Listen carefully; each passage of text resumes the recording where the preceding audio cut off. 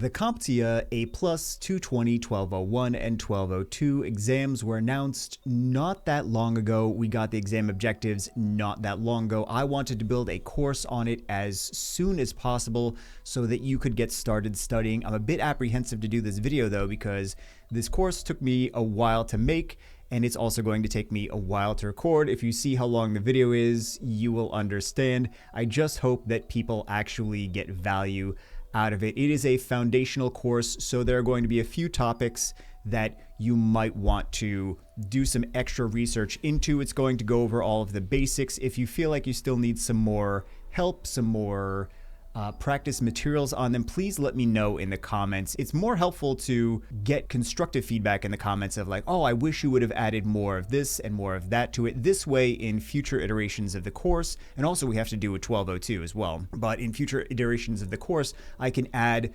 those key areas that you feel that you might need some more practice on or some more insight into. So let's get it started.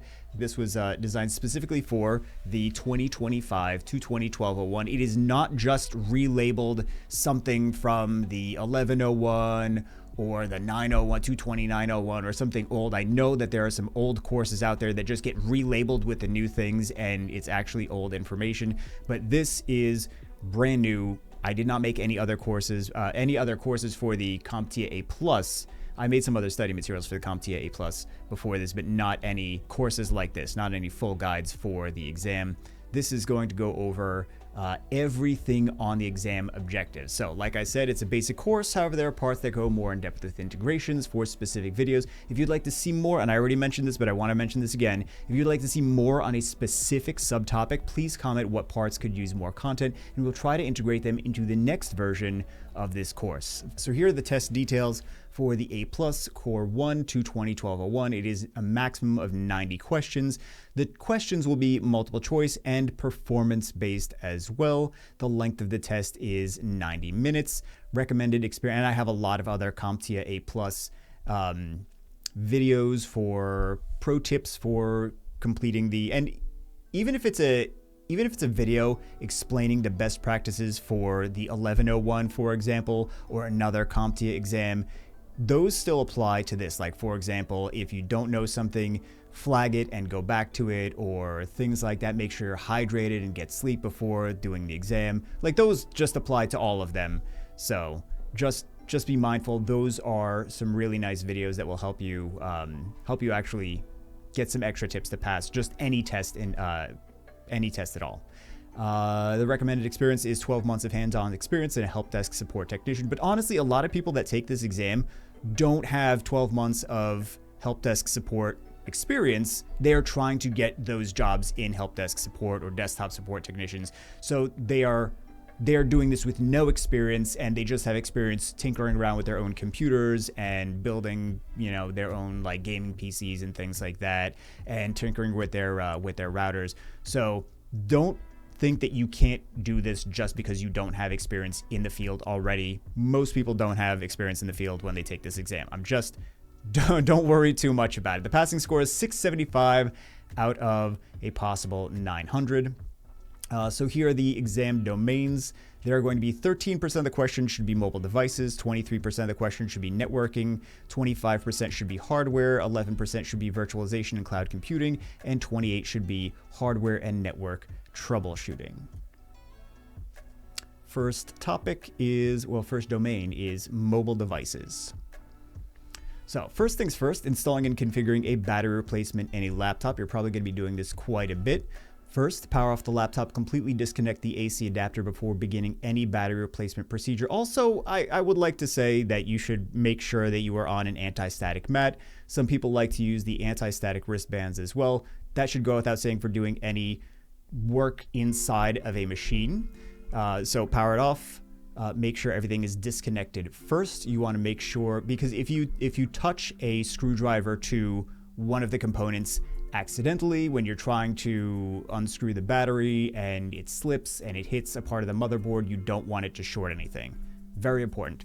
Refer to the laptop service manual to locate the battery compartment. Determine if it's removable If it's removable externally or requires disassembly, use proper ESD protection, including an anti-static wrist strap to prevent damage to sensitive components. And after installation, allow the new battery to charge fully before first use to properly calibrate it. And most of you will not actually have any service manuals. Well, you can look at the service manuals online actually, and I would definitely recommend to do that. And we used to have links to all the different service manual sites when I was working doing this. So I would definitely recommend doing that, because not necessarily for battery replacements, because those are kind of easy, but for other replacements and just other information that you need to know, especially if you need to order a part, those could come in handy. So if you're working on Dells, you're working on HPs or Lenovo or whatever it is, I would recommend to go to the manufacturer's website and have links to all of those different things that you're going to need on a regular basis handy. Just a tip for in the field. Next up, installing and configuring a keyboard replacement in a laptop. Sometimes these are more difficult than you would think, and you have to take apart more of the laptop than you think you would. First off, power it off, completely disconnect the AC adapter, remove the battery before beginning any keyboard replacement. It's the same basic premise as the other one. Make sure you have no power whenever you're changing anything in any computer. Make sure there's no power going to the system at all. Document and remove. Carefully document and remove any screws, bezels, or trim pieces that secure the keyboard to the laptop chassis. Also, there are things that you can get on Amazon which will kind of compartmentalize different, they're like grids, and you can have certain screws in certain spots. There are different ways. After you start doing this in the field, you'll get in the habit of what setup you like to use best and what works best for you. But there are also those magnetic grid pieces that are going to be very helpful for you in the field of just making sure you don't lose screws and that everything is where you want it to be. And then you could also write on them, like they're dry erase, you can write on them and you can say, oh, this is for this part, this is for this part. So they're actually very helpful. We used to use them as well. When disconnecting the keyboard ribbon cable, use caution and the proper technique, typically releasing a ZIF connector latch to avoid damaging the cable or connector, and then test. After installing the new keyboard, test all keys before reassembling remaining components to ensure proper functionality. I would recommend, some of these are very difficult. Some are not so difficult, but some of these are way more challenging than you would expect, and you have to take apart way more than you would expect. I would say practice is really your best friend here, but sometimes you don't have a whole lot of opportunity to practice. So give yourself adequate time for some of these, because it could take anywhere between 15 minutes to 2 hours, depending on the complexity of the keyboard. And the newer machines are kind of getting ridiculous in how efficient they want things to be and how many things you need to take apart just to do some of the simple repairs. Next up, installing and configuring a RAM replacement in a laptop. This is very simple. Generally speaking, very simple, as long as you know and have the correct RAM. Sometimes it's an issue. If there's proprietary RAM, for example. Power off the laptop completely, unplug the AC adapter, remove the battery before beginning the RAM replacement process, just like any other repair. Locate the RAM access panel, usually on the bottom of the laptop. Remove it after consulting the service manual for your specific model. Also, keep in mind, sometimes when you take apart the back panel of a laptop, you may have multiple RAM slots over there, and you might also have multiple RAM slots underneath the keyboard. That's something that some manufacturers like to do. So keep that in mind, especially when you're working in the field, is if things don't add up and you can't find the RAM, you might have some slots in one spot and some slots in another spot, especially on engineering class machines. When installing new RAM modules, align the notch in the module with the key in the slot and insert at a 30 to 45 degree angle before pressing down until the retention clips engage. After installation, verify the new RAM is properly recognized in the BIOS UEFI and by the operating system. Also, sometimes manufacturers will send you the wrong RAM, and it'll have everything correct on the box, but it won't actually be recognizing the way it's supposed to. I've seen that happen multiple times. And also be very cautious. Proprietary RAM, don't just assume that you know what type of RAM something takes, because oh, it's a laptop, so it takes SODIMM. You never know. Also, some Some machines have RAM soldered onto the motherboard. And with those machines, you have to replace the entire motherboard. Next up, we have installing and configuring SSD replacement in a laptop. Power off the laptop completely, disconnect the AC adapter, remove the battery before beginning the SSD replacement procedure. Access the storage compartment, typically on the bottom of the laptop, by removing the appropriate access panel after consulting your service manual. Sometimes it's not where you think it is. Sometimes there are multiple slots, especially some hidden slots for SSDs. So keep that in mind. You might see exactly what you think you need, and there might be more slots somewhere else. Also, I have seen slots underneath the keyboard as well, RAM and SSDs underneath the keyboard sometimes. In addition to also on the back, on both sides of the system board. Before physical installation, create a backup of your existing drive data and prepare installation media for the operating system if needed. Sometimes you don't need this, sometimes you do. After physically installing the new SSD, you may need to initialize the disk, create partitions, and format the drive before installing the operating system. So keep that in mind. Installing and configuring an HDD replacement in a laptop. Power off the laptop completely. So this is just the other version of it. This is just the spindle version. Power off the laptop completely. Disconnect the AC adapter. Remove the battery before beginning the HDD replacement procedure. Locate and remove the hard drive access panel on the bottom of the laptop, which typically requires removing a few screws and or sliding out a caddy system. Before installing the new hard drive, create a backup of all important data from your old drive. Ensure you have the necessary operating system installation media available. After physical installation, you'll need to initialize the disk, create partitions, format the drive management, or during operating system installation. I feel like this is fairly I mean, we just saw this for the previous one, so basically the same exact thing. Install, and also make sure that you know when you're replacing a drive, make sure you know what type it is. That's a big thing. So if you have to replace something, make sure you know, or if you have to install a new drive, make sure you know for a client, make sure you know what their system takes, so that you can install the right thing and have a correct components.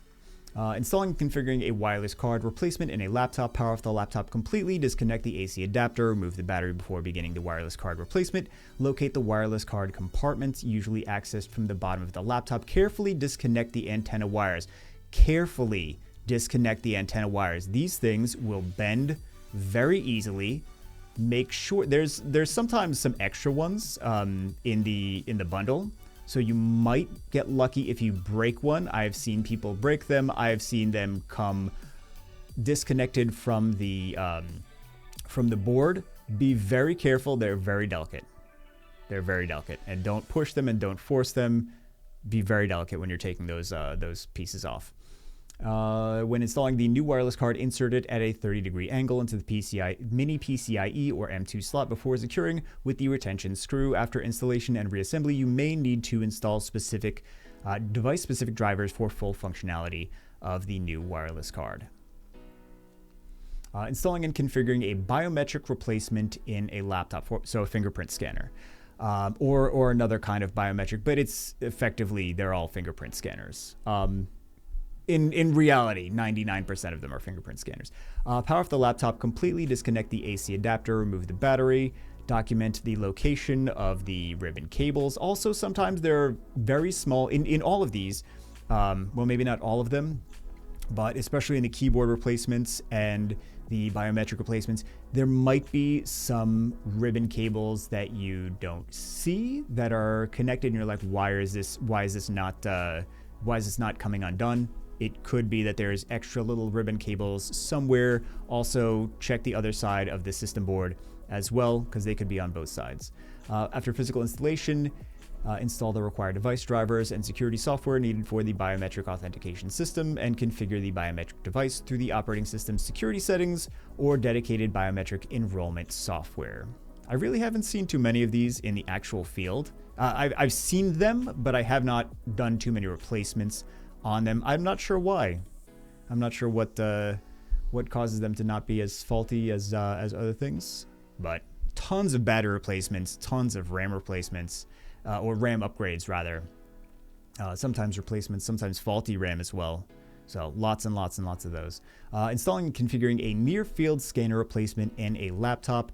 Power off the laptop, disconnect the battery, disconnect the AC adapter, remove the battery, consult the service manual to locate the NFC module. Also, for some of these more obscure, especially on certain manufacturers, the manuals can help a lot in understanding what you need to remove, where the components are, and how to do it correctly. So carefully note the routing path and connection method, as proper reinstallation can significantly reduce scanning range and reliability. After physical installation, install required device drivers, test functionality using NFC enabled devices or cards. I mean, we're just going over like the basics of these things. If, again, I'm going to sound like a broken record, but if you feel that you need more on any specific topic, just let me know in the comments, and we'll do specific videos. We'll do specific videos on those things, and then we'll integrate them into the next version, and also probably put the videos up themselves on the as dedicated videos on the channel. So Wi-Fi antenna connector replacement in a laptop. These actually go around the frame of the screen. So these can be very tricky and time consuming, and I think probably a lot of people don't realize that these are actually around the screen. So mobile device Wi-Fi antennas are typically internal and built into the frame or around the edges of the screen. Antennas are connected to the wireless network interface via small coaxial connectors, often UFL or MHF types. Proper placement is critical to maintain signal strength and avoid interference from other components. Replacing, or you probably won't need to know the exact types on, or I have an A+ certification, so I know that you don't need to know the exact types of these connectors for the Wi-Fi antennas. There are plenty of other connectors that you will need to know the types of, so don't get too worried about that. I just wanted to provide extra information. Proper placement is critical to maintain signal strength and avoid interference from other components. Replacing or reseating antennas requires care to avoid damaging delicate connectors or cables. Very, very important to be careful with everything on the internals of any machines. It's so easy to damage delicate components, and if you have someone sitting there in front of you, you're doing a service call, and you damage something by just being a little bit too rough with it, you're going to look really bad. You're probably going to get chewed out from upper management. So be very careful. Always document everything. Be more careful than you probably need to. Replacing or reseating antennas requires care to avoid damaging delicate connectors or cables. Antenna issues can cause weak Wi-Fi signals, drop connections, or failure to detect networks. Camera and webcam in mobile device hardware and replacement. This is going to be more important for some people that work on, for example, repairing mobile phones. Although I suppose there could be also people that repair cameras in, like, the built-in cameras for laptops. But I find from working in the field, if there is a camera that is not working in a laptop, most companies will just issue a webcam, a USB webcam. And they'll say, that's it. You don't need a ticket. We'll just issue you a brand new webcam. It's $50, and it's going to be easier and cheaper than going through and ordering a new piece and trying to fill out the warranty paperwork and having multiple people involved in trying to repair it. So most of the time they will just issue you a webcam, in my experience, from a couple different companies. So cameras and webcam, but that's not the same thing in mobile phones. So cameras and webcams in mobile devices are typically modular and connected via ribbon cables or small connectors. Most devices have front-facing selfie and rear-facing main cameras. Replacing a camera often requires removing the screen or back panel, depending on the device design. Camera modules are fragile and can be damaged by static or improper handling. Common camera issues include blurry images, failure to open, or app crashes during use. You will not... There shouldn't be any questions on the A+ exam on how do you specifically replace this camera in a iPhone. There should just be general questions of, like, what's the procedure, and just general things. The more specific things you will learn on the job.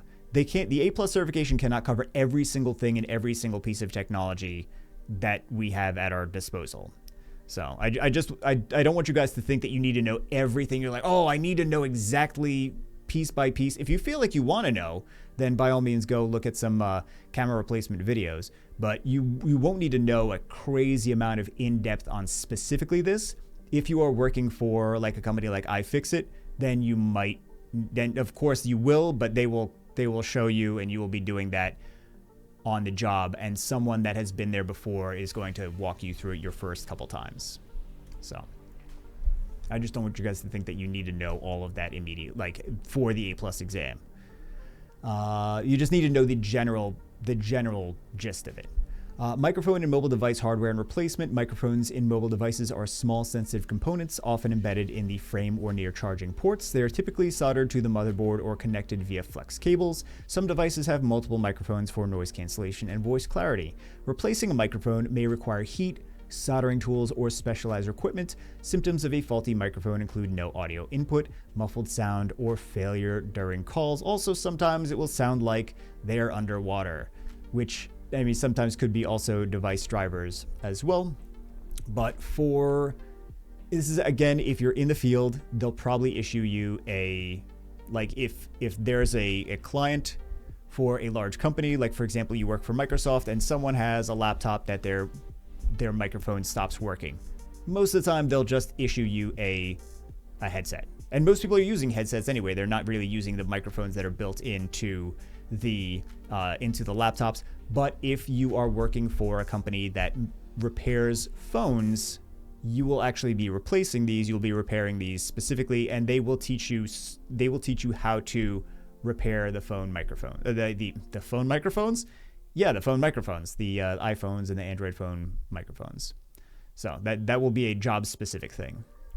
USB and accessories and connectivity for mobile devices. USB, especially USB-C and micro USB, are the standard interface for charging and data transfer on mobile devices.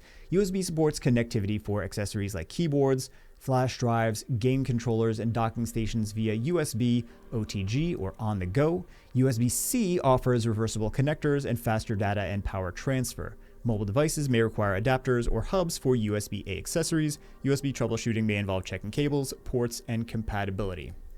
You can see now, not all of these are USB. These are just different connectors. We have USB Type A, modem Ethernet. It's an RJ45 connector. USB Type C. So the first one is USB. The third one is a USB Type C. DisplayPort, HDMI Thunderbolt, USB Micro B. Lightning, USB Mini B, USB Type Mini A, and then we have some audio connectors for microphones and headphones. So not all of these are USB, but some of these are, and we'll see some more images as well for some of the connector types, because there's a handful of slides for just USB. USB-C and accessories and connectivity in mobile devices. USB-C is a universal reversible connector used for, it's so nice that it's reversible, used for power delivery. Why is it never, it's never the way that you initially plug it in, you're like, nope, that's the wrong side. You flip it over, that's also the wrong side. And then it somehow is the third flip, which doesn't make any sense. Maybe that's just my experience. I don't know. It always feels like that anyway. USB-C is a universal reversible connector used for power delivery, data transfer, and video output.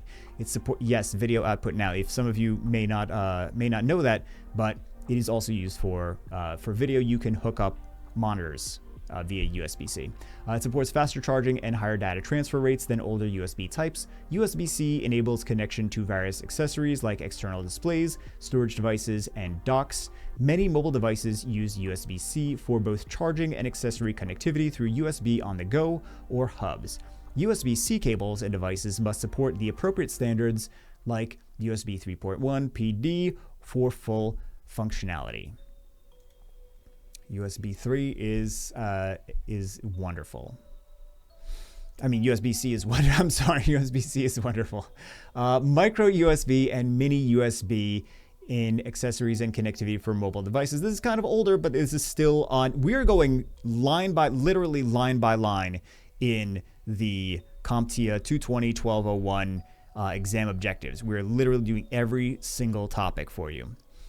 So micro USB and mini USB. Micro USB and mini USB were widely used before USB-C became the standard. Micro USB is still found in many older smartphones and accessories for charging and data transfer. Depending on how legacy the company you are going to be working for is, you might still have a lot of older technology. I mean, we were working, I don't know how much I want to really say about the companies that I was working for, but we did have a lot of older technology that we still had to support in some of those. I remember one of the engineering departments for a company that I was working for was trying for years to get Windows 95 installed so that he could run a very obscure piece of engineering machinery.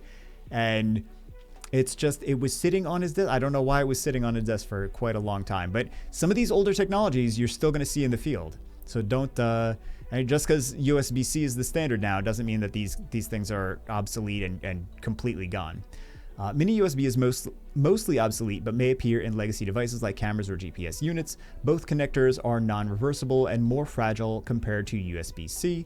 These ports support USB on the go, allowing connection to peripherals like flash drives and input devices. I would also memorize what these specific ports look like, what these specific connectors look like, because they will ask. But they might not. You don't never know what specific questions you're going to get on the exam, but for a lot of you, they will ask. They will show you something, and they'll be like, "Which one is this? Which connector is this? Is this USB Mini? Is this USB Micro? Is this Type A? Is this Type B? Which one is this?" And then you have to know that. So that is definitely something I would expect to see on the exam. Lightning connector in accessories and mobile devices. The Lightning connector is a proprietary interface developed by Apple for iPhones, iPads, and iPods. It supports charging, data transfer, and audio-video output through compatible accessories. Lightning is reversible, compact, and designed specifically for Apple devices. Some Apple devices also have USB-C as well. Not as well, but some have USB-C, some have Lightning. Many accessories like docks, headphones, and adapters use the Lightning interface. Apple is gradually transitioning to USB-C on newer devices, but Lightning is still widely used. I still use this every single day. I feel like half my Apple devices have Lightning, half of them have USB-C. Near-field communication, or NFC, in accessories. Near-field communication is a short-range wireless communication technology, typically under 4 centimeters. It enables functions like contactless payments, data exchange, and pairing with other devices. So when you go and you tap your card on, or you tap your phone on a payment processing endpoint, that is NFC. So NFC is commonly used in mobile wallets. I feel like I keep mentioning these things, and then the next bullet point is exactly what I just said. So maybe I should just chill with the extra input, my extra 2 cents. It enables functions like contactless payments, data exchange, and pairing with other devices. NFC is commonly used in mobile wallets like Apple Pay and Google Pay. It allows quick pairing with accessories like Bluetooth headphones or speakers. NFC does not require manual configuration and uses minimal power. Bluetooth in accessories and connectivity. So Bluetooth, I would honestly recommend, if you haven't played around with Bluetooth yet, I'm sure most of you had, but just play around with it on your phone, get some Bluetooth headphone, borrow a friend's Bluetooth headphones or whatever, and try to connect things and just test things out for yourself, and that'll give you some, if you don't already have that real-world experience, that'll give you some extra real-world experience. So Bluetooth is a short-range wireless technology used to connect devices like headphones, keyboards, and smartwatches. It supports low-power communication, ideal for mobile devices and wearables. Pairing is required to establish a secure connection between devices. Bluetooth versions, for example 4.0, 5.0, offer different ranges, speeds, and power efficiency. It is commonly used for hands-free calling, wireless audio, and data exchange. Tethering and hotspot. Tethering allows a mobile device to share its internet connection with other devices via USB, Bluetooth, or Wi-Fi. A mobile hotspot uses the device's cellular data to create a Wi-Fi network for other devices to connect to. For example, if you are in a hotel room and you're trying to get on Wi-Fi and you can't get on their Wi-Fi, you can use your phone as a Wi-Fi hotspot. You can tether it to where you can use it as a hotspot. You could also tether it. Those are two different things. But you can use it to get your phone signal to give you an internet connection for your laptop, for example. USB tethering offers a stable and fast connection but requires a cable. Bluetooth tethering uses less power but is slower than USB or Wi-Fi, and hotspot usage may be limited by carrier plans and can drain battery quickly. Stylus. A stylus is an input device used for touchscreens offering precise control for writing, drawing, and navigation. Active styluses include features like pressure sensitivity, palm rejection, and Bluetooth connectivity. Passive or capacitive styluses mimic a fingertip and don't require power or pairing. Styluses are commonly used with tablets, 2-in-1 laptops, and smartphones that support pen input. Replacing or troubleshooting a stylus may involve checking batteries, tips, or Bluetooth settings. I don't really remember there being too much on styluses in previous iterations. I mean, they were still around in previous iterations of the A+ exam, but I don't really think that they're going to ask you too many questions on stylus aside from the very basic components of like what it is.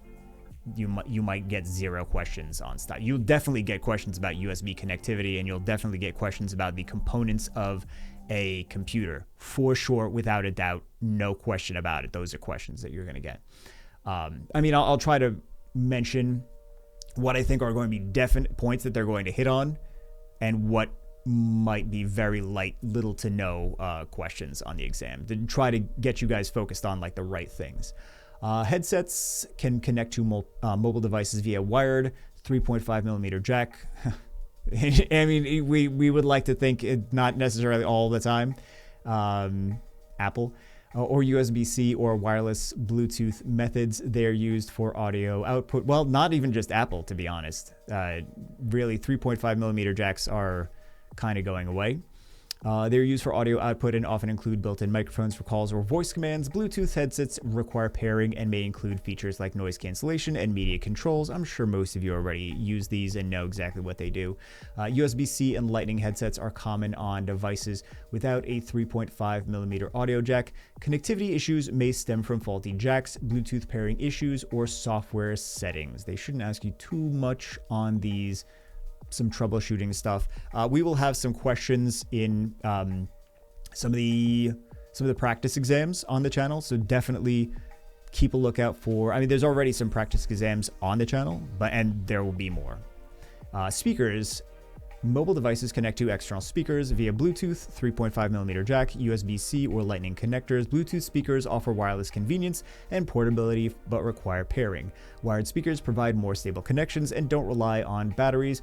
Many mobile speakers include built-in controls, microphones, and rechargeable batteries. Audio issues may be caused by pairing failures, low volume settings, or incompatible formats. I feel like most of you understand how speakers work, so we don't really need to go to, I mean, if you feel that you need more information, please let me know. But I feel like you got that one. I feel like we should focus on some of the more challenging ones.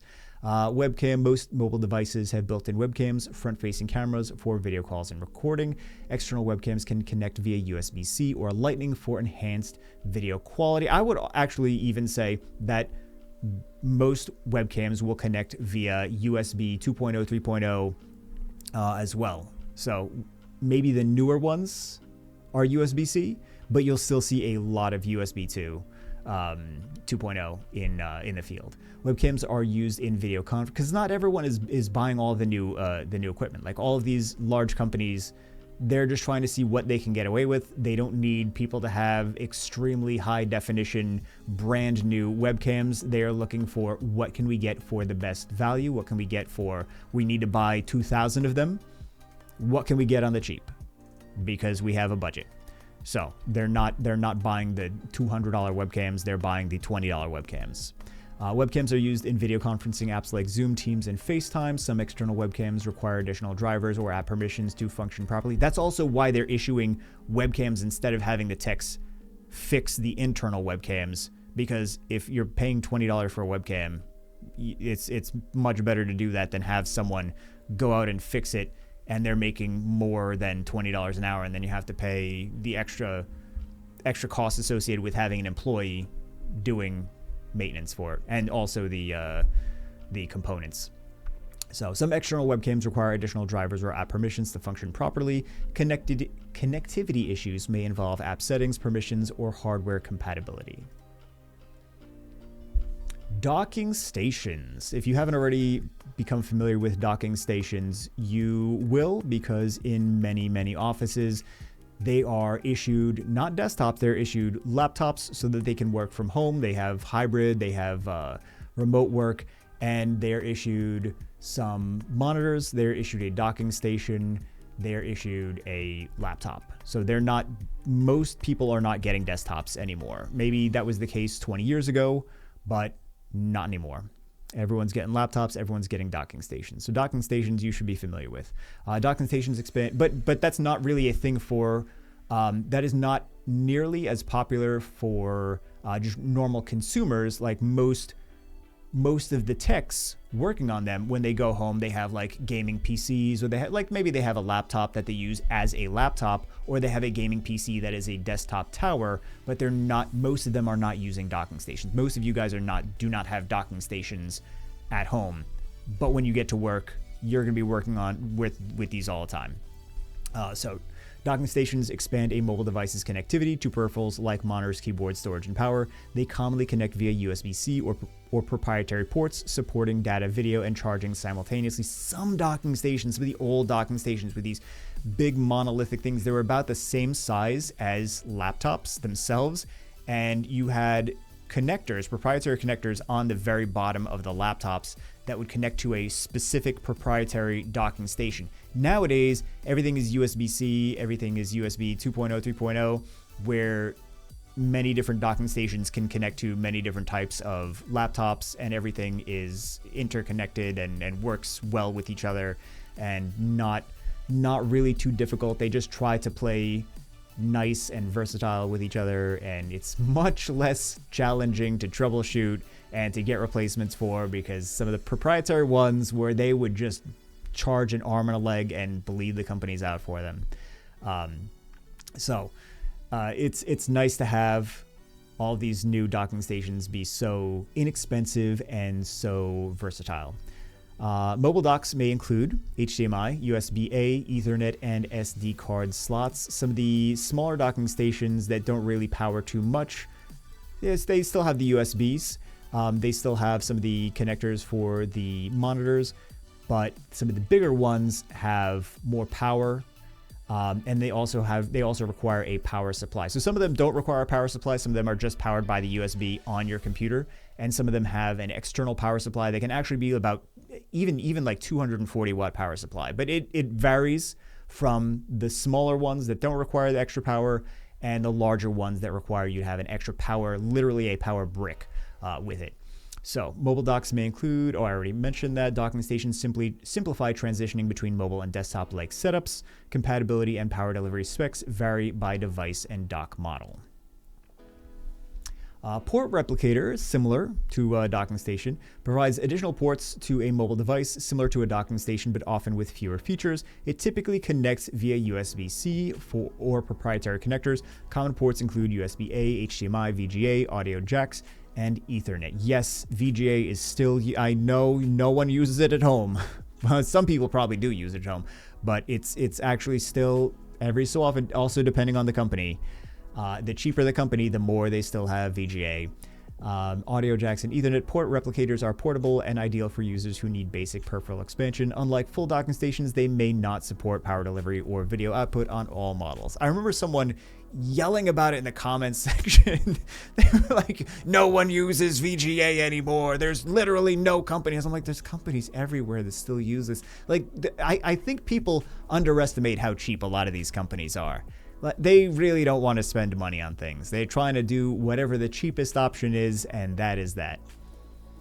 So, trackpad, drawing pad, and track point. Trackpads provide touch-based cursor control and are common in laptops and detachable keyboards. Drawing pads or graphics tablets connect via USB or Bluetooth and offer stylus input for precision tasks like digital art. Track points are small joystick-like controls found in some keyboards, mainly on laptops, for cursor movement. It's the little thing that looks like an eraser on the pencil. Drawing pads often support pressure sensitivity and may require specific drivers or apps. These input devices enhance control and productivity, especially for creative or professional users. Wireless and cellular data networks in configuring basic mobile device network. Mobile devices use wireless Wi-Fi and cellular 3G, 4G, or 5G networks for internet access and communication. Cellular data networks require a SIM card and a service plan to access carrier networks. Proper configuration includes setting APNs, enabling roaming, and managing data usage. We're going to get into some of that stuff later as well. Wi-Fi connects to local networks using SSID, service set identifier, and encryption like WPA2 or WPA3.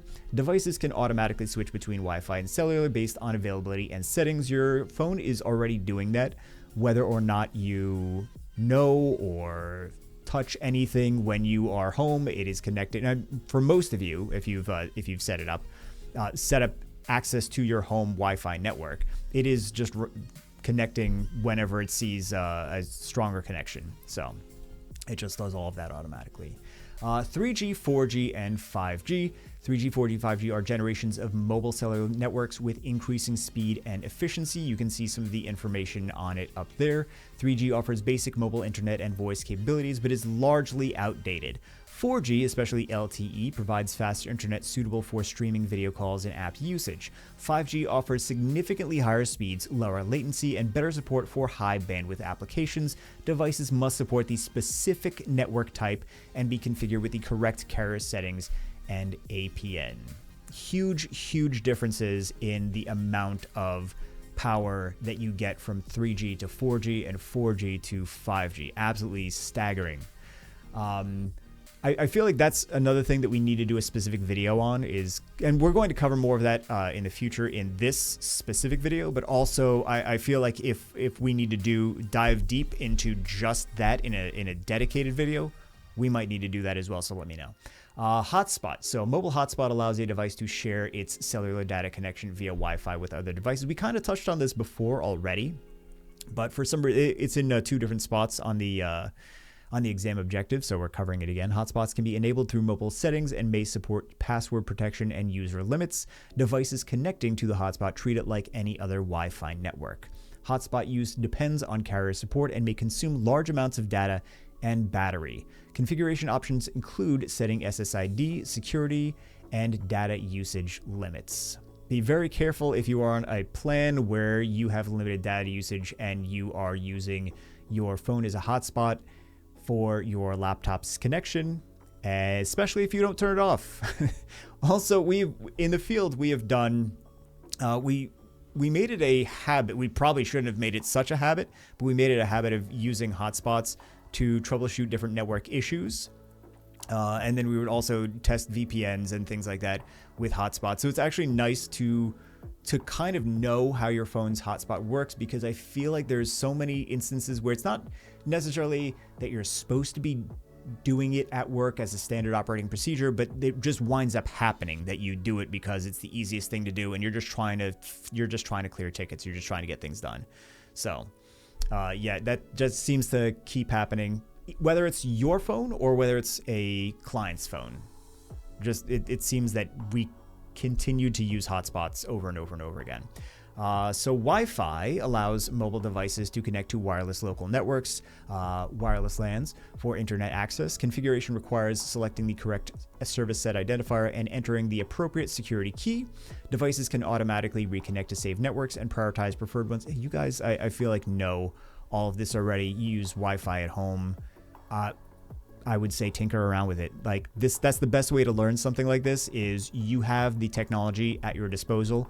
Tinker around with it. You can also go into your router settings. You can access your router through a web browser. So figure out how to do that. It should be fairly standard. You can go to the manufacturer's website and they'll kind of explain how to do it for whatever router you have. And then you can go through and you can actually look and you can play around. Don't play around too much and destroy all of your settings. But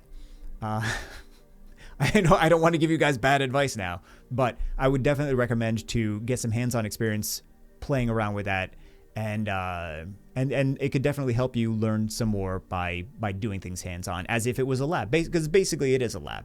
Using your own router and learning that way is effectively a lab. Devices can automatically reconnect to saved networks, prioritize preferred ones. Common troubleshooting steps include restarting the device, of course, the age-old meme, forgetting and rejoining the network or resetting network settings. Also, I mean, this actually winds up being more.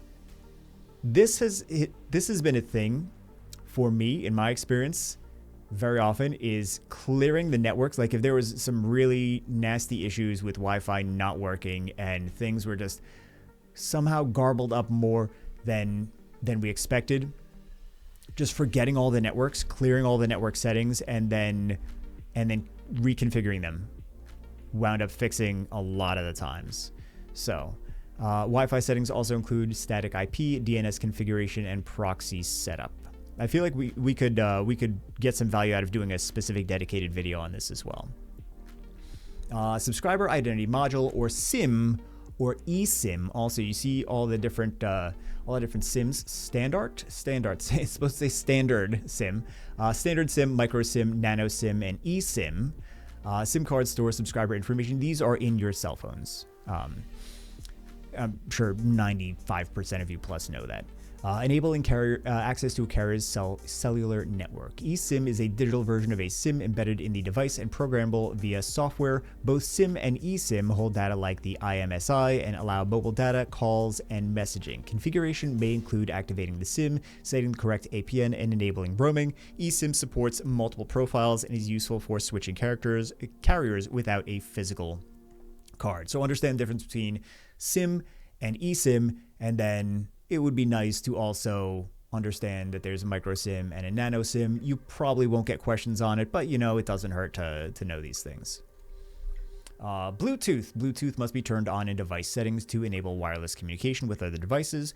Once enabled, the device can scan for and pair with nearby Bluetooth accessories. Pairing may require entering a PIN or confirming a code for security. Bluetooth settings allow managing connected devices, renaming or unpairing them. Common uses include connecting to headsets, speakers, keyboards, and car systems. We kind of already talked about Bluetooth though. Bluetooth pairing links two devices wirelessly for data and audio communication. To pair, Bluetooth must be enabled and device set to discoverable mode. The target accessory. The best way to learn this is to just play around with Bluetooth on your own phone. But I feel like most people have already done that. Target accessory must be in pairing mode to be detected. Pairing may involve confirming or entering a PIN or code for secure connection. Once paired, devices can reconnect automatically unless unpaired or removed. That's why your Samsung Buds will always be ready to go as soon as you open the case.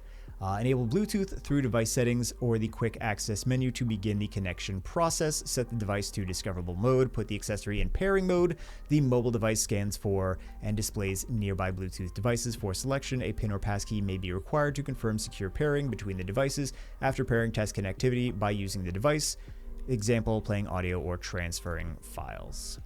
GPS services. So GPS or global, there was a lot of Bluetooth stuff, more than we really needed, because we really kind of just, it was redundant. We went through multiple times.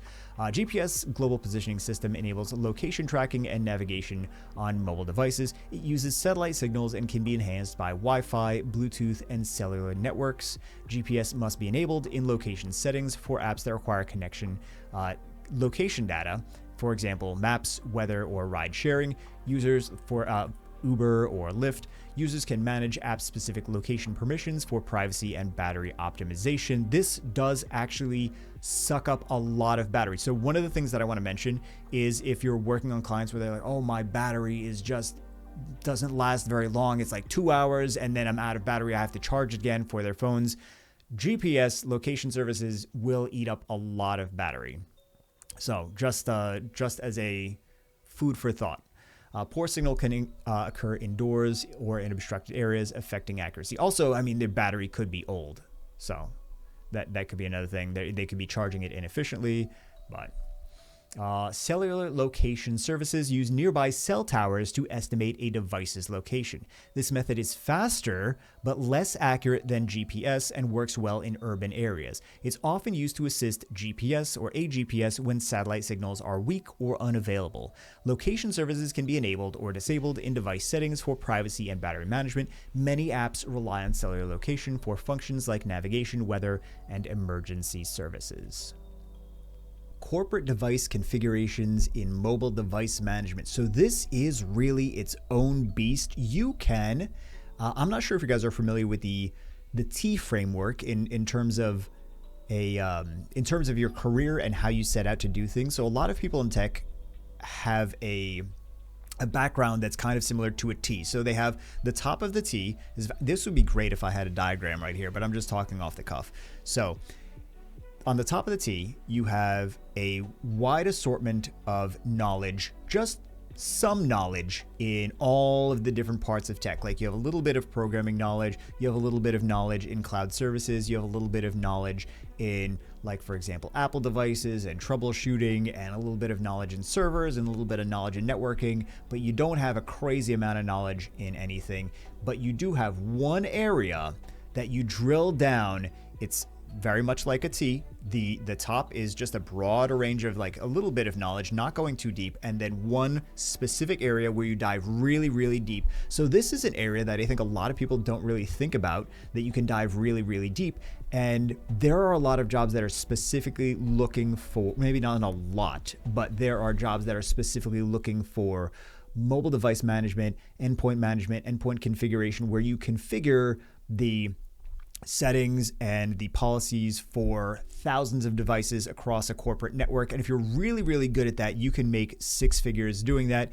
And you don't need to get some of the different security clearances that other professionals in cybersecurity would need to get to make those six-figure salaries. Like a lot of the six-figure salaries, spoiler alert if you guys don't already know, a lot of the six-figure salaries are tied to either specific domain knowledge, or they are tied to special security clearances, and that's why you get paid basically double of what you what you probably should be getting paid, because you have a special security clearance and you are cleared.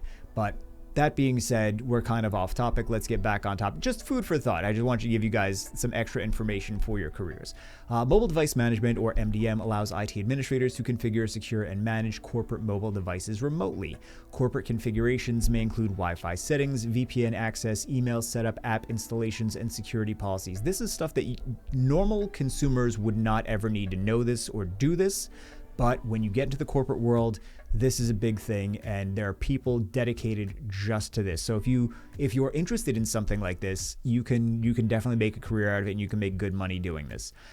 Devices can be enrolled in MDM through user credentials, QR codes, or automated deployment tools. MDM enforces policies like password requirements, encryption, and remote wipe capabilities in case you have sensitive data, for example, work emails, and you lose your phone.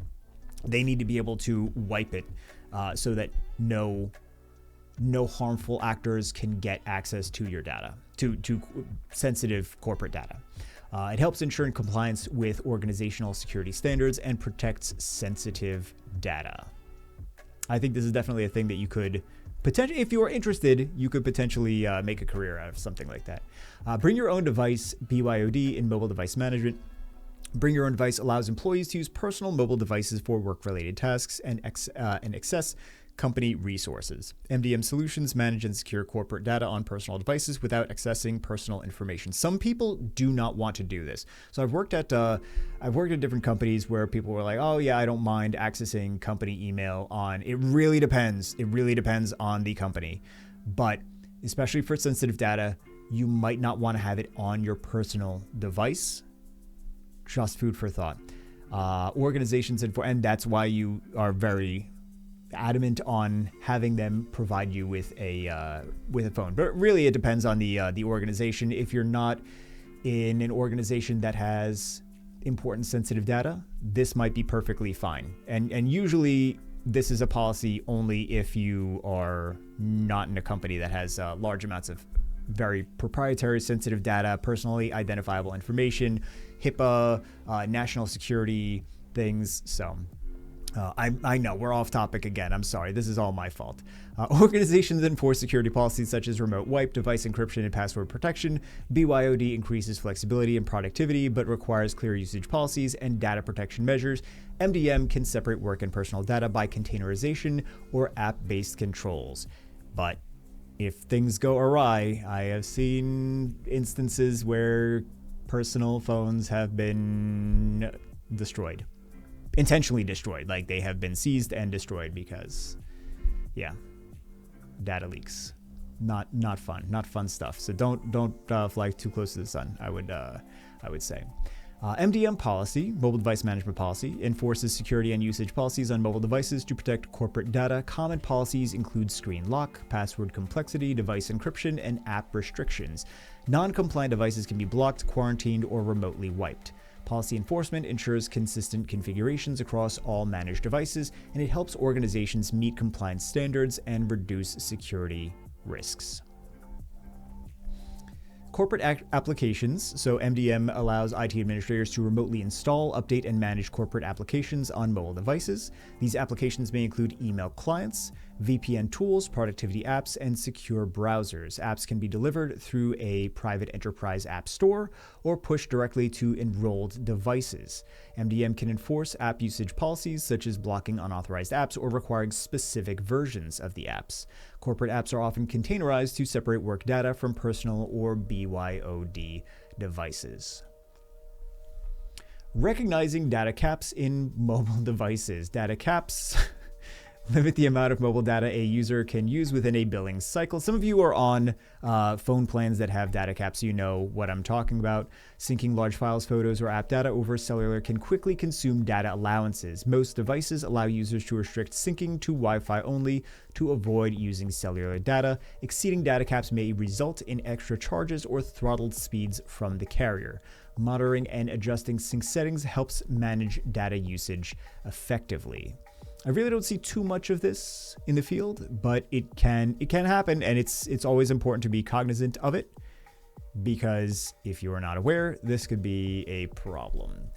Calendar and contact synchronization. This is something you're going to see all the time, is the calendar and contact synchronization across different devices, and you're going to be troubleshooting this a lot, so I would get familiar with it on your own device, and that will give you at least a leg up. Calendar and contact sync allows mobile devices to stay updated with cloud-based or server-stored data. Syncing can occur through services like Google, Microsoft Exchange, or iCloud.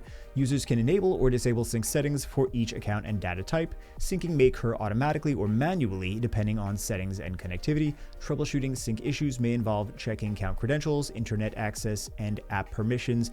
And speaking from experience, I can say that a lot of if you're in a general help desk or IT support role or desktop support role or different roles like that, you are going to be troubleshooting email more than you thought you would. I gotta say that. So if you are really good at, if you prepare yourself in advance and you are expecting things like that and you understand how to troubleshoot the different email issues, you are going to be able to close tickets faster than your coworkers. Just letting you know that could be very, very helpful information for you.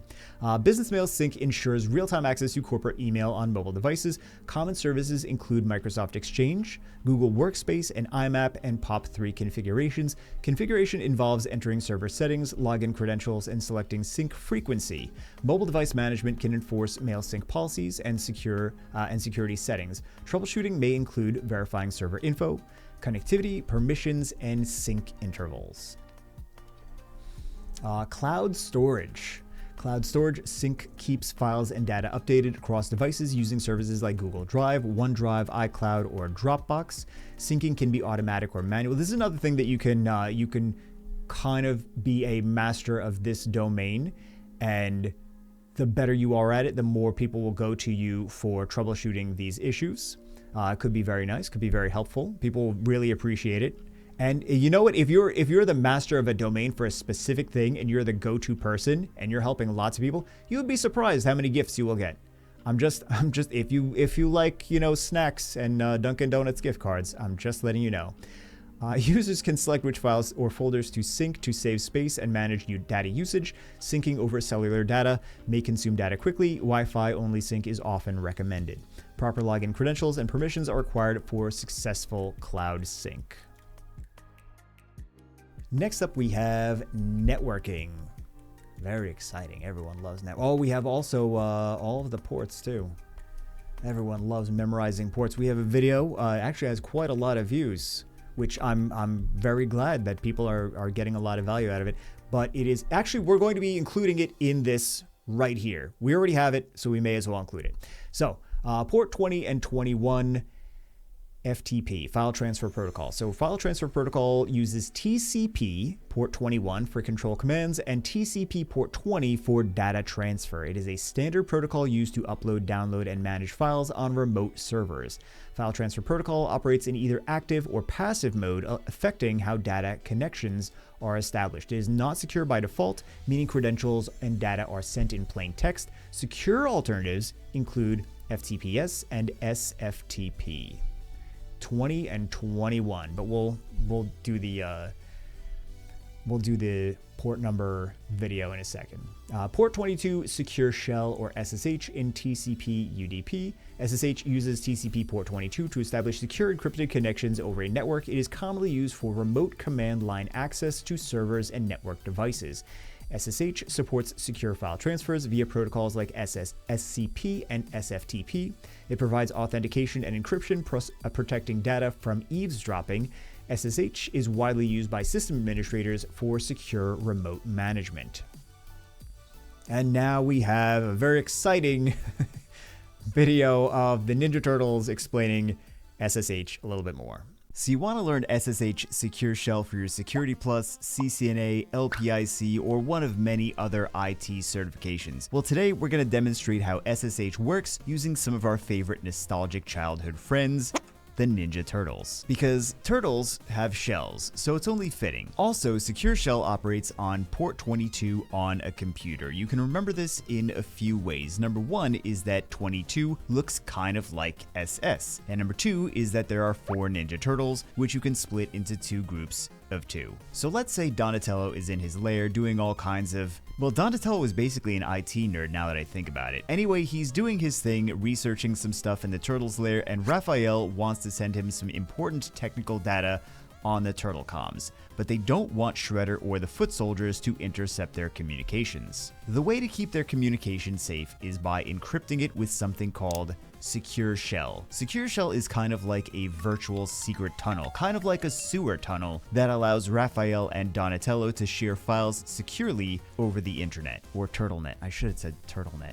So in order to send encrypted files, they first need to establish a secret virtual turtle handshake. This is called the SSH handshake. During this turtle handshake, they exchange secret codes, otherwise known as encryption keys, that only they understand. Then, when Raphael and Donatello send their messages, they slice and dice them like turtles do. This way, if the Foot Clan intercepts the messages, they won't be able to understand them without these special secret encryption keys. Once they have this secret handshake, they can start their conversation. When Raphael sends the message to Donatello, SSH encrypts it and sends it through the SSH tunnel. Donatello gets it, and SSH will put it back together so he can read it, using the secret encryption key that Raphael sent him. And now he can read all the secret data. SSH also checks if the message was tampered with during delivery. So if someone tries to change the message while it's being sent, SSH will know and alert the turtles that something fishy is afoot. I'm sorry, I had to. This is how the Ninja Turtles can communicate securely across the internet without anyone knowing what they're sending. I mean, they are ninjas, so of course all their communication needs to be secret because that's what ninjas do. I hope you guys enjoyed the video, and I hope it helps you understand Secure Shell. Remember to check out the other videos if you like this one, and I'll see you as always in the next one. I hope you guys enjoyed that video, and that's one of the dedicated videos that I was mentioning before, is if things need to be covered a little bit more in depth than what we are doing here, because we're kind of just going over some basics of all of these different items on the CompTIA 220-1201 exam objectives. So if we need to go dive in and do dedicated videos, we will of course do dedicated videos, and we will also integrate them into the next version of the course. Just let me know in the comments below what you think deserves. I would say after you're done with this video, with this whole course, give me like 5 that you think we would get a lot of, or the viewers would get a lot more value out of diving into specific things and kind of just going and explaining them in a lot more depth. Because I don't want to go crazy giving you all of this information that you won't actually be using in the exam, and you'll probably forget in a year anyway if it really doesn't pertain to what you need. So anyway, port number 23, Telnet. Telnet uses TCP port 23 to provide remote command line access to devices over a network. It allows users to manage and configure network devices like routers and switches. Telnet is not secure. Data, including usernames and password, is sent in plain text. It has largely been replaced by SSH, which offers encrypted communication. Telnet is still used in testing or within isolated, trusted networks. Port 25, Simple Mail Transfer Protocol, SMTP, in TCP UDP. SMTP uses TCP port 25 to send email between mail servers. It's primarily used for outgoing email transmission, not for retrieving email.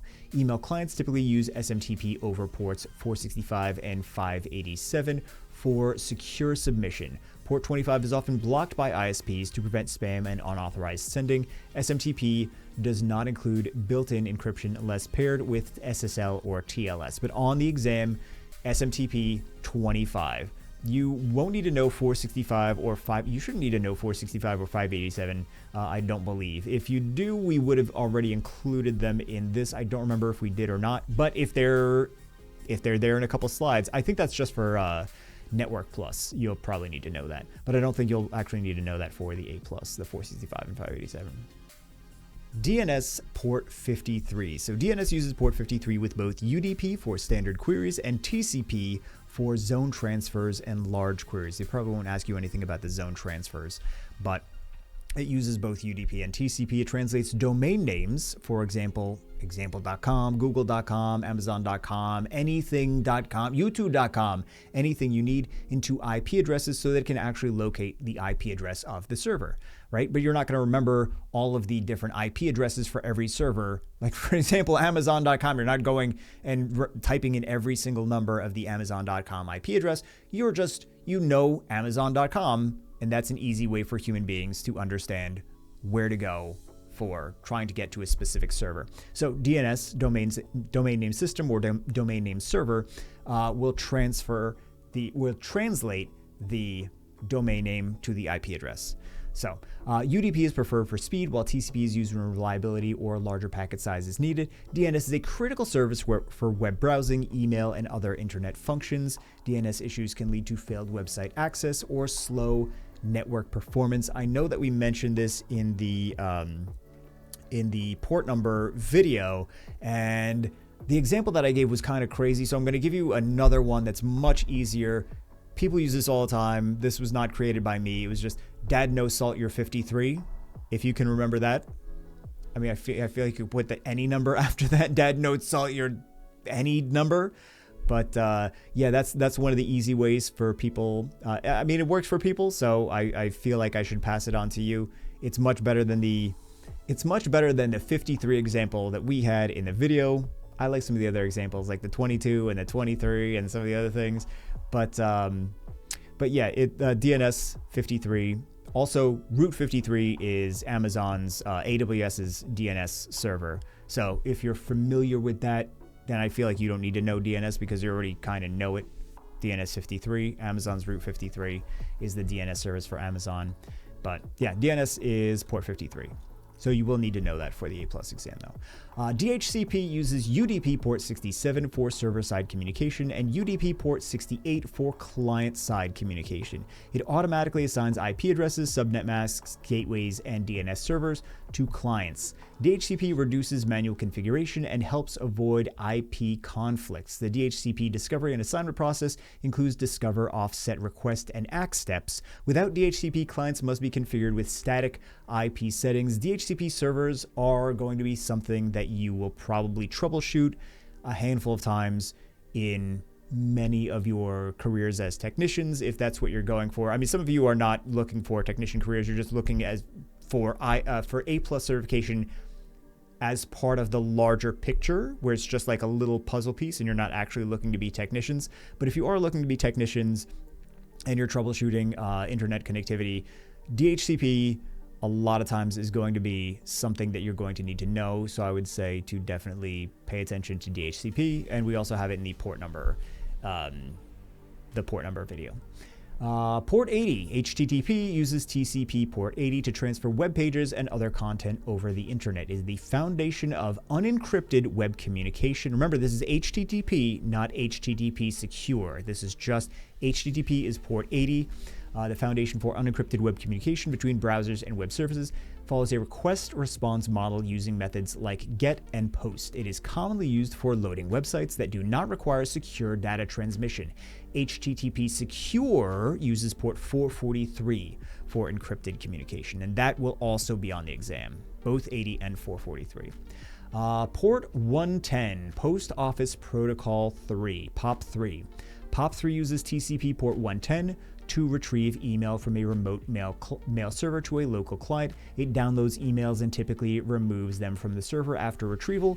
POP3 is simple one-way protocol ideal for accessing mail from a single device. It does not support server-side folders or message syncing like IMAP. For secure connections, POP3S SSL-TLS uses port 995. You will not need to know 995 for the A+ certification. So that's just extra information. The important one is POP3 uses port 110, and that will also be in the video. Port 143, Internet Message Access Protocol in TCP UDP ports. IMAP uses TCP port 143 to retrieve and manage email messages from a mail server. Unlike POP3, IMAP leaves emails on the server, allowing access from multiple devices. It supports server-side folders, message flags, and real-time syncing. IMAP is ideal for users who check email on multiple devices like phone, tablet, and PC. Secure IMAP uses port 993 with SSL-TLS encryption. That will not be on the exam either. That's just extra information. Ports 137 and 139, NetBIOS and NetBT. Port 137 UDP is used for NetBIOS name service, NBNS, which resolves NetBIOS names to IP addresses. Port 139 TCP is used for NetBIOS session service, enabling file and printer sharing over a network. These ports support legacy Windows networking through NetBIOS over TCP/IP or NetBT. NetBIOS was commonly used by Windows networks before modern protocols like SMB over port 445. These ports are often disabled or blocked on modern networks for security reasons, but CompTIA still wants you to know these two ports, port 137 and port 139 for NetBIOS and NetBT. I don't think this was in the last iteration of the A+ exam. Was it? It's good to know. I'm really trying to remember. I'm trying to rack my brain, go back several years to the last version of the exam. Well, I suppose the last version of the exam isn't several years ago, but it came out we're still taking it a few months ago, but it came out several years ago. Port 389, LDAP Lightweight Directory Access Protocol. This uses TCP and UDP port 389 for accessing and managing directory services over a network. It is commonly used for centralized authentication, such as verifying usernames and passwords. This you're going to be using all the time. You might not necessarily need to be knowing the port 389 for work, but you will be using LDAP at work all the time. Technicians are going to be using, help desk is going to be using this LDAP services all the time. So LDAP stores hierarchical data like user accounts, groups, and permissions. Many systems, including Active Directory, rely on LDAP for directory queries. For secure communication, LDAP-S uses TCP port 636 with SSL-TLS encryption. You should not need to know the last thing about LDAP-S for LDAP over SSL-TLS encryption. That is just going to be extra knowledge for you, not going to be on the exam. The important thing for the exam is port 389 for LDAP. HTTP secure, I'm sorry, I'm getting tongue-tied, I apologize. HTTP secure, hypertext transfer protocol secure, uses port 443 to provide secure communication between web browsers and servers. It encrypts data using SSL or TLS, SSL over TLS, protecting information from eavesdropping and tampering. HTTPS is the secure version of HTTP, commonly used for websites requiring logins, payments, or sensitive data. It ensures data integrity, authentication, and confidentiality. Browsers show a padlock icon to indicate a secure HTTPS connection. And so many more things are using HTTPS versus HTTP nowadays. Port 445 server message block and common internet file system. SMB uses TCP port 445 for file and printer sharing on Windows networks. It allows devices to read, write, and manage files over a network. CIFS is a dialect of server message block used for similar file sharing purposes. Port 445 supports direct SMB communication without requiring NetBIOS. SMB is commonly used in Active Directory, network shares, and Windows file servers. This is going to be on the exam. I would remember everything in these ports. For the main ports, not like the last lines for some of these slides is just extra information for like this is another, for example, like this port 636 over here from LDAP. You're not going to need to know that for this exam. You're going to need to know that for other exams. But all of these port numbers, very important to know, just overall. RDP, and you might not need to know these. You might not need to have these memorized at work when you're actually working in the field, but you will need to know these for the exam. RDP, Remote Desktop Protocol, uses TCP and UDP port 3389 to provide remote access to desktops and servers. It allows users to view and control a remote computer desktop as if they were physically present. RDP is commonly used by IT administrators and support technicians for remote troubleshooting. You're going to be doing that all the time. It depends on where you work in the industry. You might not be doing that all the time. I shouldn't say everyone's going to do that all the time, but for many help desk and desktop support technicians, you're going to be using that a ton, if that's the career you're getting into. Encryption and authentication are built into RDP for secure sessions. Exposing port 3389 to the internet can be a security risk if not properly protected. I'm sure you can figure out why if people have access to your desktop remotely. And here is the video that I keep mentioning about the port numbers, so let's get that started.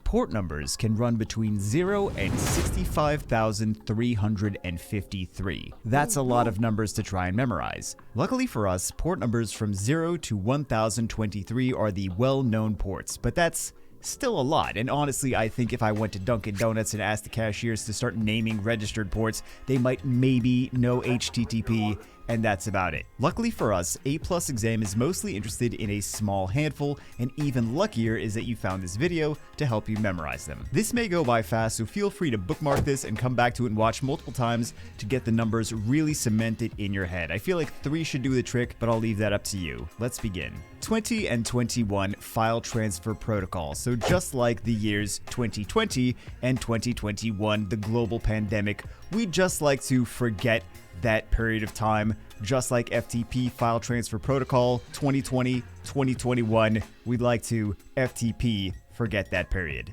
Port 22, the easiest way to think about this is 22, we turn the 2's into S's, and we have SSH. A more fun way to think about this is 2 Ninja Turtles on the left, 2 Ninja Turtles on the right, 2 plus 2, all of whom have shells secured to their back. Port number 23, this is my personal favorite. 23 is Telnet. So the easiest way I found to remember that is Michael, tell it to the net, Jordan. His jersey number is 23. Telnet is 23. Port number 25, SMTP, Simple Mail Transfer Protocol. You know, just like Santa Mail Transfer Protocol, which gives you presents on the 25th of December, Simple Mail Transfer Protocol is port number 25. Port number 53, this one might be a bit of a stretch, DNS Domain Name System. So in 1953, Eisenhower was sworn into office and registered the domain, in our imagination, he registered the domain name Eisenhower.com. So just think about, I know it's a stretch. I couldn't find a more fun one that sticks more. If it's easier for you, there's also Queen Elizabeth II taking office or the end of the Korean War, if this works better for you. But again, port number 53, Eisenhower sworn into office, domain name Eisenhower.com, DNS domain name system. Hey, I never said these were going to be perfect. I'm just trying to help you learn these ports. 67 and 68 DHCP. If the dynamic host configuration protocol was only 1 or 2 higher, it could have been 69, but I guess we wouldn't want your default gateway 69ing with any of your hardware. That would be awkward, so it's a good thing they're 1 to 2 ports shy of that, so the DHCP server can do its job of assigning IP addresses to devices. Port number 80, HTTP. HTTP requests are used so much it runs the ports ragged, which of course is why they look like the network versions of 80-year-old men. If that doesn't work for you, you can always think of how totally rad you would have been in the 80s if you surfed the web with port 80. Port number 110, POP3. So think about this like 110 calorie popcorn bags, which kind of look like an envelope you could just stick in the mail, you know, like the email. Port 110, POP3. Port number 137 and 139 is what CompTIA wants you to know for NetBIOS. It also uses 138 as well as another port, but that gets confusing. The easiest way I've found is really not the best. I think of it this way: NetBIOS is one word, net 3 letters, NetBIOS 7 letters. Visualizing this diagram 137, and that it's the other ports right after that. It's not perfect, but it's better than nothing. Port number 143, IMAP, Internet Mail Access Protocol. So 143 is also slang for I love you because the amount of letters in each word, 1, 4, and 3. So when you want to email someone to tell them 143 I love you, you might email them using port 143 and the IMAP protocol. 161 and 162 SNMP, Simple Network Management Protocol. This one is a bit of a stretch, so bear with me. 161 was the year Marcus Aurelius became Emperor of Rome, which is why we see him here as Emperor of this simple network with his management protocol. He helped make Rome into a network with his management protocol, just like the simple network management protocol with ports 161 and 162, his first years in office. Some of these are more of a stretch than others. Port 389, LDAP. Port 389, the Lightweight Directory Access Protocol, is a directory like a book. We'll title it 389. Our 389 book, of course, has to have 389 pages, and since it's a digital directory protocol, it luckily didn't get burned down in the year 389 when a lot of pagan libraries were burned. Port number 443, HTTPS. Hypertext Transfer Protocol Secure. These bigger numbers are harder to memorize, but you can visualize this as like luggage carrying 3 locks on it, a 4 number, a 4 number, and a 3 number, just to keep all of the web pages in your luggage secure. Port number 445, SMB and CIFS. So SMB, of course, stands for Server Message Block, but also to many of us, it stands for Super Mario Brothers. So I want you to think of this visualization is that we have the 4, and the 5, and this way we need that little last one on the 5. This way Mario can jump over all the rest of those blocks. SMB 445.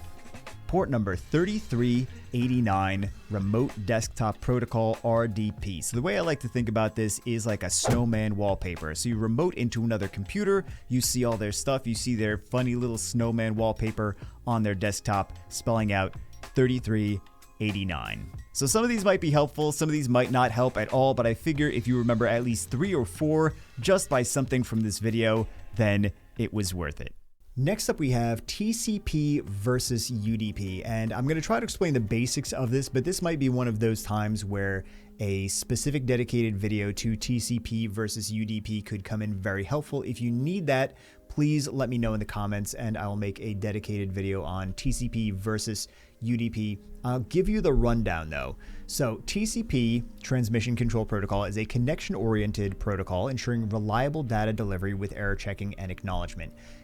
The error checking and acknowledgement, specifically the acknowledgement, is the big part here, the big difference between TCP and UDP. So UDP, or User Datagram Protocol, is connectionless, offering faster but less reliable transmission without acknowledgement or retransmission. So UDP, no acknowledgement. TCP has acknowledgement, and the acknowledgement comes in the form of SYN and ACK responses. So one side sends a SYN response, sends a SYN message to the other side. The other side, component 2 or the server, whatever, will get that SYN message. It will send back a SYN ACK message, and the ACK stands for acknowledgement. And then the sender will send back an ACK to the server as well. And it's called a three-way handshake. And it is there to verify that you're actually talking, you got the message, and you're ready to go.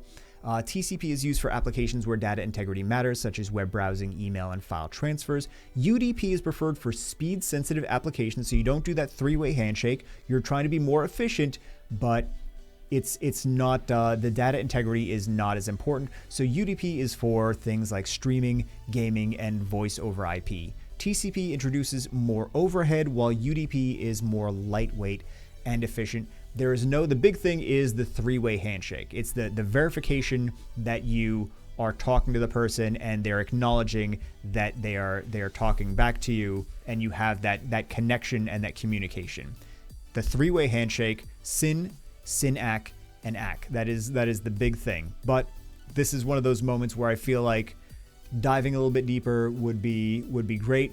Please let me know if you want a dedicated video on this. I'd be more than happy to do that. There's also other videos online with more information on it, but that's basically the meat and potatoes. That's the framework of the TCP versus UDP.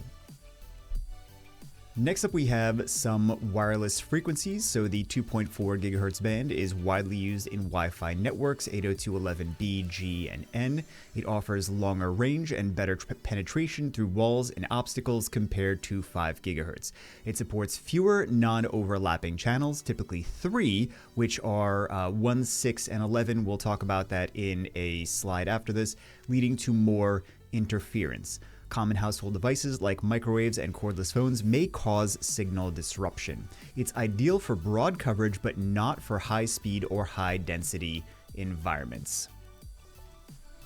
5 gigahertz frequency is used in Wi-Fi standards like 802A, N, AC, and AX. We're going to cover more of that in a second. It provides faster data rates and supports more non-overlapping channels than 2.4 gigahertz. It has a shorter range and less wall penetration due to higher frequency. It experiences less interference from common household devices. It's ideal for high-speed connections in low interference, short-range environments. And you should be expected to know the benefits and drawbacks of 2.4 gigahertz, 5 gigahertz, and 6 gigahertz, which we're going to talk about next, which is why I actually went through just now and added a whole bunch more slides for all these different Wi-Fi, actually all the different 802.11 standards. I added all the slides there, but this is going to be something that's important that you need to know for the exam. Absolutely. So 6 gigahertz is introduced with Wi-Fi 6E. It's an extension of 802.11ax. It offers more bandwidth and less interference due to less crowded spectrum. It supports wider channels up to 160 megahertz, enabling ultra-fast data rates. It is best suited for high-density, high-performance environments like offices and smart homes. It has a shorter range and limited wall penetration compared to 2.4 gigahertz and 5 gigahertz. So there's pros and cons. I know everyone seems to think that the bigger the number, the better it is, but there's pros and cons to each one. So next up, we have some regulatory channels. Wireless channels are regulated by country-specific agencies like the FCC in the United States and the ETSI in Europe. Regulations determine which frequencies and channels are legal for use in each region. 2.4 gigahertz typically has 11 to 14 channels, but only 3 are non-overlapping: channel 1, channel 6, and channel 11. Those might be something to note for the exam. 1, 6, and 11. And we're going to see a diagram in a second about that as well. 5 gigahertz and 6 gigahertz bands offer more channels, but may include DFS, dynamic frequency selection restrictions. Devices must comply with local regulations to avoid interference with government or emergency services. Channel width determines the amount of bandwidth a Wi-Fi signal can use. Examples: 20 megahertz, 40 megahertz, 80 megahertz, 160 megahertz. Wider channels offer faster speeds, but are more prone to interference and overlap. 2.4 gigahertz typically uses 20 megahertz to avoid overlapping. 40 MHz may cause interference. 5 GHz and 6 GHz bands support wider channels, and like 80 MHz and 160 MHz for high-speed performance. Choosing the right width involves balancing speed, range, and network congestion. And here you can see the channels. We see 1, 6, and 11 are the blue arcs, which shows that they don't have any overlaps. For example, if you are trying to use channel 2 and 3, or 2 and 4, or 2 and 5, you're going to have a lot of overlap there. That's why 1, 6, and 11 are the channels with no overlaps, and that is something to note for the exam, because I'm sure they're going to, well, potentially ask you a question similar to that. This might be a little bit redundant now because I added some extra slides and I'm trying to remember what I included and what I didn't. The 5 GHz band offers more channels and less interference because it's less crowded and has more non-overlapping channels, up to 23 in some regions. We also have a nice little visual as if it was a highway where you can see the more lanes or channels, the less congested it becomes. So 6 GHz is going to be the new standard, although there are still benefits to, for example, 2.4 GHz. These channels are spaced more widely apart and include options like DFS, dynamic frequency selection channels, which avoid radar systems but may be restricted in certain areas. The 6 GHz band, introduced with Wi-Fi 6E, brings even more channels and less congestion, ideal for ultra-fast and high-capacity network wireless networks. Next up, we have the channel widths. So choosing the right frequency and channel is crucial for optimizing Wi-Fi performance. Lower frequencies like 2.4 GHz have longer range and better wall penetration, but suffer more from interference. I know we're being a little bit redundant, but I think that it's important to really drill these things home. And again, I just added these slides just now. Next up, we have the wireless networking standards. So the first one we have is 802.11a. So this operates on the 5 GHz frequency band. It supports data rates up to 54 megabits per second. It uses OFDM, orthogonal frequency division multiplexing, for signal modulation. You're probably not going to be asked that in the exam, to be honest, because it's just going to cover the basic foundational things, not really dive too ridiculously into the networking segments, but you should be able to understand the differences between the different 802.11 standards. Just in a general sense. It offers a lower range than the 2.4 GHz standards like 802.11b and G, and is less prone to interference from common household devices. Next up, we have the 802.11b wireless networking standard. This operates on 2.4 GHz frequency band. It supports data rates up to 11 megabits per second.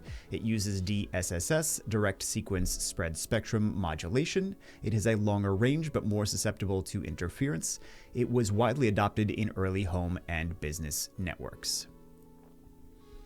802.11g operates in the 2.4 GHz frequency band. It supports data rates up to 54 megabits per second. It is backwards compatible with 802.11b. It uses OFDM for higher data throughput, and it is more prone to interference than 5 GHz standards. I wanted each one of these to have its own slide. This way you guys understand each one a little bit side by side. 802.11n networking standard operates in both 2.4 GHz and 5 GHz bands. It is dual band. It supports data rates up to 600 megabits per second. It introduced MIMO, multiple input, multiple output technology, and it offers greater range and better signal reliability. It is backwards compatible with 802.11a, B, and G. This is kind of one of those sections where I felt like it needed a little bit more explanation than originally what I had set out for you. And I went out and I added all these extra slides for each individual 802.11 standard. Then we have 802.11ac, which operates exclusively in the 5 GHz frequency band. It supports speeds up to 1 gigabit per second and beyond. It uses MU-MIMO, multi-user, multiple input, multiple output for simultaneous data streams. It introduces wider channels up to 160 megahertz and advanced modulation, and it is backwards compatible with 802.11a and N. Then we have the 802.11ax or Wi-Fi 6 wireless networking standard. It is branded as Wi-Fi 6. It operates in both 2.4 gigahertz and 5 gigahertz bands, and optionally 6 gigahertz in Wi-Fi 6E. It supports speeds up to 9.6 gigabits per second. It introduces OFDMA and target wake time for efficiency. It improves performance in dense environments, for example, stadiums and offices. And OFDMA is orthogonal frequency division multiple access. I don't think you'll need to know that for the exam, though. Then we have these, which also should not be on the exam, but it's just nice to know. 802.11ad or WiGig operates in the 60 gigahertz band, extremely fast, up to 7 gigabits per second, but very short range. It's great for line of sight, high speed transfers, for example, wireless docking.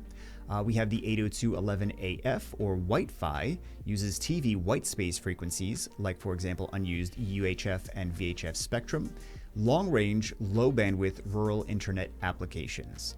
Then we have the 802.11ah or Halo. It operates in sub 1 gigahertz frequencies. It's designed for low power, long range Internet of Things and smart devices. It has lower speeds but excellent penetration through walls. And then we have the 802.11be or Wi-Fi 7, which is upcoming. It aims for speeds of up to 46 gigabits per second, and it will use 320 megahertz channels, multi-link operation, and 4096 QAM. But all of this is, it shouldn't be on the exam. The other ones are the more important ones. These are just lesser known 802.11 standards. And then we do have, of course, this is a nice little display. Might want to screen cap this. 802.11 is the family of IEEE standards for wireless local area networking.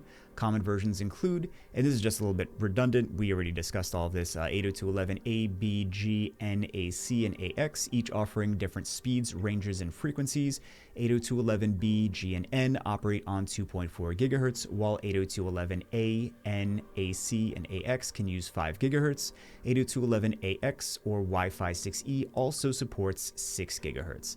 Each standard introduces improvements in speed, channel width, MIMO, and efficiency. Newer standards are backwards compatible with older devices. Next up we have RFID, radio frequency identification. Uses radio waves to identify and track objects wirelessly using tags and readers. For example, Apple AirTags. I believe that's what they're called, Apple AirTags. Or different things similar to that use RFID. It operates at various frequency ranges, low LF, high HF, and ultra high UHF. Passive RFID tags draw power from the reader, while active tags have their own power source.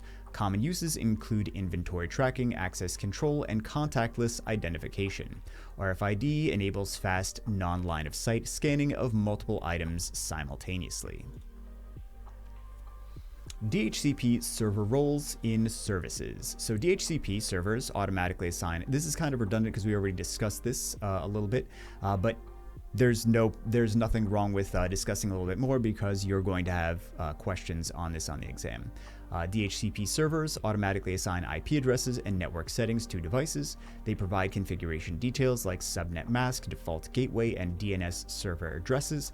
DHCP reduces the need for manual IP configuration, minimizing errors and conflicts. The DHCP lease process includes discover, offer, request, and acknowledgement, or DORA. DHCP servers are commonly integrated into routers or managed centrally in enterprise networks. File share server role. A file share server provides centralized storage and access to files over a network. It allows users to upload, download, and share files securely within an organization. Some common protocols used include SMB or server message block, and AFP or NFS in Mac and Linux. Permissions and access control can be managed based on users or groups. File servers improve collaboration, backup, and data organization. Print servers. A print server manages print requests and connects multiple users to one or more printers over a network. It queues, prioritizes, and distributes print jobs efficiently.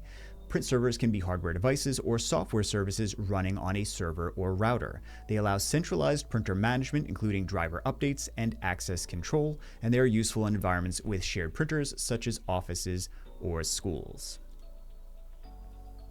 Mail servers handle the sending, receiving, and storage of email messages. Some common protocols are SMTP for sending mail, IMAP and POP3 for retrieving mail, which we already discussed a few minutes ago. Mail servers can be hosted locally or provided through cloud-based services. They often include spam filtering, virus scanning, and user authentication. Businesses use mail servers to manage internal and external communication securely.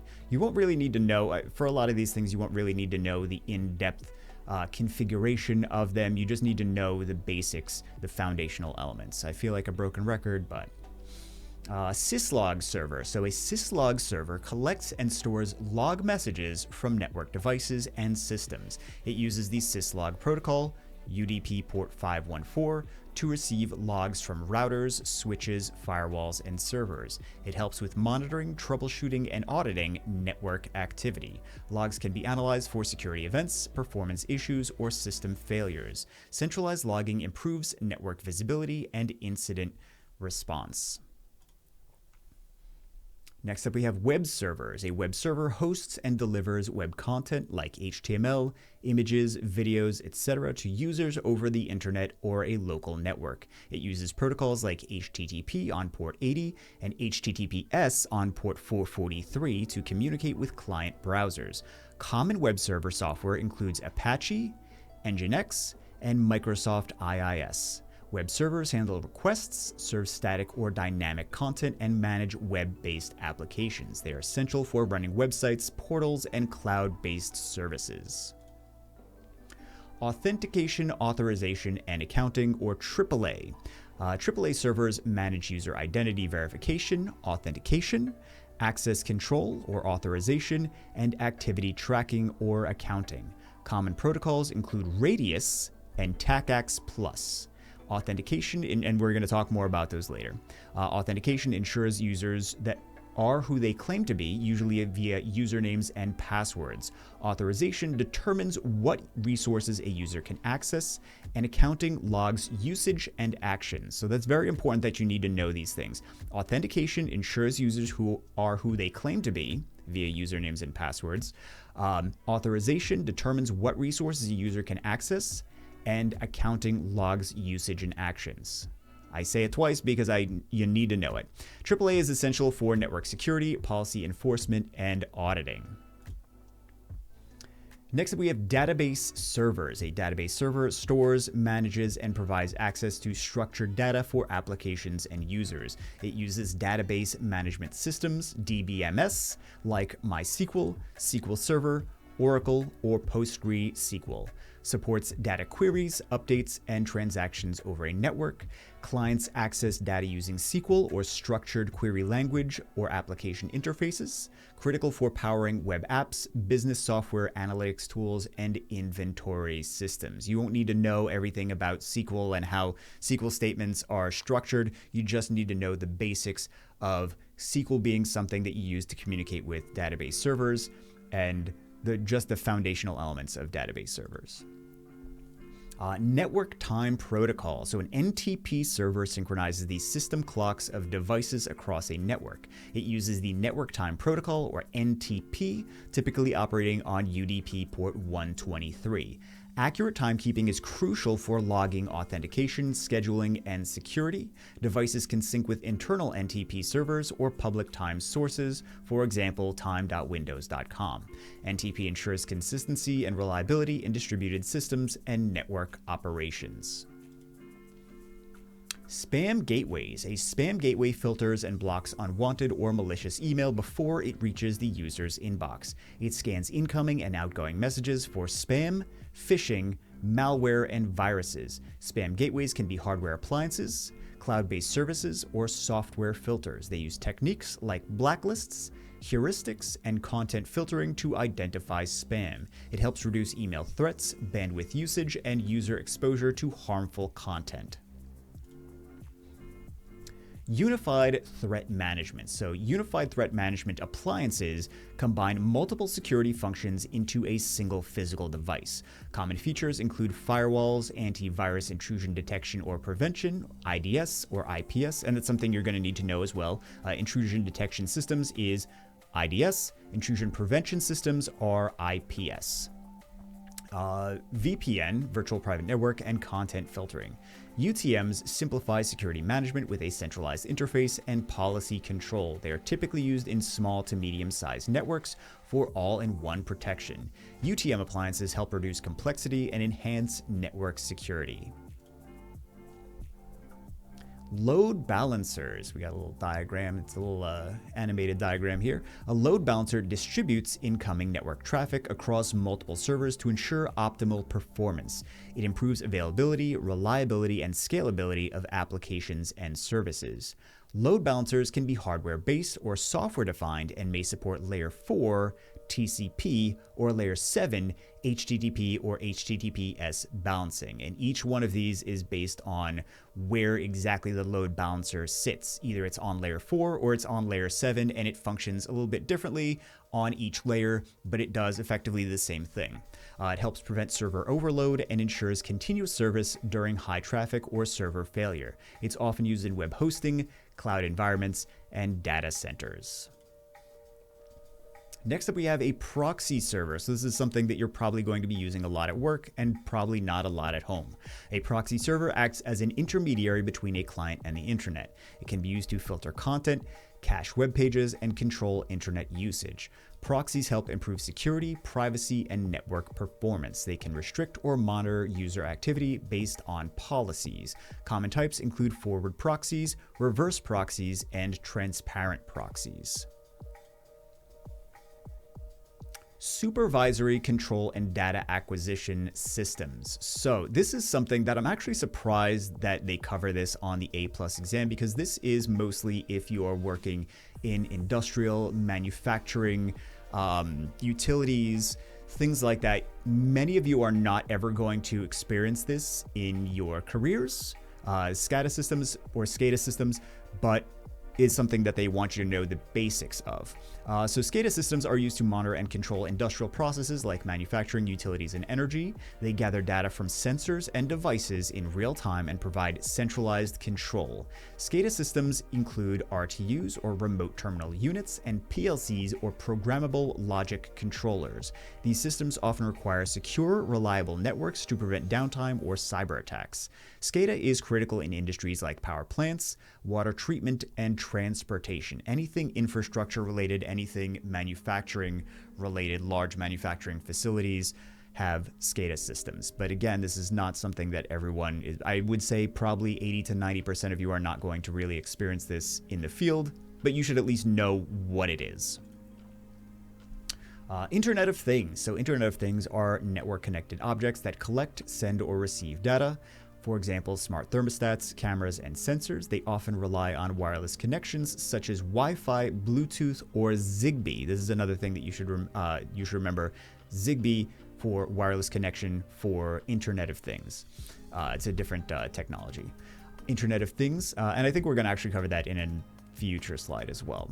Internet of Things devices are commonly used in homes, healthcare, manufacturing, and smart cities. Many Internet of Things devices communicate with cloud services or centralized controllers. Security is a major concern due to limited device resources and frequent vulnerabilities. This is actually an easy way for people to get access to your network, is using IoT devices. It's kind of concerning, and every year there is more trying to be done to limit the security vulnerabilities of Internet of Things devices, because it does pose some serious security risks.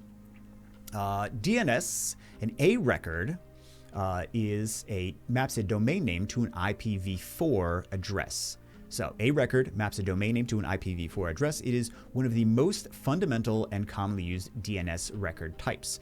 A records allow devices to locate servers by translating human-friendly domain names into numerical IP addresses. Each domain can have multiple A records for redundancy or load balancing. Misconfigured A records can result in website or service inaccessibility. Quadruple A records map a domain name to an IPv6 address. The other one was IPv4, this one is IPv6. It functions like an A record, but supports the 128-bit IPv6 format. Quadruple A records are essential for IPv6 enabled devices and networks. A domain can have both A, IPv4, and quadruple A, IPv6 records for dual stack support. Proper quadruple A record configuration ensures IPv6 accessibility for websites and services. CNAME records. A CNAME, or a canonical name record, maps one domain name or an alias to another canonical domain name. It allows multiple domain names to point to the same IP address indirectly via other DNS record. Commonly used for subdomains like mapping www.example.com to example.com. CNAME records simplify DNS management by centralizing IP address changes. They cannot coexist with other record types like A or quadruple A for the same name. Mail exchange records direct email to the correct mail server for a domain. It maps a domain name to the host name of an email server, not an IP address. MX records include a priority value to determine the order of delivery attempts. Domains can have multiple MX records for redundancy and failover. Proper MX configuration is essential for reliable email delivery. So this is something, if you want to play around with, you can register your own. I mean, it does cost money, but it could be a nice thing. They're not going to really go over very much on how to set these up and configure them. They just want you to know the foundational elements of MX records and canonical name and things like that. But if you actually want to set up your own website, for example, I mean, this could actually be very beneficial for you when you are applying for jobs, when they ask you, do you have a personal website that we can go to see some of your previous work? This is more used in, for example, coding, when they want to see different coding projects that you've worked on. But a lot of people have their own personal websites for their careers. So when you set up a website, you can tweak, you can play around with, and you can set up MX records, you can set up CNAMEs, you can set up A records and quadruple A records. So that could be something that, I mean, it does cost to register your own domain, well, like $10. It depends on where you go, and it depends on what domain name you get. $5, $10, I've seen them cost ridiculous amounts of money. But each domain name is different. Like, for example, .com is a different price than .org and .net and .biz and different things like that. So all of the different suffixes are different prices, which personally I think is kind of silly. But if you want to actually set a website up for yourself, then this could be a nice little hands-on experience for you. Next up, we have text records. A text record stores human-readable text in DNS, often used for verification and security purposes. Common uses include SPF, DKIM, and DMARC for email authentication. Text records help verify domain ownership for services like Google Workspace or Microsoft 365. They do not affect domain resolution, but are read by applications and systems. Multiple text records can exist for a single domain. Spam management. So spam management in DNS involves using DNS-based blacklists or DNSBL to filter spam emails. DNS blacklists list known spammer IP addresses or domains, helping mail servers block unwanted messages. Sender Policy Framework, or SPF, and Domain Keys Identified Mail, or DKIM records can also be used for email authentication to prevent spam. Spam management improves email security by reducing unwanted messages and protecting against phishing. DNS-based spam filtering requires regular updates to maintain effectiveness. Next up, we have Domain Keys Identified Mail, which we just mentioned, or DKIM. DKIM is an email authentication method that uses public key cryptography to verify the sender's domain. A DKIM record in DNS stores the public key used to verify the email's authenticity. DKIM helps prevent email spoofing by ensuring the integrity and origin of messages. DKIM records are part of a broader strategy that includes SPF and DMARC to protect against phishing and spam. DKIM provides email signature validation to ensure that the email content hasn't been altered during transmission. Sender Policy Framework, or SPF. SPF is an email authentication protocol used to prevent email spoofing and fraud by verifying sender IP addresses. SPF records are stored in DNS and list the IP addresses or domains authorized to send emails on behalf of a domain. An email server checks the SPF record during mail delivery to ensure the sender is authorized. SPF helps prevent phishing attacks and spam by rejecting unauthorized email senders. SPF records are part of a broader email security strategy, often used alongside DKIM and DMARC. Next, we have DMARC, of course. DMARC, or domain-based message authentication, reporting, and conformance, helps protect against email spoofing and phishing attacks. DMARC records are stored in DNS and specify how email servers should handle failed SPF or DKIM checks. It provides a reporting mechanism that allows domain owners to receive feedback on email authentication status. DMARC helps ensure that emails are authenticated by both SPF and DKIM before reaching the recipient's inbox. DMARC policies can be set to none, quarantine, or reject depending on the desired level of security. DHCP, or Dynamic Host Configuration Protocol. A DHCP lease is the temporary assignment of an IP address to a client device from a DHCP server. DHCP leases are assigned for a specific lease time, after which the IP address must be renewed or returned. Lease renewal happens automatically before the lease expires, allowing continued network access without reconfiguration. Leases can be static, or reserved for specific devices, or dynamic, which are assigned from a pool of available addresses. DHCP lease information includes the IP address, subnet mask, gateway, and DNS servers. DHCP reservations allow a specific IP address to be assigned to a device based on its MAC address. Unlike dynamic DHCP leases, a reservation ensures that a device always receives the same IP address from the DHCP server. DHCP reservations are useful for devices that require a consistent address, such as network printers, servers, or cameras. Reservations are configured within the DHCP server settings and do not require manual IP address configuration on the client device. This feature improves network management, ensuring proper address allocation without conflict. DHCP scope. A DHCP scope is a range of IP addresses that a DHCP server can assign to clients on a network. It defines the start and end addresses along with subnet masks, default gateways, and DNS server addresses. The scope ensures that IP addresses are distributed dynamically and without conflict across devices on the network. Administrators can configure multiple scopes for different network segments or VLANs. Exclusion ranges within the scope can be set to prevent the assignment of specific addresses. For example, if you need something done statically and you want to exclude those addresses. DHCP exclusions. So DHCP exclusions are specific IP addresses within a DHCP scope that are not assigned to clients by the DHCP server.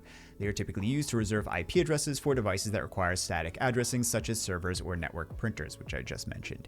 Exclusions ensure that these addresses are not dynamically allocated to other devices, avoiding conflicts. Administrators can configure exclusions for individual IP addresses or a range of addresses within the DHCP scope. Properly using exclusions improves network management and prevents IP address conflicts. Virtual Local Area Network. A VLAN, or Virtual Local Area Network, is a logical group. So logical is digital, it's not physical. You can group things from different physical LANs into their own. As you see in the diagram, you can have multiple different physical LANs, and you can group them into different logical LANs that are not the same physical configuration. So it is a logical grouping of devices within a physical network, segregating traffic based on function, department, or application. VLANs improve network security, performance, and manageability by isolating traffic between different groups of users. VLANs are configured on network switches, and devices within the same VLAN can communicate as if they were on the same physical network, even if they are geographically separated. VLAN tagging, or 802.1q, is used to identify VLAN membership on data frames transmitted across the network. VLANs allow efficient use of IP addresses and simplify network design by minimizing broadcast traffic. Virtual Private Network, or VPN. A VPN, you guys have seen all the ads on YouTube. I'm sure you already know half of what I'm about to say, if not all and more of what I'm about to say. because every VPN on Earth has marketed using YouTubers, haven't they? A VPN creates a secure encrypted connection over a public network like the internet to a private network. It ensures privacy and data security by encrypting traffic, making it harder for attackers to intercept or view sensitive information. VPNs are commonly used for remote access, allowing employees to connect to a company network security. Excuse me. VPNs are commonly used for remote access, allowing employees to connect to company networks securely from anywhere. Site-to-site VPNs connect two or more networks securely over the internet, while client-to-site VPNs provide remote user access. VPN protocols include IPsec, PPTP, or L2TP, and OpenVPN, each with varying levels of security and performance. We're going to have more slides on those as well, on VPNs. So routers are devices that forward data packets between different networks, such as local area networks and wide area networks. They use IP addresses to determine the best path for forwarding data to its destinations. Routers can also provide NAT, or network address translation, allowing multiple devices. So this is important. Network address translation allows multiple devices on a LAN to share a single public IP address. So the internet looks at all of the for example, three computers in your house have the same public IP, but your router will use network address translation to give all of those different computers their own unique IPs using that network address translation. We're going to have more slides on that as well, but I just want to give you guys the basics of it. They often include firewall capabilities to secure the network by filtering traffic. Routers are essential for connecting different network segments, including home networks, businesses, and the internet. Switches. Switches are network devices that connect to devices within a local area network and manage data traffic between them. They operate at level 2, or the data link layer, of the OSI model, using MAC addresses to forward, and MAC addresses are the physical addresses for each of your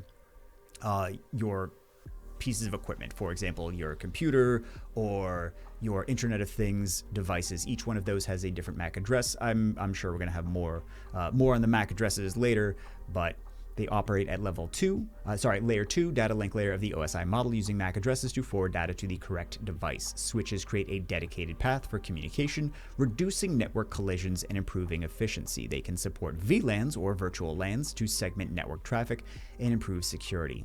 Managed switches offer advanced features like port mirroring, quality of service, or QoS, and SNMP, Simple Network Management Protocol, for better network control. And if you're doing Network Plus as well after this, there is going to be so much more on switches. And also we have some more on switches here. Managed versus unmanaged switches. Unmanaged switches are simple plug-and-play devices with no configuration options, which are ideal for basic network setups. Managed switches offer advanced features like traffic monitoring, VLAN support, and security controls for more complex network management. Unmanaged switches provide basic functionality, forwarding data based on MAC addresses without any customization. Managed switches allow remote configuration, providing greater control over network performance, security, and troubleshooting. Managed switches are typically used in larger or enterprise networks, while unmanaged switches are often sufficient for small office or home networks. Access points. So access points are devices that allow wireless devices to connect to a wired network. They operate by converting wired Ethernet signals into Wi-Fi signals, providing wireless network coverage. APs, or access points, can be used to extend Wi-Fi range and improve network coverage in larger areas. Some access points support advanced features like mesh networking, dual band support, 2.4 GHz and 5 GHz, and security protocols such as WPA3. They can be standalone or integrated with routers and switches in enterprise-level setups. Patch panels. So patch panels are devices used to organize and manage network cables in a centralized location. I'm sure you see so many images of patch panels on the internet when people are talking about servers and they're looking at the giant server rooms with all the patch panels. It connects incoming Ethernet cables from various network devices to a network switch or router.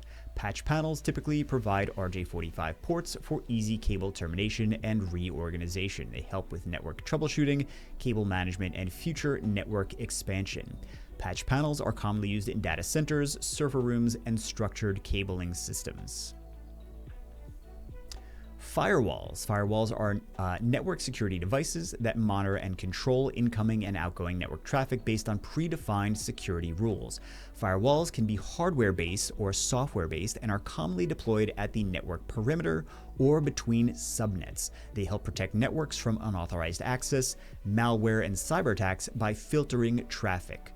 Firewalls can perform tasks such as packet filtering, stateful inspection, and deep packet inspection, or DPI. I don't think DPI is actually going to be on the exam though. Advanced firewalls may include features like VPN support, intrusion detection or prevention, and application level filtering. Power over Ethernet allows network cables to carry both data and electrical power to devices like IP cameras, phones, and access points.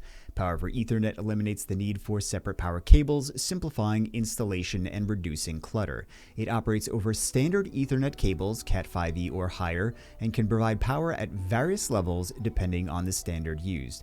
Power over Ethernet is commonly used for remote devices that need both power and network connectivity, such as security cameras or wireless access points. Power over Ethernet switches or injectors are used to supply power to the Ethernet cables.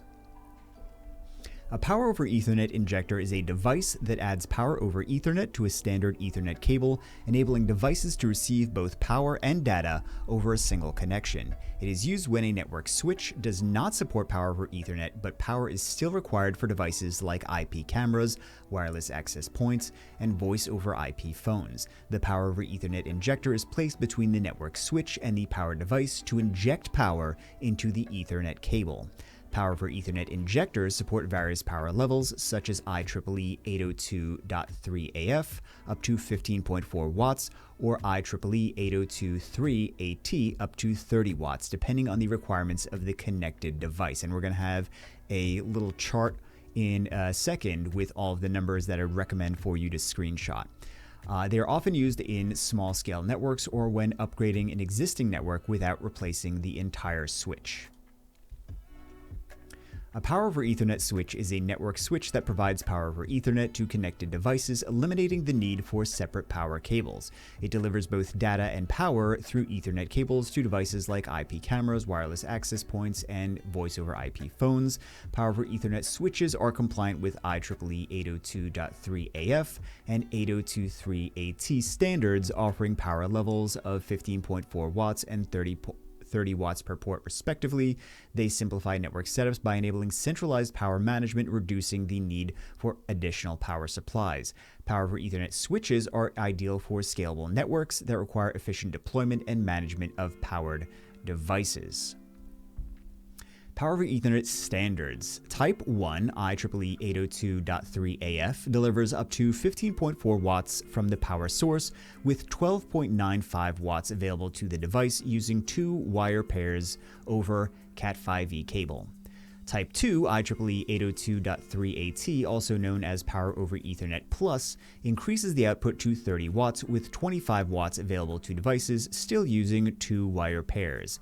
Type 3 IEEE 802.3BT supports 60 watts max output and 50 to 60 watts delivered to the device, with 2 or 4 pairs used depending on class level. Class 0 through 4 uses 2 pairs, Class 5 through 6 uses 4. Type 4 IEEE 802.3BT boosts power delivery to 100 watts with 71 to 90 watts reaching the device using 4 wire pairs and supporting class 7 through 8 power levels. So all types are compatible with Cat5e cabling, but higher power levels type 3 and 4 require 4 pair wiring to fully support demanding devices like PTZ cameras or access points. And we have a chart right here that you might want to screenshot to make it a little bit easier visually to understand which one is which. CompTIA likes to ask questions about things like this on the exam, so I would definitely recommend screenshotting this. I expect them to ask questions. I mean, it's all random which questions you get, but I expect something about this to be on the exam. Cable modem connects a home or business network to the internet through a cable TV service provider's infrastructure. It uses coaxial cable to deliver high-speed broadband internet access over existing cable TV lines. Cable modems support DOCSIS, data over cable service interface specification standards for data transmission. They provide Ethernet or Wi-Fi connectivity for local devices to access the internet. Cable modems are typically used in residential and small business networks for high-speed internet access. I still remember when these first came out, it was a game changer, and nowadays we have fiber and it's so much more ridiculous fast. But I still remember back when they first came out. It's crazy. So DSL provides high-speed internet access over existing telephone lines. It operates using separate frequencies for voice and data, allowing simultaneous phone and internet usage. ADSL, asymmetric DSL, is the most common type, offering faster download speeds than upload speeds. DSL modems are used to connect the local network to the internet through the telephone network. DSL is widely used in residential and small business environments where fiber or cable connections are not available. Optical network terminal. An optical network terminal is a device that connects a fiber optic network to a home or business network. It converts optical signals from fiber optic cables into electrical signals that devices can use. Optical network terminals are typically used in fiber to the premises, or FTTP, or fiber to the home, FTTH, internet installations. The device usually provides Ethernet ports for wired connections and may also offer Wi-Fi functionality. Optical network terminals work in conjunction with optical line terminals, or OLTs, at the service provider's central office to facilitate high-speed data transmission. Network interface card. A network interface card is a hardware component that allows a computer or device to connect to a network. Network interface cards can be wired or wireless, supporting various standards like IEEE 802.3 for Ethernet and IEEE 802.11 for Wi-Fi. It functions at the data link layer of the OSI model, managing data packets between the device and the network. Network interface cards come with MAC addresses used for device identification on the network. They are commonly found in desktop computers, laptops, servers, and network devices like printers. MAC address. A MAC address, Media Access Control Address, is a unique identifier assigned to the network interface card, or NIC, for network communication. It operates at the data link layer, layer 2 of the OSI model, enabling devices to communicate within a local network. MAC addresses are used by switches to forward data to the correct network devices based on the MAC address. MAC addresses are hard-coded into the hardware of the NIC. This is very important. Hard-coded into the hardware of the NIC, typically in hexadecimal format. They are crucial for local network communication, but are not used for routing data across the internet. IPv4. Private IPv4 addresses are reserved for use within local networks and cannot be routed on the public internet. These addresses fall within specific private IP address ranges: 10.0.0.0 to 10.255.255.255, 172.16.0.0 to 172.31.255.255, and 192.168.0.0 to 192.168.255.255. These are things that I would make a point to screenshot, copy. These are going to be important to know for the CompTIA Plus exam. These will be on the test. In one way or another, these will be on the test. Private IP addresses help conserve the limited number of available public IPv4 addresses. Like these ranges, because they will show you IP addresses, and you should know these ranges of private IP addresses so that you can answer questions like, oh, this person is having trouble getting onto the internet. This is their IP address that they type in when they go to try to IP config, for example. And you should know which private IP address spaces are, because then that will give you the answer to the question. So very important. Commonly used in SOHO or small office home office networks for devices like computers, printers, and routers. A router or firewall performs network address translation to allow private addresses to access the internet using a public IP. Next, we have public IPv4 addresses. They are globally unique and can be routed on the internet. These addresses are assigned by the Internet Service Providers, or ISPs, to identify devices or networks on the global internet. Public IPv4 addressing is required for devices that need to be directly accessible from outside the local network, such as web servers. Due to the limited availability of IPv4 addresses, Network Address Translation, or NAT, is often used in SOHO networks, small office home office networks, to share a single public IP for multiple internal devices. Subnetting and IP address allocation are important for efficient use of public IP addresses in larger networks. IPv6 is the latest version of the Internet Protocol and provides a much larger address space than IPv4. It uses 128-bit addresses, allowing for 3.4 times 10 to the 38th power unique addresses. This is a ridiculous amount of addresses that no one will. I mean, we said that about IPv4, but that obviously was not the case. But there's not going to be enough devices in the entire world to ever take this up. So this is 10 to the 38th power, 3.4 times 10 to the 38th power unique addresses compared to the 32-bit addresses in IPv4. IPv6 addresses are written in hexadecimal and separated by colons, such as, I'm not going to read that entire IPv6 address, but you get the idea. It supports auto-configuration, stateless address auto-configuration, and simplified routing compared to IPv4. IPv6 adoption is increasing in SOHO networks as devices and internet providers transition to ensure future-proofing and scalability. IPv6 abbreviations. So, the IPv6 addresses are typically written in 8 groups of 4 hexadecimal digits separated by colons. To simplify writing and reduce the length of the address, certain abbreviation rules are applied. Leading zeros in each 16-bit block can be omitted, and one or more consecutive groups of all zeros can be replaced with a double colon once in an address. This is something that I would make a point to put a pin in this. You're going to need to, if you don't understand that, maybe we can do a dedicated video on that as well. But you can see the full address on the bottom image in this. You can see the full address versus the abbreviated address, how the leading zeros in each 16 block are omitted, and one or more consecutive groups of all zeros are replaced with a double colon once in an address. So you can see there's actually 2 examples. There's one example on the right-hand side in the image, and there's one example on the left in the text.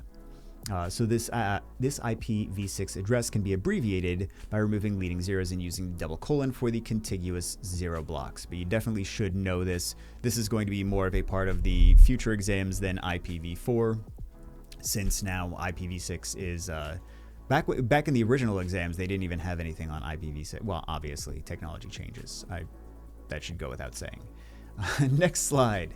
APIPA. So APIPA, Automatic Private Internet Protocol Addressing, is a feature in Windows that, or a PIPA, some people call it a PIPA, some people call it a PIPA, feature in Windows that allows devices to assign themselves an IP address when a DHCP server is unavailable. This is also another one that you definitely want to note.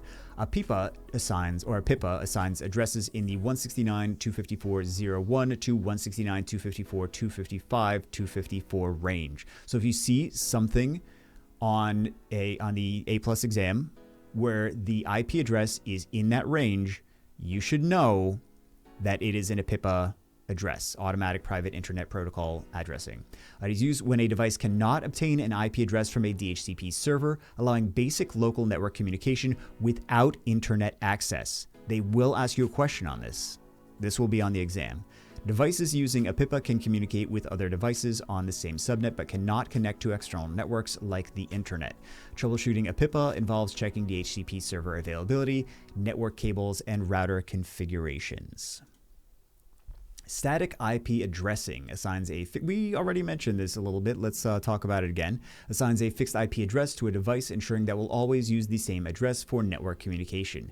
This method is commonly used for servers, printers, and network devices that need consistent, reliable access. Static IP addresses must be manually configured on each device or via network configuration settings. Static IPs do not rely on DHCP, eliminating the need for a DHCP server in small networks.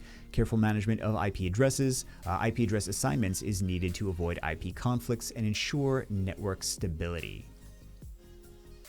Dynamic IP addressing. I think they had this in 2 different spots in the CompTIA exam. We'll just go over this again really quick, but I know we already talked about this. Dynamic IP addressing automatically assigns an IP address to devices using a DHCP or Dynamic Host Configuration Protocol server. It's nice to keep talking about these acronyms so that you guys fully understand them and it's just second nature.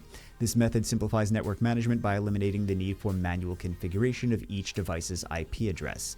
DHCP assigns temporary IP addresses from a defined range and automatically renews them periodically. Dynamic addressing is ideal for SOHO networks with multiple devices as it reduces administrative overhead. Devices using dynamic IP addressing can easily join and leave the network without requiring manual changes. Subnet masks. This we did not talk about. Subnet mask is used to divide an IP address into network and host portions, determining which devices are on the same local network. This is going to be much more in depth on the Network Plus exam, by the way. This is going to be so many questions on the Network Plus exam for subnetting. It helps routers and switches route traffic by identifying which IP addresses belong to the local network and which should be routed externally.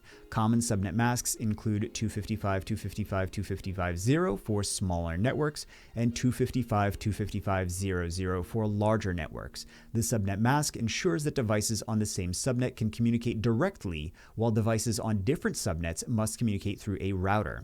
In SOHO networks, subnetting helps organize network traffic and can improve security by isolating devices into different subnets. So you might also want to take a look at this image at the same time and see the subnets. It's just dividing the IP address into the network ID portion and then the host ID portion. Gateways. A gateway is a network device that connects a local network or LAN into external networks such as the internet.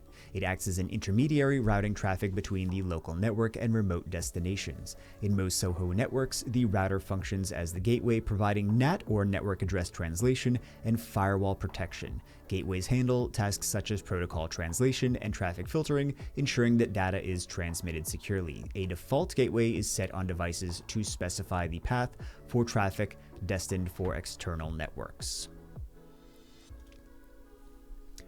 Satellite internet provides broadband access through satellites, offering coverage in remote or rural areas where traditional connections are unavailable. It operates by transmitting data to and from a satellite in geostationary orbit or low Earth orbit, or LEO. That's not going to be on the exam though. Satellite internet typically has higher latency compared to wired connections due to the long distance the signal travels to space. Although Elon Musk's Starlink is trying to continue to progress in technology of satellite internet connection, that's what that technology is. It's satellite internet connection is the same thing as Starlink. It is ideal for rural and remote areas, but can be affected by weather conditions such as heavy rain or snow, which may cause signal disruption. Satellite providers often offer various service plans with different speeds and data limits, and it's always very expensive, just to let you know. Very expensive. Fiber internet. Fiber optic internet provides high-speed broadband through the transmission of data using light signals over fiber optic cables. And we're going to show all the different cables. I'm not sure if it's in this course or if it's the 1202 course, but we do have a whole lot of different stuff on the connections, and we're going to be covering that in the future. So it offers significantly faster speeds and lower latency than traditional copper-based connections like DSL or cable. Fiber connections are highly reliable and unaffected by electromagnetic interference, making them ideal for large data transfers and high-demand applications. There are 2 main types of fiber internet: FTTH, or fiber to the home, and FTTC, or fiber to the cabinet, with FTTH providing direct fiber connection to the home. Fiber internet can be more expensive and less widely available in rural areas, though it's expanding rapidly in many urban regions. Cable internet, so we briefly discussed as well, provides broadband access through coaxial cables typically offered by cable TV providers. It delivers high-speed internet and can support high-demand activities like streaming, gaming, and video conferencing. Cable internets are typically shared among users in a neighborhood, meaning speeds can slow down during peak usage times. It uses DOCSIS, or Data over Cable Service Interface Specification technology, to transmit data over existing cable infrastructure. It is widely available in urban and suburban areas, but its availability may be limited in rural regions. We have another one on DSL. It's very similar to the last slide as well, but CompTIA has some of these technologies in multiple places. So when we did this presentation, this course, we put the same basically information in multiple places. So DSL, internet delivers broadband connectivity over existing telephone lines. It provides dedicated connections to users, meaning the connection is not shared with others in the area, unlike cable internet. It offers asymmetric speeds with higher download speeds and lower upload speeds, ideal for most residential internet activities. Maximum speed depends on the distance from the nearest telephone exchange, with performance decreasing as distance increases. So that's a new little point there. DSL is commonly available in urban and suburban areas, especially where fiber or cable options are limited. And then we have this one. Cellular internet uses mobile networks, for example 4G or 5G, to provide wireless broadband access to devices. It allows internet access through smartphones, mobile hotspots, or USB modems. Cellular internet offers high mobility, making it ideal for users who need internet access on the go. Speeds can vary based on network coverage, signal strength, and network congestion. 5G networks provide significantly faster speeds and lower latency compared to 4G. Next up, we have WISP, or Wireless Internet Service Provider. WISP delivers broadband internet via wireless technology, often in rural or underserved areas. WISPs use point-to-multipoint, or PTMP, or point-to-point, or PTP, wireless links to connect customers to the internet. The service typically involves a wireless antenna at the customer's location that communicates with a base station. WISP connections can provide high-speed internet, but may be subject to weather conditions and line-of-sight issues. WISPs offer an alternative to traditional cable or DSL internet in areas where wired infrastructure is limited or unavailable.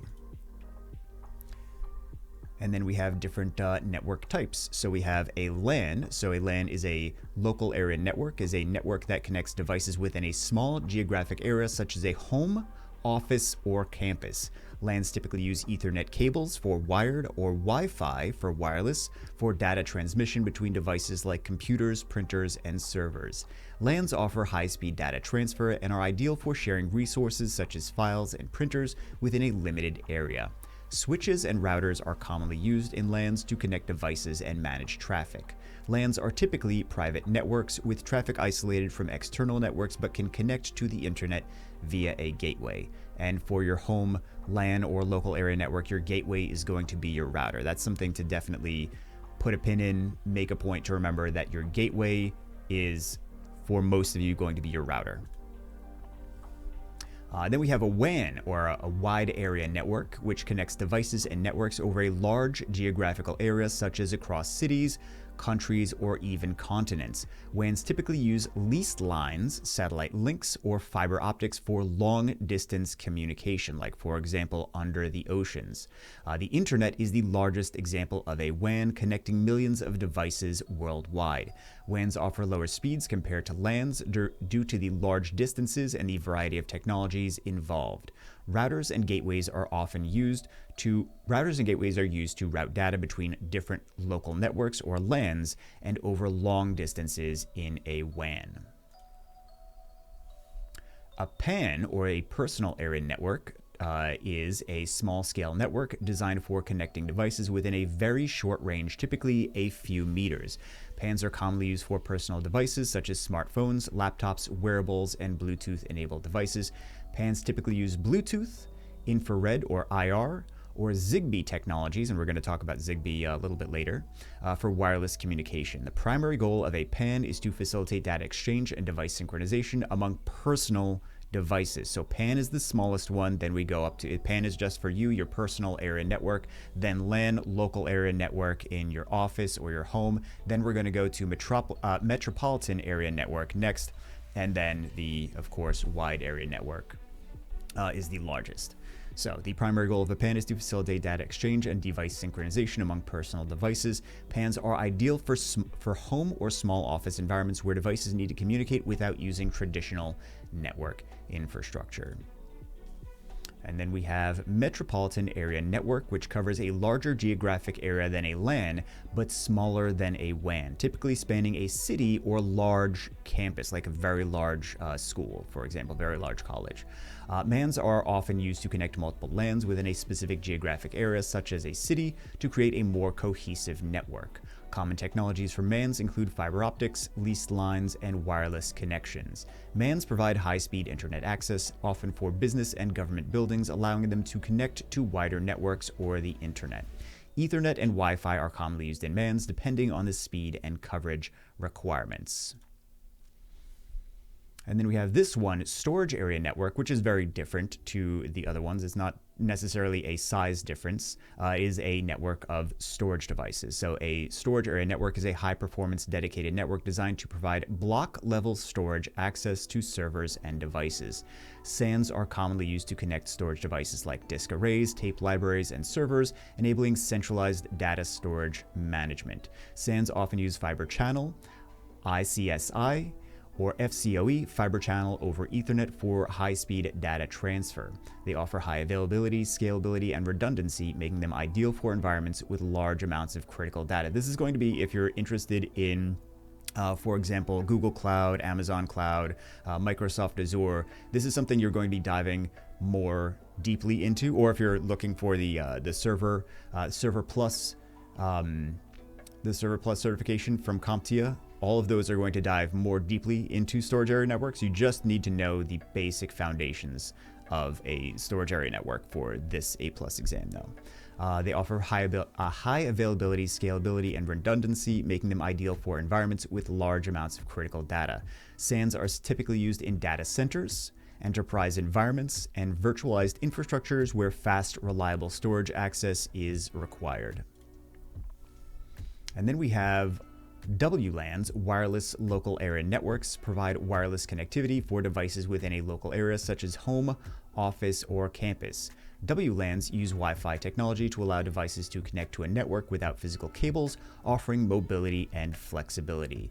Common WLAN standards include IEEE 802.11a, b, g, n, ac, and ax, with each offering different speeds, ranges, and frequencies, which we already discussed. WLANs are typically connected to the internet through a wireless router or access point. Security protocols like WPA2 and WPA3 are used to ensure the protection of data transmitted over WLANs. So next we have it looks like we're on the section of different tools that you'll be using throughout your career. So we have a crimper. A crimper is a tool used to attach connectors to the ends of network cables, such as RJ45 connectors for Ethernet cables. It works by pressing the metal pins of the connector into the cable's wires, creating a secure electrical connection. Crimpers are essential for custom cable making, enabling users to create cables of various lengths to meet specific networking needs. So a lot of you may not ever wind up using these. I know that when I went to college the first time, they had us making all of our own network cables for some reason. I'm not sure why, but they had us making all of our own network cables. I say I'm not sure why because I did not go for networking. I went for software development, my first degree. So many crimpers introduce, but they still had us do it. Many crimpers include additional functions such as cutting, stripping, and punching down for different cable types and connectors. Proper use of a crimper ensures reliable cable connections, essential for maintaining network performance. And then we have cable strippers, a tool used to remove the outer insulation from network cables without damaging the internal wires. It's designed for use on various cable types such as Ethernet cables, Cat5 and Cat6, and coaxial cables. The tool typically features adjustable blades to ensure precise stripping of the cable's jacket while leaving the internal wires intact. Cable strippers are essential for preparing cables for connectors or for terminating them into patch panels and wall plates, and we'll do a little bit of a deeper dive into patch panels, I think actually soon. I think it's one of the next few slides. Proper use of a cable stripper ensures clean cable ends, which are crucial for making reliable connections and maintaining network performance. Wi-Fi analyzer. So you see some of the channels there as well in this image. A Wi-Fi analyzer is a tool used to scan and troubleshoot wireless networks, identifying issues such as signal strength and interference. It provides detailed information about Wi-Fi channels, signal quality, and network congestion. Wi-Fi analyzers help users find the best channel to optimize wireless network performance and reduce interference. They can also be used to detect unauthorized networks and monitor the security of Wi-Fi connections. Wi-Fi analyzers are available as software tools for PCs or smartphones or as dedicated hardware devices. Toner probes. A toner probe is a tool used for tracing cables and identifying their path in networking environments. It consists of two parts, a toner generator that sends a signal through the cable and a probe that detects the signal. So that's something to make a note of. A toner generator that sends the signal through the cable and a probe that detects the signal. It's also called a fox and a hound. I don't think it's actually in this, but that's another term for it.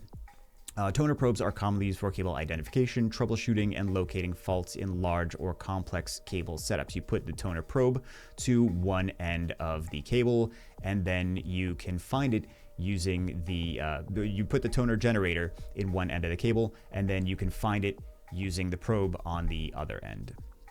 So it's very helpful when you have just a mess of spaghetti cables and you're trying to figure out which cable goes where on the other end of the cables. The probe can detect signals through Ethernet cables, coaxial cables, and other types of wiring. It helps network technicians efficiently identify the correct cable in a bundle or wall without unnecessary guesswork or disconnections. Punchdown tool. So this is used to insert wires into terminals of a patch panel, keystone jack, or other networking hardware. It pushes the network cables into the connectors, securing the wires and ensuring a solid electrical connection. Punchdown tools are essential for installing structured cabling such as Cat5e or Cat6 cables in networking setups. They come with a bladed edge to trim excess wire as it's pushed into the terminal, improving neatness and performance. Punchdown tools have adjustable settings to accommodate different types of connectors and wiring configurations. This is something you're probably not going to use in a normal technician role. This is more for people that are getting specifically into networking for the most part. I mean, there's always exceptions to any rule, but this is usually going to be, they want you to know what this is, but for many people, you're not going to actually be using this unless you're going more into the networking side. Next, we have cable tester. So a cable tester is a tool used to check the integrity and performance of network cables, such as Ethernet cables. It can test for continuity, proper wiring, and correct pinouts to ensure cables are functioning properly.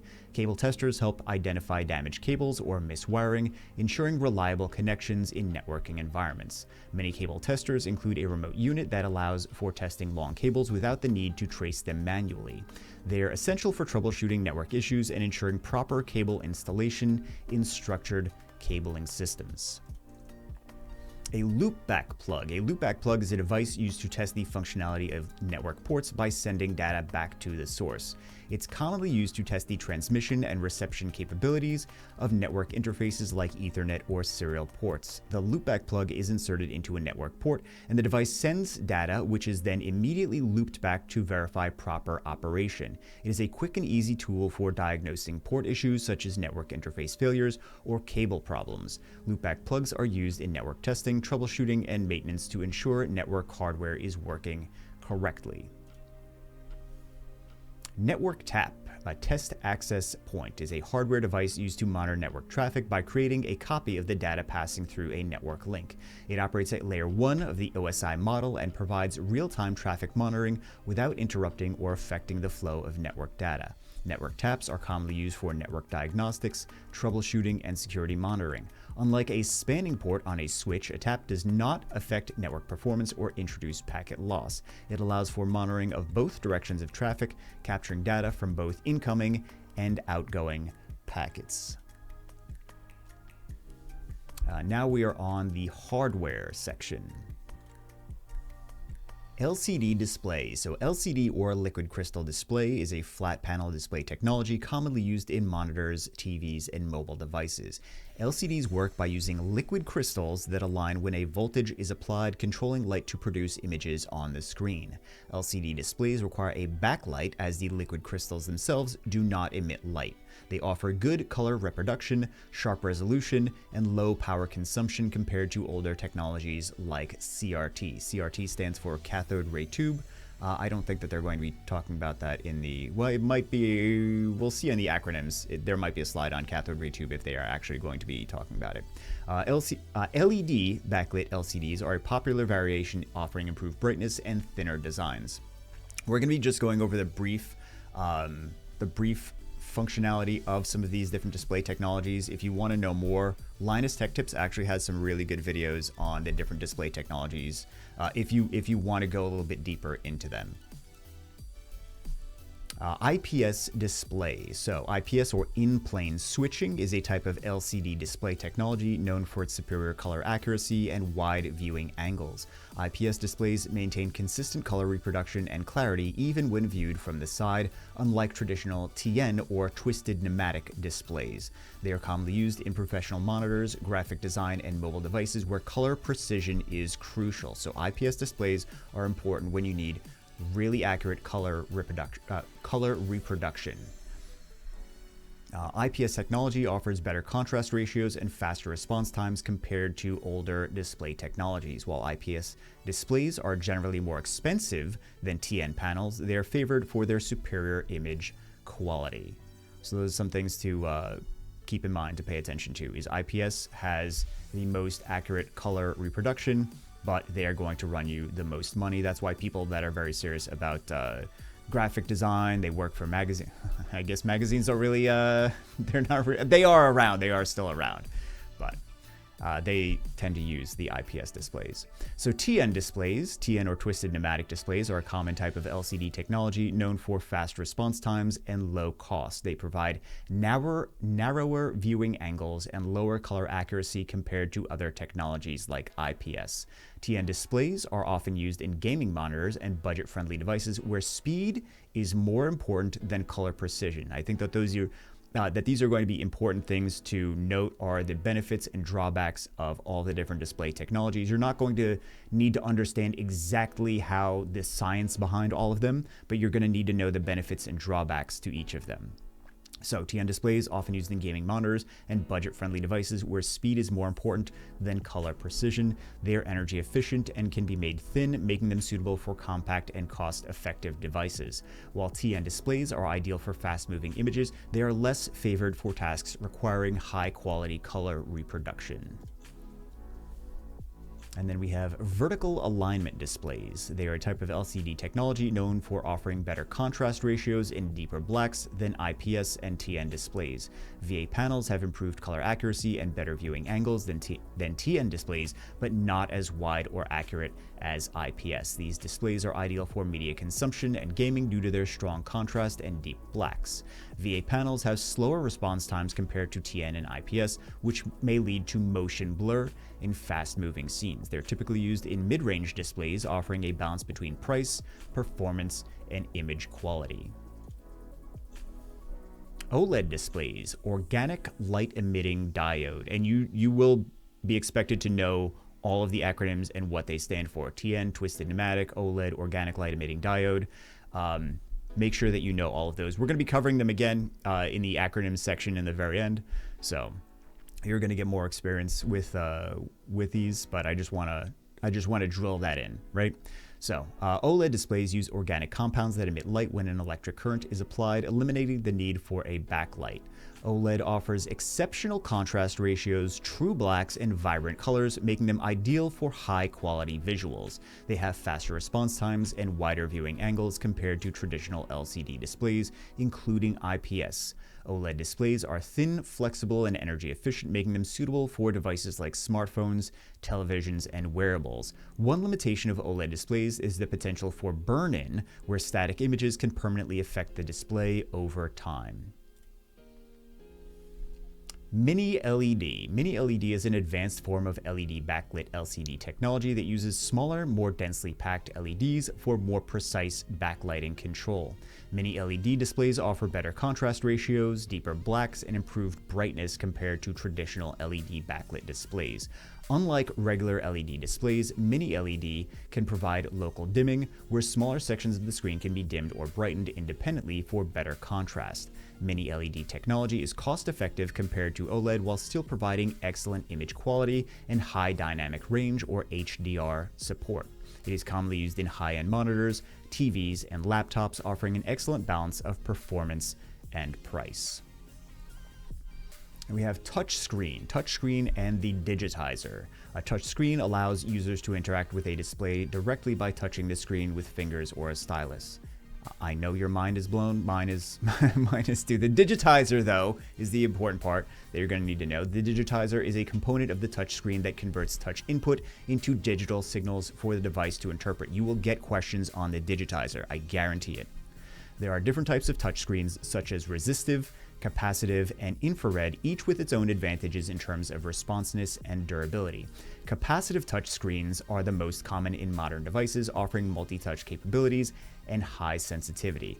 Touchscreens with digitizers are widely used in smartphones, tablets, laptops, and interactive kiosks. You will get questions on the digitizer, guaranteed. Next up, we have the inverter. So an inverter is an electronic component used to convert DC power or direct current from a laptop's battery or power supply into AC power or alternating current required to operate the backlight of LCD displays. It is commonly found in older CCFL backlit cold cathode fluorescent lamp LCD screens, providing the necessary power for the backlight. Inverters are typically used in laptops, monitors, and other devices with CCFL-based displays. With the advent of LED backlighting, inverters are no longer commonly used in modern displays, as LEDs require DC power and are more energy efficient. A faulty inverter can lead to dim or flickering screens, often requiring replacement to restore proper backlight functionality. This is still going to be, CompTIA still wants you to know this for the exam, even though, as we've mentioned here, with the advent of LED backlighting, inverters are no longer commonly used, but they do still want you to know this. Pixel density, which refers to the number of pixels packed in a given area of a display, typically measured in pixels per inch or PPI. Higher pixel density results in sharper images and clearer text, especially on high-resolution screens. Pixel density is particularly important in devices with small screens such as smartphones and tablets, where high PPI contributes to a better viewing experience. A display with high pixel density can support Retina displays, where individual pixels are indistinguishable to the naked eye at a normal viewing distance. Pixel density is influenced by both screen resolution and screen size. Refresh rates. All the gamers already know this one. Refresh rate refers to the number of times per second a display updates its image measured in hertz. Higher refresh rates, for example 120 Hz, 144 Hz, or 240 Hz, result in smoother motion and better visual experience, particularly in fast-paced activities like gaming and video editing. A 60 Hz refresh rate is typical for most general-purpose displays, but higher refresh rates are preferred for competitive gaming or multimedia production. Refresh rate is particularly important in LCD, LED, and OLED displays to minimize motion blur and ghosting during rapid screen changes. To fully benefit from a higher refresh rate, the graphics card and video output must also support the desired refresh rate. Screen resolution. Screen resolution refers to the number of pixels displayed on the screen, typically represented by the format width times height. For example, 1920 by 1080. Higher resolution results in sharper images, more detailed visuals, and better clarity, especially on larger screens. Common screen resolutions include HD 1280 by 720, Full HD 1920 by 1080, Quad HD 2560 by 1440, and 4K 3840 by 2160. Screen resolution is important for tasks requiring fine detail such as graphic design, video editing, and gaming. The appropriate resolution depends on both screen size and personal preference, with higher resolutions being more demanding on the system's performance. Color gamut. Color gamut refers to the range of colors a display can reproduce, measured against color spaces like sRGB, Adobe RGB, and DCI P3. You're just going to be expected to know the foundations of this, not really dive very deep into this though. Wider color gamut enables displays to show more vibrant and accurate colors, improving the visual experience for tasks like graphic design, photo editing, and video production. sRGB is the most common color space for general consumer devices, while Adobe RGB and DCI-P3 are often used in professional environments for better color accuracy. A high-quality display with broad color gamut ensures better color reproduction across a wider variety of content. The color gamut is critical for devices like monitors, TVs, and smartphones, especially in industries requiring precise color management like graphic design. Copper network cables, the most common type of cables used in wired networking, typically including Cat5e, Cat6, and Cat6a cables. They use copper conductors to transmit electrical signals, providing a reliable connection for Ethernet networks and internet connections. RJ45 connectors are commonly used to terminate copper cables, ensuring a secure connection between networking devices such as routers, switches, and computers. Copper cables are cost-effective, easy to install, and suitable for most short to medium range networking needs, such as in homes, offices, or data centers. Cat6 and Cat6a cables provide higher bandwidth and faster speeds than older Cat5e cables, making them ideal for high-speed networks and data-heavy applications. T568A and T568B standard network cables. So these are the two wiring standards that are used for Ethernet cables, Cat5e and Cat6, that define the order of wire pairs inside the RJ45 connectors. This could be something, if you guys want me to do a dedicated video on just this could be something very beneficial. So the main difference between T568A and T568B is the pinout configuration for the color-coded wired pairs, with T568A using a different arrangement than T568B. Both standards are used for creating straight-through cables, where the same wiring pattern is applied at both ends of the cable. T568A is often used in residential installations, while T568B is more common in commercial environments, especially in the United States. While T568A and T568B are technically interchangeable, it's important to maintain consistency within a network to avoid connectivity issues. Coaxial cables are used for transmitting data in network setups, primarily in cable internet connections and TV systems. Coaxial cables have a single conductor at the center, surrounded by insulation, a shielding layer, and an outer jacket, which helps protect the signal from interference. F-type connectors are typically used to terminate coaxial cables, ensuring a secure connection between the cable and networking or television devices. Coaxial cables are less common in modern local area networks, but are still widely used for broadband internet and television connections. They provide reliable signal transmission over long devices with relatively low signal loss compared to older wiring technologies. Shielded versus unshielded twisted pairs. This is going to be something, again, to make sure that you understand. I mean, it's fairly simple to understand, but it's going to be definitely on the exam, of course. Twisted pair cables are commonly used in Ethernet networks with two main types, shielded or STP and unshielded or UTP twisted pair cables. Shielded twisted pair cables have an additional layer of shielding around the wire pairs to reduce electromagnetic interference or EMI and crosstalk, making them ideal for environments with heavy electronic interference. Unshielded twisted pair or UTP cables lack this shielding, making them more affordable and easier to install, though they are more susceptible to EMI or electromagnetic interference. STP cables are often used in industrial settings or high-speed data networks where external interference can negatively impact signal quality. UTP cables, or unshielded twisted pair cables, the most common type in home and office networks, are typically used for Ethernet connections and are compatible with most networking hardware. Direct burial cables. So these are specifically designed for outdoor installation, capable of being buried underground without the need for additional protective conduit. These cables are constructed with waterproof and rugged materials to withstand harsh environments conditions, including moisture, temperature fluctuations, and physical wear. Common types of direct burial cables include Cat5e, Cat6, and fiber optic cables, often equipped with a gel or solid polyethylene coating for protection. Direct burial cables are typically used in outdoor networking applications such as connecting buildings, outdoor cameras, and other networked devices over long distances. While more expensive than standard cables, they offer a long-lasting solution for outdoor connections, reducing the need for frequent maintenance. Plenum-rated network cables are designed for installation in spaces with high airflow, such as air ducts and ceilings in commercial buildings. These cables are constructed with fire-resistant insulation that produces less smoke when exposed to fire, ensuring safety in ventilation areas. CMP, or Communication Multipurpose Plenum, is the standard rating for plenum-rated cables, indicating they meet fire safety and smoke and low smoke emission requirements. Plenum cables are typically used in enterprise networks, office buildings, and data centers where cables are routed through HVAC systems and require strict fire safety compliance. Plenum-rated cables are more expensive than standard cables due to the specialized fire-resistant materials used in their construction. Single-mode optical network cables. So single-mode optical network cables are designed for long-distance data transmission using laser light through a single small core, typically around 8 to 10 microns in diameter.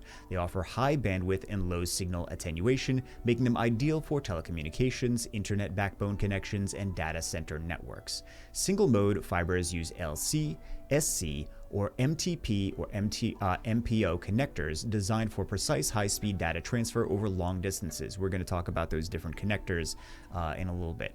These cables are generally more expensive than multimode fibers, but are suited for applications requiring high-speed, long-distance communication. Single-mode optical fibers are commonly used for wide-area networks, or WANs, fiber to the premises, or FTTP installations, and in large-scale network infrastructures.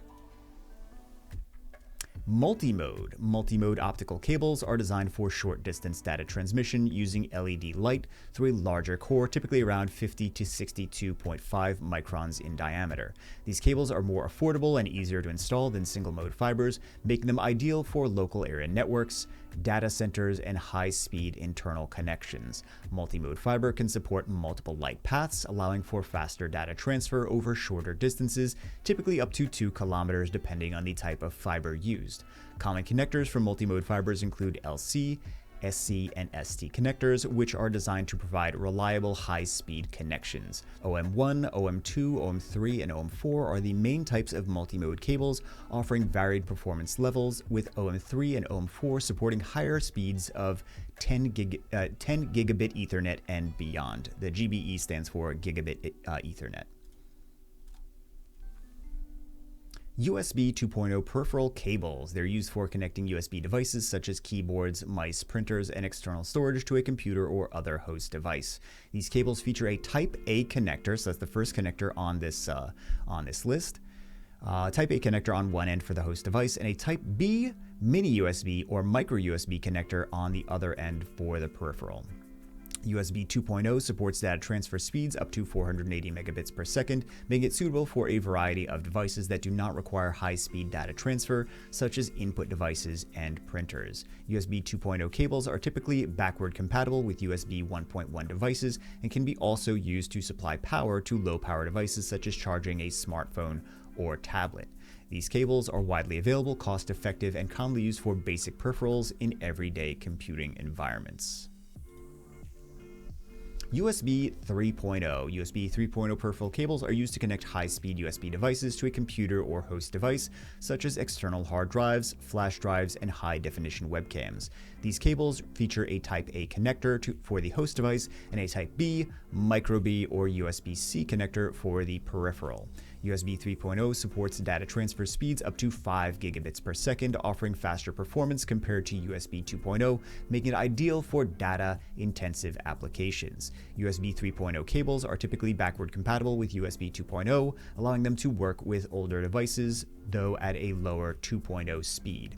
In addition to high-speed data transfer, USB 3.0 also provides power to connected devices, supporting devices with high power requirements like external drives. And also pay attention to the ports for, this is just another extra little piece of information, pay attention to the ports that you are trying to connect these cables to, because they will actually be colored differently based on the ports that they are. Like, for example, on your computer, if you go to like Best Buy and you look at the back of the computers at the different panels, you will see different colored ports on there. And you can also see it right here, USB 2.0 versus 3.0, that the USB Type A port is blue.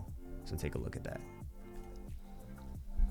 Next up, we have serial peripheral cables, and I promise you these are still used in, you'll still keep finding these being used. Serial peripheral cables are used to connect serial devices to a computer, typically for older peripherals such as modems, printers, and scanners. They use the RS-232 standard, and the most common connectors are DB9 for 9 pins and DB25 25 pins, depending on the device and application. Serial cables transmit data 1 bit at a time in a serial fashion, which is slower compared to parallel communication used in other cable types. While being obsolete in modern computing, serial cables are still used in industrial equipment, networking devices, and legacy systems. Serial connections are relatively simple, cost-effective, and reliable for low-speed communication over short distances. You'd be surprised how many times older technology is actually still used in the field. Again, it depends on what company you're working for and who you're servicing. If you're servicing just individual consumers that keep buying the newest technology, then you're not going to be really concerned too much with this. But if you're going to be working at, for example, maybe there's an insurance agency that you work for and you do IT for in the field, and they don't like to get the newest, fanciest equipment, or there's very rare proprietary technology that you in an engineering or manufacturing role that really has not progressed with the state of time, then you might be working with these a lot. So it really depends on where you're. I hope that was a decent explanation. I don't think it was, but yeah, depending on where you're working, you might still see these all the time, or you might never see them. Thunderbolt. So Thunderbolt cables are high-speed data transfer cables that support data, video, and power over a single connection. Thunderbolt 3 and 4 use the USB-C connector, offering up to 40 gigabits per second data transfer speeds and supporting dual 4K displays or a single 8K display. That's something to note, that you can actually use these with displays. Thunderbolt cables are commonly used in external storage devices, monitors, docking stations, and high-performance peripherals for devices like MacBooks and PCs. Thunderbolt also supports daisy chaining, allowing multiple devices to be connected through a single port, reducing cable clutter. These cables provide bidirectional data flow, allowing for simultaneous input and output operations, which improve efficiency. HDMI or High Definition Multimedia Interface cables transmit both high definition video and digital audio through a single cable.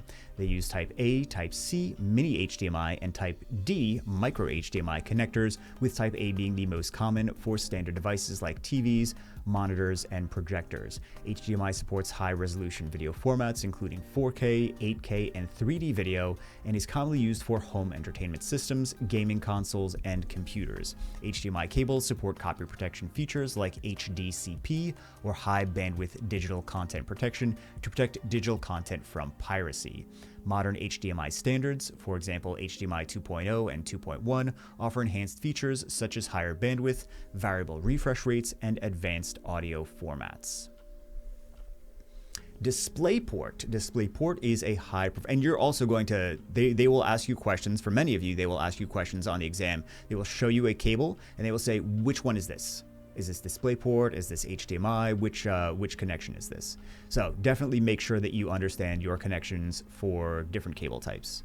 DisplayPort is a high-performance video and audio interface used to connect monitors and computers for high-resolution video and multi-channel audio transmission. It supports resolutions up to 8K and features higher refresh rates and better color depth than HDMI, making it ideal for gaming, professional video editing, and high-end displays. DisplayPort connectors come in standard, DP, and mini or MDP versions, with MDP being commonly used for laptops and portable devices. DisplayPort supports daisy chaining of multiple monitors through multi-stream transport or MST hubs, allowing for the connection of multiple displays from a single port. Newer DisplayPort 1.4 and DisplayPort 2.0 standards offer improved bandwidth, supporting advanced features like HDR, higher resolutions, and faster refresh rates. DVI video cables are used to transmit digital video signals from a computer or video source to a monitor or display source. Display device. DVI connections come in DVI-D, digital only, DVI-A, analog only, and DVI-I, integrated, supporting both digital and analog signals. That's going to be another one to keep in mind. DVI supports high-definition video resolutions up to 1920 by 1200 at 60 Hz, making it suitable for many computer monitors and projectors. DVI cables are often used in older monitors and PCs, but they can be converted to HDMI or VGA using adapters for compatibility with newer devices. While HDMI and DisplayPort have largely replaced DVI in modern setups, DVI remains important for legacy equipment and some professional environments.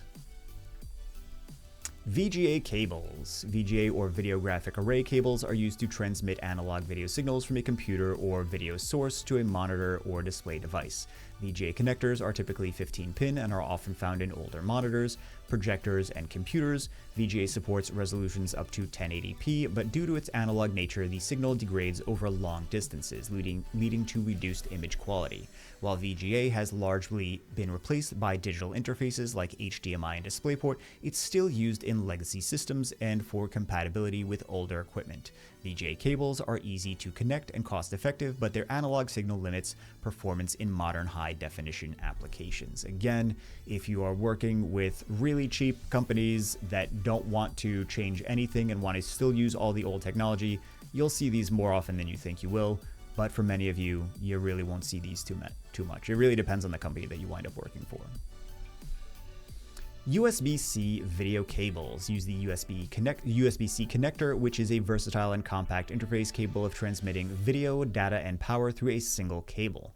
USB-C supports high-definition video output, including 4K and 8K resolutions, which we mentioned a couple slides ago, and is compatible with DisplayPort and HDMI video standards through alternate modes. The USB-C connector is reversible, meaning it can be plugged in either way, providing ease of use and convenience. USB-C video cables are commonly used in modern laptops, smartphones, tablets, and monitors, offering a single connection for multiple purposes. Thunderbolt 3 and USB 4 standards, which use USB-C connectors, support even higher speeds for video and data transfer, enhancing performance in professional applications. SATA. So SATA, or serial ATA, hard drive cables, are used to connect hard drives, solid-state drives, and optical drives to a computer's motherboard for data transfer. SATA cables feature a 7-pin connector that enables high-speed data transfer, typically ranging from 1.5 gigabits per second for SATA 1 to 6 gigabits per second for SATA 3. These cables are thin, flexible, and designed to support hot swapping, meaning devices can be connected or disconnected while the system is running. SATA cable, I would not recommend it, but they can. SATA cables are typically used in desktop computers, laptops, and servers, offering a reliable connection for internal storage devices. While the newer SATA 3 standard provides faster speeds, older systems may still use SATA 1 or SATA 2 cables, which are backward compatible. eSATA. So eSATA, or external SATA, are designed for connecting external storage devices like hard drives and SSDs to a computer using the SATA interface. eSATA cables have 7-pin connectors similar to internal SATA cables, but are designed for external use, providing faster data transfer speeds than USB or FireWire. eSATA offers data transfer rates up to 6 gigabits per second for SATA 3, making it ideal for tasks that require high-speed data access, such as video editing and large file transfers. Unlike USB and FireWire, eSATA provides a direct connection to the motherboard, offering better reliability and performance for external drives. eSATA is typically used for external hard drives, SSDs, and RAID enclosures that often require an eSATA port on the computer or an eSATA to USB adapter. Adapters. You're going to be using these all the time, I'm sure. Adapters are used to connect different types of cables or devices with incompatible connectors, allowing communication between them. Common adapters include HDMI to VGA, USB to Ethernet, DisplayPort to HDMI, and Thunderbolt to USB-C adapters. Adapters help bridge the gap between legacy devices and modern devices, ensuring compatibility and extended usability. They are compact, portable, and cost-effective solutions for adapting signals between different interfaces without needing to replace entire devices or cables. Active adapters contain built-in circuitry to convert the signal, for example, from digital to analog, while passive adapters simply pass the signal through.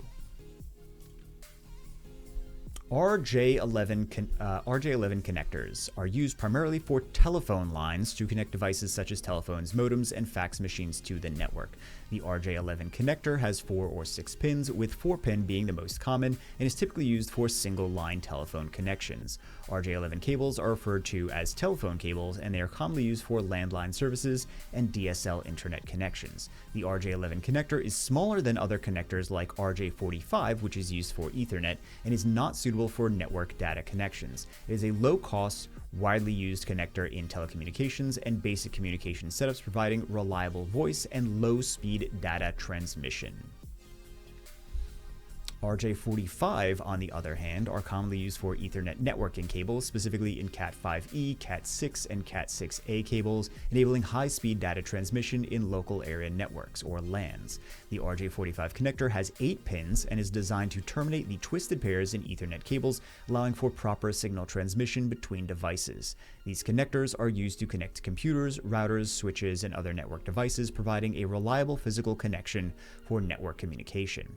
RJ45 connectors are typically paired with Ethernet cables and are essential for wired networking connections, offering faster speeds and greater stability than wireless connections. There are shielded, or STP, and unshielded, or UTP variations of the RJ45 connector, with the shielded version offering protection against electromagnetic interference, or EMI. F-type connectors. These are commonly used for coaxial cables, typically in cable TV and internet connections, as well as satellite dishes. The connector features a screw-on design, ensuring a secure connection for transmitting both digital and analog signals. F-type connectors are designed for single-wire connections and are typically used with RJ6 or RJ59 coaxial cables. These connectors are often found in residential and commercial applications, including television setups, modems, and satellite receivers. The durability and signal integrity of F-type connectors make them ideal for transmitting high-frequency signals over long distances with minimal signal loss. Straight tip connectors. So the straight tip connector, or the ST connector, is commonly used in fiber optic cables, particularly for single mode and multi-mode applications. ST connectors have a push-pull design which allows for easy insertion and removal from fiber optic ports. The connector uses a bayonet-style locking mechanism, ensuring a secure connection that resists accidental disconnections. ST connectors are used in a variety of network environments, including local area networks, or LANs, telecommunication, and data centers. While ST connectors have been somewhat replaced by LC and SC connectors in newer installations, they remain widely used in legacy systems.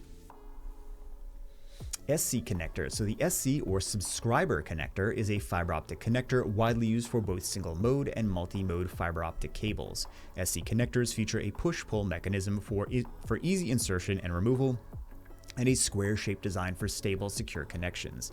The SC connector is known for its low insertion loss and excellent durability, making it ideal for high-performance networking applications. It is commonly used in data centers, telecommunications networks, and fiber optic installations due to its reliability and simple design. The SC connector is often used in environments where high-speed data transmission is crucial, including long-distance communication links. And we have the LC, or Lucent connector, which is a fiber optic connector designed for both single mode and multi-mode fiber optic cables, offering compact, high-density connectivity. LC connectors feature a small form factor with a push-pull mechanism, making them ideal for high-density fiber optic patch panels and switches. The LC connector is widely used in telecommunications, data centers, and networking environments where space saving and high performance are critical. Known for its low insertion loss and high reliability, LC connectors are commonly used in high-speed data transmission applications like 10 GBE and beyond, 10 gigabit Ethernet and beyond. LC connectors are often used in modern fiber optic networks due to their compact size and ability to support high-density fiber connections. And we have a punch-down block. Punch-down blocks are used for terminating and connecting twisted pair cables like Cat5e or Cat6 in structured cabling systems. These blocks use a punch-down tool to insert wires into a block's metal slots, ensuring a secure and reliable electrical connection. Punch-down blocks are typically used in patch panels, telecommunication rooms, and networking environments to organize and manage network cables. The most common types of punch-down blocks include 110 blocks and 66 blocks, with 110 blocks being more modern and offering higher performance for high-speed networks. Punch-down blocks are essential for cabling infrastructure in business, offering a cost-effective and scalable solution for organizing and maintaining network connections.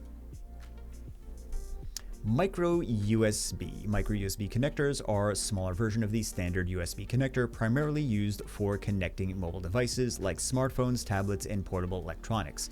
These connectors feature a 5-pin design supporting both data transfer and charging functions through a single cable.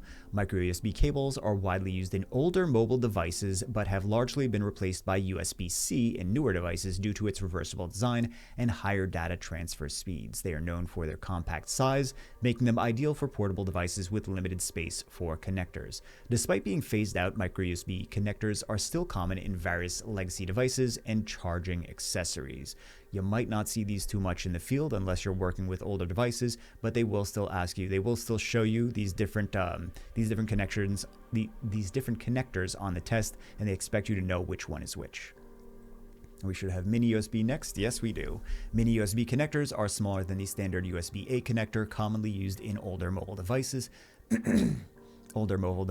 Digital cameras, and MP3 players. The mini USB design features a 5-pin connector supporting both data transfer and charging through the same cable. Mini USB cables are larger and more durable than micro USB, offering a more secure connection, but they're still relatively small compared to full-size USB connectors. While mini USB has largely been replaced by micro USB and USB-C in newer devices, it's still found in legacy devices and some specialized electronics. Mini USB connectors are particularly useful for portable devices and consumer electronics that require a compact and reliable connection for both charging and data transfer. USB-C. I know we already talked about this, but we're talking about it some more. USB-C connector. Some of these things are in multiple spots in the exam's objectives. That's why we included multiple slides for them. But some of it does get redundant. USB-C connectors are a versatile reversible connector type used for data transfer, charging, and video output across various devices. Supports higher data transfer speeds up to 40 gigabits per second with Thunderbolt 3 and 4, and power delivery up to 100 watts, making it ideal for modern laptops, smartphones, tablets, and peripherals. The reversible design allows the USB-C connector to be plugged in either way, eliminating the frustration of lining the connector correctly. USB-C cables can carry both video signals supporting 4K and 8K resolutions and audio, making them compatible with monitors, TVs, and docking stations.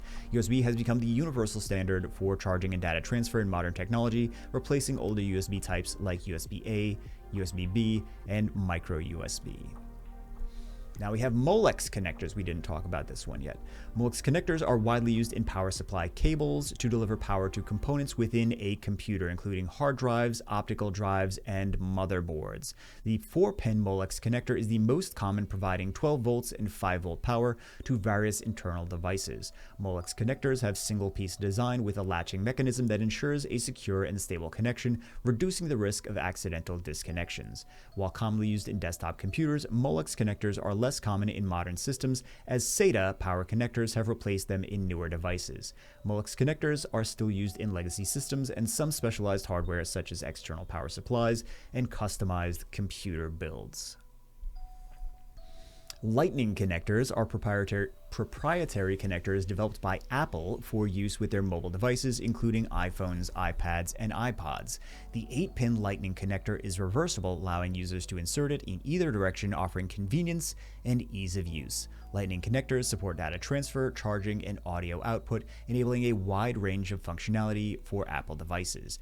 Unlike USB connectors, Lightning is smaller, enabling thinner device designs, and is used for connecting to chargers, headphones, and accessories. The Lightning connector replaced the older 30-pin dock connector on Apple devices, providing a faster, more compact solution for modern needs. I remember that connector. Blast from the past.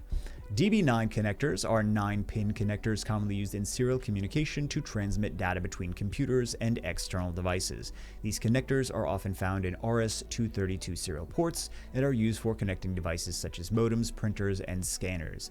DB9 connectors feature a D-subminiature design, providing a secure connection with screw terminals to prevent accidental disconnections. While DB9 connectors have largely been replaced by USB and network ports in modern systems, they remain important in legacy equipment and industrial applications. DB9 connectors are used in applications that require low-speed data transmission and are still prevalent in serial console ports and communication devices. Now we have the various types of RAM. Or random access memory. So we have SODIMM first, small out, and you're gonna need to know all of these. So SODIMM, small outline dual inline memory module. DIMM is dual inline memory module. So SODIMM is small outline. It's the smaller version. It's the more compact RAM for example, laptops. So this is a smaller version of the standard DIMM used primarily in laptops, compact PCs, and all-in-one systems. SODIMM modules have fewer pins, typically 200 or 204 pins, compared to the standard DIMM modules, which have 288 pins for DDR4. SODIMM is designed for space-constrained environments where size is a critical factor, offering the same functionality as DIMM, but a more compact form. SODIMM supports the same DDR, or double data rate, memory types as DIMM, including DDR3, DDR4, and the newer DDR5 with varying speeds and voltages. Despite its smaller size, SODIMM provides comparable performance to DIMM, making it ideal for portable and space-saving systems. And then we have DIMM, or Dual Inline Memory Module. We probably should have put this one first. It is the standard type of RAM module used in desktop computers and servers, providing high-speed memory for performance-intensive tasks. DIMMs typically have 288 pins for DDR4 memory, with earlier versions like DDR3 having 240 pins. DIMM modules provide higher memory capacity for faster data transfer speeds compared to smaller memory modules like SODIMM, making them ideal for high-performance systems. DIMM supports multiple channels, dual, triple, or quad channel configurations, and we'll talk about that in a minute, to increase memory bandwidth and overall system performance. DIMMs are available in various capacities and speeds, with options for ECC, or error correcting code, which have an additional chip on them, or non-ECC, depending on the system's requirements for error detection and correction. We're going to talk about the ECCs as well. DDR iterations. So DDR, or double data rate, is a type of SDRAM, synchronous dynamic random access memory, that improves data transfer speeds by transferring data on both the rising and falling edges of the clock signal. DDR has gone through multiple iterations: DDR, DDR2, DDR3, DDR4, and DDR5, with each iteration offering higher speeds, lower power consumption, and increased bandwidth. DDR3 and DDR4 are commonly used in modern desktop and laptop systems, with DDR4 offering faster speeds and better efficiency than DDR3. DDR5 is the latest iteration, providing even higher speeds, up to 8400 MT per second, improved bandwidth, and lower power consumption than previous generations, making it ideal for higher performance applications. Each DDR iteration uses different pin configuration. For example, DDR4 uses 288 pins, while DDR3 uses 240 pins. It is not compatible with the previous generation. This is something that I definitely want you guys to remember for working in the field, is to make sure when you need to replace memory in a machine, to make sure you use the correct memory, the correct DDR iteration. Otherwise, you're going to give yourself extra frustration, extra headache that you don't need. So please make sure that you understand which DDR iteration you need when you're replacing memory, because it's going to happen all the time. For a lot of it, again, it depends on where in the industry you're working, but for a lot of you, you're going to need to be doing this often, and you're going to want to make sure that you use the correct iteration of RAM. So now we have ECC RAM. So ECC, error correcting code, RAM, includes a built-in error detection and correction mechanism which automatically detect and correct single-bit errors, ensuring higher data integrity. Non-ECC RAM does not have error correction, making it faster and more cost-effective, but more prone to data corruption in the event of a memory error. ECC RAM is typically used in systems where data integrity is critical, such as servers, workstations, and high availability environments.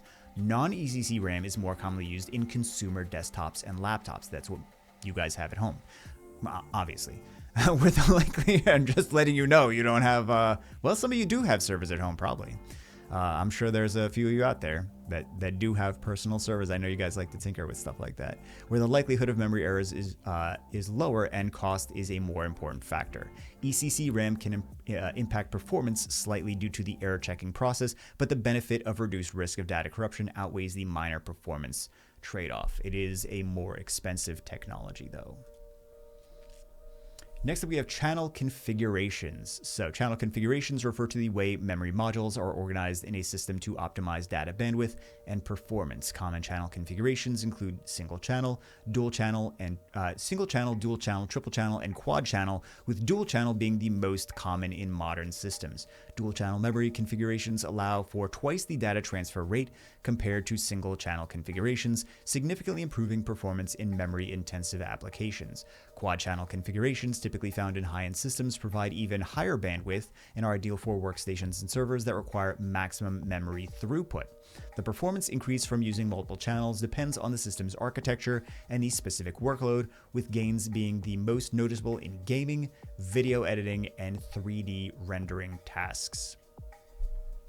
This could be something that we would get value in diving deeper into if you guys want. If you guys want a dedicated video on single versus dual, triple, and quad channel memory, there are plenty of videos out there already on this, but if you're interested in it, if you don't already know, I know a lot of people already know, they've made their own computers, but this could be helpful to know. Next up, we have spindle speeds, which is every year it's being more and more legacy. It's still out there, but every year this matters less because everything is transitioning from spindles to the NVMe drives, the SSDs. So spindle speeds refer to the rotational speed of the platters inside a hard disk drive, or HDD, measured in RPM, or revolutions per minute. Common spindle speeds are 5400 RPM and 7200 RPM, with higher speeds offering faster data access and better performance.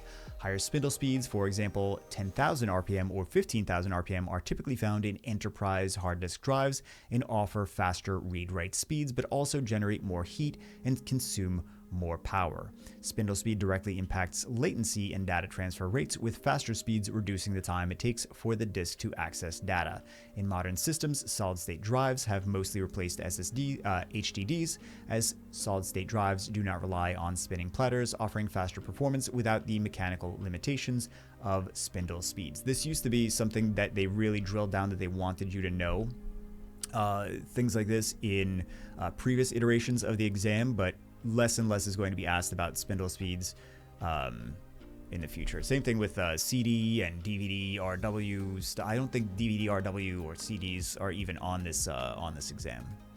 So 2.5 versus 3.5 inch form factor hard drives. So 2.5 inch hard drives are smaller and typically used in laptops, ultrabooks, and external storage devices, offering a balance between size and storage capacity. 3.5 inch hard drives are larger, often used in desktop computers, servers, and NAS, or network attached storage devices, providing higher storage capacities and performance. 2.5 inch drives generally have lower storage capacities, usually up to 2 terabytes for hard disk drives, but their compact size makes them ideal for portable and space-constrained environments.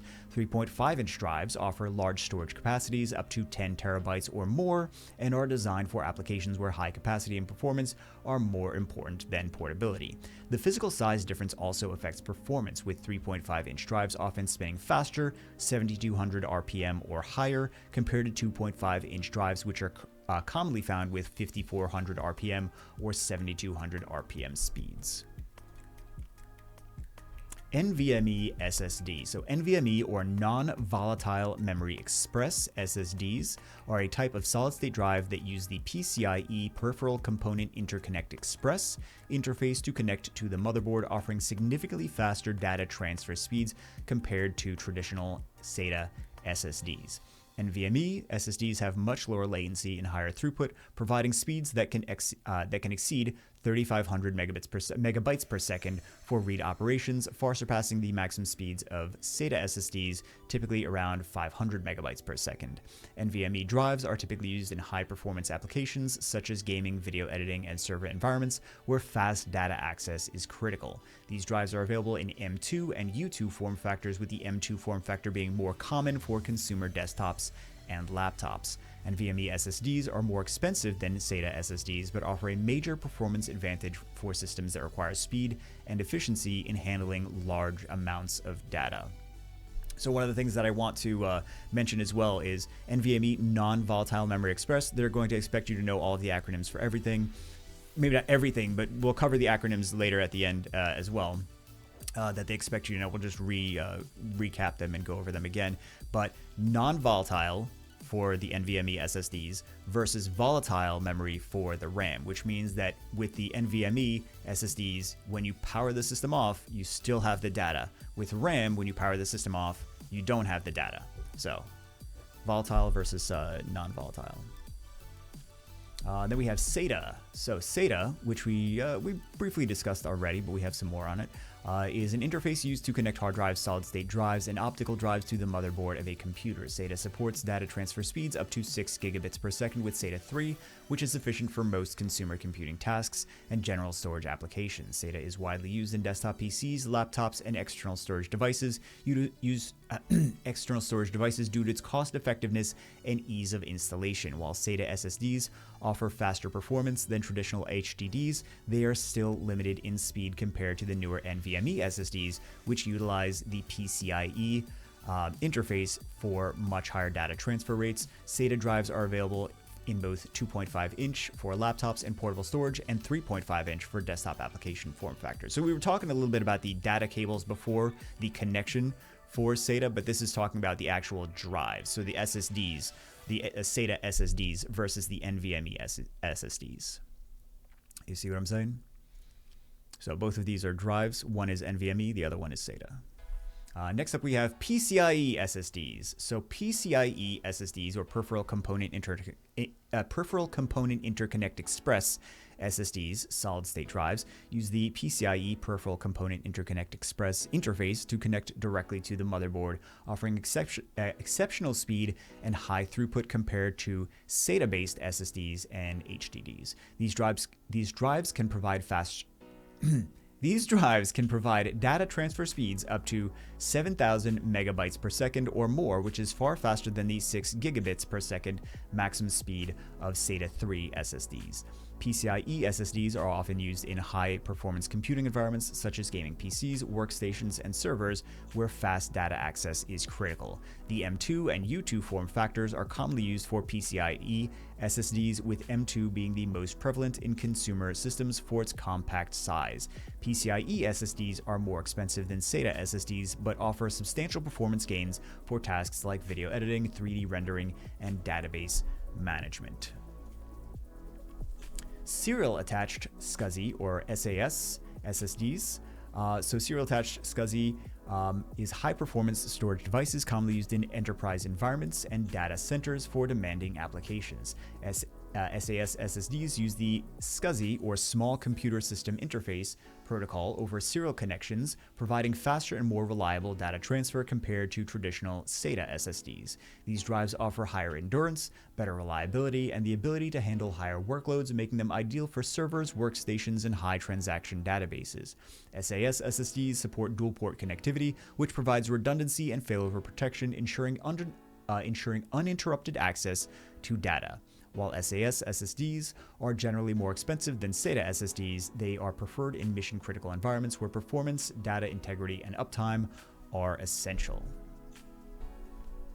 M2 form factor SSDs. So M2 form factor SSDs are compact and high-performance storage devices that use the M2 connector to provide fast data transfer speeds, most commonly used in laptops, ultrabooks, and desktop PCs.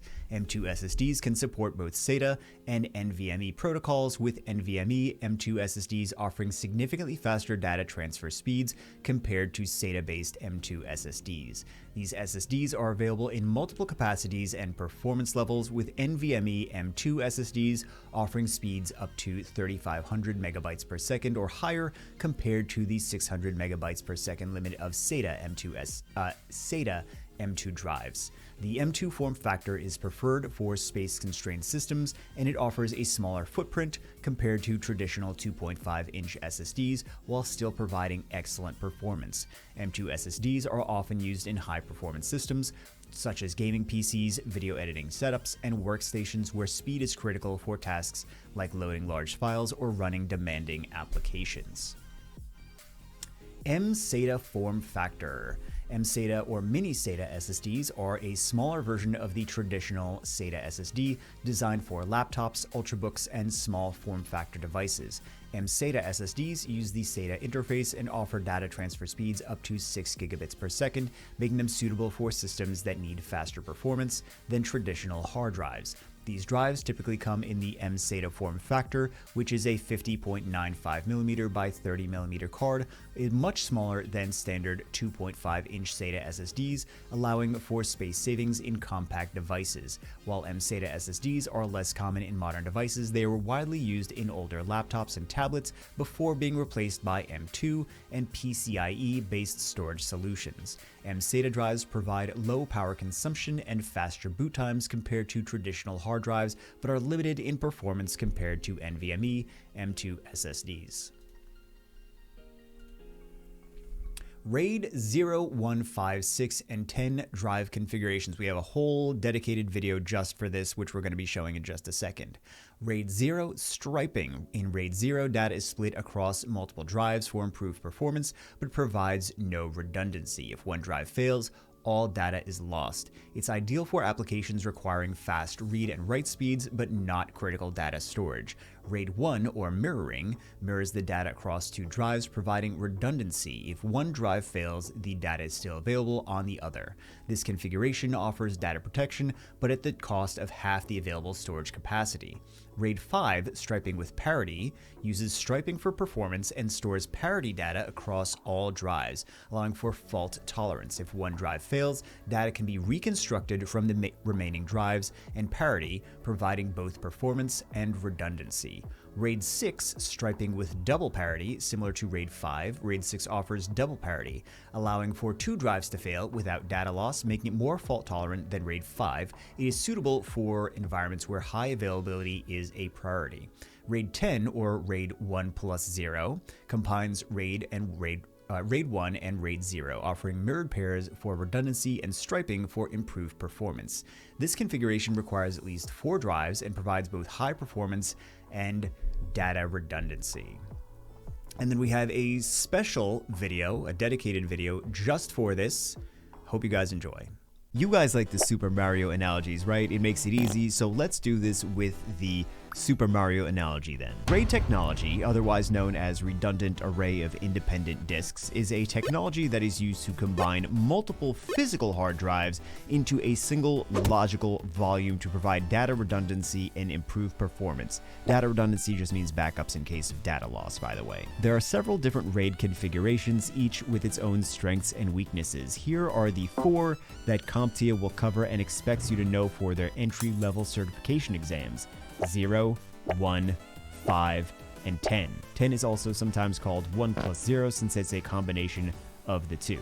RAID 0, which is striping. This configuration is used to improve read and write performance by splitting the data into stripes and spreading them across multiple disks. RAID 0 has no redundancy, so if one disk fails, all data on all disks will be lost. Imagine this like Mario and Luigi printing a world map with treasure locations. They have a big map to print, but only have 2 medium pieces of paper, or hard drives, so Mario prints half the map on his paper and Luigi prints half the map on his paper. Mario finds half the treasure, Luigi finds half the treasure. It's fast, but if anyone loses their map, they're screwed and they can no longer have all the data. This is RAID 0. RAID 1, mirroring. This configuration is used to provide data redundancy by creating a mirrored copy of the data on multiple disks. RAID 1 has read performance benefit, but write performance is limited to the speed of a single disk. Consider this like Mario and Luigi printing a smaller treasure map, but copying it so both of them have one. This provides backups, so if one is lost, they still have a copy, but the treasure map doesn't have as much data, similar to how drives and RAID 1 drives are copied so both drives have the same data. This is RAID 1.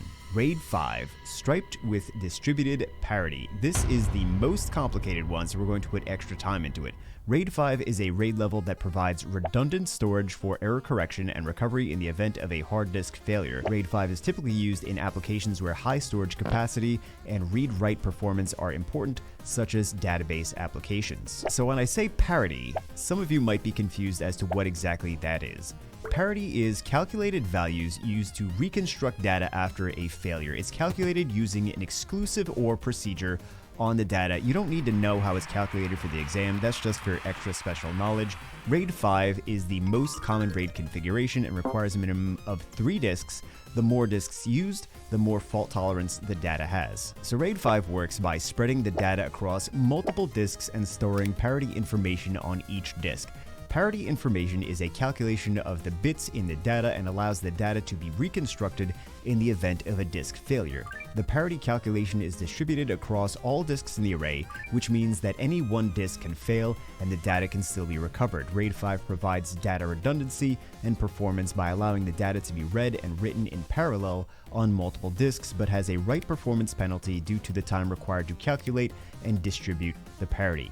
RAID 5 also has a rebuild time penalty, as the parity calculation must be recalculated in the event of a disk failure, and the new disk must be rebuilt with the data. RAID 5 is recommended for applications where it is more important reading data than writing it, and where the capacity of the disk array is more important than the write performance. It's very confusing, I know. You might want to re-review it a couple times, but consider this like splitting the big treasure map that usually takes 2 pages into 3 sections, and on each section providing abbreviated data for what's on the other 2, like parity data, so that just in case you lose one of the 3 parts of the map, you can basically rebuild it with the data from the other 2 map sections. This is RAID 5, and this is the confusing one. Now that we've got RAID 5 out of the way, we're on to RAID 10. This is easier, you've got this. RAID 10 is striped and mirrored. So this configuration is used to provide both data redundancy and performance improvement by striping data across multiple disks and mirroring the data to additional disks. RAID 10 has a performance benefit and can withstand losing 1 drive out of each mirrored pair. Consider this the best of both worlds, but it requires more paper or drives for Mario and Luigi, so if they're comfortable using the extra paper or drives, they get the speed of 2 treasure hunting plumbers and redundancy of having copies of both maps to mitigate loss in case of data destruction. This is RAID 10, or 1+0. In summary, RAID 0 provides high performance but no redundancy. RAID 1 provides redundancy but limited performance.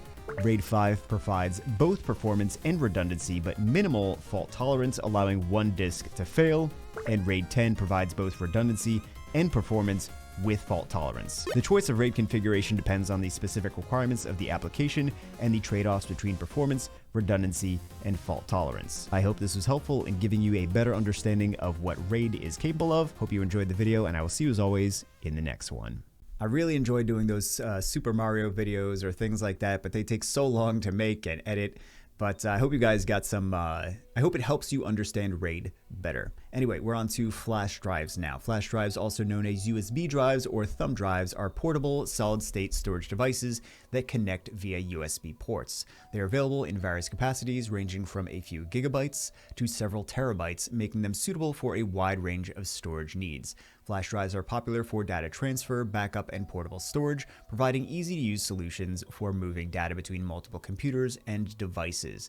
These devices are compact, lightweight, and typically offer read-write speeds that are faster than traditional hard drives, though slower than SSDs. USB 3.0 and 3.1 standards allow for faster data transfer speeds compared to older USB 2.0 devices. And just a little thing that I want to mention is, if you ever see a random flash drive on the floor at work somewhere, do not plug it into your computer. Ever. Do not do that. That is one of the easiest ways for malicious people to get malicious software onto your computer. Do not ever just plug in a random flash drive that you found on the ground. Just cybersecurity 101. Just wanted to mention that. Memory cards. Memory cards are removable storage devices used to store data in digital cameras, smartphones, tablets, and other portable electronics. Common memory card formats include SD or secure digital, micro SD, and compact flash, with SD cards being the most widely used in consumer electronics. Memory cards come in varying capacities ranging from gigabytes to terabytes and are known for their portability and ease of use, transferring data between devices. They offer faster read and write speeds than traditional hard drives, with certain formats like UHS-1 and UHS-2 offering high-speed performance for tasks like video recording and high-resolution photography. While slower than SSDs, memory cards are ideal for mobile and external storage, offering a balance between capacity, portability, and performance. Optical drives use laser technology to read and write data on optical media such as CDs, DVDs, and Blu-ray discs. These drives are commonly used for data storage, media playback, and software installation, though they have become less common in modern systems as digital downloads and streaming have risen. Blu-ray devices offer significantly higher storage capacity than DVD and CD drives, with Blu-ray discs storing up to 100 gigabytes of data compared to the 4.7 gigabytes capacity of standard single-layer DVD.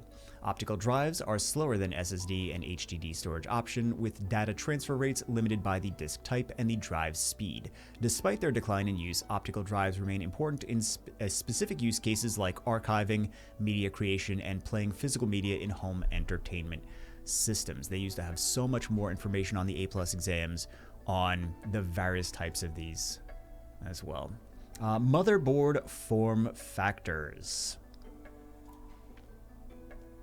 First up, we have the ATX form factor. ATX is a widely used for motherboards. ATX, or Advanced Technology Extended form factor, is widely used standard for motherboards, offering ample space for components and expandability in desktop computers. ATX motherboards typically feature up to 7 expansion slots, allowing for multiple add-on cards such as graphics cards, sound cards, and network interface cards. The ATX form factor supports a wide range of CPU sockets for different processors, with ample power connections and cooling solutions to meet the needs of high-performance systems. The standard ATX motherboard size is 12 by 9.6 inches, providing enough room for larger components and additional storage drives, which make it ideal for gaming PCs, workstations, and servers. ATX motherboards are compatible with a variety of expansion slots, including PCIe, allowing for high-speed data transfer and customized configurations for a wide range of applications. Next, we have micro ATX. So micro ATX is a smaller version of the ATX motherboard, measuring 9.6 by 9.6 inches, offering a balance between size and expandability for compact desktop systems. Despite its smaller size, micro ATX motherboards can support multiple expansion slots, typically offering 4 PCIe slots, allowing for graphics cards, network cards, and other add-ons. Micro ATX motherboards are compatible with a wide range of CPUs and RAM, providing flexibility for building both budget and performance-oriented systems. We're going to talk about the different sockets for the CPUs in a bit as well. The micro ATX form factor allows for a reduced number of storage options compared to full ATX, typically supporting fewer SATA drives or M2 slots, but still enough for most user needs. The compact design of micro ATX motherboards makes them ideal for smaller form factor PCs, such as home theater PCs, gaming PCs, and office desktops where space is limited but performance is still required. ITX form factor. So ITX motherboards are the smallest standard form factor for desktop computers, with the most common size being mini ITX, measuring 6.7 by 6.7 inches. Due to their compact size, ITX motherboards offer limited space for expansion slots, typically supporting only one PCIe slot, making them ideal for low-profile or single-card configurations. ITX boards support a range of CPUs and RAM, although they're generally used for smaller, more energy-efficient systems where space and power consumption are primary concerns. ITX motherboards often feature limited storage options supporting 1 to 2 SATA ports or M2 slots, but they can still handle basic storage needs in home desktops or HTPCs, home theater PCs. These boards are perfect for compact builds such as small form factor PCs, home theater setups, and light gaming systems that prioritize space efficiency over expandability. PCI connectors. PCI, or Peripheral Component Interconnect connectors, are standard expansion slots on motherboards used to connect add-on cards such as graphics cards, sound cards, and network interface cards, or NICs.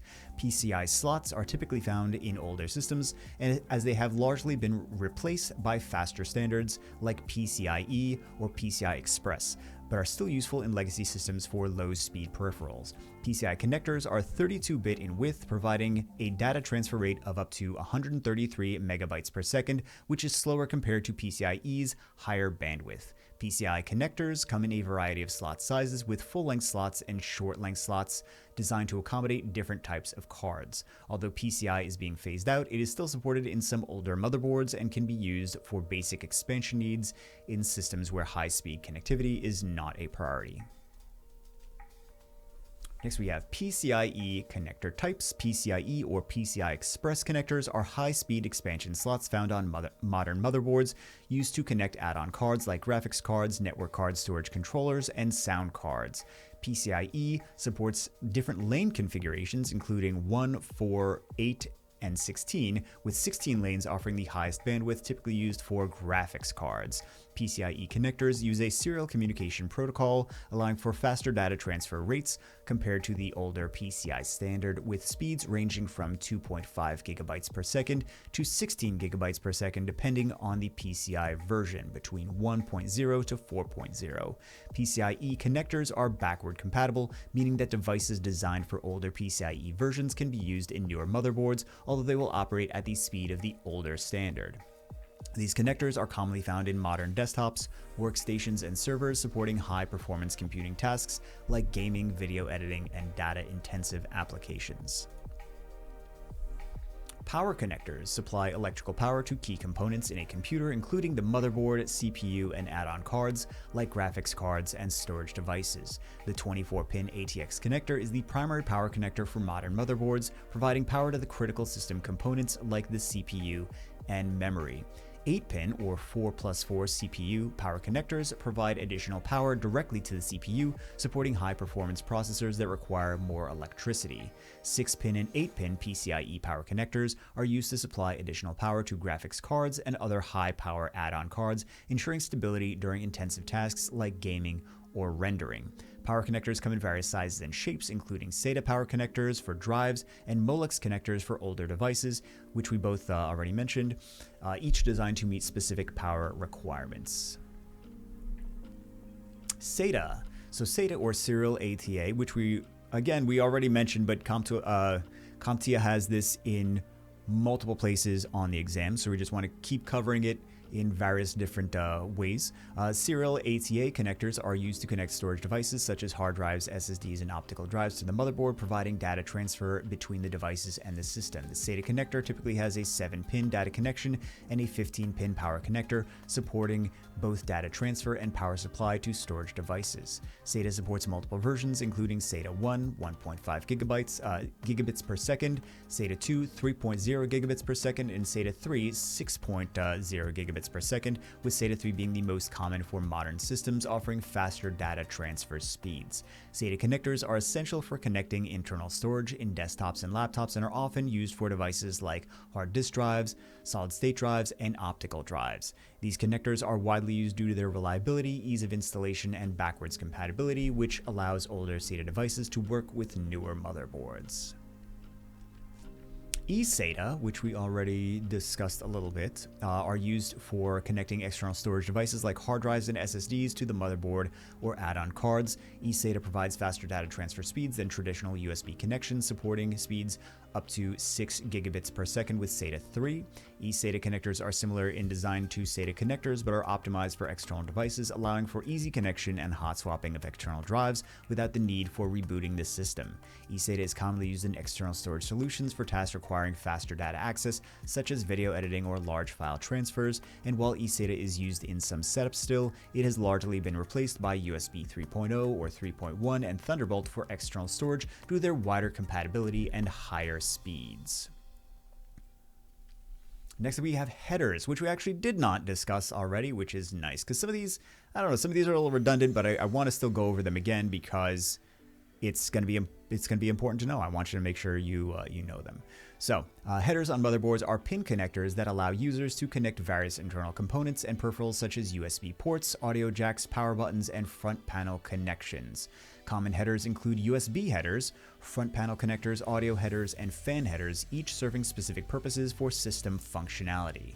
USB headers allow for the connection of additional USB ports on the front or top of the case, enabling easy access to USB devices without accessing the back of the PC. Front panel connectors include pins for power switches, reset switches, and LED indicators, which allow users to power on and monitor system status. Some advanced motherboards also feature CPU fan headers, which provide power and control for the CPU cooling fan, and RGB lighting headers for customizing lighting effects. M2 connectors. So we actually get to see a little bit closer of a close-up of the M2 connector. I know we already talked a little bit about this previously. The M2 connector is a high-speed interface used on motherboards to connect storage devices such as SSDs and add-on cards like Wi-Fi and Bluetooth adapters. M2 connectors support both SATA and NVMe protocols, with NVMe M2 SSDs offering significantly faster data transfer speeds compared to SATA M2 SSDs. M2 slots are available in multiple sizes, with the most common being 22 by 80 mm, widely used for SSDs, but also other sizes like 22 by 60 mm and 22 by 110 mm are also available for different applications.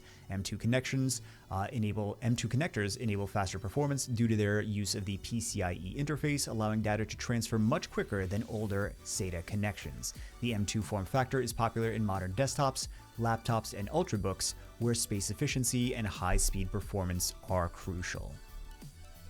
AMD CPU socket types. So AMD CPU socket types are the physical interfaces on motherboards designed to connect AMD processors to the system, with various socket types being used for different generations of CPUs. The most common AMD socket types include AM4, TR4, and STRX4, with AM4 being the most widely used for mainstream desktops and supporting a range of Ryzen processors. They're really not going to go too in-depth into AM4, TR4, STRX4, things like that. They just want you to know the different types of socket types.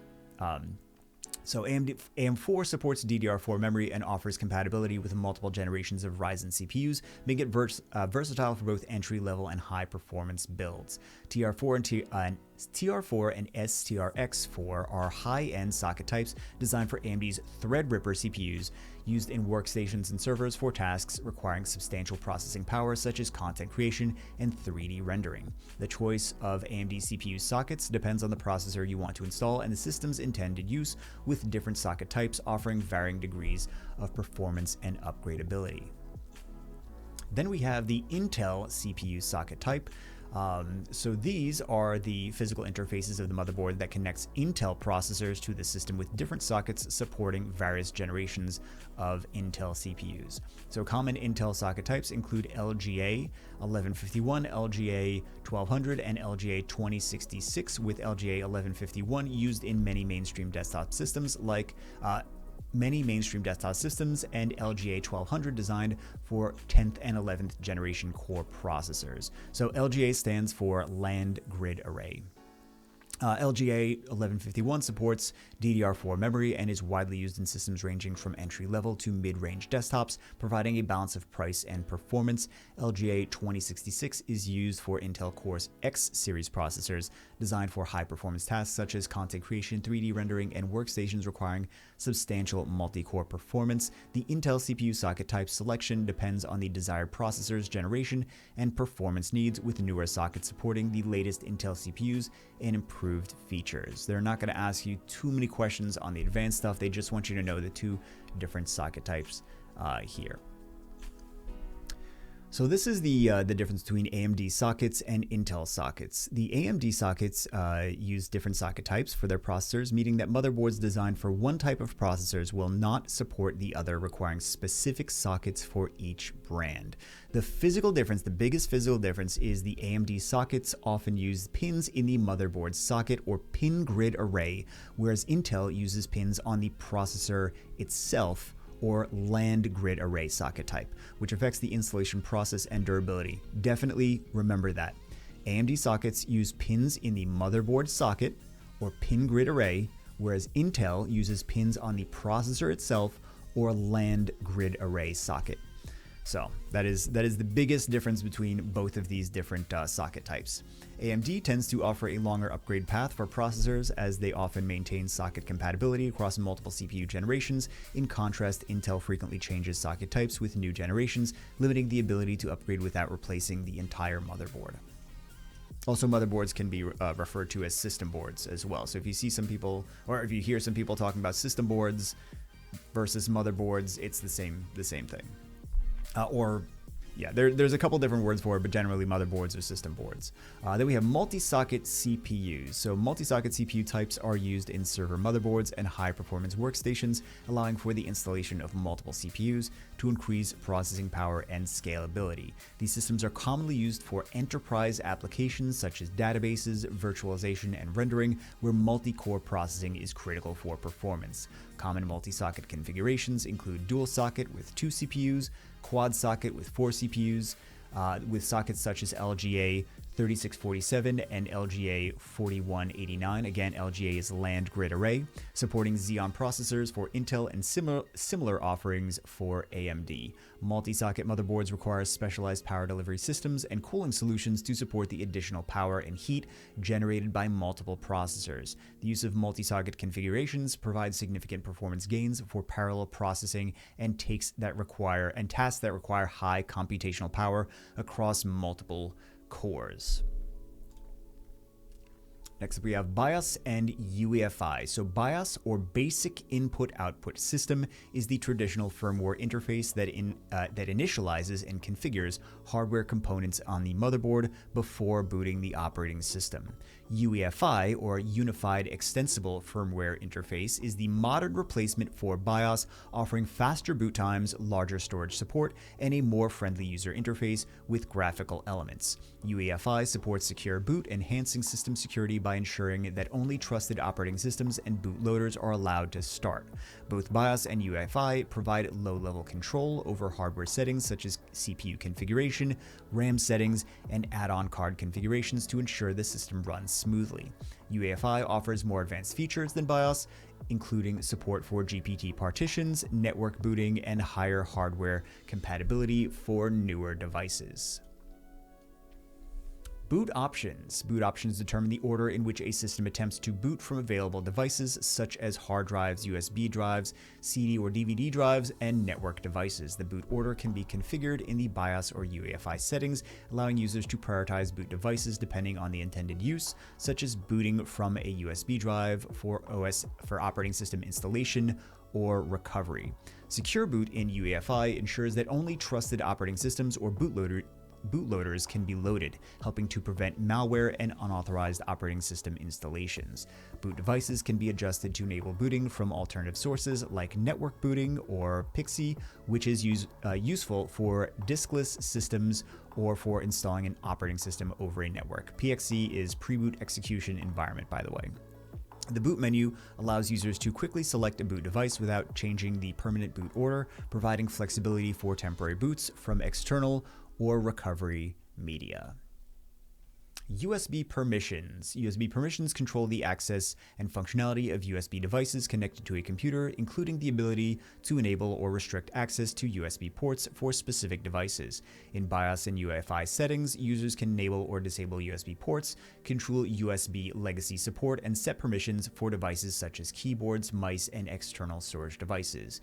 USB security settings can restrict the use of USB storage devices to prevent data theft or malware attacks by allowing only specific devices to be accessed or blocked. On modern systems, UEFI firmware provides advanced USB device control options, including the ability to configure USB power settings and device wake-up functions during system sleep.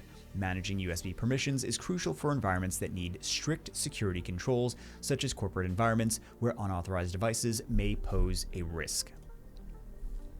TPM, or Trusted Platform Module, is a hardware-based security feature embedded in the motherboard or added as a separate chip to provide cryptographic functions such as encryption and secure storage. TPM ensures system integrity by storing cryptographic keys and other sensitive information securely, protecting against unauthorized access and tampering with system files. TPM is commonly used for features such as BitLocker encryption on Windows, secure boot, and password protection for applications requiring high levels of security. The TPM chip enhances security during system boot by ensuring that only trusted firmware and software are executed, thus preventing malicious software from running. Modern motherboards with UEFI firmware often support TPM 2.0, offering more advanced encryption and security features compared to earlier versions. Fan considerations. They are essential for maintaining adequate cooling and ensuring thermal management of system components such as the CPU, motherboard, and add-on cards. Proper fan placement and airflow configuration, intake and exhaust fans help prevent overheating, which can lead to system instability or hardware damage. CPU fans are often paired with heat sinks to directly cool the processor, while additional case fans can be used to improve overall system airflow and cooling efficiency. PWM or pulse width modulation fans offer variable speed control, adjusting fan speed based on the system's temperature, providing efficient cooling while reducing noise levels. When configuring for high-performance systems or overclocking, additional or more powerful cooling solutions such as liquid cooling or high-performance fans may be necessary to handle the increased heat output. Air cooling versus liquid cooling. So a couple things on both. Air cooling utilizes fans and heat sinks to dissipate heat. It is cost effective and easy to install, and it is commonly found in consumer grade PCs. Liquid cooling uses water or coolant to transfer heat away from components. It provides superior heat dissipation compared to air cooling. It is more complex and expensive, often used in high-performance systems. The key differences are that air cooling is less expensive and simpler, but can be less efficient for high-performance setups. Liquid cooling is more effective for managing heat in overclocked or gaming PCs, but requires more maintenance and installation expertise. It also needs to be flushed, and you need new coolant every so often. I forget the specific time period that you need to do that, but if you do have a liquid cooling system in your PC, in your gaming PC, you're going to need to replace that. Otherwise, the ducts can get clogged. Liquid systems can be liquid systems can be quieter and more compact, but tend to be costlier and involve more components.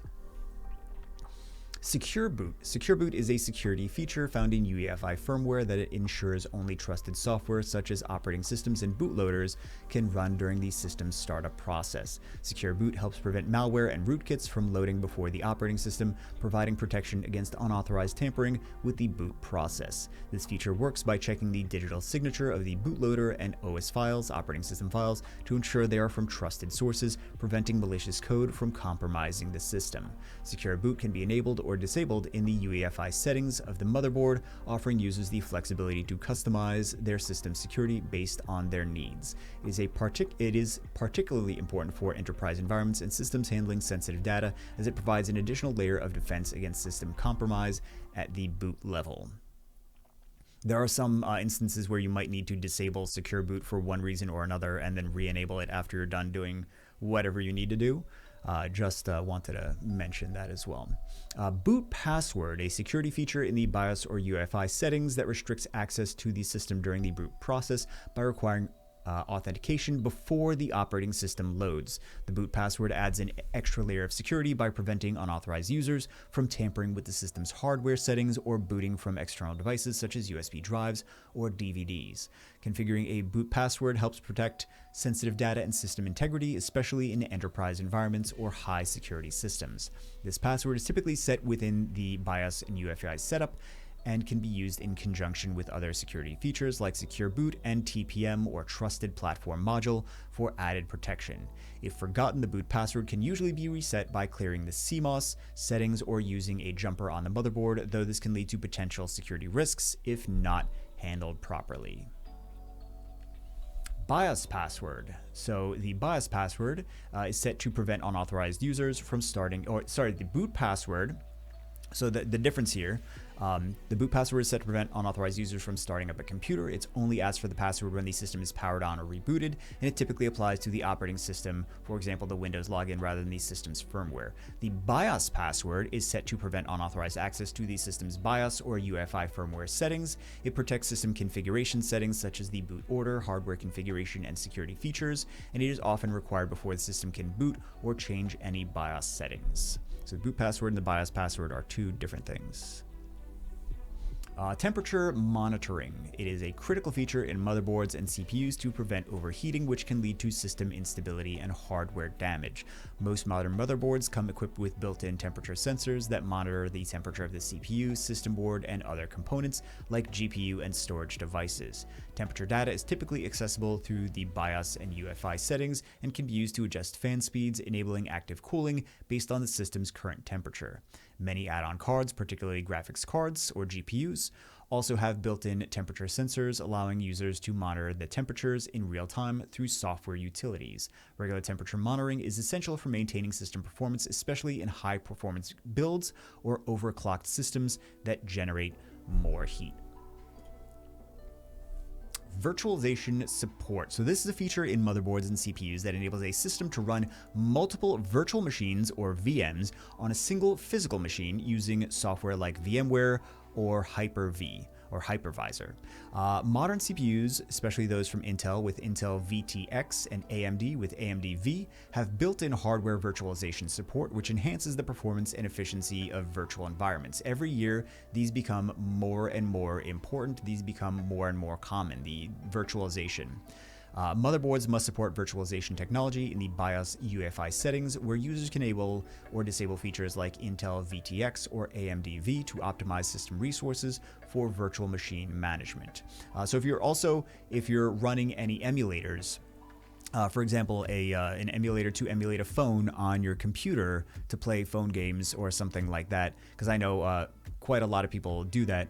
This is another thing that you would want to make sure that you enable to make sure that emulator runs smoothly. Add-on cards such as GPU cards can also support virtualization, especially for GPU pass-through in systems running virtualized environments that require heavy graphical computing. Virtualization is critical for use cases like server consolidation, software testing, development environments, and cloud computing, where isolating applications or services is necessary. TPM encryption. So TPM, or Trusted Platform Module, is a hardware-based security feature that provides encryption and secure storage for sensitive data such as passwords and encryption keys. TPM chips are often integrated directly into the motherboard or added as a separate component to enable full disk encryption solutions like BitLocker on Windows systems. TPM encryption protects data integrity and ensures that only authorized software is loaded during the boot process, preventing unauthorized access or tampering with the system. I know we already talked about this a handful of slides ago. Modern CPUs from both Intel and AMD support TPM 2.0, the latest version that offers enhanced encryption capabilities and improved security over the older TPM 1.2. Add-on cards, such as hardware security modules or HSMs, can also work with TPM for additional encryption and security services in environments requiring higher levels of protection. So now we have an HSM, or a hardware security module. This is a dedicated hardware device used to provide high-level cryptographic operations and secure storage for sensitive data like encryption keys and digital certificates. HSMs are typically used in enterprise environments where data security is critical, offering robust protection for tasks like key management and digital signing. HSMs can be installed as add-on cards or external devices and are often used in conjunction with TPM, or Trusted Platform Module, for enhanced security features on motherboards and CPUs. These modules can support public key infrastructure, or PKI, and encryption standards, making them essential for secure transactions, data integrity, and secure boot processes. Hardware security modules are commonly used in financial services, government agencies, and high-security computing systems where the protection of sensitive data is paramount. Then we have x86 versus x64 architecture. So x86 architecture refers to a 32-bit processor, and this is something you're going to need to just know in general. It's really, really great to know. x86 architecture refers to a 32-bit processor architecture that supports a maximum of 4 gigabytes of RAM, making it suitable for legacy systems and older software. So this is one of the things that they're going to throw some of these questions at you, where you just got, for example, a user just got 16 gigabytes of RAM. They put it in and it's only recognizing 4 gigabytes. This is potentially going to be the answer to that question. So this is something that I would make sure to keep in mind. Supports a maximum of 4 gigabytes of RAM, making it suitable for legacy systems and older software. x64 architecture, also known as 64-bit architecture, supports larger amounts of RAM, up to 18.4 million terabytes. I'm sure some of you want that on your personal computers, of course, offering improved performance and efficiency for modern applications and operating systems. x64 processors are backwards compatible with x86 software, meaning they can run both 32-bit and 64-bit applications, but x86 processors cannot run x64 software. x64 architecture improves multitasking, processing power, and supports more memory-intensive applications like gaming, virtualization, and video editing. When configuring motherboards and CPUs, choosing between x86 and x64 depends on the software requirements, system performance needs, and the amount of RAM the system will need. For many things in technology and information systems, you will see higher numbers are better, higher numbers will give you better results. This is not the case in x86 versus x64. Just keep that in mind. This will be, in one way or another, this will be a sneaky question on your test, and I want you guys to be prepared for it. Next up, we have Advanced RISC, or Reduced Instruction Set Computer. ARM architecture is a type of RISC, or Reduced Instruction Set Computer architecture, known for its low power consumption, making it ideal for mobile devices like smartphones, tablets, and embedded systems. ARM processors use a simpler instruction set compared to CISC, complex instruction set computers like x86, resulting in faster execution and lower power usage for specific tasks. ARM CPUs are used in a wide range of devices from consumer electronics to embedded systems in automotive, IoT, or Internet of Things, and networking applications. Many motherboards for mobile devices and single board computers, or SBCs, like the Raspberry Pi, utilize ARM processors, offering a balance between performance, energy efficiency, and cost. While ARM CPUs are increasingly being used in high-performance computing and servers, they are still most commonly found in portable devices and embedded systems due to their energy-efficient design. Core configurations. Core configurations in CPU architecture refer to the number of physical cores present in a processor, where each core can independently handle tasks, improving multitasking and parallel processing. Modern CPUs typically feature multi-core designs, while common configurations including dual-core, quad-core, hexa-core, and octa-core processors, offering performance scalability for different computing needs. More cores allow for better performance in multi-threaded applications such as video editing, 3D rendering, and gaming by distributing tasks across multiple processing units. Hyperthreading, or simultaneous multi-threading (SMT) technology, allows each core to handle 2 threads, effectively doubling the processing capacity and improving efficiency for certain workloads. When configuring motherboards and CPUs, choosing the right core configuration depends on the workload requirements, with higher core counts being beneficial for resource-intensive applications. And this L3 cache over here, well, I suppose we'll get into the caches. I want to talk about all the different things in here, but that's effectively like a memory on the CPU. That giant thing that says shared L3 cache. Sound card, video card, capture card, and network interface cards. Sound cards are add-on cards that are integrated components used to process audio signals, enabling high-quality sound output and microphone input for applications like gaming, music production, and video conferencing. Most people nowadays seems like they only need sound cards when they're working on audio production, when they actually have an audio studio of some kind. Video cards, it seems like everyone and their mom and their dog and their grandpa has an aftermarket, very intense video card for gaming, since gaming is so so prevalent in our society. So video cards, GPUs are critical for rendering graphics like gaming, video editing, and other visual intensive applications, with high performance GPUs offering accelerated processing for tasks like 3D rendering and AI computation. Oh yeah, AI Bitcoin mining, and things like that as well. Because some of the GPUs are very efficient at mining cryptocurrency. Capture cards allow, you've seen NVIDIA stock, I'm sure you, if you haven't, it's been on a wild ride. Capture cards allow the computer to receive and record audio and video signals from external sources, commonly used in live streaming, video recording, and broadcasting setups. Network interface cards, or NICs, provide wired or wireless connectivity to local area networks and the internet, with modern NICs offering high-speed connections for tasks such as data transfer and gaming. These add-on cards are essential for enhancing system capabilities, and their integration with the motherboard and CPU is configured to ensure compatibility and optimal performance in specific applications. Cooling fan and the heatsink. We discussed this a little bit already. Cooling fans and heatsinks are essential components in maintaining thermal management and preventing overheating in CPUs, motherboards, and add-on cards.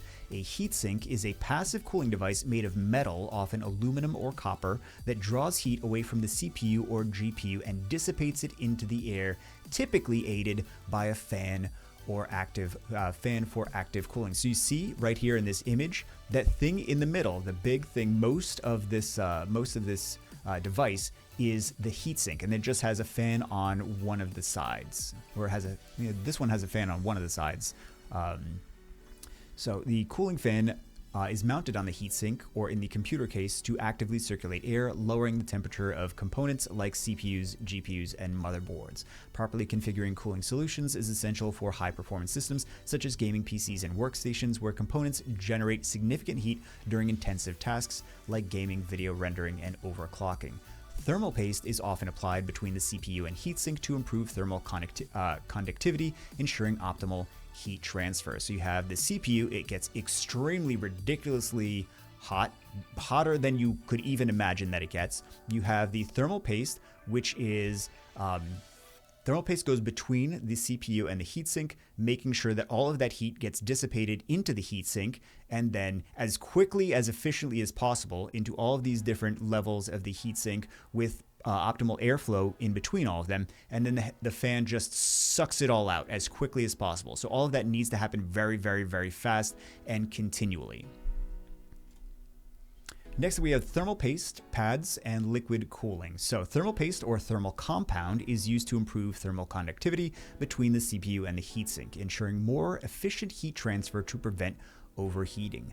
Thermal pads serve as an alternative to thermal paste, providing a simple mess-free solution for heat transfer, often found in pre-installed cooling solutions. Liquid cooling systems use a pump, radiator, and coolant to absorb and dissipate heat from high-performance components like the CPU and GPU, offering superior cooling compared to traditional air-based systems. Liquid cooling is particularly useful for overclocked systems or high-end workstations that generate significant heat and require efficient cooling to maintain system stability.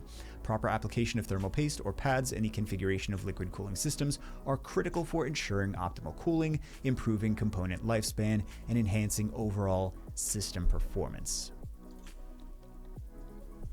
Input 110 through 120 VAC versus 220 through 240 VAC in power supplies. So 110 to 120 VAC is the standard voltage used in North America and some other regions, providing power to most consumer electronics and personal computers.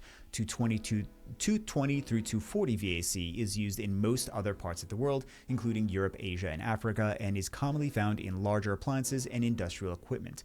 Power supplies are typically designed to accept either 110 through 120 VAC or 220 to 240 VAC, but the input voltage must match the system's requirements to prevent damage to the power supply or components. Many modern power supplies are multi-voltage and can automatically switch between 110 to 120 VAC and 220 to 240 VAC, offering flexibility for use in different regions without requiring a manual change. When configuring power supplies, it is crucial to check the input voltage range on the label to ensure compatibility with the local electrical system and avoid overloading or damaging the system. I would expect to see a question on they probably won't go really in depth into it, but you should see one question on the exam for for that. Next up, we have output 3.3 volts versus 5 volts versus 12 volts in power supplies. 3.3, 5, and 12 volts are common output voltages provided by power supplies to power various components within a computer system, each serving specific roles in the system. 3.3 volts is primarily used for powering motherboard circuitry, RAM, and certain low-power components, ensuring stable operations for logic and signal processing. 5 volts is commonly used for older components and USB ports, as well as logic circuits on the motherboard, though its use has decreased in modern systems in favor of 3.3 volts. 12 volts is the most powerful output, providing energy to high-demand components such as CPU, GPU storage devices, and fans, which require more energy for operation. Modern power supplies convert AC voltage into these DC output voltages, and a failure to supply the correct voltage can cause system instability, hardware failure, or component damage. 20 plus 4 pin motherboard connectors. The 20 plus 4 pin connector is a standard power connector used to supply DC power from the power supply unit, or PSU, to the motherboard in desktop computers. The 20 pin section is the older standard, while the 4 pin edition is used in more modern power supplies to provide extra power for high performance motherboards and CPUs. This connector provides various voltages, including 5 volts, 12 volts, 5 volts, and 3.3 volts, which are essential for CPU, RAM chipsets, and other motherboard components. The 4-pin connector can be detached from the 20-pin section to accommodate both older motherboards with a 20-pin input and newer motherboards that require the extra 4 pins for better power delivery. A 20 plus 4-pin connector ensures that the motherboard receives stable and sufficient power for reliable operation, especially in systems requiring higher processing capabilities. A redundant power supply, or RPS, is a backup power supply system designed to provide continuous power to a computer or server in case the primary power supply fails. Redundant power supplies typically come in pairs, where the secondary unit automatically takes over if the primary power supply fails, ensuring no downtime. These systems are commonly found in servers, data centers, and enterprise environments where high availability and reliability are critical. Hot swappable redundant power supplies allow for maintenance or replacement of a faulty unit without shutting down the system. Redundant power supplies help ensure that even during power interruptions or hardware failures, critical systems continue to function without affecting overall performance or operations.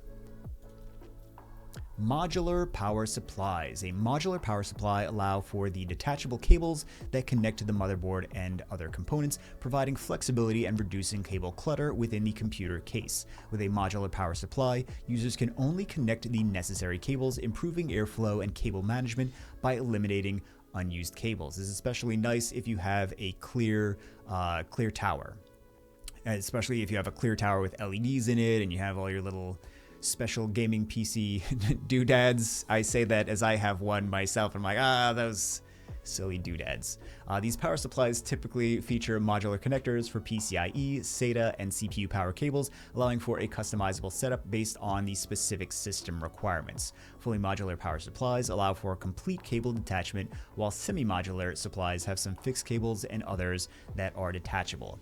Modular power supplies are particularly useful in high-performance systems and custom PC builds where neatness, efficiency, and optimization are important for both functionality and aesthetics. I think that's one of the key takeaways from that is a lot of people get that for the aesthetics. Wattage rating. So the wattage rating of a power supply unit, or PSU, this is going to be another one that's going to be one of those sneaky things on the test, is they're going to give you a list of different components. They're going to say that there's a problem with it, and then the end result is going to be that the power supply isn't sufficient for all of the things that need to be powered, like especially the GPU. So this is another thing that I would expect, a little tricky, sneaky question for you on that one. So the wattage rating of a power supply unit, or PSU, indicates the maximum amount of power the unit can safely deliver to the components of a computer system. Power supply units come in various wattage ratings, typically ranging from 300 watts to 1200 watts or more, depending on the power requirements of the system. The wattage rating helps determine whether a power supply can support high-demand components, such as high-performance CPUs, GPUs, and multiple storage devices. It's important to choose a power supply unit with a wattage rating that exceeds the maximum system power consumption to allow for future upgrades and ensure system stability. Overestimating wattage may increase cost, but underestimating can lead to system instability, crashes, or component failure. Make sure everything has adequate power. Energy efficiency in power supply refers to how effectively a PSU converts AC power from the wall into DC power that the system components can use with minimal energy loss. I'm not sure if you guys have seen these little stickers on power supplies when you're going to shop for a power supply for a custom computer build, but that's what this refers to. Power supplies are rated for energy efficiency using the 80+ certification, which indicates the percentage of energy the PSU efficiently converts into usable power. For example, 80+ bronze, silver, gold, platinum, and titanium. A more energy efficient PSU generates less heat, reducing the need for additional cooling and contributing to lower operating temperatures. Efficient PSUs also consume less power, reducing electricity costs and minimizing their environmental impact by using less energy. Selecting an energy efficient power supply is crucial in systems that are left on for long periods or in data centers where power usage and cooling costs are significant. These could actually wind up paying for themselves and more in the future. Unboxing and preparing setup location. This is actually another thing in the exam objectives that they feel it's important to go over unboxing and preparing a setup location for anything that you want to unbox. So unboxing a multifunction device or printer involves carefully removing from its packaging, checking for any damage during shipping, and ensuring all accessories such as power cords, driver CDs, and manuals are included. Before setting up the device, ensure the setup location is spacious, well ventilated, and close to the necessary power outlets and network connections for wired or wireless printers. Make sure to position the device on a flat, stable surface to avoid issues with print quality or paper jams. It's important to unpack and remove any protective materials such as foam or tape that may prevent the device from functioning properly. After unboxing and setting up the physical location, configure device settings such as network connection, printer preferences, and user access settings to optimize functionality. I don't think this was in a previous versions. Maybe I'm just going crazy, but it's under the printing section.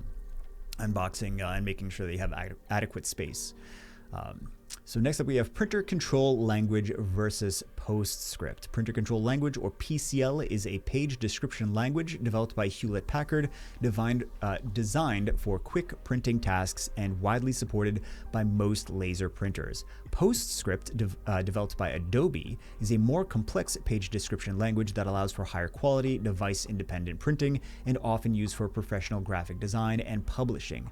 PCL is typically faster than PostScript for simple print jobs, but may not provide the same level of precision in handling complex layouts, fonts, and images. PostScript offers better support for graphics-intensive tasks and advanced layouts, making it ideal for printing high-resolution images or documents with detailed formatting. The choice between PCL and PostScript depends on the type of printing required, with PCL being favored for general office printing and PostScript being used for high-end professional printing environments.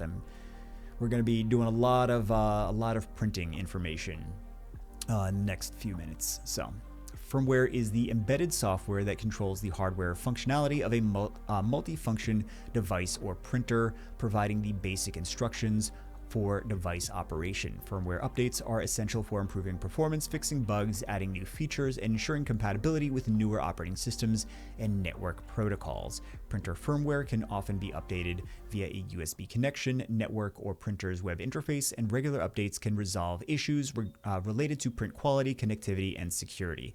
Custom firmware settings allow users to configure device-specific features such as network configuration, energy-saving modes, and user permissions. Failing to regularly update firmware may result in outdated device features, performance issues, and potential security vulnerabilities. There are going to be a handful of questions on your exam just about printing.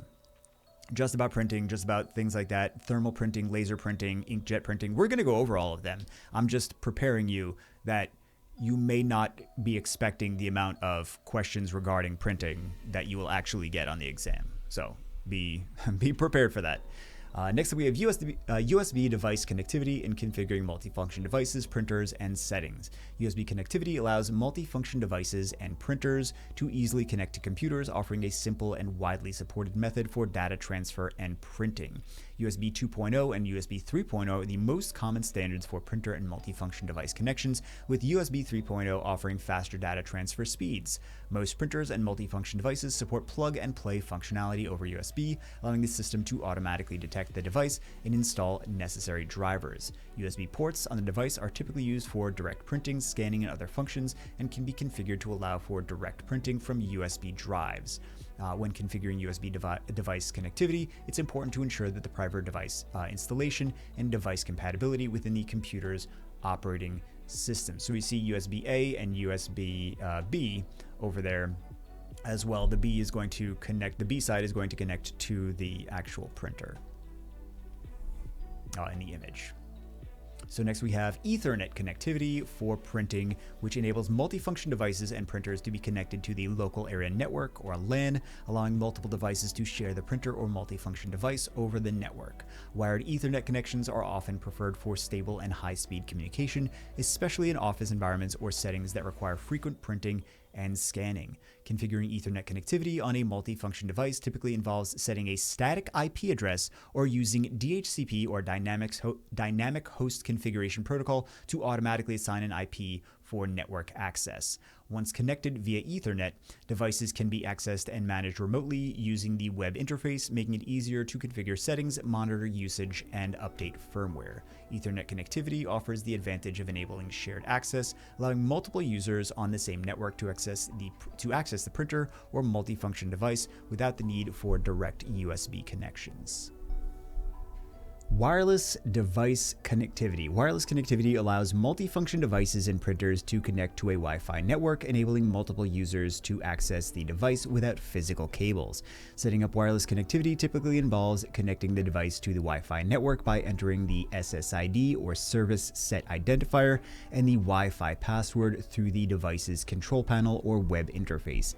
Wi-Fi Direct is a feature in many wireless printers that enables peer-to-peer connection with a device without requiring a router or network, simplifying the setup. So it just connects directly to your device, not necessarily to the router or the network.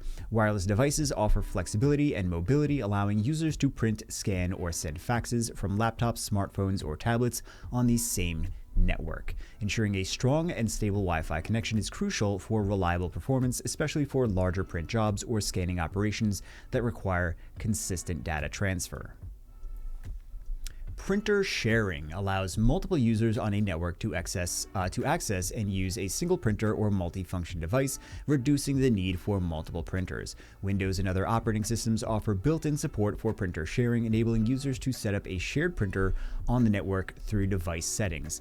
Printer sharing can be configured via Wi-Fi, Ethernet, or through a USB connection by connecting the printer to a host computer that shares it with other users on the same network. Network printers allow for direct access without the need for a host computer, making them ideal for environments where multiple users need to print from different devices, like, for example, large office buildings or organizations. Security settings such as user access control and authentication should be configured to ensure that only authorized users can access and use the shared printer. Print server is a device or software that connects printers to a network, allowing multiple users to send print jobs to a shared printer without needing a direct connection.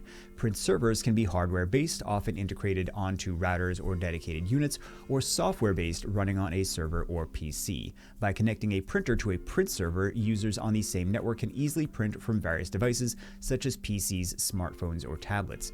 Print servers provide centralized management of printer settings, security, and maintenance, simplifying tasks like driver installation and firmware updates. Wireless print servers enable Wi-Fi-enabled devices to print to network printers without needing physical connections, offering flexibility and mobility. Next, we have duplex printing, which is a print setting. It refers to the ability of a printer or multifunction device to automatically print on both sides of a sheet of paper, reducing paper usage and enhancing efficiency. Many modern printers and multifunction devices support automatic duplexing, while others require manual duplexing, where the user must flip the paper to print on the other side. Duplex configuration is typically managed through the printer driver settings or device control panel, where users can enable or disable automatic double-sided printing. Enabling duplex printing can be beneficial for high-volume printing environments like offices and corporations, helping to save paper and reduce printing costs. Some devices also support manual duplexing settings, where the printer prompts the user to reinsert the paper after printing to one side, allowing for double-sided printing on non-automatic devices. Orientation configuration refers to setting the correct print orientation, whether it's portrait or landscape, for documents when printing from a multifunction device or printer. The portrait orientation is typically used for standard text documents, while the landscape orientation is preferred for wide format documents like charts, spreadsheets, or images. Users can configure the orientation settings through the printer driver, the device control panel, or software application settings before printing. Proper orientation configuration ensures that printed documents appear as intended, preventing issues like misaligned text or incorrect formatting. Orientation settings also apply to scanning and copying functions, ensuring that documents are scanned or copied in the desired layout. Tray settings allow users to configure different paper trays in a multifunction device or printer, selecting the correct tray for specific print jobs. Printers often come with multiple paper trays, each capable of holding different types of paper, for example, letter, legal envelopes, or photo paper. Tray settings are configured via the printer driver, control panel, or device's web interface, where users can assign paper tray sizes or types to specific trays. Automatic tray switching can be enabled in some printers, allowing the printer to switch between trays based on the paper type or size required for the print job. Proper tray configuration helps optimize workflow, reduce paper jams, and ensure that the correct paper is used to print every job. Quality settings in printers and multifunction devices allow users to adjust the print resolution and output quality, affecting print speed and ink usage. Common quality settings include draft, normal, and high quality options, with higher quality settings offering sharper, more detailed prints, but requiring more time and ink. The print quality can be adjusted in the printer driver settings, device control panel, or specific application settings depending on the print job's requirements. High quality settings are ideal for printing photos, detailed graphics, or professional documents, while draft mode is suitable for quick prints of text documents. Proper quality configuration helps balance cost and performance, ensuring that users get the best results based on their specific needs. User authentication in multifunction devices and printers ensures that only authorized individuals can access and use the device, protecting sensitive documents and data. Common authentication methods include PIN codes, passwords, smart cards, or biometric authentication, for example, fingerprint scanners. User authentication can be configured through the device's control panel, web interface, or via integration with network authentication systems like LDAP or Active Directory. And again, LDAP is Lightweight Directory Access Protocol.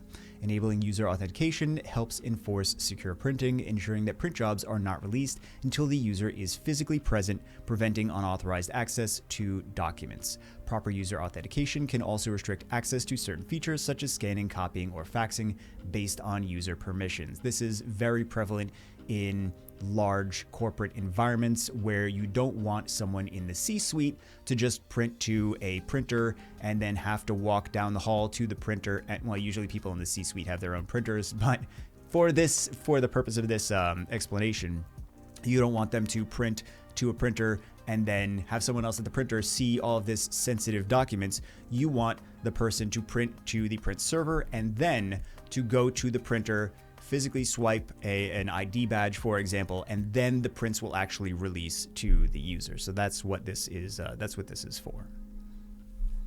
Next up, we have badging, which is very similar to what we were just discussing. So badging is a security feature that requires users to authenticate with an access card or badge before using a multifunction device or printer, providing a secure way to control access. This method is typically used in environments where high security, such as corporate offices, government buildings, and educational institutions. Badging systems integrate with ID card readers that scan the user's badge to allow access to the device, ensuring that only authorized personnel can use it. This form of authentication is often linked to print job release systems, where documents are only printed when the authenticated user is present at the device. Badging also enhances audit trails, as each user's print, scan, or copy activity can be tracked and logged for security and accountability. Audit logs track and record user activities such as print, scan, copy, and fax operations, and on multifunction devices and printers for security and monitoring purposes. These logs provide detailed information about who used the device, when it was used, and what actions were performed, allowing for accountability in high security environments. Audit logs can be configured through the device's control panel or web interface and can be stored locally on the device or exported to network server for centralized management. Logs can help identify unauthorized access, security breaches, and misuse of the device, helping IT administrators ensure compliance with organizational policies. Regularly reviewing audit logs can assist in troubleshooting, ensuring proper use, and preventing potential security risks or operational inefficiencies. Secured prints allow users to send print jobs to a printer or multifunction device, but holds the print job until the user is physically present to authenticate and release it. This feature enhances privacy and security by preventing sensitive documents from being left unattended in the printer tray, reducing the risk of unauthorized access. Secured prints typically require a PIN code, ID badge, or user authentication to release the print job, ensuring that only the intended recipient can access the document. Many modern network printers and multifunction devices offer secure print as a feature, often configurable through the printer driver or device's web interface. Secured printing is especially useful in corporate environments or high security settings where protecting confidential or sensitive information is critical. Email integration in network scan services allows multifunction devices to scan documents and send them directly to an email address, streamlining workflow and document distribution. This feature is typically configured through the device's control panel or web interface, where users can set up SMTP servers, email addresses, and authentication credentials. So SMTP is Simple Mail Transfer Protocol. Some people also call it System Mail Transfer Protocol. Scanned documents are often sent in formats like PDF or JPEG, and users can specify settings such as file size, resolution, and subject line in the email. Email functionality is ideal for environments where documents need to be quickly and securely shared with remote or multiple recipients, such as offices or remote work settings. Security settings such as encryption and user authentication are important to ensure that email-based document scanning is protected from unauthorized access. SMB in network scan services. SMB, or server message block, is a network protocol that allows multifunction devices to scan documents and save them directly to a shared network folder. SMB is widely used in Windows-based networks, making it easy for users to store scanned files on a centralized server or network-attached storage, or NAS. SMB settings are typically configured on the multifunction device's control panel or web interface, where users can specify the network path, folder permissions, and authentication credentials. SMB integration enhances workflow efficiency by providing quick access to scanned documents from any device connected to the network. Proper security settings such as encryption and user authentication are important to prevent unauthorized access to sensitive documents stored on SMB shares. Cloud services integration allows multifunction devices to scan documents directly to cloud storage platforms such as Google Drive, Dropbox, or OneDrive. This feature streamlines document sharing and storage, enabling users to access scanned files from any device with an internet connection. Cloud scanning is configured by linking the device to a cloud account through the device's control panel or web interface, where users enter cloud credentials and select target folders. Cloud integration enhances collaboration by providing easy access to scanned documents for remote or distributed teams. Security settings such as encryption and access control are crucial to protect documents during upload to cloud services, ensuring confidentiality and compliance. Automatic Document Feeder, or ADF, is a feature in multifunction devices that allows users to scan, copy, or fax multiple pages automatically without having to load them manually, improving efficiency. Flatbed scanners are commonly used for scanning single documents, photos, or books with high resolution, offering detailed and accurate scanning results. ADF is ideal for batch scanning tasks such as scanning multi-page documents, while flatbed scanners are used for more precise single-page or high-quality scanning. When configuring multifunction devices, the ADF settings can be adjusted for paper size, scanning resolution, and whether to handle double-sided documents. Both ADF and flatbed scanners are typically integrated into the device's control panel or web interface, where users can fine-tune settings for specific scanning tasks. The difference between laser, inkjet, thermal, and impact printers. So the first one is going to be an inkjet printer. The images on the left and then the top, and then the next two. So the first one is an inkjet printer, the second one is an impact printer, the third one is a thermal printer, and the last one is a laser printer. So let's talk about each one and the benefits and what makes them different. Laser printers use a laser beam and toner to produce toners like a powder to produce high quality prints quickly and efficiently, making them ideal for high volume printing in office environments. Inkjet printers use liquid ink sprayed through small nozzles onto the paper, offering high quality prints for photos and detailed graphics, commonly used for home and small office environments. Thermal printers use heat to transfer ink onto the paper or activate heat-sensitive paper, commonly used for receipt printing and labels, known for being fast and compact. Keep in mind that there is heat-sensitive paper, and that might lead into some of the questions on the exam, because they will ask questions about like, oh, this is happening on the paper heated up, and then that's why this is the print is now all black. So. Or it's not, there's no heat. So I just know that they're going to ask questions regarding thermal printers. Well, they're going to ask a lot of questions on printers in general. So impact printers use a mechanical print head that strikes an ink ribbon against the paper, suitable for printing on multi-part forms. So those forms that have like the white and the yellow and the pink, and there's 3 parts to it, and something impact, the head strikes the ink ribbon and impacts multiple sheets at the same time. So it goes through just the first part, and then it also prints. It doesn't quite print on the second part, but it does transfer that impact to the second part through the special paper that it uses. So it's used in environments where high durability is required, such as shipping labels and invoice printing. The choice of printer depends on the specific printing needs, including speed, print quality, and media compatibility. So, laser printer maintenance. Replacing toner is essential for maintaining print quality in laser printers, as depleted toner can result in faded prints or poor image quality. Maintenance kits often include components like drum units, rollers, and wiper blades, which should be replaced periodically to ensure optimal printer function in laser printers. Then we have calibration. Calibration of laser printers ensures accurate color reproduction and consistent print quality, particularly important for graphic design or photo printing tasks. Regular cleaning of the print rollers and internal components helps prevent paper jams, dust buildup, and toner leakage, expanding the lifespan of the printer. Printer maintenance is typically outlined in the manufacturer's manual, and performing routine maintenance ensures reliable performance and high quality output. Ink cartridge, printhead, roller, and feeder. So the ink cartridges must be replaced or refilled regularly to ensure high quality prints in inkjet printers. Worn out cartridges can lead to poor print quality or color inconsistencies. The printhead is a critical component that directs ink onto the paper. Cleaning or replacing a clogged or damaged printhead can resolve issues like streaks or smudging on printed pages. I would expect to see some question referencing something like this.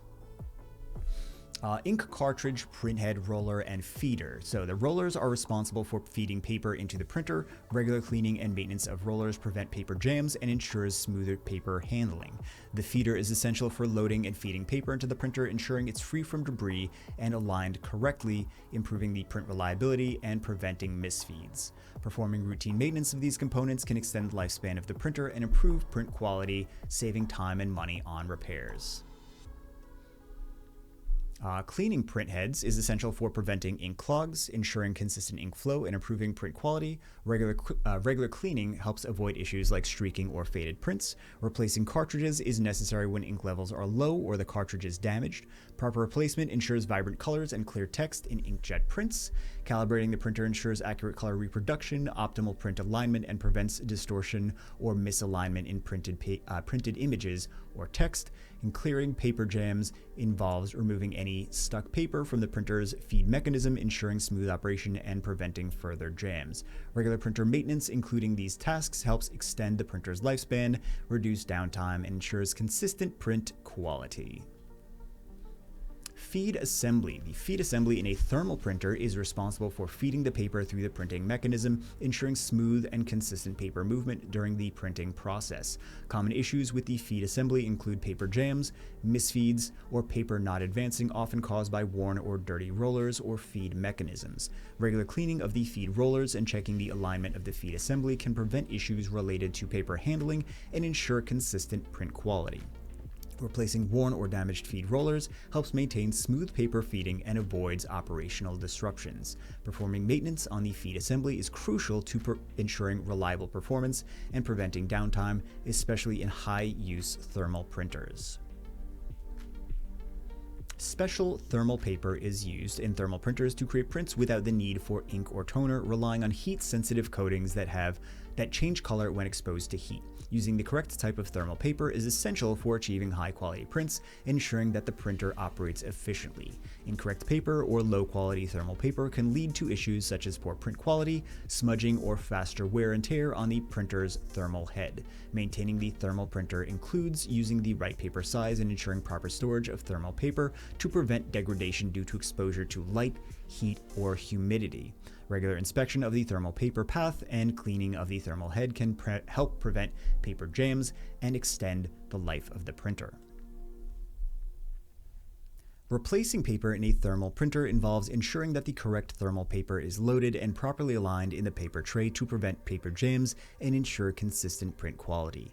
The heating element in thermal printers is responsible for transferring heat to the thermal paper to create prints. Regular cleaning of the heating element is essential to prevent buildup of residue that can affect print quality. Removing debris from the printer, such as paper fragments or dust, helps to keep the printer running smoothly and prevents issues like paper jams or malfunctioning print heads. Regular cleaning of the heating element ensures that it functions properly, avoiding problems such as faded prints or uneven printing. And proper maintenance of paper loading, the heating element, and debris removal can significantly improve the printer's lifespan, print quality, and reliability. Multi-part paper in an impact printer is used to print multiple copies of a document simultaneously, typically in the form of carbonless or carbon copy paper. These printers use an impact mechanism where a printhead strikes the paper through an ink ribbon to produce an impression, making multi-part paper ideal for producing duplicates. Proper handling and alignment of multi-part paper are essential to ensure clean prints on all layers without causing paper jams or misfeeds. Printer maintenance for impact printers using multi-part paper includes regularly cleaning the print head and ensuring proper paper feeding to prevent issues such as multiple copies not aligning correctly or ink smudging. Regular inspection of the printhead, rollers, and paper paths ensures that multi-part paper is fed smoothly and that print quality remains consistent across all copies. Replacing the ribbon in an impact printer is essential to maintain print quality. A worn-out ribbon can result in faded or uneven prints. The printhead is a critical component in an impact printer that strikes the paper to create the print. Regular replacement ensures consistent print quality and prevents issues like blurry or misaligned prints. Paper replacement in impact printers involves ensuring the correct type and size of continuous paper or multi-part paper is loaded, properly aligned, and ready for printing. Routine maintenance involves checking the printhead for wear and replacing it when necessary to prevent degradation in print quality. Regularly changing the printhead and ribbon and ensuring that correct paper is used helps prolong the printer's life and maintains reliable performance. Next up, we have virtualization and cloud computing. And we have another dedicated video. I really like this one. I hope you guys enjoyed as much as I do. Hey, look, it's you! See, you're Mario in this thing, just play along. Right, so you're Mario, and you've been a very busy plumber. You've been collecting fire flowers, and Yoshi cookies, and castle keys, and super hammers, but your plumber pants are not big enough. You have too much stuff, and you can't hold it all. In comes your buddy Latiku and his little flying cloud. He has a solution. His solution is a cloud-based solution. See, Latiku offers you the service of using his cloud to store your power-ups. Let's call this Latiku's Cloud Storage. So the benefit of Latiku's Cloud Storage is that Mario doesn't need to buy his own gear to store his power-ups. He can just rent out space in the cloud, and Latiku can store them for him. Latiku's Cloud is even flexible enough to scale quickly and easily to offer Mario more space for his power-ups if he finds a secret room and has double the amount of special items, even if it's only temporary. Another benefit to Latiku's cloud storage is that if Mario is in the ice world and Luigi is in the desert world, as long as Mario gives him permission, Luigi can also access Latiku's cloud service from where he is, and he can get power-ups from that same cloud. See, Latiku's fast and knows all the travel shortcuts, so he can basically be everywhere at once so that everyone can have access to the service Mario set up. Also, it's safer, so consider this. If Mario was hauling around a suitcase everywhere he went, it could get blown up by a bomb, things could get stolen by a shy guy, or any number of things. By Mario using Latiku's cloud services, he's putting his power-ups in a more secure environment, like really, really secure, where it's highly unlikely to be damaged or compromised. If it sounds great, that's because it is, and there's still so much more that Latiku's cloud services can offer. We've barely scratched the surface. There's also multiple different vendors for Latiku's cloud. Here are the 3 most popular ones used by the inhabitants of the Mushroom Kingdom. Now, it's time for you to get back to work. Good luck. I hope you guys enjoyed that little video. That is one of my favorites. So now we are on virtual machines. A sandbox virtual machine is an isolated environment used for testing and running applications without affecting the host system or network. It allows users to safely execute untrusted software, test new configurations, or simulate potentially risky scenarios such as running malware without compromising the host system's integrity. Sandbox VMs are commonly used in development, security testing, and training environments where safe experimentation is necessary. These virtual machines can be quickly created and discarded, offering flexibility for testing purposes while maintaining system security. The virtualization concept of sandboxing ensures that any system failures or malicious activities within the VM remain confined, preventing damage to the host system or other network resources. The purpose of test development virtual machines. So test development virtual machines are used to create isolated environments for testing new software, configurations, or updates without affecting the main production systems. These VMs provide developers with the flexibility to test code, applications, or configurations in a replicated environment that mimics real-world scenarios. Test development VMs can be quickly deployed and reset, allowing developers to experiment with different environments, operating systems, and applications for debugging and troubleshooting. The use of test development VMs improves the efficiency of software testing by allowing multiple configurations to be tested in parallel without the need for additional physical hardware. These virtual environments also enable the testing of legacy systems or older configurations, which may not be compatible with modern hardware. Application virtualization isolates the software from the underlying operating system, allowing it to run on systems without direct installation, improving compatibility and deployment efficiency. Legacy software and operating system virtualization enables older applications or operating systems which may not be compatible with modern hardware to run on newer systems by simulating the necessary environment within a virtual machine. Cross-platform virtualization allows applications or operating systems designed for one platform, like Windows, to run on another platform like Linux or Mac OS, facilitating seamless integration and improving flexibility. These virtualization techniques help consolidate resources. These virtualization technologies help consolidate resources, reduce the need for multiple physical machines, and make it easier to maintain legacy software or ensure compatibility across different platforms. They also enhance security by isolating potentially vulnerable software, preventing conflicts, and reducing system downtime caused by incompatible applications or operating system configurations. Isolation between virtual machines is a critical security requirement, preventing one compromised VM from affecting others or the host system. Access controls should be implemented to ensure only authorized users can manage or interact with the virtualized environment, protecting against unauthorized access to sensitive data. Virtual machine snapshots and backups are essential to ensure that VMs can be restored to a secure state in case of a security breach or data loss. Network security for virtualized environments requires configuring virtual networks and firewalls to prevent unauthorized access between VMs and the host system. Patching and updates are crucial in virtual environments, as both the host and the guest operating systems must be kept up to date to minimize vulnerabilities. Network isolation is necessary in virtualized environments to ensure that virtual machines do not interfere with each other and that sensitive traffic is secured. Virtualized networks should be segmented into separate VLANs or virtual LANs or virtual switches to manage traffic efficiently and ensure secure communication between VMs and the host system. Network bandwidth requirements must be carefully planned in virtualized environments, as multiple VMs sharing the same network resources can lead to bottlenecks or degraded performance. Network adapter configuration in VMs is critical for ensuring that virtual machines have the appropriate access to external and internal network resources while maintaining security.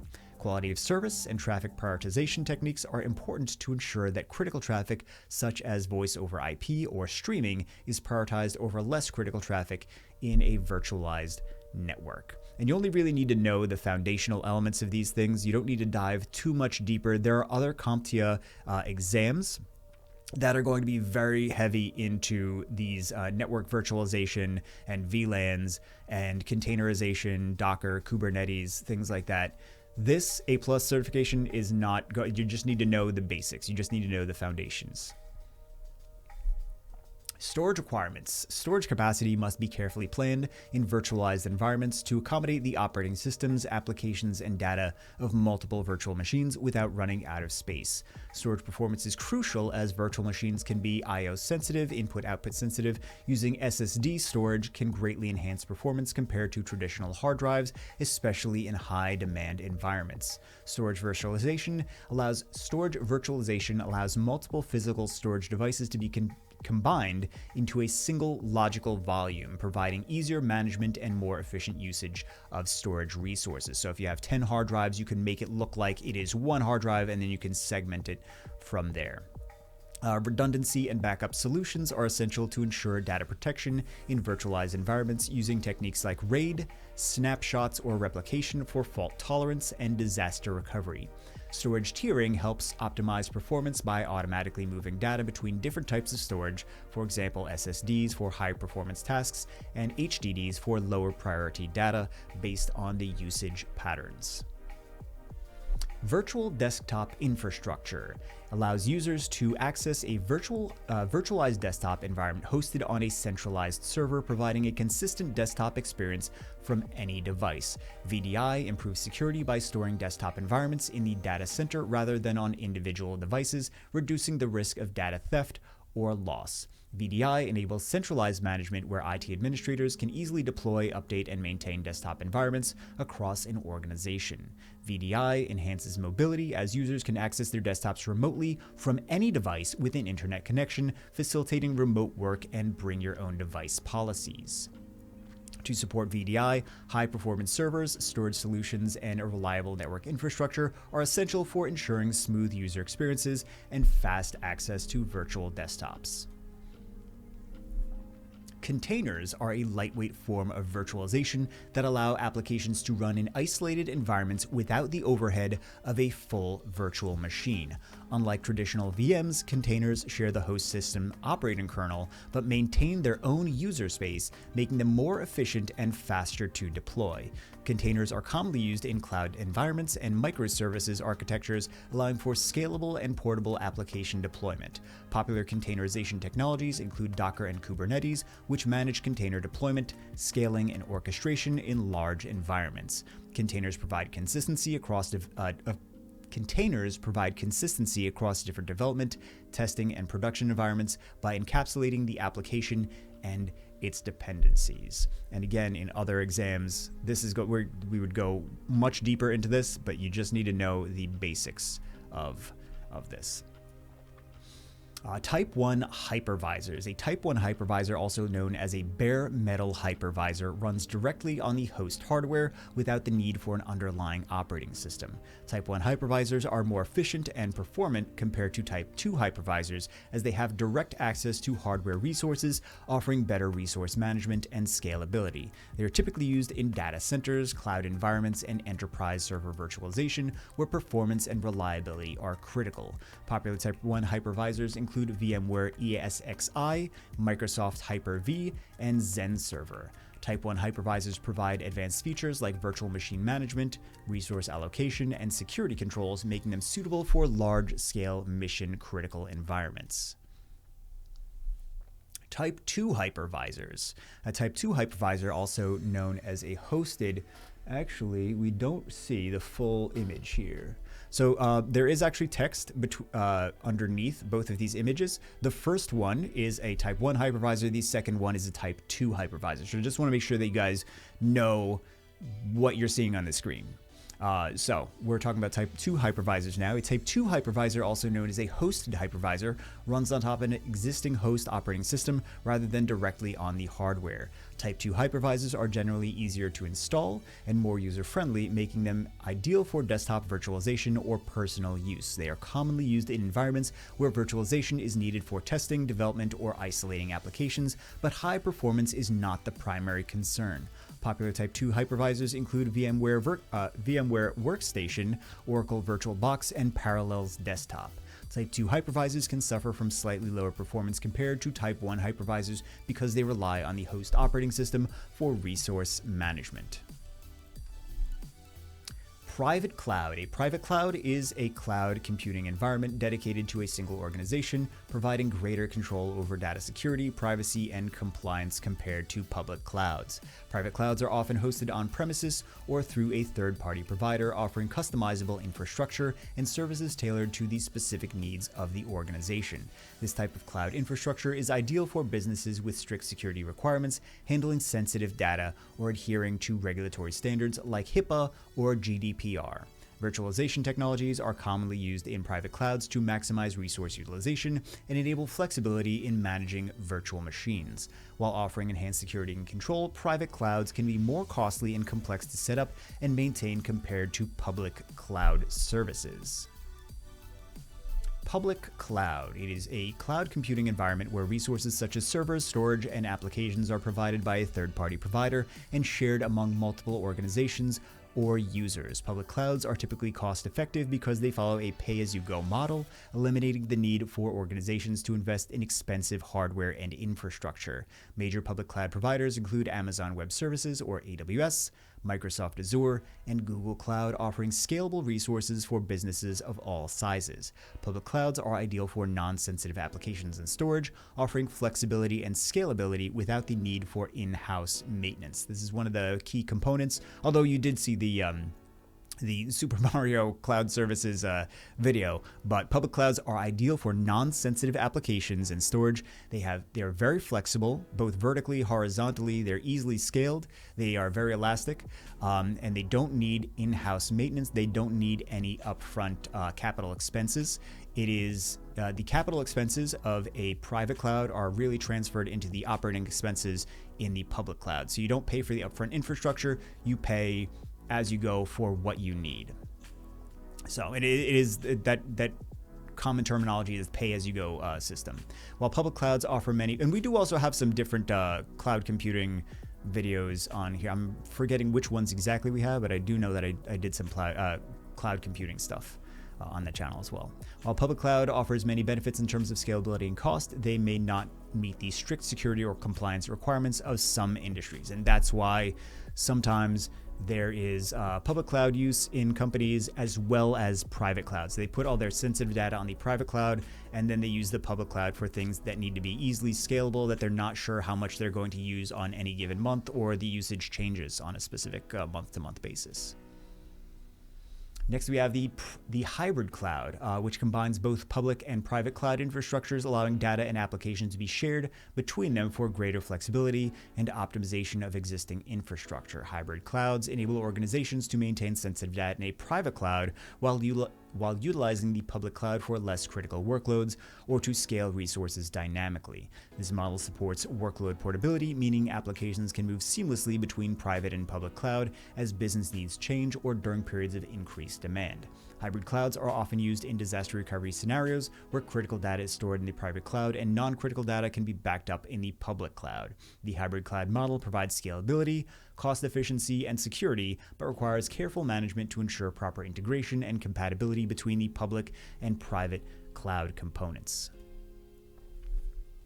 Community cloud. A community cloud is a cloud infrastructure shared by several organizations with similar interests, such as industry-specific needs, security, or compliance requirements. It allows these organizations to share resources and costs while maintaining a higher level of privacy and security compared to a public cloud. Community clouds are typically managed by a third-party provider or jointly by the organizations themselves and are often used in industries like healthcare, education, or government. The cloud environment is tailored to the needs of the community, providing shared infrastructure while meeting regulatory requirements and compliance standards. Collaboration and resource sharing in a community cloud help reduce costs while providing secure, scalable, and flexible cloud services. Infrastructure as a service. This provides virtualized computing resources over the internet, offering essential infrastructure components like servers, storage, and networking without the need for physical hardware. Infrastructure as a service allows businesses to scale resources up or down based on demand, offering flexibility in terms of resource allocation and cost control. It typically includes tools for managing and configuring the underlying hardware, such as virtual machines, firewalls, and load balancers, making it ideal for developers and IT teams. Popular infrastructure as a service providers include Amazon Web Services, Microsoft Azure, and Google Cloud, which offer extensive cloud computing services on demand. There's many more, but most people are using one of those three. Infrastructure as a code is particularly useful for organizations that need highly scalable infrastructure without the capital expense and maintenance overhead of physical hardware. And then we have software as a service. There's a lot of something AAS, something as a service components, but the big three are infrastructure as a service, platform as a service, and software as a service. So these are the big three that you need to know. But there are, I mean, everyone has, so many companies have different things as a service. So you'll see many dozens and dozens and even more than that as well in the future here and there. But these are the big three. Software as a service delivers software applications over the internet, eliminating the need for organizations to install and maintain applications on local machines or server. With software as a service, users can access applications through a web browser, enabling anytime, anywhere access to tools such as email, file sharing, and customer relationship management, or CRM.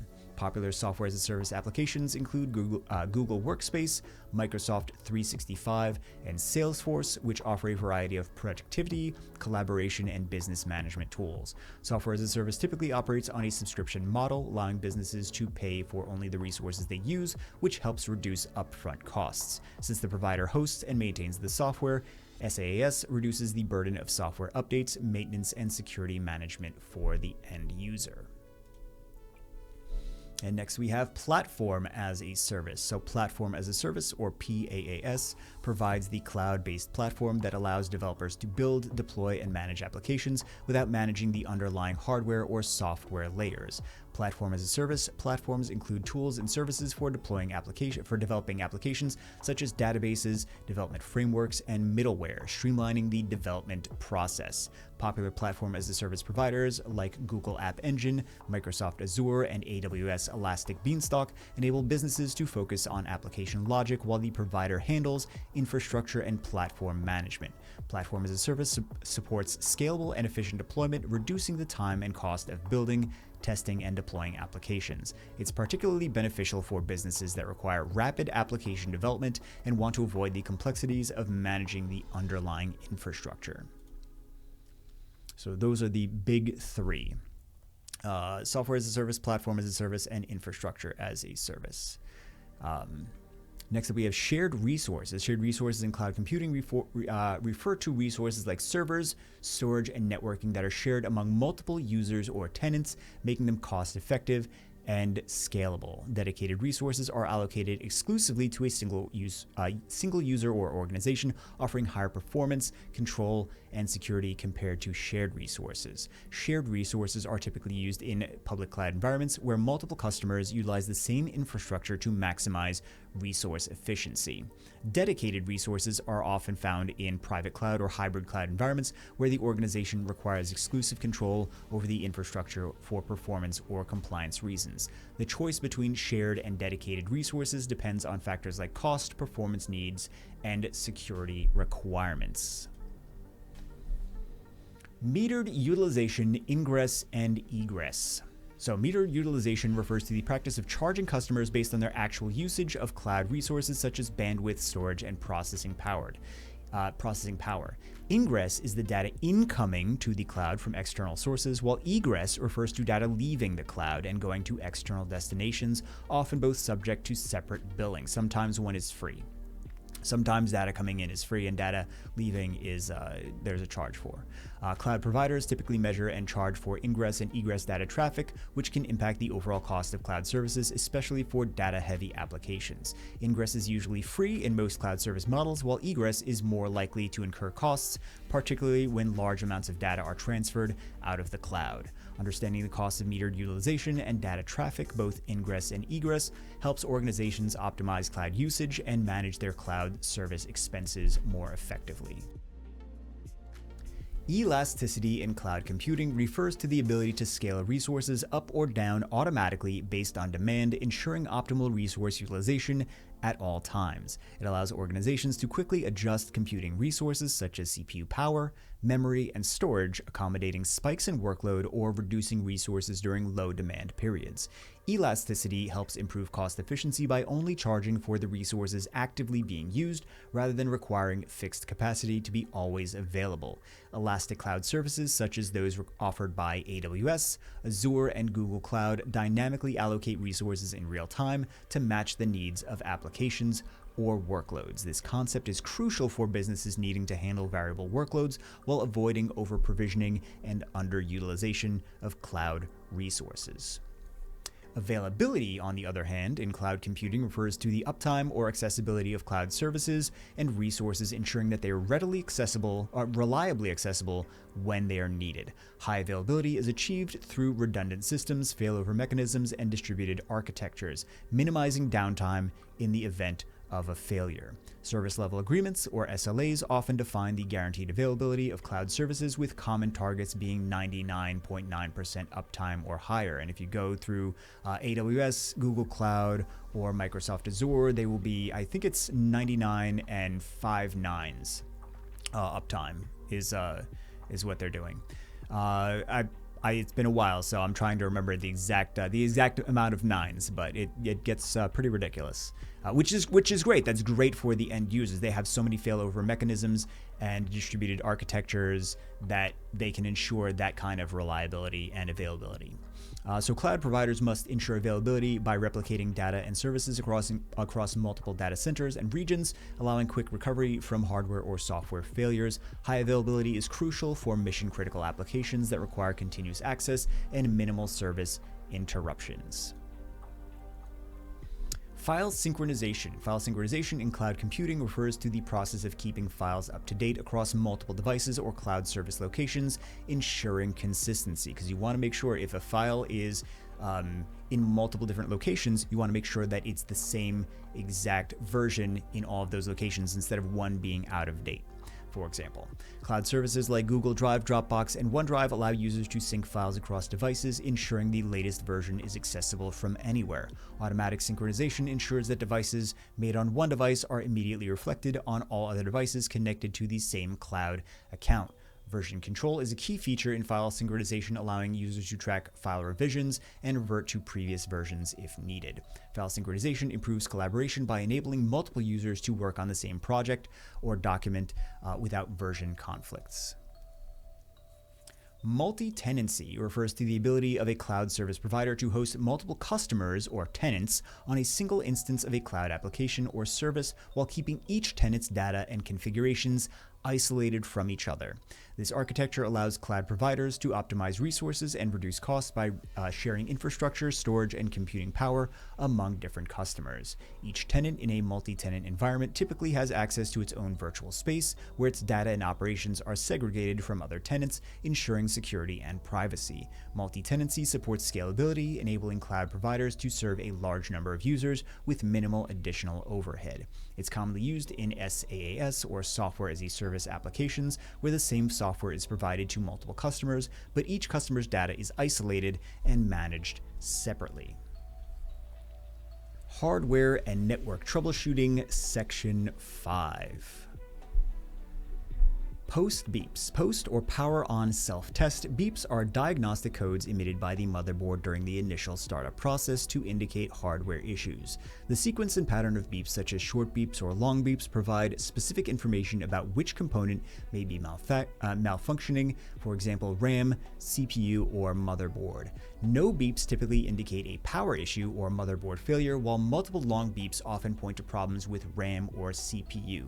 Beep codes can be interpreted using the motherboard manual or a universal beep code reference, as different manufacturers may use varying patterns. Post beeps usually serve as an initial diagnostic tool, helping technicians quickly narrow down the area of failure for further troubleshooting.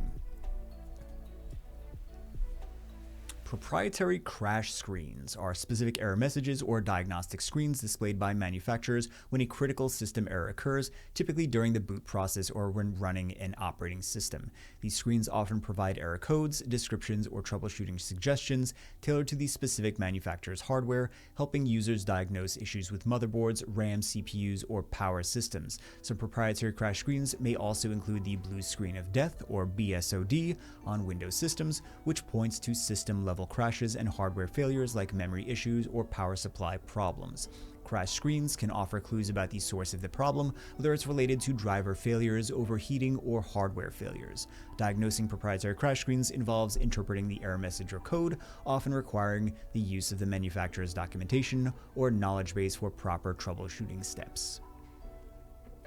Blank screen during startup can indicate a hardware failure such as issues with the motherboard, RAM, CPU, or power supply. No display could result from incorrectly seated or defective RAM, which prevents the system from completing the post process. A blank screen may also be caused by a faulty GPU or disconnected monitor, which can prevent video output even if the system itself is running. Power issues such as insufficient or failing power supply can lead to a blank screen as the system fails to provide enough power to the motherboard or other critical components. Basic troubleshooting steps for blank screen include checking connections, reseating RAM and GPU, ensuring the monitor is functional, and verifying power supply functionality. You can also swap them out with a different monitor as well and see if that does anything. Or different components, any of the different components. No power. So no power at all can occur when the power supply is faulty, unconnected, or not providing sufficient power to the motherboard and other components. Issues such as blown fuse, faulty power button, or an unplugged power cable can prevent power from reaching the system. Motherboard failures such as damaged power connectors or burned out components can also lead to a situation where no power is delivered to the system.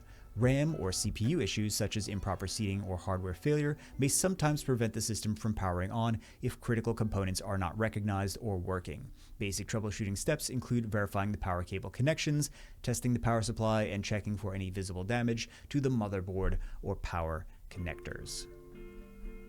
Sluggish performance can occur due to insufficient RAM or faulty CPU, leading to slow processing and reduced system speed. Overheating caused by ineffective cooling systems or improperly seated heatsinks can lead to thermal throttling, reducing the system's overall performance. A faulty motherboard or degraded power supply can cause irregular power distribution, affecting system performance. Background processes, insufficient storage space, and outdated drivers can contribute to system lag, even if hardware components are functioning properly. Diagnostic tools such as Task Manager or performance monitoring software can help identify which component is causing the sluggishness. Overheating can be caused by insufficient cooling systems, poor airflow, or blocked vents, leading to hardware performance issues or even failure. The CPU and RAM are particularly susceptible to heat, and prolonged overheating can cause thermal throttling, reduce performance, or causing the system to shut down. A faulty heatsink, broken fans, or incorrect thermal paste application can contribute to improper cooling, leading to high temperatures. Motherboard components, including power regulation circuits, may overheat if the power supply is inadequate or overloaded, affecting overall system stability. Regular system cleaning, ensuring proper fan operation, and applying quality thermal paste can prevent overheating and extend the lifespan of hardware components. Burning smell. Oh, look at that amazing fan right there. That's exactly how you want to cool computer. Burning smell typically indicates that a component has overheated or burned out, and it can be a sign of electrical failure in parts like the motherboard, CPU, or power supply. Overheating due to inadequate cooling or excessive load can cause capacitors, resistors, or wiring to emit a burning odor. A burning smell near the power supply could signal a short circuit, faulty capacitors, or overloaded components requiring immediate attention to prevent further damage. RAM and CPU are less likely to emit a burning smell unless extreme heat has caused damage, often linked to a failed fan, poor thermal paste application, or overclocking. Immediate troubleshooting involves powering off the system to prevent further damage, visually inspecting the components for signs of burn marks, and testing the power supply and other affected parts. Random shutdowns can be caused by overheating, where components such as the CPU or motherboard exceed safe operating temperatures and trigger an automatic shutdown to prevent damage. Faulty power supplies may not provide consistent power, leading to sudden shutdowns if they fail to meet the system's power requirements. Defective RAM or CPU can cause system instability, leading to crashes or unexpected shutdowns due to hardware errors or failures. A motherboard failure, such as damaged capacitors or other critical components, can lead to random shutdowns if the power delivery system is compromised. Software or driver issues can sometimes trigger unexpected shutdowns, though they are less likely compared to hardware-related problems. Application crashes can be caused by insufficient RAM or CPU power, leading to errors when the system cannot allocate resources effectively. Overheating the CPU or motherboard may cause instability, triggering crashes in applications due to thermal throttling or system failure. Faulty RAM or damaged memory slots can result in data corruption, leading to application crashes or unexpected behavior in programs. A power supply failure or unstable power supply can cause applications to crash if the necessary resources are not consistently available. Driver or software conflicts, while not directly related to hardware, can also trigger application crashes and should be considered when troubleshooting. Unusual noise from a computer system can indicate that probably you have a puppy inside of your computer.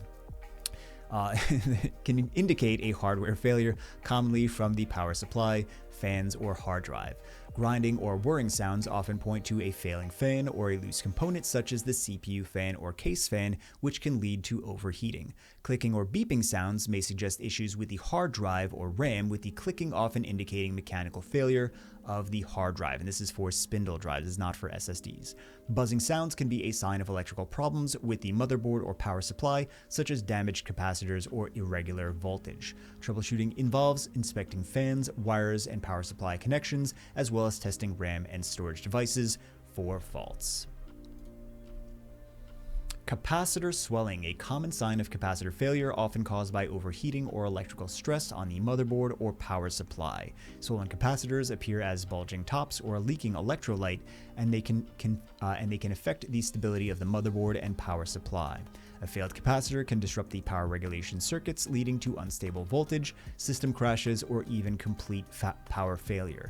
Capacitor swelling is often visible during a visual inspection and should be addressed immediately to prevent further damage to critical components. Replacing faulty capacitors or the entire power supply unit or PSU may be necessary to resolve issues caused by capacitor swelling.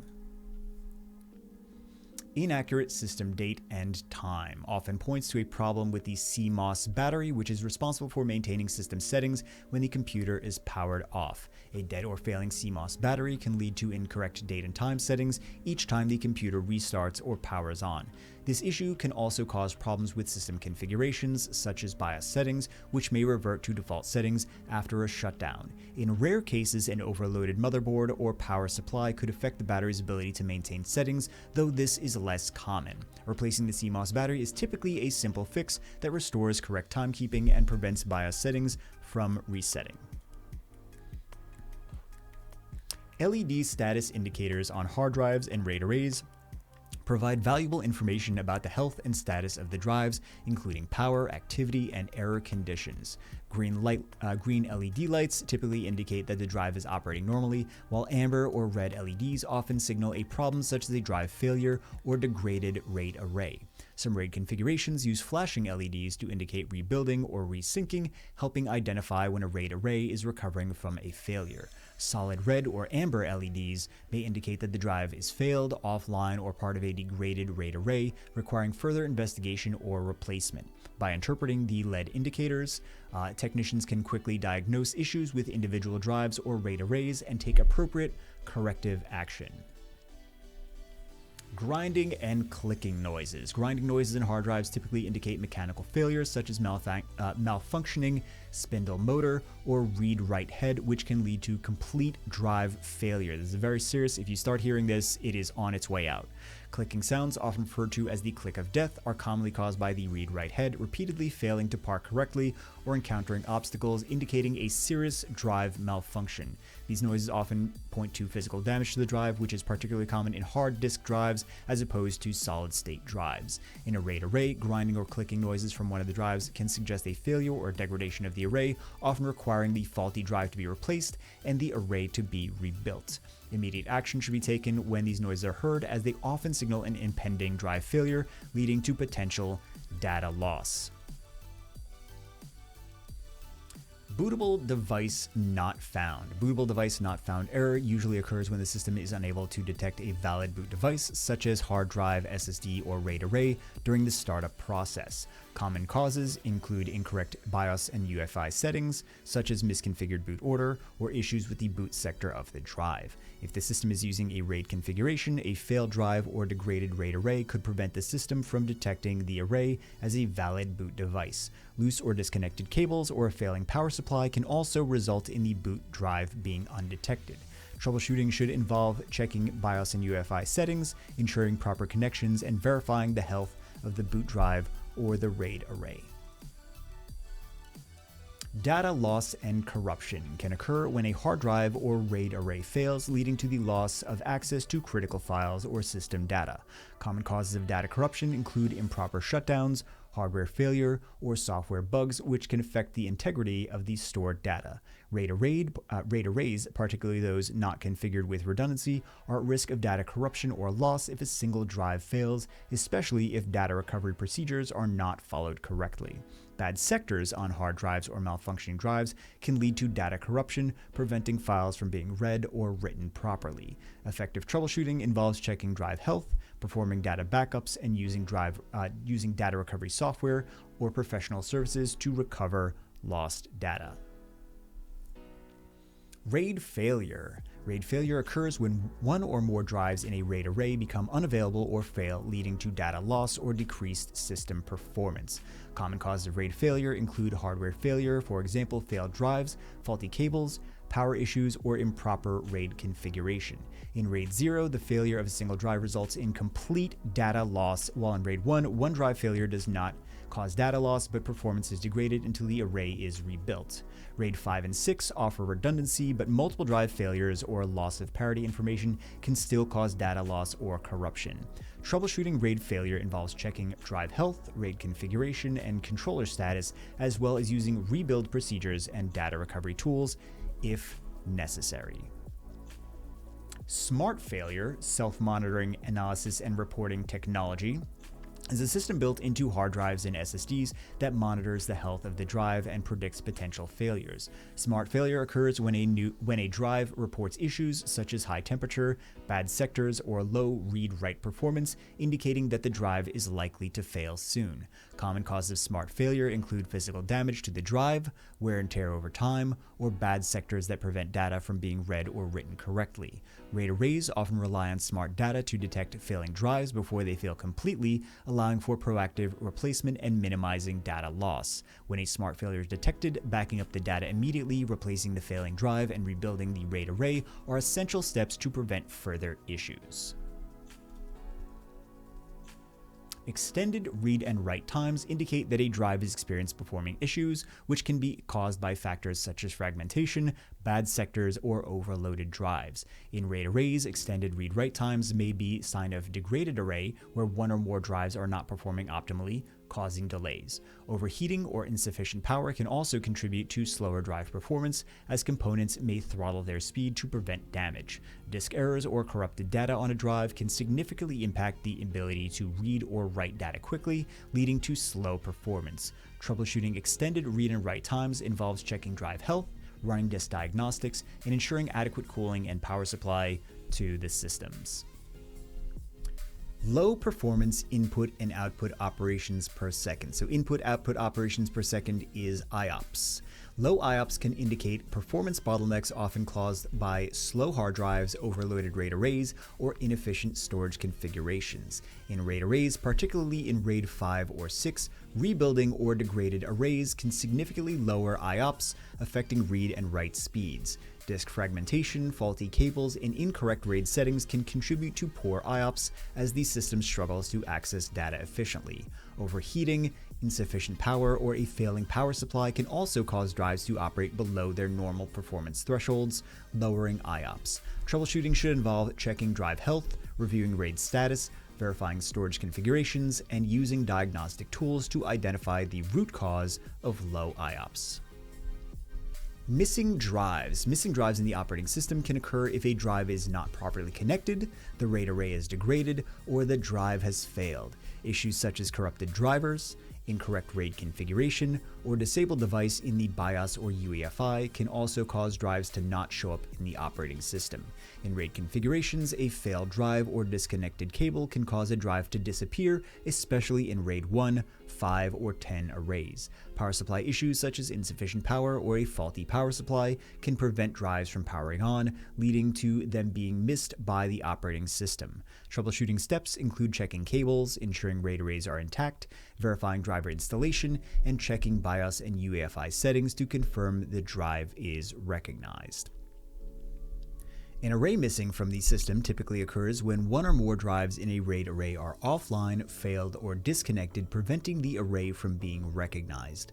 RAID controller failure, incorrect RAID configuration, or corrupt metadata can also cause the array to be missing or invisible to the operating system. In some cases, a bad cable, power issues, or faulty connections can prevent the RAID array from being detected by the system. RAID 0, 1, 5, or 10 arrays are particularly vulnerable to missing arrays if one or more drives fail or if a rebuild operation is incomplete.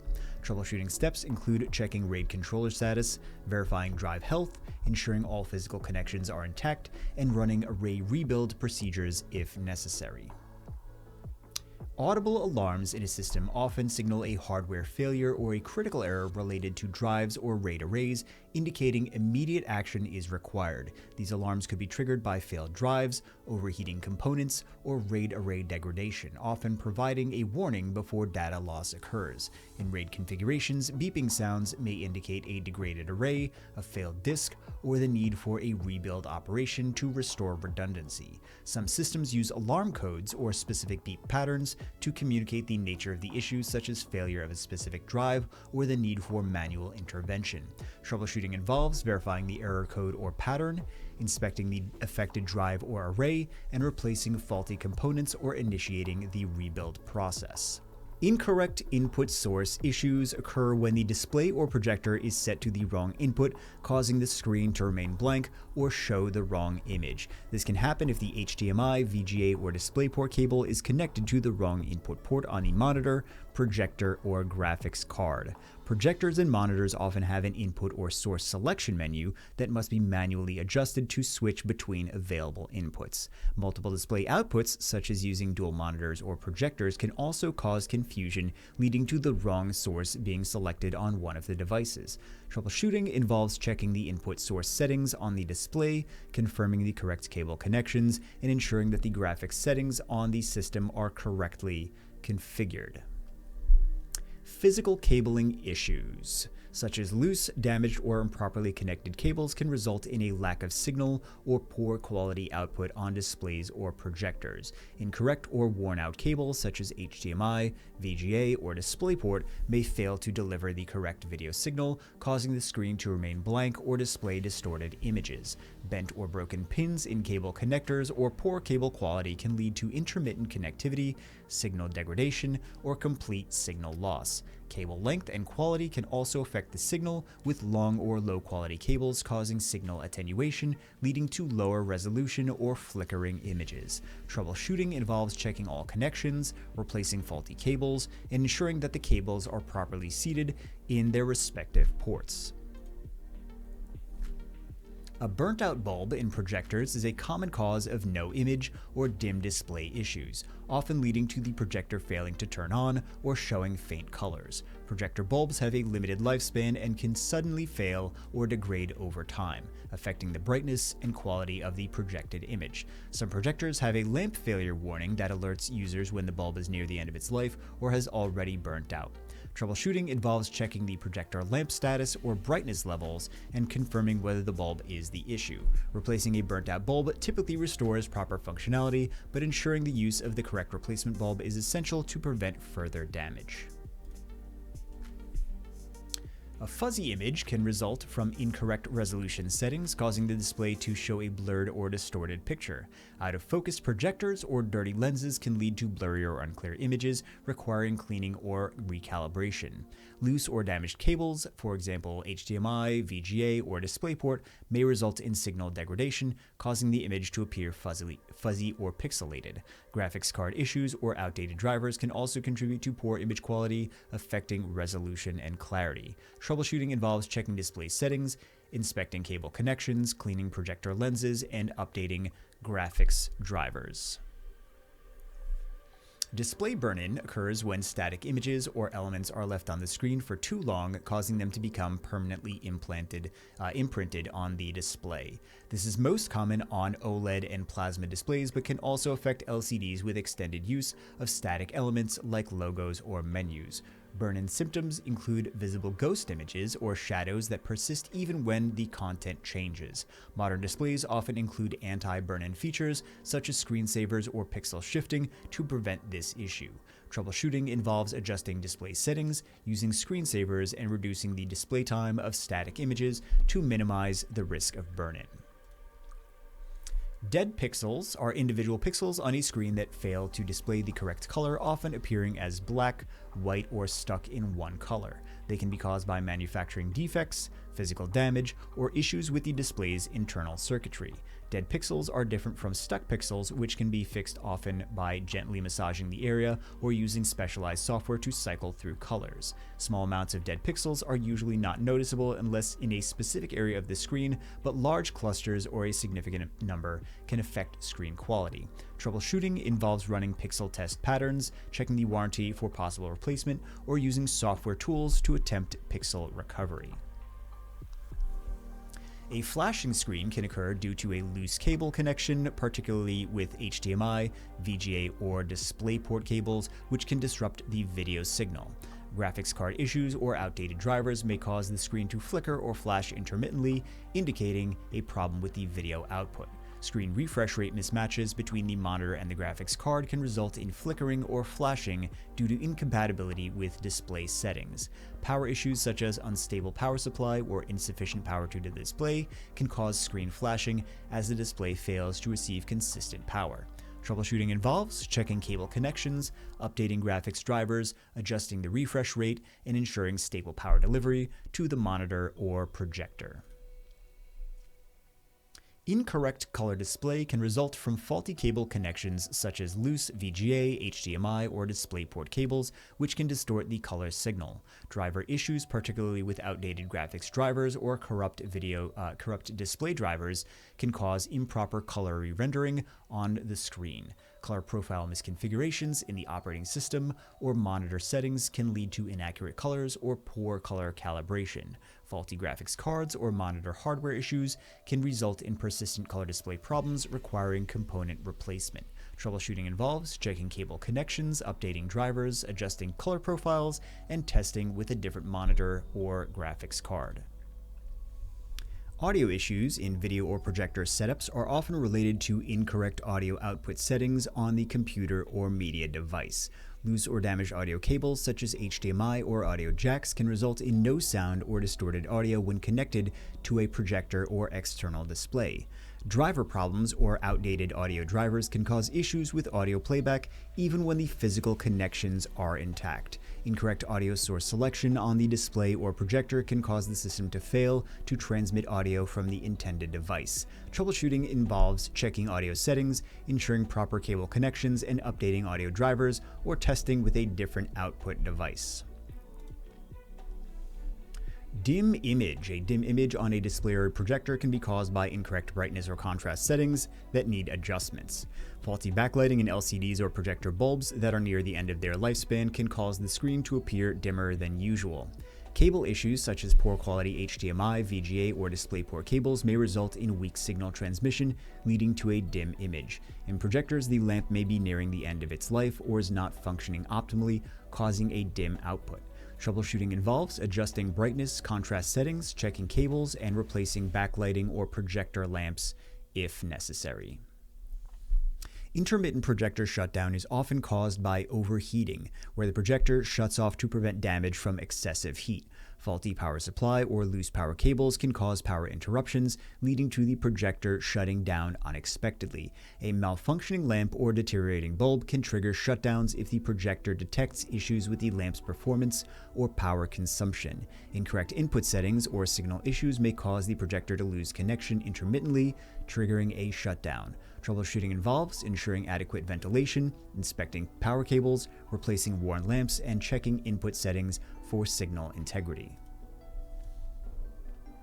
Sizing issues in displays or projectors can occur when the aspect ratio is not set correctly, leading to stretched or compressed images. Resolution mismatches between the device and display can cause images to appear distorted, with pixels stretched or improperly scaled. Incorrect input settings or overscan/underscan settings on the display can result in the image not fitting properly on the screen. Projector calibration issues such as improper focus or zoom settings can also contribute to distorted or missized images. Troubleshooting involves adjusting the resolution, aspect ratio, input settings, and ensuring the projector is properly calibrated. Poor battery health can lead to shortened battery life, unexpected shutdowns, or slow charging in mobile devices. Aging batteries or excessive charge cycles degrade the battery's capacity to hold a charge, affecting overall performance. Battery swelling or overheating are physical signs that the battery may need to be replaced. Software issues such as apps consuming excessive power can also contribute to poor battery performance. Troubleshooting involves checking battery health through device settings, calibrating the battery, and replacing it if necessary. Also, I would mention that the GPS will eat a lot of battery, as well as some high-end games also. Swollen battery. A swollen battery is a sign of battery degradation due to overheating, excessive charging, or aging, which can lead to internal damage. Swollen batteries can cause physical damage to the device, including screen separation or difficulties with device functionality. Overcharging or using low-quality chargers can contribute to excessive heat buildup, leading to battery swelling. A swollen battery should never be punctured or exposed to high heat, as it can lead to dangerous leaks, fire hazards, or explosions. Troubleshooting involves immediately powering off the device, removing the battery if possible, and replacing it with a new one. I have seen an entire building go up in flames because of this issue. So it is a very serious issue, and it happens more often than you would think. A broken screen is a common physical issue that can occur due to dropping impact or pressure on the device. The damage may include cracks, dead pixels, or lines that hinder visibility and device functionality. Touchscreen functionality may also be impaired, leading to unresponsive or misinterpreted touches. LCD or OLED damage can result in either a completely blank screen or distorted images requiring repair or replacement. Troubleshooting involves assessing the extent of the damage, backing up data, and considering screen replacement or professional repair services. Improper charging occurs when a mobile device does not charge correctly due to issues with the charging cable, charger, or device port. The issue may stem from damaged charging cables, loose or dirty charging ports, or incompatible chargers that fail to provide the correct power. Software settings or battery management apps can sometimes restrict charging, leading to the device charging too slowly or not at all. Battery health plays a role, as an aged or damaged battery may not charge properly even if the charger and cable are working fine. Troubleshooting involves inspecting the charging cable and port, ensuring the charger is compatible, and checking software settings related to charging. Poor or no connectivity can result from issues with the Wi-Fi, cellular data, or Bluetooth connections on the mobile device. Problems may arise from incorrect network settings, disabled connections, or outdated device software. Interference from nearby networks or physical obstructions can also affect Wi-Fi or Bluetooth signal strength, leading to weak or dropped connections. Network outages or issues with the carrier's signal can cause cellular connectivity issues, especially in areas with poor coverage. Troubleshooting involves checking network settings, ensuring that the airplane mode is off, updating software, and testing connectivity in different locations. Liquid damage occurs when water or other liquids come into contact with the internal components of a mobile device, leading to corrosion and hardware failure. Signs of liquid damage include screen flickering, unresponsive buttons, battery issues, and charging problems. The device may show no signs of damage immediately, but may develop issues over time as corrosion sets in on the motherboard or internal components. Many devices have liquid damage indicators, or LDIs, that show if the device has been exposed to moisture, useful for diagnostics and warranty claims. Troubleshooting involves turning off the device, drying it completely, and inspecting it for visible corrosion or damaged components before attempting repairs. Overheating can occur when a mobile device's processor or battery works too hard, often due to high resource usage, environmental factors, or hardware issues. Common causes include running resource-heavy apps, excessive exposure to heat, like for example leaving a phone in a hot car with the windows up, or faulty cooling mechanisms in devices with active cooling systems. Battery swelling or damaged internal components can also contribute to overheating, leading to unexpected shutdowns or battery failure. Overheating may cause reduced performance, with the device automatically slowing down or shutting off to prevent damage. Troubleshooting includes closing unnecessary apps, reducing screen brightness, and ensuring the device is used in a cool environment with adequate ventilation. Digitizer issues. The digitizer is responsible for detecting touch input on a mobile device's screen, and issues can result in an unresponsive touchscreen or incorrect touch registration. Common causes of digitizer issues include physical damage, water exposure, or software glitches that interfere with touch sensitivity. Cracks or scratches on the screen can disrupt the digitizer's ability to detect touch accurately, especially if the damage affects the screen's sensitive areas. Outdated or corrupted drivers or a faulty touchscreen calibration can cause the device to misinterpret touch inputs. Troubleshooting includes checking for physical damage, resetting or recalibrating the screen, and ensuring the software and drivers are up to date.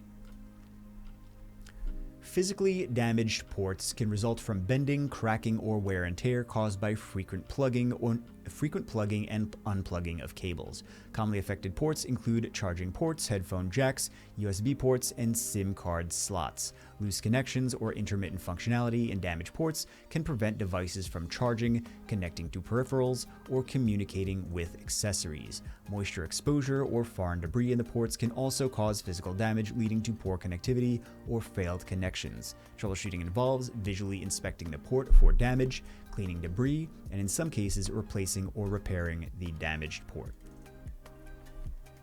Malware can significantly affect mobile device performance by consuming resources, causing slowness, battery drain, and app crashes. Symptoms of malware infection include pop-up ads, unauthorized app behavior, and unexpected data usage. Malware can be introduced through malicious apps, phishing links, or insecure Wi-Fi networks. Antivirus apps and safe browsing habits can help detect and prevent malware infections on mobile devices. Troubleshooting includes running malware scans, uninstalling suspicious apps, and ensuring the device software is up to date. Cursor drift occurs when the on-screen cursor moves erratically or automatically without user input, often due to screen or touchpad issues. Touch calibration issues can cause the device to misinterpret touch inputs, resulting in inaccurate cursor movement or unresponsive areas of the screen. Problems may arise from dirt or oil on the touchscreen, hardware malfunctions, or incorrect screen settings. Software or firmware issues may also cause inaccurate touch response, necessitating recalibration or updating. Troubleshooting involves cleaning the screen, recalibrating the touch settings, and ensuring device software is up to date. Unable to install new applications may be caused by insufficient storage space on the device or corrupted system files. App Store issues such as account problems or region restrictions can prevent new apps from being downloaded or installed. Outdated device software may be incompatible with newer apps, blocking the installation process. Security settings, including device restrictions or parental controls, may limit the ability to install third-party or new applications. Troubleshooting involves freeing up storage space, updating the device software, checking account settings, and reviewing security restrictions. A non-functional stylus may be caused by issues with the battery or charging in the case of active styluses, or it could be a hardware failure. Touchscreen calibration issues or incorrect settings can prevent the stylus from properly interacting with the device. Software glitches or outdated drivers can also affect stylus functionality, particularly if the device relies on specific drivers or apps. Dirt or debris on the stylus or the screen can interfere with its ability to register touch accurately. Troubleshooting involves cleaning the stylus and screen, checking the battery if applicable, and recalibrating the touchscreen or updating drivers.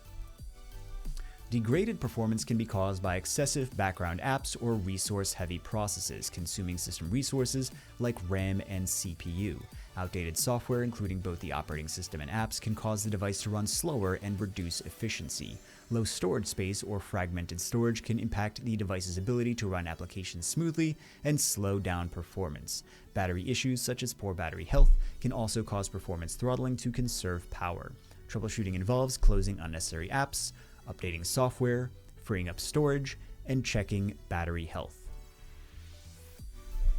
Intermittent wireless connectivity is often caused by signal interference, such as from nearby electronic devices or network congestion on the same frequency band, 2.4 GHz or 5 GHz. Weak signal strength due to distance from the wireless router or obstructions like walls or floors can cause drops in connectivity. Outdated firmware on the wireless router or device drivers on the mobile device can lead to unstable connections.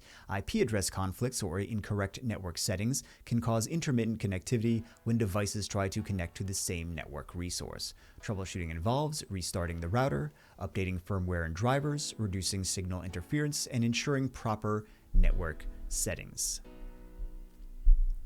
Slow network speeds can be caused by congestion on the network, often due to high traffic or bandwidth limitations on the router or modem. Faulty cables or poor quality networking equipment, like outdated routers and switches, can result in reduced network speeds. Signal interference from other wireless devices or distance from the router can cause slower speeds in wireless connections. Misconfigured network settings such as incorrect IP settings or improper DNS configurations can also hinder network performance. Troubleshooting involves checking bandwidth usage, replacing faulty cables, updating network equipment, and ensuring proper network settings. Limited connectivity typically occurs when a device connects to the network but has no access to the internet or other network resources. IP address conflicts or incorrect network configurations, such as wrong subnet masks or default gateways, can result in limited connectivity. Weak Wi-Fi signals or router issues, such as hardware malfunctions or outdated firmware, can cause devices to connect but not access the internet.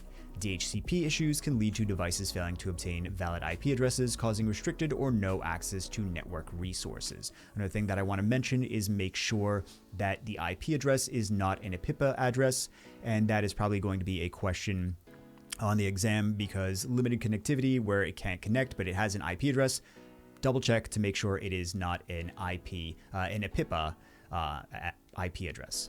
Troubleshooting involves resetting the router, checking network configurations, rebooting devices, and ensuring proper IP assignment.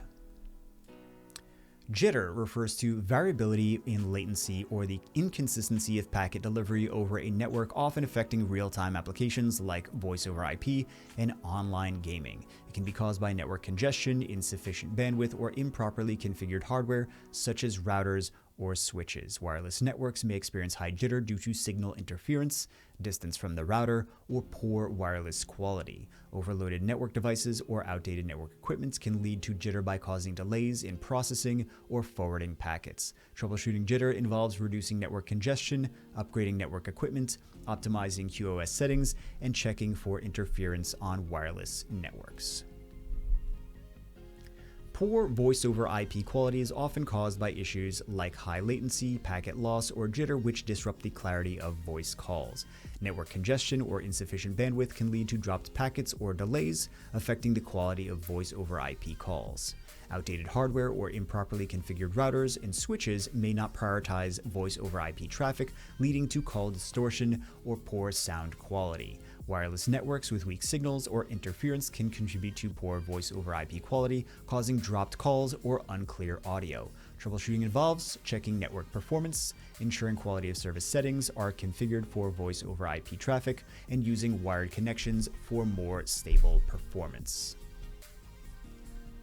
Port flapping occurs when a network port alternates rapidly between a connected and disconnected state, often due to hardware or configuration issues. It can be caused by faulty cables, defective ports, or poor connections that result in intermittent connectivity. Network loops or incorrect spanning tree protocol configurations, spanning tree protocol STP configurations, can also cause port flapping by preventing the proper flow of traffic. Overloaded network devices or inadequate power to the port may cause instability, leading to flapping. Troubleshooting involves checking physical connections, ensuring proper spanning tree protocol configuration, and verifying device power and port health. Spanning tree protocol is something that we're going to also discuss a little bit later here as well.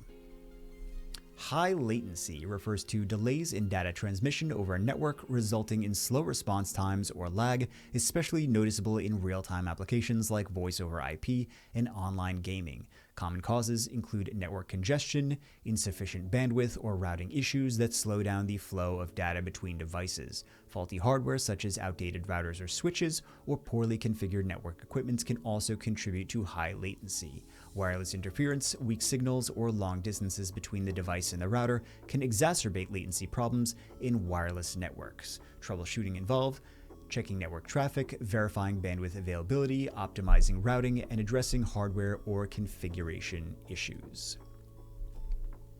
External interference refers to any external factor that disrupts network signals, such as electromagnetic interference, or EMI, or radio frequency interference, or RFI, impacting network performance. Common sources of external interference include microwaves, cordless phones, Bluetooth devices, and other wireless networks. Wired networks can also be affected by faulty cables or poor shielding, causing signal degradation and connectivity issues.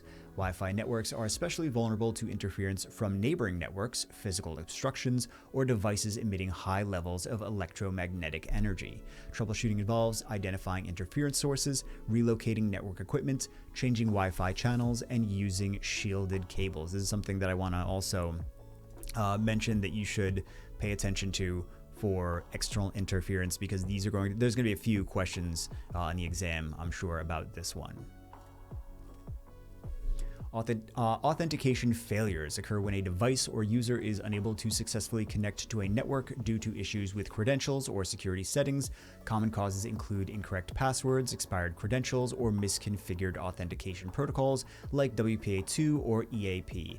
Network access control settings such as MAC address filtering or firewalls may block legitimate devices from accessing the network. Time synchronization issues or expired certificates can cause authentication failures, especially in secure enterprise networks. Troubleshooting involves verifying credentials, checking network settings, ensuring device compatibility, and confirming that the time and certificates are correctly synced.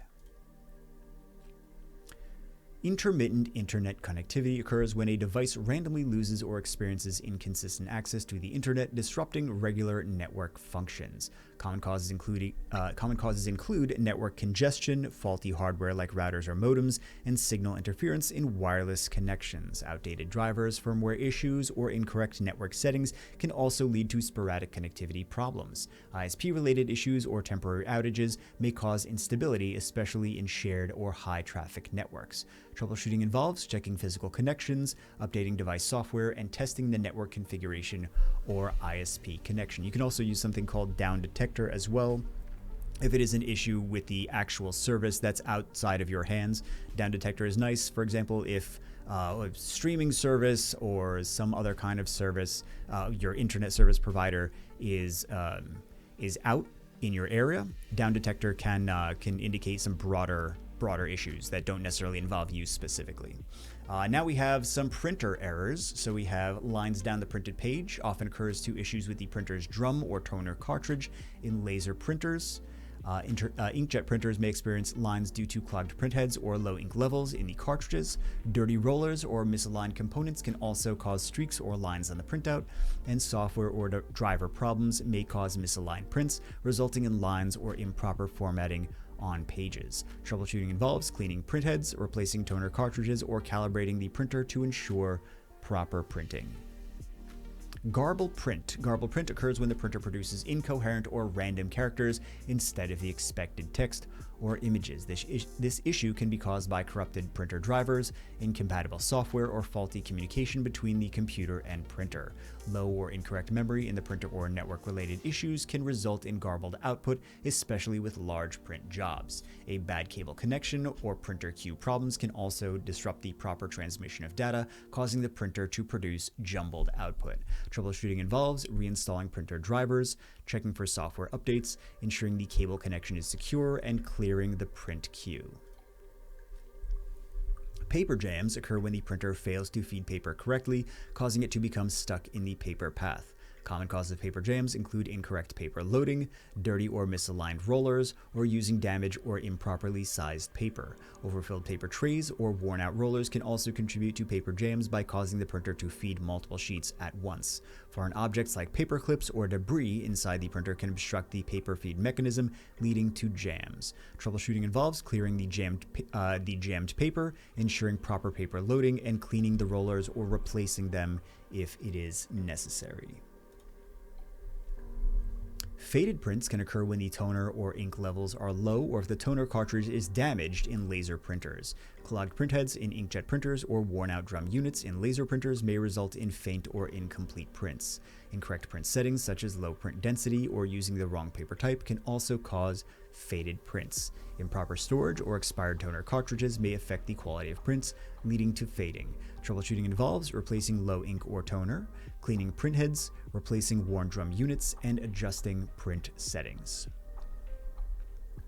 Paper not feeding can be caused by misaligned or dirty rollers that fail to grip the paper correctly. Incorrect paper loading or using paper that is too thick, too thin, or curled can prevent proper feeding.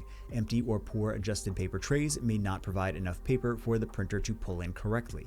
Paper jams or debris inside the printer can obstruct the paper feed mechanism, causing feeding issues. Troubleshooting involves cleaning the rollers, ensuring proper paper loading, and checking the paper tray settings. Multi-page misfeed occurs when the printer pulls more than one sheet of paper at a time, causing paper jams or printing errors. This issue is often caused by dirty or worn rollers that fail to grip the paper correctly, resulting in multiple pages being fed at once. Incorrect paper stacking in the tray or using paper with different thicknesses can lead to pages sticking together, causing a misfeed. Overfilled paper trays can cause the printer to pick up more than one sheet, leading to feeding issues, and troubleshooting involves cleaning the rollers, ensuring correct paper loading, and checking for paper quality or tray adjustments. Temp error in printers typically indicates an issue with the printer's internal temperature, usually related to the fuser or heating element, which is responsible for bonding the toner to the paper. Causes of the temp error. Common causes include overheating due to a malfunctioning fuser, dust or debris obstructing heat sensors, or failure in the printer's cooling system. Poor ventilation around the printer can also contribute to the issue. The temp warning can occur in various printer models, especially laser printers which rely on high temperatures to fuse toner onto paper. Different printers may have specific diagnostic methods for troubleshooting this error. To address the temp error, users can power off the printer, let it cool down, and check for any obstructions in the fuser area. If the trouble persists, users may need to clean or replace the fuser or consult the printer's manual for specific troubleshooting steps. Ensuring that the printer is placed in a well-ventilated area, regularly cleaning the internal components, and performing routine maintenance can help prevent the temp error from recurring. Multiple prints pending in the print queue occurs when several print jobs are stuck in line, preventing new jobs from being processed. This issue can be caused by corrupted print jobs, network communication problems, or a printer driver conflict. Spooling issues may occur if the printer is overloaded with print jobs, especially if the temporary files or spooler are not cleared. Faulty printer hardware such as jammed paper tray or malfunctioning components can also prevent the queue from clearing.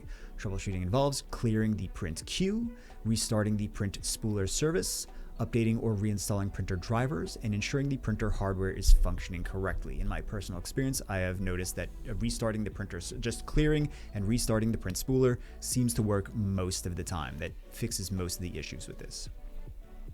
Troubleshooting speckling on printed pages. Check the toner or ink cartridge. Speckling in prints may occur when the toner in a laser printer or ink in an inkjet printer cartridge is clogged, damaged, or low on ink. For inkjet printers, ensure the print head is clean, and for laser printers, check the toner cartridge for defects or leaks. Inspect the print head on an inkjet.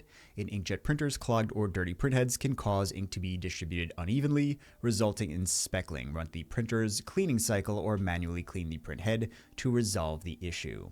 Examine the drum in a laser printer. A damaged or dirty drum unit in a laser printer can lead to toner being unevenly applied, causing speckling. Clean or replace the drum unit if it is necessary. Also, paper quality. Using low quality or rough paper can cause issues with ink or toner adhesion, leading to speckling. Ensure using the recommended paper type for your printer to prevent this issue.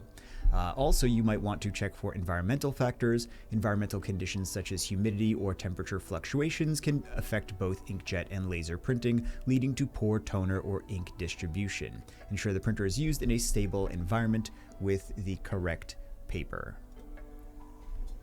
Next, we have double or echo images on prints. You want to check the printer drum. A common cause of double or echo images on prints is damaged or worn out printer drum. If the drum is faulty or dirty, it can cause toner to be applied unevenly, leading to duplicate images. Inspect the drum and clean or replace if it is necessary.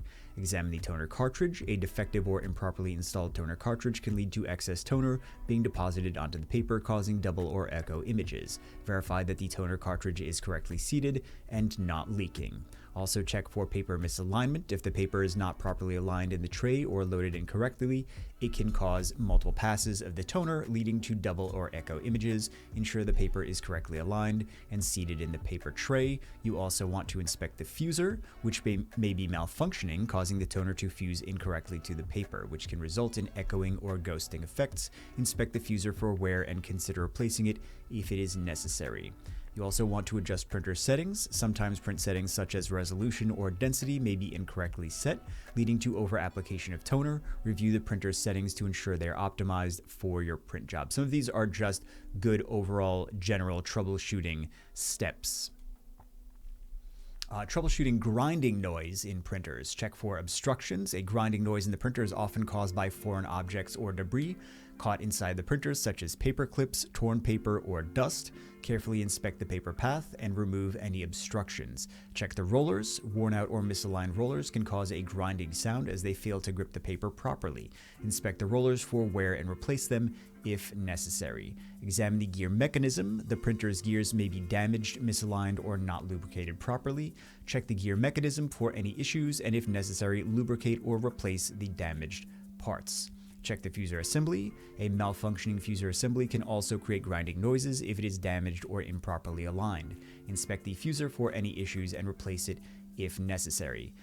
Ensure that the paper is feeding through the printer correctly. Misalignment of paper or incorrectly loaded paper can create friction and leading to grinding sounds. Realign the paper tray and ensure proper paper loading. Now we have finishing issues. So first we want to check the paper path. Paper jams or misfeeds often cause finishing issues like incomplete prints or improperly aligned pages. Inspect the paper path for any obstructions such as torn paper, dust, or debris. Examine the fuser. The fuser unit, which binds toner to the paper, may be malfunctioning or worn out. If the fuser is faulty, it can cause incomplete or smudged prints. Check the fuser for damage and replace it if it is necessary. Adjust the paper tray. Incorrect paper alignment in the paper tray can lead to misfeeds and skewed prints. Ensure the paper is correctly aligned and seated in the tray and that the paper type matches the printer's specifications. Check for toner issues. Toner cartridge problems such as low toner levels or a malfunctioning cartridge can affect the final print quality. Replace or shake the toner cartridge to ensure even distribution of toner. Ensure proper finisher settings. If your printer has additional finishing options, such as stapling or binding, make sure the settings are configured correctly. Verify that the printer's finishers are properly loaded and functioning. Next, we have troubleshooting staple jams and hole punch finishing issues. Inspect the stapler and hole punch mechanism for obstructions or misalignments. Check for paper jams in the finishing area where staples or punches are applied. Verify that the paper is loaded correctly and matches the printer's settings, and ensure that the stapler or hole punch components are not worn or damaged. Run a printer diagnostic to identify specific hardware issues. And this is not talking about these little staplers. These are talking about the large commercial staplers and hole punches that are part of a larger printing process. Troubleshooting incorrect page orientation. Check the printer settings for correct paper orientation, whether it's portrait or landscape. Verify the documents page setup in the application before printing. Ensure that the printer driver is up to date and configured properly. Confirm that the correct paper size is selected in both the document and printer settings, and run a printer self-test to check for mechanical issues with the print mechanism. Troubleshooting tray not recognized. Ensure that the paper tray is properly installed and seated in the printer. Check for paper jams or debris in the tray or paper path. Verify that the correct paper size and type are selected in the printer settings. Update or reinstall the printer driver to ensure compatibility, and inspect the printer's sensors for dirt or damage that could affect tray detection. Troubleshooting connectivity. Check the physical connections, including cables or wireless settings. Ensure the printer is powered on and properly connected to the network. Verify IP address settings for networked printers, especially if you need a static IP.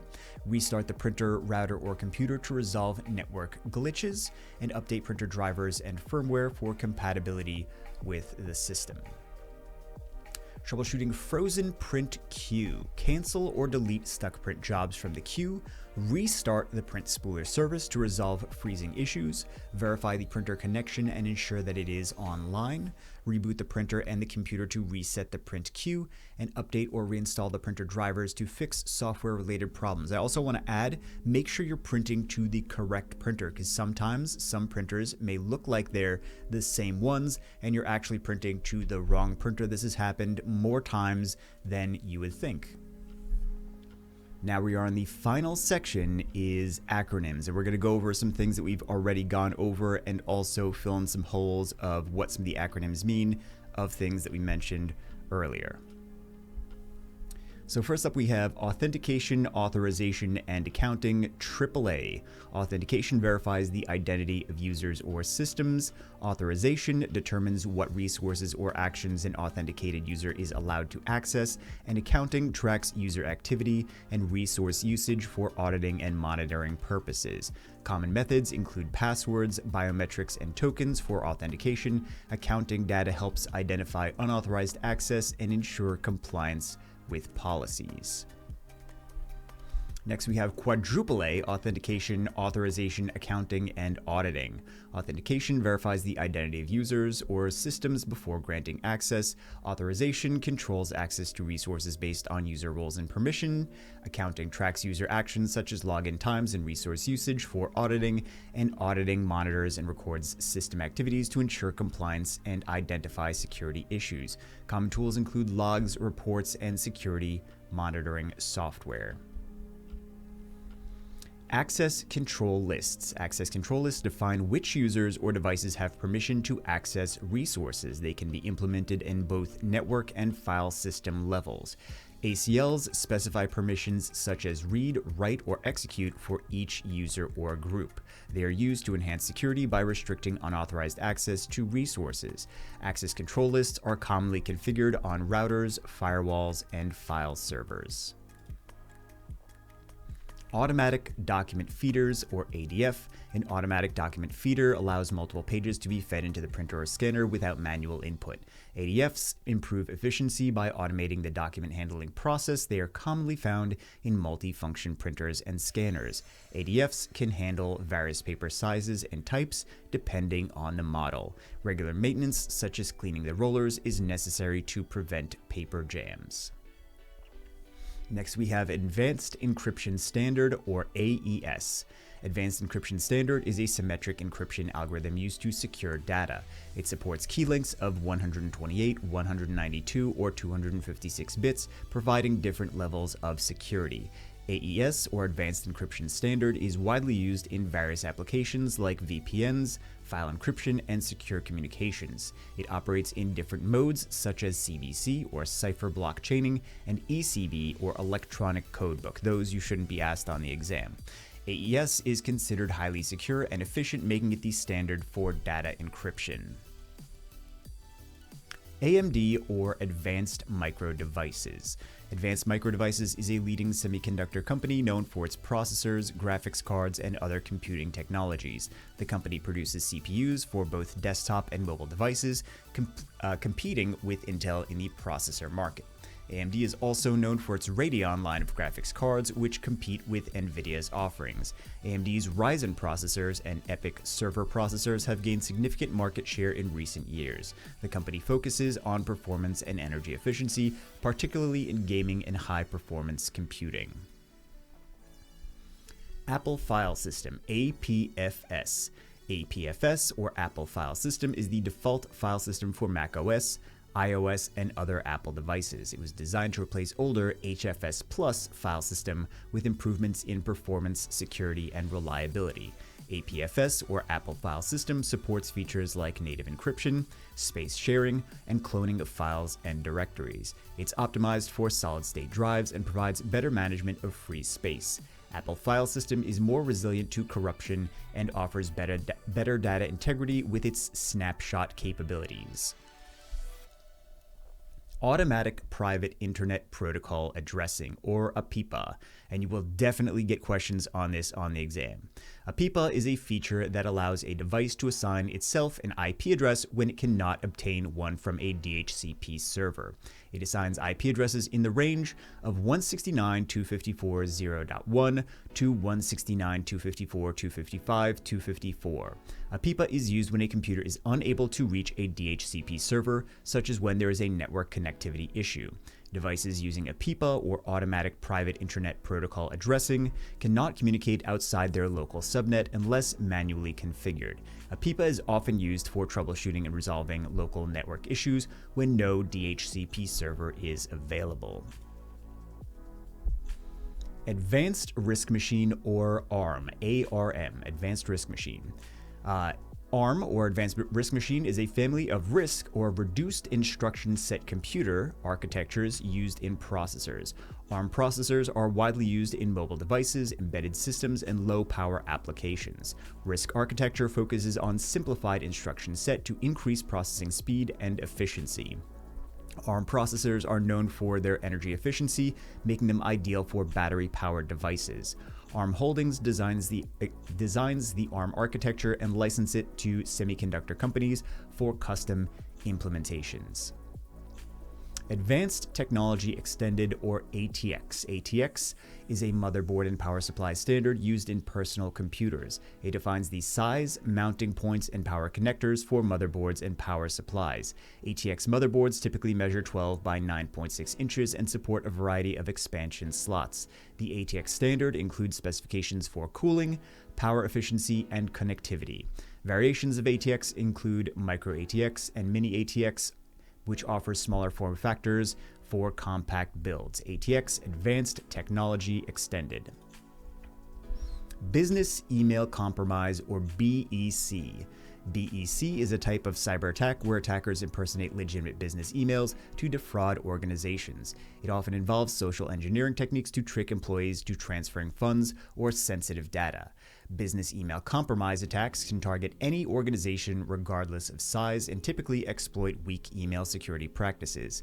Common BEC or business email compromise tactics include phishing, email spoofing, and domain impersonation. Protecting against business email compromise involves training employees, using multi-factor authentication or MFA, and implementing email filtering systems.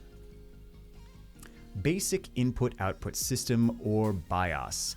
BIOS is a firmware that initializes and tests hardware during the boot process. It provides an interface for the operating system to interact with hardware components. BIOS settings allow users to configure system settings such as boot order and CPU parameters. Modern systems often use UEFI or Unified Extensible Firmware Interface, a more advanced version of BIOS. BIOS is stored on a chip on the motherboard and critical for the startup and operation of a computer. BIOS or Basic Input-Output System. Blue Screen of Death. The Blue Screen of Death, or BSOD, is an error screen displayed by Windows when the system encounters a critical issue. It typically occurs due to hardware failures, driver issues, or corrupted system files. The Blue Screen of Death provides a stop code or error message that can help diagnose the underlying issue. Common causes include faulty RAM, overheating, incompatible software, or malfunctioning drivers. To troubleshoot Blue Screen of Death, users may need to update drivers, run hardware diagnostics, or restore the system to a previous stable state. Bring Your Own Device, or BYOD. Bring Your Own Device refers to the practice of employees using their personal devices, smartphones, tablets, or laptops, for work purposes. It can improve flexibility and productivity, allowing employees to work from anywhere. Bring Your Own Device, or BYOD, introduces security challenges including data leakage, device management, and network security. Organizations may implement mobile device management, or MDM, solutions to secure and manage personal devices. Clear policies and guidelines are essential to ensure safe and efficient use of personal devices in the workplace. Calling Card Authorization Computers, or CAC. Calling card authorization computers are used to authenticate and authorize users based on a physical calling card. These systems were common in older phone networks for verifying long-distance call access. The calling card typically contains a PIN or account number to validate the user. Calling card authorization is a form of physical token authentication. Modern systems have largely replaced calling card authorization with more secure methods such as smart cards or biometrics. But this is still on the exam. Common Internet File System is a protocol used for sharing files and printers over a network. It is an extension of the Server Message Block, or SMB protocol, commonly used in Windows environments. Common Internet File System, or CIFS, enables users to access files remotely, making it essential for network file sharing. It supports various operating systems, including Windows, Linux, and Mac OS. Common Internet File System, or CIFS, is often used for sharing resources within local networks, but has been replaced with newer versions of Server Message Block, or SMB, in modern systems.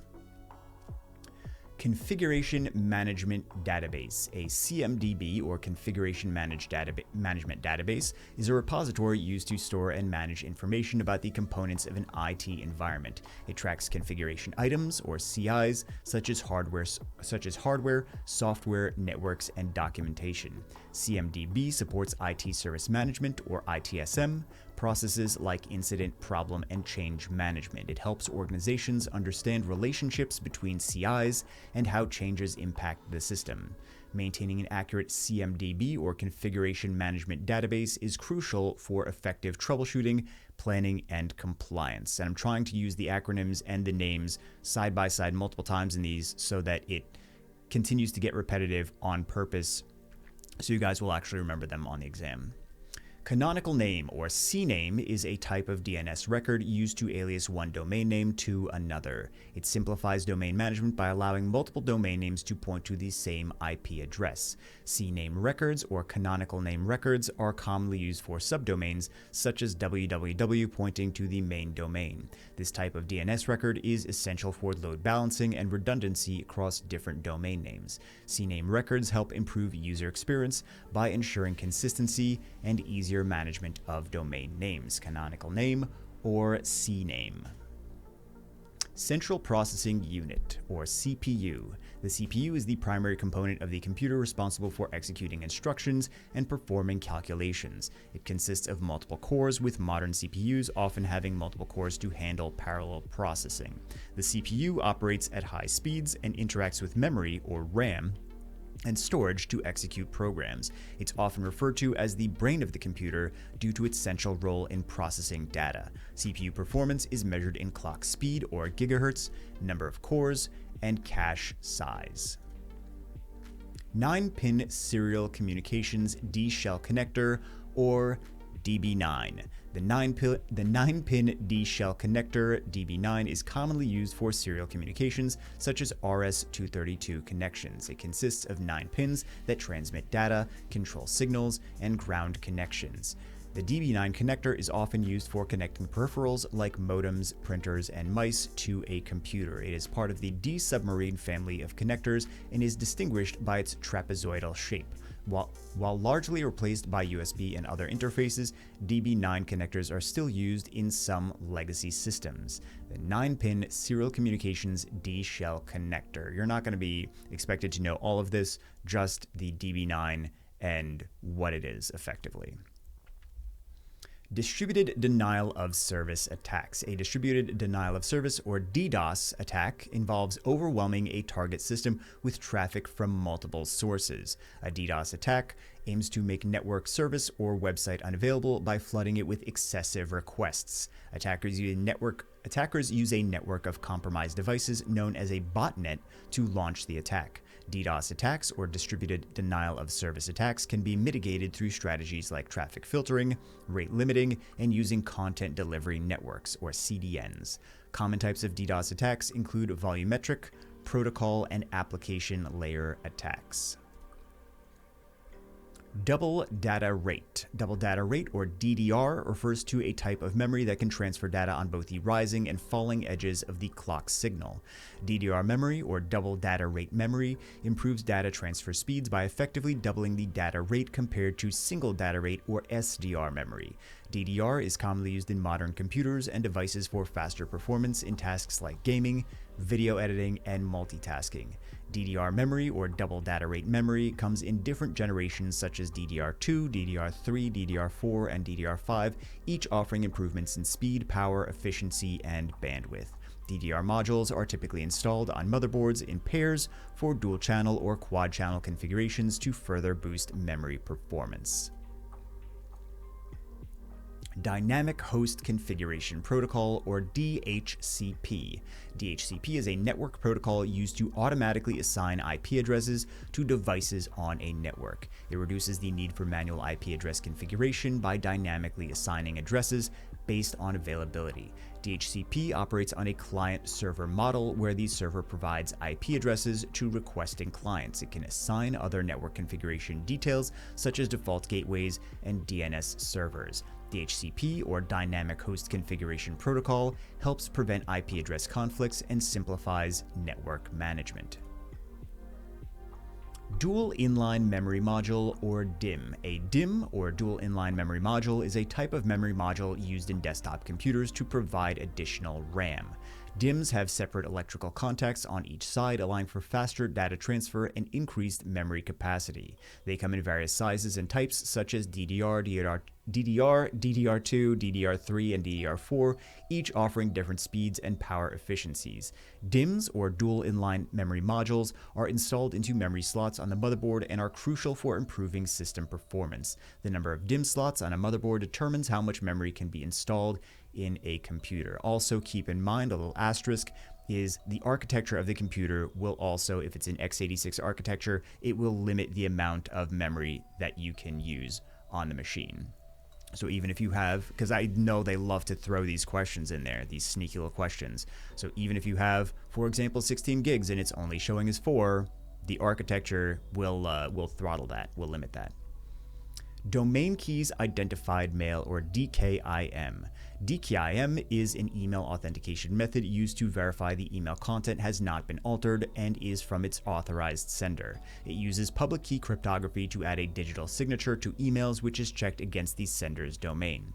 DKIM, or Domain Keys Identified Mail, helps prevent email spoofing and phishing attacks by ensuring the integrity and authenticity of email messages. It's often used in combination with other email security protocols like SPF, or Sender Policy Framework, and DMARC, or Domain-Based Message Authentication, Reporting, and Conformance.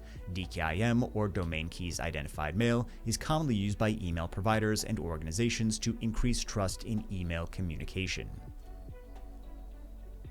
Data Loss Prevention, or DLP. Data loss prevention refers to technologies and strategies used to prevent unauthorized access, sharing, or leakage of sensitive data. It involves monitoring, detecting, and responding to potential data breaches or violations of security policies. DLP, or data loss prevention tools, can be used to enforce policies around the use of emails, cloud storage, and removable media. DLP solutions often include content inspection, encryption, and endpoint protection to secure data across the network. Proper implementation of DLP helps protect against data breaches, regulatory violations, and financial losses. Domain-Based Message Authentication, Reporting, and Conformance, or DMARC. DMARC, or Domain-Based Message Authentication, Reporting, and Conformance, is an email authentication protocol that helps prevent email spoofing and phishing by verifying sender authenticity. It builds on SPF, or Sender Policy Framework, and DKIM, Domain Keys Identified Mail, to enhance email security. DMARC, or Domain-Based Message Authentication, Reporting, and Conformance, allows domain owners to specify how unauthenticated emails should be handled, such as quarantined or rejected. It provides a reporting mechanism for domain owners to receive feedback on email authentication performance. DMARC is essential for improving trust in email communications and protecting recipients from fraudulent messages. Domain Name System, or DNS, is a system that translates human-readable domain names into IP addresses, allowing devices to communicate over the internet. It operates as a distributed database of domain names and corresponding IP addresses. DNS is composed of various types of records, such as A records, MX records, and CNAME records, each serving different functions. DNS servers work in a hierarchical structure with root, top-level, and authoritative servers to resolve domain queries. Proper DNS, or domain name system configuration, is crucial for website accessibility, email delivery, and network resource management. Denial of service attacks. Similar to distributed denial of service attacks, denial of service attack aims to make a network service unavailable to its intended users by overwhelming it with traffic or other resources.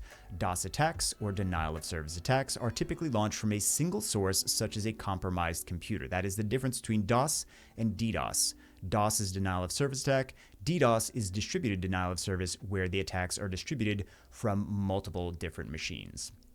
So, common types of DOS attacks include flooding the target with excessive traffic or exploiting vulnerabilities in the system. The goal of a DOS attack is to disrupt normal service, causing downtime or reduced performance. Mitigation strategies include rate limiting, firewalls, and intrusion detection or prevention systems. DRM, or Digital Rights Management. DRM is a technology used to protect and manage the use of digital content such as music, videos, and software. It prevents unauthorized copying, distribution, and access to digital media by enforcing usage restrictions. DRM, or Digital Rights Management solutions, can include encryption, access control, and licensing agreements to ensure content is only used according to specified terms. Common applications of DRM, or Digital Rights Management, include streaming services, ebooks, and software applications that require activation keys. While DRM helps protect intellectual property, it can also limit user freedoms and create compatibility issues. DSL, or Digital Subscriber Line. DSL is a high-speed internet connection technology that transmits data over traditional telephone lines. It provides faster speeds compared to dial-up connections by utilizing higher frequencies for data transmission. DSL, or digital subscriber line, supports both voice and data transmission simultaneously, allowing users to make phone calls while using the internet. There are different types of DSL, including ADSL, asymmetric DSL, and VDSL, very high-speed DSL, each offering varying speeds and performance. DSL, or digital subscriber line, is commonly used in residential and small business environments, though it is less prevalent in areas with fiber optic or cable broadband options. Digital Visual Interface, or DVI. DVI, sometimes it's called Digital Visual Interface, sometimes it's called Digital Video Interface. People use both terms. DVI is a video display interface used to connect a computer to a monitor or digital display device. DVI offers higher resolutions and better image quality compared to older analog connectors like VGA. Digital Visual Interface is being gradually replaced by HDMI and DisplayPort, which offer more features and better integration with modern devices. It supports both digital and analog signals depending on the specific type of DVI connection, whether it's DVI-D, DVI-A, or DVI-I. It's commonly used for computer displays, projectors, and some HD TVs. Error Correcting Code, or ECC. Error correcting code is a type of memory that detects and corrects data corruption to ensure the accuracy of stored data. It uses additional bits for error detection and correction, providing more reliability than standard RAM. Error correcting code, or ECC, is commonly used in critical systems like servers, workstations, and data centers where data integrity is essential. There are different types of ECC, such as single-bit error correction and multi-bit error correction. ECC memory is generally slower and more expensive than non-ECC memory, but it provides higher fault tolerance. Endpoint Detection and Response, or EDR. EDR, or Endpoint Detection and Response, solutions, monitor, and analyze endpoint activities for potential security threats, providing real-time detection, investigation, and response to suspicious behavior, utilizing automated tools and machine learning to identify malicious activity. It enables security teams to contain threats and minimize damage through incident response. It's important for securing a network by protecting endpoints like laptops, desktops, and mobile devices. Endpoint Detection and Response, or EDR. Encrypting File System, or EFS. Encrypting File System is a built-in Windows feature for encrypting files and folders. It uses public key cryptography to protect data at rest, encrypting data to ensure confidentiality, preventing unauthorized access. Only authorized users with the correct encryption keys can decrypt the data. EFS, or Encrypting File System, is available in professional, enterprise, and education editions of Windows. End of life. End of life, or EOL, refers to the point when a product is no longer supported by its manufacturer. End of life products no longer received updates, security patches, or technical support. Continuing to use end of life products can expose systems to vulnerabilities and security risks. Businesses must plan for end of life by upgrading or replacing outdated equipment. Properly managing end of life products is essential to maintaining system security and performance. End of life, or EOL. External Serial Advanced Technology Attachment, or eSATA. eSATA, or External Serial Advanced Technology Attachment, is an interface used for connecting external storage devices to a computer. It provides faster data transfer speeds compared to USB and FireWire. eSATA is designed to offer the performance of internal SATA connections for external devices. It supports high-capacity storage devices such as external hard drives and SSDs. eSATA, or External Serial Advanced Technology Attachment, devices require an external power source since they do not supply power over the connection. Electrostatic discharge, or ESD. ESD refers to the sudden flow of electricity between two electrically charged objects. It can damage sensitive electronic components such as motherboards, RAM, and processors. ESD, or electrostatic discharge, is caused by the buildup of static electricity, often from human contact or friction. Proper grounding and the use of anti-static equipment can prevent ESD, or electrostatic discharge, damage. ESD protection is essential during hardware installation, upgrades, or maintenance. End User License Agreement, or EULA. EULA is a legal contract between the software manufacturer and the end user. It outlines the terms and conditions for using the software. EULA, or End User License Agreement, typically restricts unauthorized redistribution, copying, or modification of the software. Users must accept the EULA before installing or using the software. Violating the terms of the EULA, or End User License Agreement, can result in legal consequences. Extended File Allocation Table, or exFAT file system. The exFAT is a file system designed for flash drives and external storage devices. It supports larger file sizes and storage volumes than FAT32. exFAT, or Extended File Allocation Table, is optimized for use with removable storage like USB drives and SD cards. It is compatible with multiple operating systems, including Windows and Mac OS. exFAT, or Extended File Allocation Table, is commonly used for devices requiring high-capacity storage and fast read-write speeds. 32-bit File Allocation Table, or FAT32 file system. FAT32, or the 32-bit File Allocation Table, is a file system commonly used for storage devices like hard drives and USB drives. It supports file sizes up to 4 GB and partitions up to 2 TB. FAT32, or the 32-bit File Allocation Table, is compatible with most operating systems, including Windows, Mac OS, and Linux. It is simple and widely supported, making it ideal for smaller storage devices. FAT32 has limitations in handling large files and partitions compared to newer file systems like NTFS. Facial Recognition Technology, or FRT. Facial recognition technology analyzes facial features to identify individuals. It is commonly used in security systems, including smartphones and surveillance cameras. The technology compares facial data to a stored database for verification. It can offer a fast contactless method of authentication or access control. Privacy concerns and accuracy challenges are important issues with facial recognition. Facial recognition technology, or FRT. File Transfer Protocol, or FTP, is a standard network protocol used to transfer files between a client and a server. It operates over the TCP/IP protocol, or the Transmission Control Protocol, or over Internet Protocol, typically using port 21 for communication. FTP supports both uploading and downloading files. It offers different modes, such as active and passive, for establishing connections. FTP, or File Transfer Protocol, does not encrypt data by default, making it less secure compared to other protocols like SFTP, or Secure File Transfer Protocol. Grandfather Father-Son Backup Strategy, or GFS.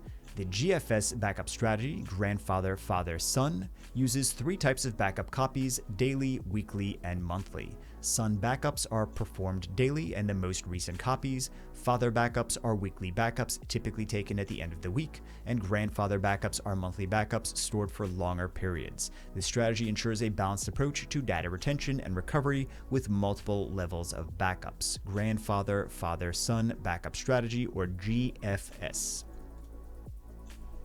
GPS, or Global Positioning System. GPS is a satellite-based navigation system that provides location and time information. It operates through a network of satellites orbiting the Earth, which communicate with GPS receivers. GPS is used in a variety of applications, including navigation, mapping, and tracking. It's accurate to within a few meters and is widely used in smartphones, vehicles, and other devices. GPS, or Global Positioning System, signals can be affected by environmental factors like tall buildings or weather conditions. GUID Partition Table, or GPT.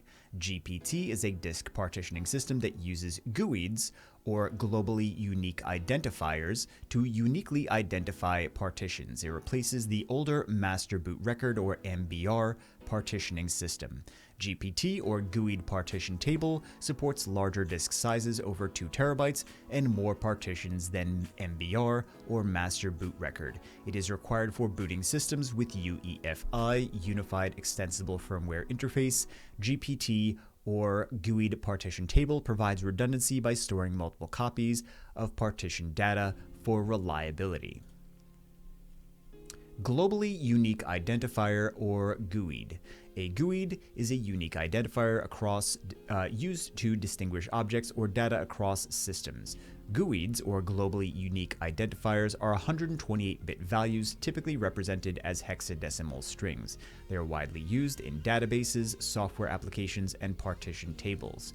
The uniqueness of GUIDs, or globally unique identifiers, ensures that each identifier is globally distinct. GUIDs are generated using algorithms to minimize the chance of duplication.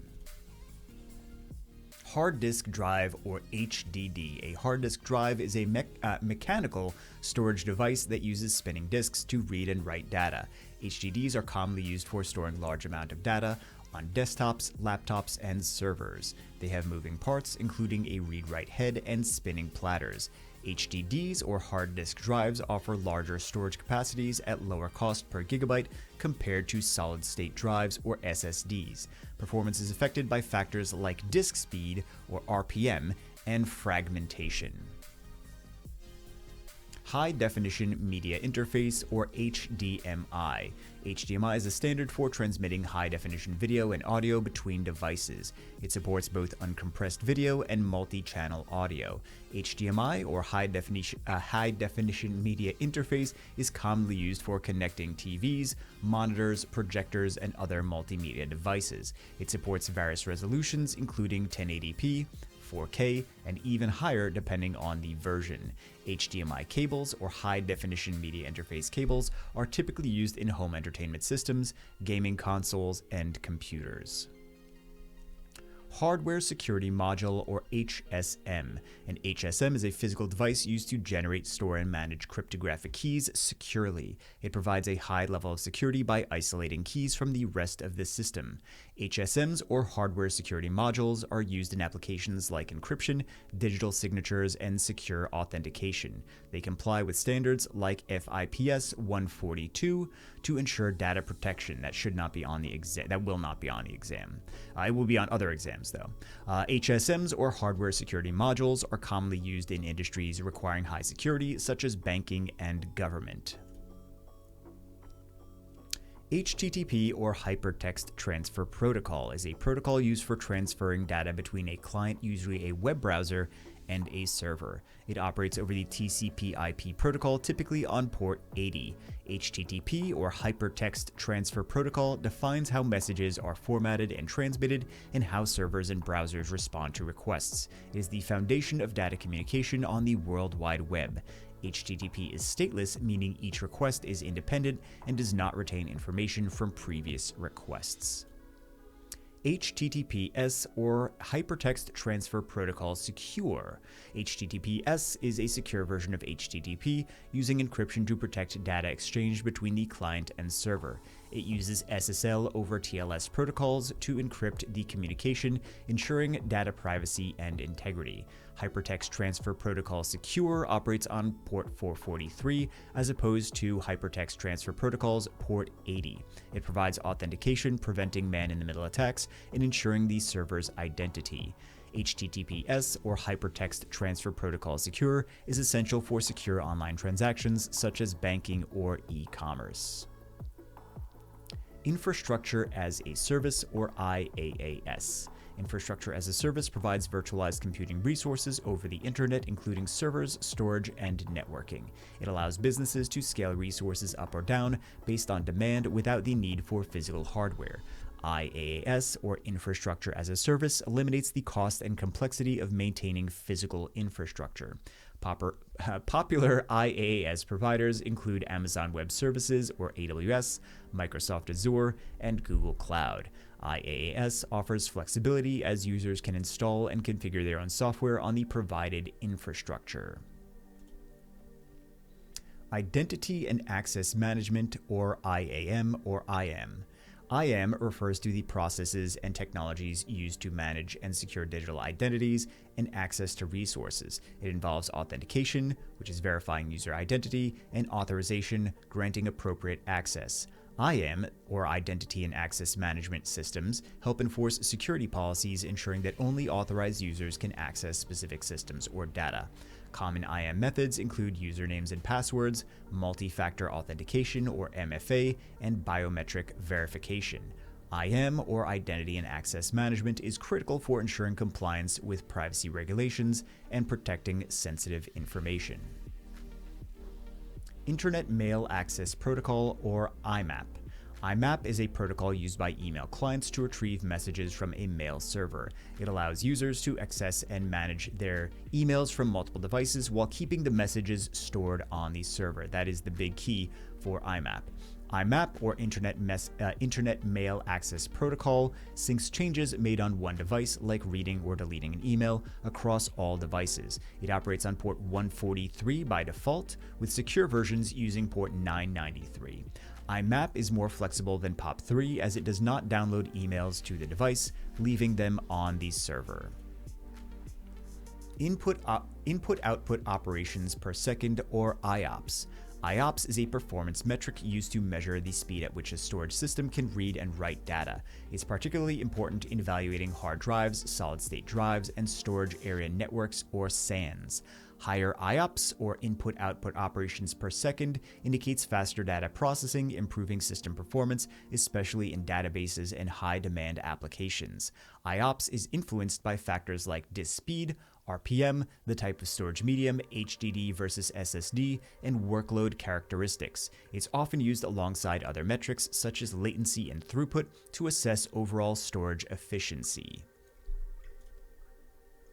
Internet of Things, or IoT. The Internet of Things refers to the network of physical devices connected to the Internet for data exchange and automation. Internet of Things devices include smart home appliances, wearable technology, industrial sensors, and connected vehicles. Internet of Things, or IoT, enables real-time monitoring, remote control, and data collection from a wide range of devices. Security and privacy concerns are significant challenges with the widespread use of Internet of Things. Internet of Things, or IoT, is transforming industries by improving efficiency, reducing costs, and enabling smarter decision-making. Internet Protocol, or IP. The Internet Protocol is responsible for addressing and routing data packets between devices on a network. IP, or Internet Protocol, ensures that data sent from one device reaches its intended destination across multiple networks. There are two versions of Internet Protocol, or IP, IPv4 and IPv6, with IPv6 providing a larger address space than IPv4. IP, or Internet Protocol, operates at the network layer, layer 3 of the OSI model. IP is used alongside other protocols such as TCP or UDP to ensure reliable communication. In-plane switching, or IPS. IPS is a type of LCD, or liquid crystal display technology, used for superior color accuracy and wide viewing angles. IPS panels provide consistent and vibrant colors, making them ideal for professional and creative work. Unlike traditional LCDs, IPS, or in-plane switching displays, have liquid crystals that align in parallel, improving image quality. IPS displays are commonly used in smartphones, monitors, and televisions. They are more expensive than other LCD types, such as TN, which are twisted pneumatic panels, due to their enhanced performance. ISO, or International Organization for Standardization. ISO is an independent, non-governmental international organization that develops global standards. It publishes standards across various industries, including technology, manufacturing, and healthcare. ISO, or the International Organization for Standardization standards, ensure quality, safety, efficiency, and interoperability in products and services. ISO 9001 is one of the most recognized standards focusing on quality management systems. ISO, or the International Organization for Standardization, works with national standardization bodies and participates in global trade to ensure consistency. Information Technology Extended, or ITX. ITX refers to a family of small form factor motherboards used in compact computer systems. ITX motherboards are designed for minimal space usage while still providing functionality for everyday computing tasks. The most common ITX variants include Mini ITX, Nano ITX, and Pico ITX. ITX, or Information Technology Extended systems, are often used in home theater PCs, or HTPCs, small office setups, and embedded devices. Despite their smaller size, ITX systems can offer high performance, particularly when equipped with efficient processors and components. ITX, Information Technology Extended. KVM switch, or keyboard video mouse switch. A KVM switch allows multiple computers to be controlled using a single keyboard, monitor, and mouse. It is commonly used in server rooms, data centers, and environments with limited desk space. KVM switches, or keyboard video mouse switches, can support both physical and virtual connections depending on the model. Some KVM switches offer additional features like audio support, USB peripherals, and hotkey switching. KVM switches improve efficiency by reducing the need for multiple sets of peripherals in environments with multiple computers. KVM switch, or keyboard video mouse switch. Local area network, or LAN. A local area network is a network that connects computers and devices within a limited geographic area, such as a home, office, or building. LANs enable resource sharing, including files, printers, and internet connections among connected devices. They can be wired for Ethernet or wireless for Wi-Fi, and are typically fast with speeds ranging from 100 megabits per second to 10 gigabits per second. LANs are commonly used in businesses and homes to facilitate communication and collaboration. Network devices such as switches, routers, and access points help manage and direct traffic within a LAN, or local area network. Lucent connector, or LC. The Lucent connector is a small form factor fiber optic connector used for high density networking. It is commonly used in fiber optic cabling systems such as data centers and telecommunications infrastructure.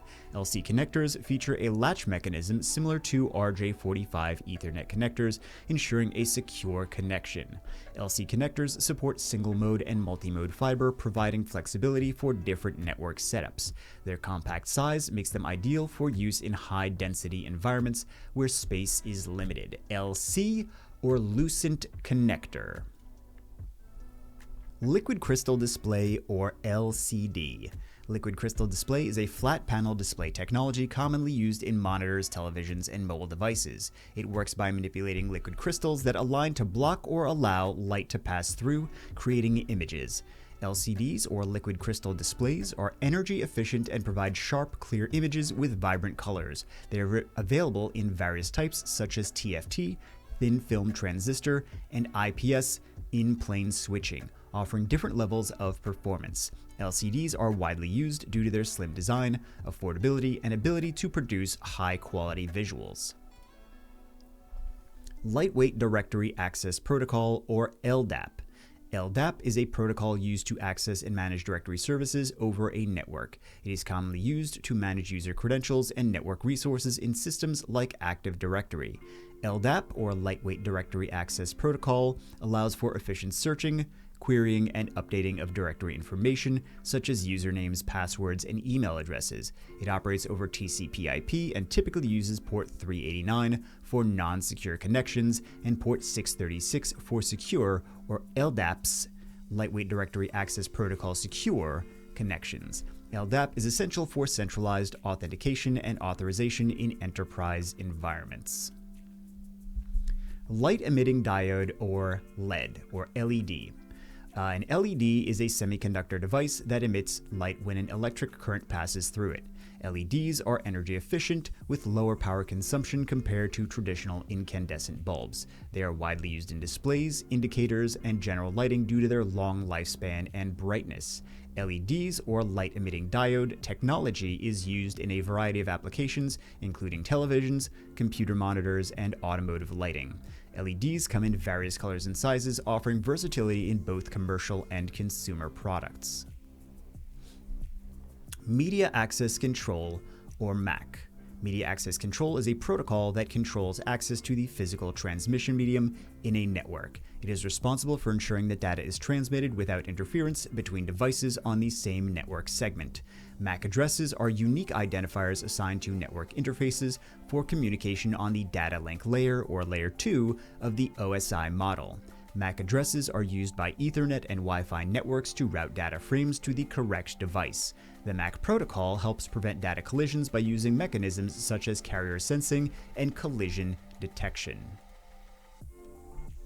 Metropolitan Area Network, or MAN. A metropolitan area network is a network that spans a city or large campus larger than a local area network, or LAN, but smaller than a wide area network, or WAN. MANs are commonly used by organizations, universities, and municipalities to connect multiple buildings within a geographic area.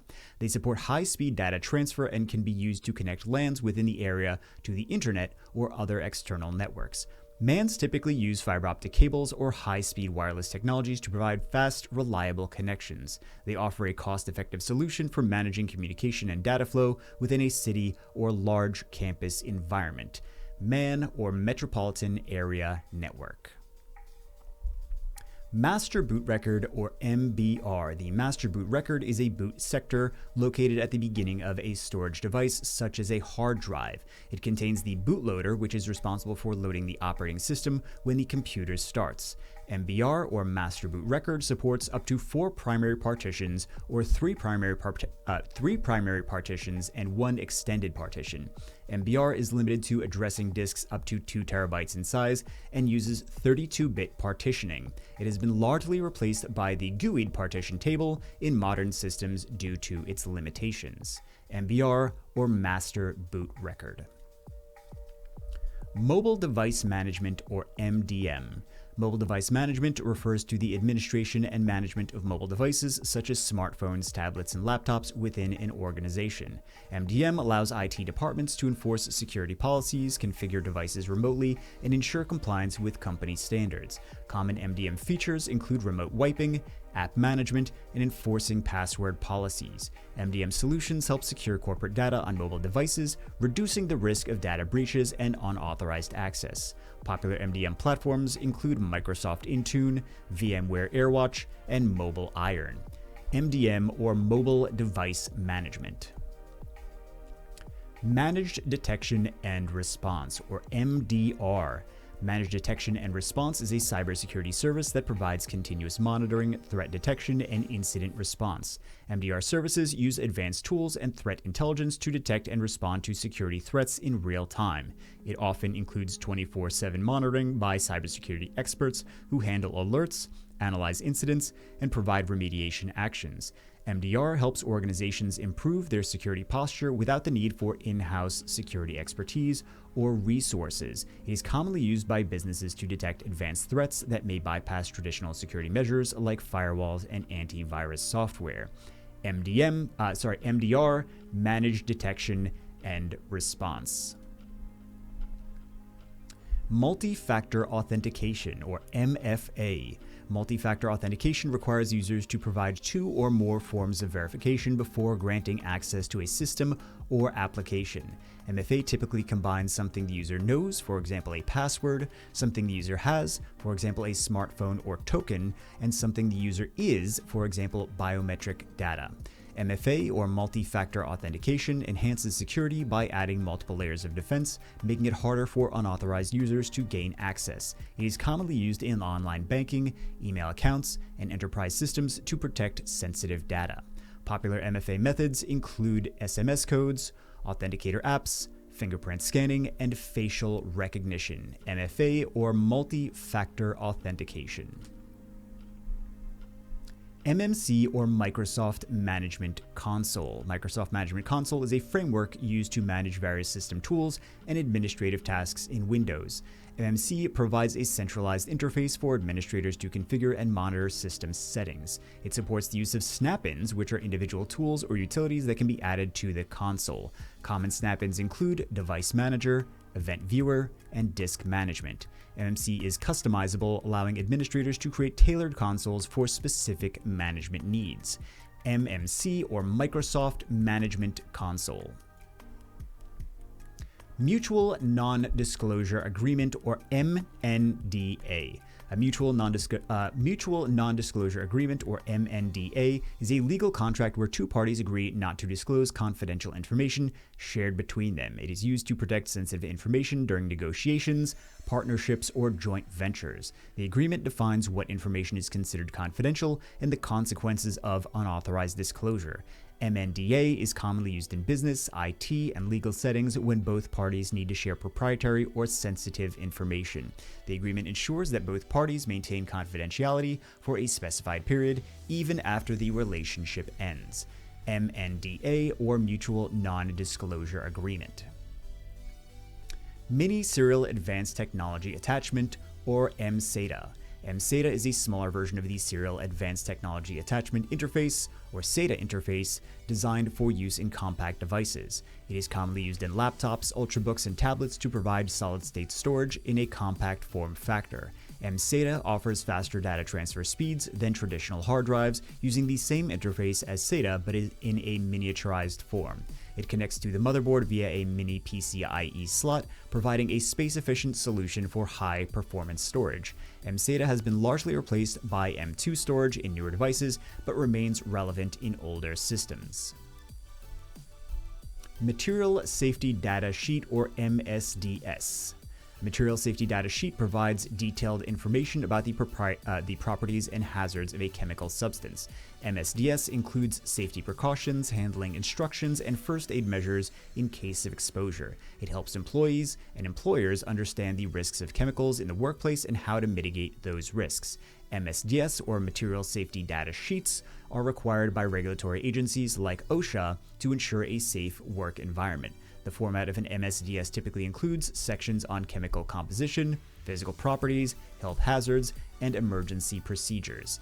MSDS, or Material Safety Data Sheet. Mail Exchange, or MX. Mail Exchange is a DNS, or domain name system, record that directs email to the correct mail server for a specific domain. MX records specify the mail server's hostname and priority, allowing for the routing of emails to the correct destination. Multiple MX records can be set up with different priorities to provide redundancy and ensure mail delivery if a server is unavailable. MX records are essential for the proper functioning of email systems, ensuring that messages are delivered efficiently and reliably. The priority of an MX record determines which mail server is used first, with lower numbers indicating higher priority. MX, or Mail Exchange. Non-Disclosure Agreement, or NDA. A non-disclosure agreement is a legal contract that ensures confidentiality between two parties regarding sensitive information. NDAs are commonly used to protect trade secrets, proprietary information, and business plans. The agreement prohibits the recipient from disclosing or using the confidential information for any unauthorized purposes. NDAs can be unilateral, one party discloses information, or mutual, both parties share confidential information. Breaching an NDA can result in legal penalties, including fines or lawsuits. NDA, Non-Disclosure Agreement. Network Basic Input-Output System, or NetBIOS. NetBIOS is a networking protocol that allows applications to communicate over a local area network, or LAN. It provides services such as name resolution, session management, and data transfer between devices. NetBIOS operates on top of the TCP/IP protocol stack, often used in conjunction with SMB or server message block for file and printer sharing. NetBIOS names are used to identify devices on the network, allowing easy communication without needing IP addresses. Although largely replaced by more modern protocols like DNS, NetBIOS is still supported in many legacy systems. NetBIOS, or Network Basic Input-Output System. Near Field Communication, or NFC. Near-field communication is a short-range wireless technology that enables data transfer between devices within close proximity, typically up to 4 inches or 10 centimeters.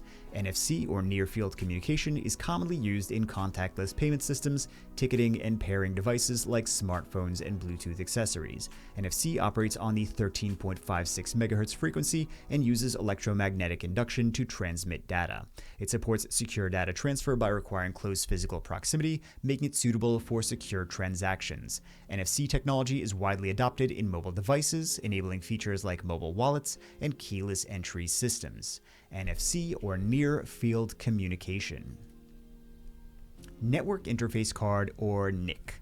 A network interface card is a hardware component that allows a device to connect to a network, either wired or wireless. NICs are used in computers, servers, printers, and other network devices to send and receive data over a network. They can be built into the motherboard or added as an expansion card in a device. NICs use protocols like Ethernet for wired connections or Wi-Fi for wireless connections to facilitate communication.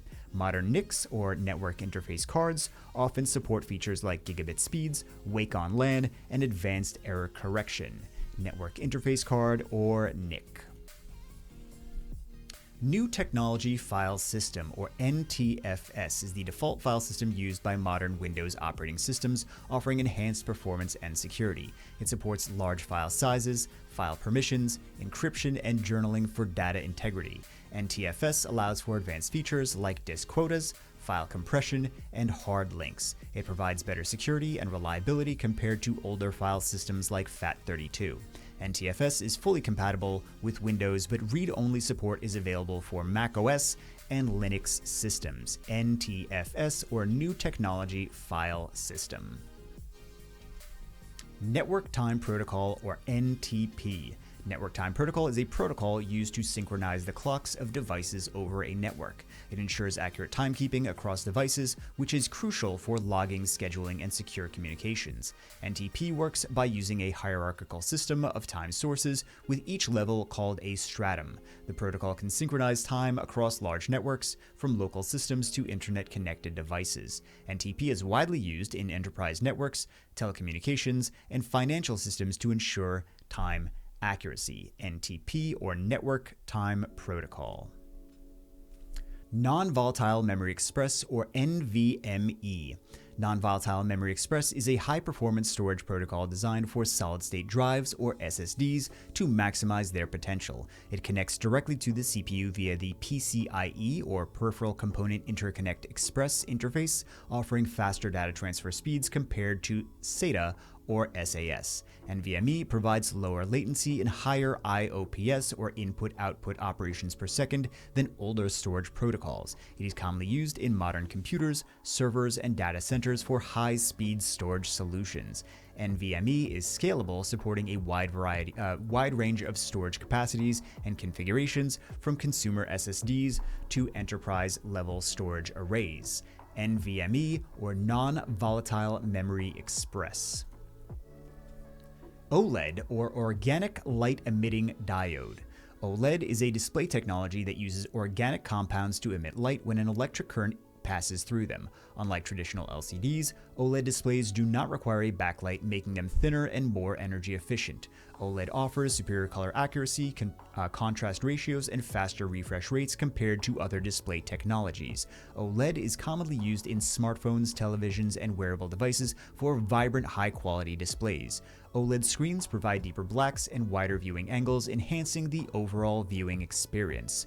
OLED, or Organic Light Emitting Diode. Optical Network Terminal, or ONT. An optical network terminal is a device used to connect a fiber optic network to a home or business. The ONT converts optical signals from the fiber optic cable into electrical signals that devices can use. It typically acts as the demarcation point between the service provider's network and the customer's internal network. ONTs are essential for providing high-speed internet, TV, and phone services over fiber optic connections. These devices often part of fiber to the home (FTTH) or fiber to the premises (FTTP) installations. Optical Network Terminal, or ONT. Operating System, or OS. An operating system is software that manages hardware resources and provides services for computer programs. It acts as an intermediary between users and the computer hardware, enabling interactions with devices and applications. Popular operating systems include Microsoft Windows, Mac OS, Linux, and mobile operating systems like Android and iOS. Operating system functions include memory management, process scheduling, file system management, and user interface management. The operating system is essential for running applications, controlling hardware devices, and providing system security. Operating system, or OS. One-time password, or OTP. A one-time password is a password that is valid only for a single use or a short period of time. OTPs are used as an additional layer of security in two-factor authentication, or 2FA, systems. They can be generated by hardware tokens, software apps, or sent via SMS or email. OTPs help protect against phishing attacks or reduce the risks of password reuse. Common applications for OTPs include online banking, email security, and secure system logins. OTP, or one-time password. Platform as a Service, or PaaS.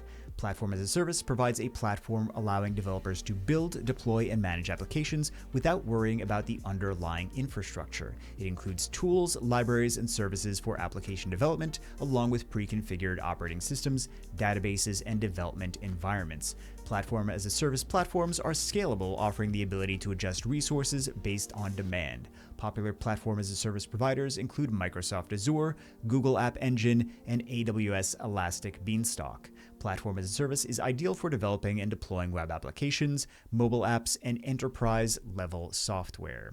PaaS, or Platform as a Service. And it's also very nice to have this little visual diagram of infrastructure as a service, platform as a service, and software as a service over there to show what level they are. Privileged Access Management, or PAM. PAM is a cybersecurity strategy for managing and monitoring access to critical systems and sensitive data by privileged users. It focuses on controlling who has access to high-level permissions and administrative accounts within an organization. Privileged access management solutions typically include features like session recording, access auditing, and the temporary granting of elevated privileges. It helps reduce the risk of insider threats, data breaches, and unauthorized access to sensitive systems. Common PAM solutions include tools like CyberArk, Beyond Trust, and Thycotic. Privileged Access Management, or PAM. Personal Area Network, or PAN. A personal area network is a small-scale network used to connect devices within a short range, typically up to 10 meters. PANs are commonly used to link personal devices like smartphones, laptops, tablets, and wireless peripherals. Technologies like Bluetooth and infrared are commonly used to create PANs. PANs are ideal for connecting devices in a home or office setting, facilitating data transfer and peripheral usage. PANs are low cost, easy to set up, and offer wireless communication for small-scale personal device networking. PAN, or Personal Area Network. Personal computer, or PC. A personal computer is a general-purpose computing device designed for individual use. PCs can run a variety of applications, including word processing, gaming, and web browsing. They typically consist of a central processing unit, or CPU, memory or RAM, storage, HDD or SSD, and input-output devices like a keyboard, mouse, monitor, or more. Personal computers are available in desktop, laptop, and all-in-one forms, offering flexibility for different user needs. PCs support multiple operating systems such as Windows, macOS, and Linux. Peripheral Component Interconnect, or PCI. Peripheral Component Interconnect is a standard for connecting expansion cards to a computer's motherboard. It allows devices like graphics cards, sound cards, and network cards to communicate with the CPU and memory. PCI slots are typically found on desktop motherboards, enabling users to add or upgrade components. The PCI standard has evolved over time, with PCIe, or PCI Express, providing faster data transfer rates and better scalability. PCI and its successor PCIe are widely used in both consumer and enterprise systems for adding additional functionality. PCI, or Peripheral Component Interconnect. PCIe, Peripheral Component Interconnect Express. PCIe is a high-speed interface standard used to connect expansion cards to a computer's motherboard. It provides faster data transfer rates than the older PCI and PCIX standards, making it ideal for high-performance components like graphics cards, SSDs, and network adapters. PCIe uses lanes, with each lane consisting of 2 pairs of wires for data transmission, allowing for scalable bandwidth based on the number of lanes. 1, 4, 8, or 16. PCIe is backwards compatible with older PCIe versions but offers improved performance with each new generation, for example, 3.0, 4.0, or 5.0. It is widely used in both consumer devices like desktops and laptops and enterprise systems like servers and data centers. PCIe, or Peripheral Component Interconnect Express. Personally Identifiable Information, or PII. Personally identifiable information refers to any information that can be used to identify an individual, such as names, addresses, and social security numbers. PII is sensitive and must be protected to prevent identity theft, fraud, and other privacy violations. Organizations that collect or store PII are required to implement security measures to safeguard it, often following privacy regulations like GDPR or HIPAA. Types of PII include direct identifiers like name, email address, and indirect identifiers like IP address and device information. Improper handling or exposure of PII can result in legal consequences, financial losses, and reputational damage. PII, or Personally Identifiable Information. Personal Identification Number, or PIN. A personal identification number is a security code used to authenticate a user's identity, typically consisting of 4 to 6 digits. PINs are often used in conjunction with passwords or as part of two-factor authentication, or 2FA, systems. Unlike passwords, which can be long and complex, PINs are simpler and easier for users to remember. They are commonly used for securing devices like smartphones, ATMs, and online accounts. PINs provide an additional layer of security, but they should be kept confidential to prevent unauthorized access. PIN, or Personal Identification Number. Personal Identity Verification, or PIV. Personal Identity Verification is a government standard security credential used to authenticate an individual's identity. PIV cards are issued by federal agencies and contain embedded security features like biometrics, smart chips, and digital certificates. The PIV system is used to control access to physical facilities, networks, and digital resources, ensuring only authorized personnel can gain entry. PIV cards are part of the U.S. Federal Identity Credential and Access Management, or FICAM, initiative for secure and efficient identification. PIV is commonly used in federal agencies, but has expanded to various sectors that require high-level security for user authentication. PIV, or Personal Identity Verification. Power over Ethernet, or PoE. Power over Ethernet is a technology that allows Ethernet cables to deliver both data and electrical power to devices. Power over Ethernet is commonly used for devices like IP cameras, phones, and wireless access points, eliminating the need for separate power cables. It follows IEEE standards 802.3AF and 802.3AT, among others, to deliver power safely over network cables. Power over Ethernet simplifies installation and reduces cable clutter by combining power and data in a single cable. Power over Ethernet can provide various power levels to devices depending on the standard used, and there was the table in the beginning for that as well. Post Office Protocol, or POP. Post Office Protocol is an email protocol used to retrieve messages from a mail server to a client device. POP typically downloads emails from the server to the client, removing them from the server unless specified otherwise. It operates on port 110 for non-secure connections and port 995 for secure connections, POP3S. POP is best suited for users who want access to their emails offline and do not need to keep copies on the server. While older and less feature-rich than IMAP, or Internet Mail Access Protocol, POP is still used for simple single-device email access. Post Office Protocol, or POP. Power on Self-Test. Power on Self-Test, or POST, is a diagnostic process that runs when a computer is powered on. It checks essential hardware components such as the CPU, memory, and storage devices for functionality. POST helps ensure the system is functioning properly before the operating system loads. If issues are detected, POST may produce a series of beeps or display error messages to indicate the specific problem. Post or power on self-test is a critical first step in the boot process and occurs before the BIOS and UEFI hands control over to the operating system. Potentially unwanted program or PUP.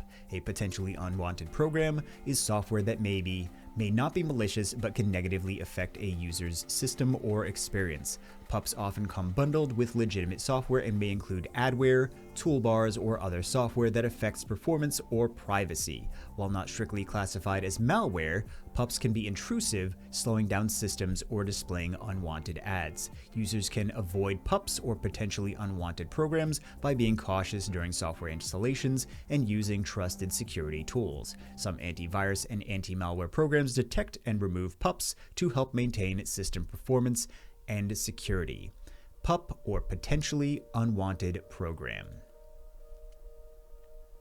Remote Authentication Dial-In User Service, or RADIUS. RADIUS is a protocol used for authenticating and authorizing users to access a network remotely. It centrally manages authentication for network access, typically used in conjunction with VPNs, Wi-Fi networks, and dial-up connections. RADIUS, or Remote Authentication Dial-In User Service, servers handle requests from network devices such as routers or wireless access points to verify user credentials. It supports user authentication through various methods, including username, password, and multi-factor authentication. RADIUS improves network security by centralizing and securing user access management. RADIUS, or Remote Authentication Dial-In User Service. RAID, or Redundant Array of Independent Disks, is a data storage technology that combines multiple hard drives into a single unit to improve performance, redundancy, or both. It uses different levels, RAID 0, 1, 5, 6, 10, etc., to balance between speed and data protection. RAID 0 offers improved performance by striping data across multiple disks, but provides no redundancy. RAID 1 mirrors data on 2 drives, offering redundancy but no performance improvement. More complex RAID levels like RAID 5, RAID 6, and RAID 10 provide both performance enhancements and data redundancy. RAID, or Redundant Array of Independent Disks. Random Access Memory, or RAM. Random access memory is a type of volatile memory used to store data that is actively being used or processed by the computer. And remember, volatile means that as soon as you power it off and it has no power, you have no more memory. I mean, the memory is still there, but you have no more information in it. So that's the difference between RAM and NVMe, non-volatile memory. So keep that in mind. RAM provides fast read and write speeds, allowing quick access to data for the CPU and improving overall system performance. There are 2 main types of RAM, DRAM, or dynamic RAM, and SRAM, or static RAM, with DRAM being more common due to its lower cost. RAM is essential for multitasking as it allows multiple programs to run simultaneously without significant slowdowns. The amount of RAM in a system directly impacts its ability to handle more tasks or larger files efficiently. Random Access Memory, or RAM. Remote Desktop Protocol, or RDP, is a proprietary protocol developed by Microsoft to allow remote access to a computer's desktop interface over a network. RDP allows users to connect to and control another computer as if they were physically present, providing full access to the operating system and applications. RDP is commonly used for IT support, remote work, and accessing servers or virtual machines. It operates over port 3389 and supports encrypted connections for secure remote access. RDP is available on most Windows versions, and clients are available for macOS, Linux, and mobile devices. RDP, or Remote Desktop Protocol. Resilient File System, or REFS. Resilient File System is a file system developed by Microsoft for data integrity, scalability, and high availability. REFS is designed to be more resilient than NTFS, offering improved data protection by automatically detecting and repairing corruption. It supports large data volumes and provides features such as data deduplication, tiered storage, and enhanced metadata handling. REFS, or Resilient File System, is commonly used in Windows Server environments, especially for workloads requiring high availability and data integrity such as virtual machines and storage spaces. While REFS offers significant advantage over NTFS in certain scenarios, it is not widely supported in consumer versions of Windows. REFS, or Resilient File System. Radio Frequency Identification, or RFID. Radio frequency identification is a wireless technology that uses electromagnetic fields to automatically identify and track tags attached to objects. RFID systems consist of three components: a tag, a reader, and an antenna. RFID tags can be active with a battery or passive powered by the reader's signal, and they store data that can be read remotely. RFID is used in various applications including inventory management, asset tracking, access control, and contactless payments. RFID provides advantages over barcodes by enabling non-line-of-sight reading, faster scanning, and the ability to store more data. RFID, or Radio Frequency Identification. Register Jack Function 11. RJ11, or Registered Jack Function 11, is a standard telephone connector used for connecting telephone lines and devices such as landline phones and modems. It typically uses a 6-position 2-conductor wiring configuration, though it can also support 4-conductor versions that will not be on the exam. RJ11, that's just extra information. RJ11 connectors are widely used for residential and commercial telephone systems and the most common type for phone line connections. The RJ11 standard is often used in analog phone systems, fax machines, and DSL internet connections. While it's not typically used in networking, it can occasionally be used in low-speed data transmission applications. RJ11, Registered Jack Function 11. And then, of course, we have Registered Jack Function 45, or RJ45. RJ45 is a standardized connector used for Ethernet networking, common seen in local area networks or LANs. It uses an 8-position, 8-conductor, or 8P8C wiring configuration to transmit data over twisted pair cables, usually Cat5e, Cat6, or higher. RJ45 connectors are used to connect computers, routers, switches, and other networking devices in wired networks. It is widely used in both home and enterprise environments for high-speed internet and intranet connectivity.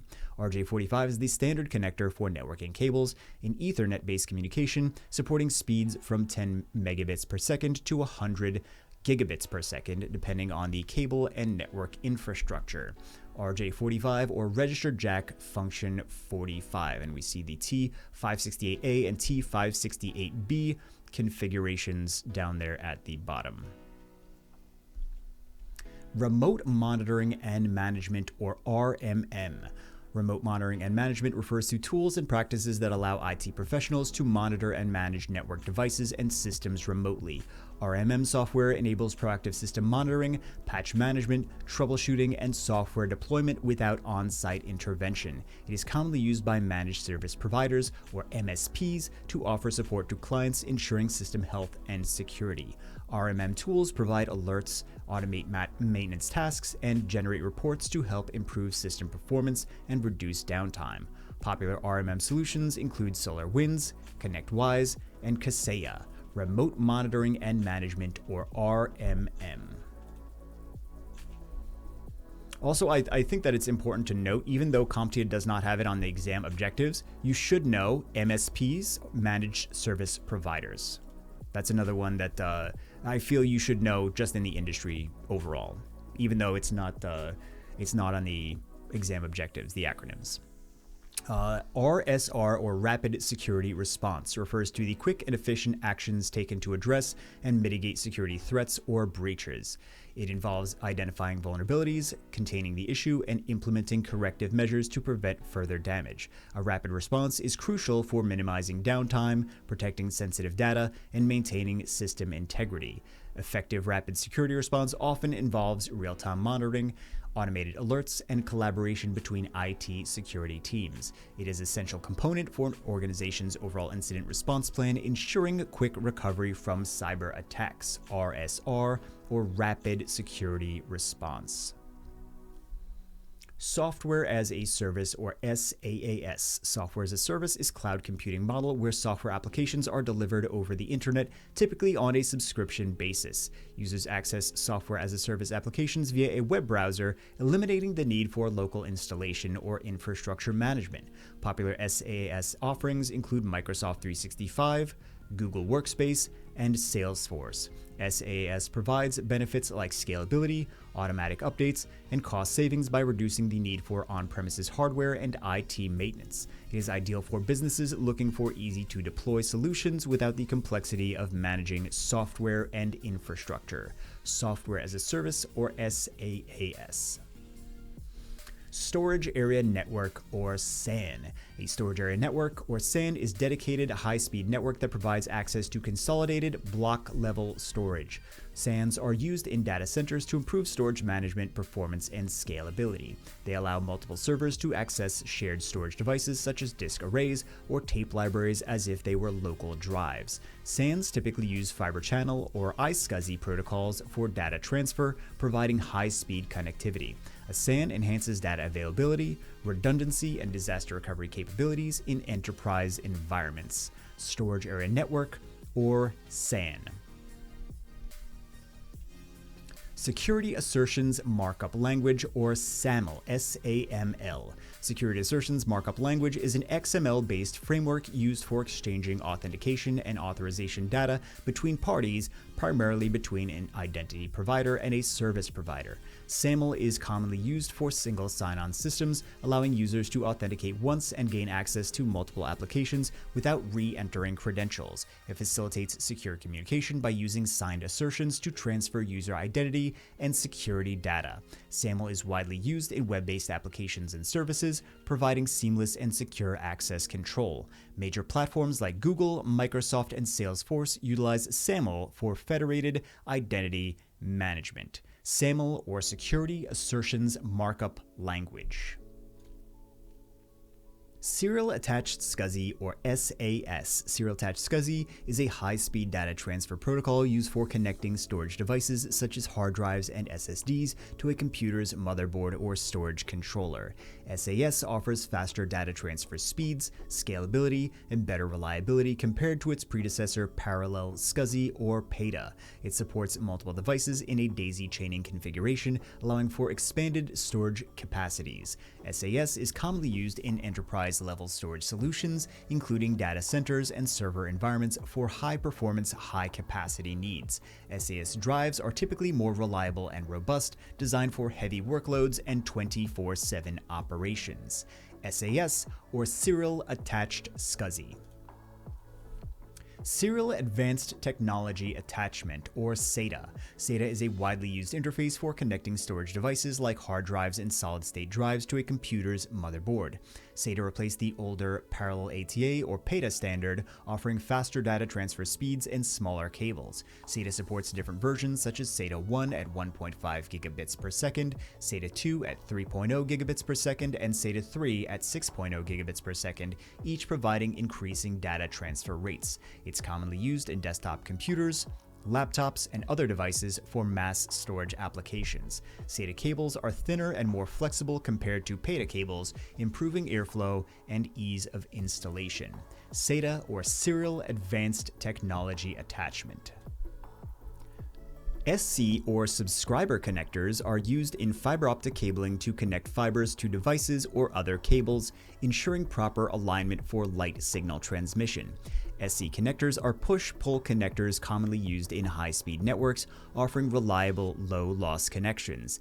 LC connectors are smaller and ideal for high-density setups, while MTP and MPO connectors support multiple fibers in one connection. You can see the different types of connectors on the top left-hand corner. Subscriber connectors should have low insertion loss and high return loss to ensure efficient data transmission. SC, subscriber connector. Supervisory Control and Data Acquisition, or SCADA. Supervisory Control and Data Acquisition is a system used to monitor and control industrial processes such as those in manufacturing, energy, and water treatment. SCADA systems collect real-time data from sensors and devices, providing operators with the ability to remotely control equipment and processes. It typically involves a centralized control system with remote terminal units, or RTUs, and programmable logic controllers, or PLCs, for data collection and control. SCADA ensures the efficiency, safety, and reliability of critical infrastructure by enabling quick responses to system changes and anomalies. It's often integrated with other industrial automation systems, helping optimize production and reduce operational costs. SCADA, or Supervisory Control and Data Acquisition. SCSI, or Small Computer System Interface. Small Computer System Interface, or SCSI, is a set of standards used to connect and transfer data between computers and peripheral devices like hard drives, printers, and scanners. SCSI supports multiple devices on a single bus, enabling communication with up to 7 or 15 devices depending on the SCSI version. It offers faster data transfer rates compared to older interfaces like Parallel ATA or PATA. SCSI is widely used in enterprise environments for connecting high-performance storage devices such as hard drives and tape drives. Modern versions of SCSI, such as Serial Attached SCSI, SAS, provide even higher data transfer speeds and better reliability. Subscriber Identity Module, or SIM. A subscriber identity module is a small card used in mobile devices to store subscriber information for accessing cellular networks. It contains a unique identifier, or an IMSI, encryption keys, and other data required for authenticating and securing communication on the network. SIM cards allow users to switch between devices while retaining their phone number, contacts, and services. They are commonly used in smartphones, tablets, and other mobile devices for secure communication and data storage. SIM cards come in various sizes such as standard SIM, micro SIM, and nano SIM depending on the device. SIM, or Subscriber Identity Module.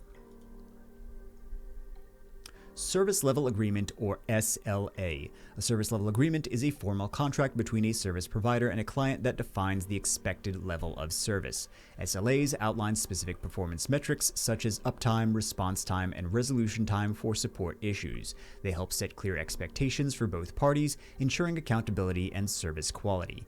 SLAs, or service level agreements, are commonly used in IT services, cloud computing, and telecommunications to ensure reliable service delivery.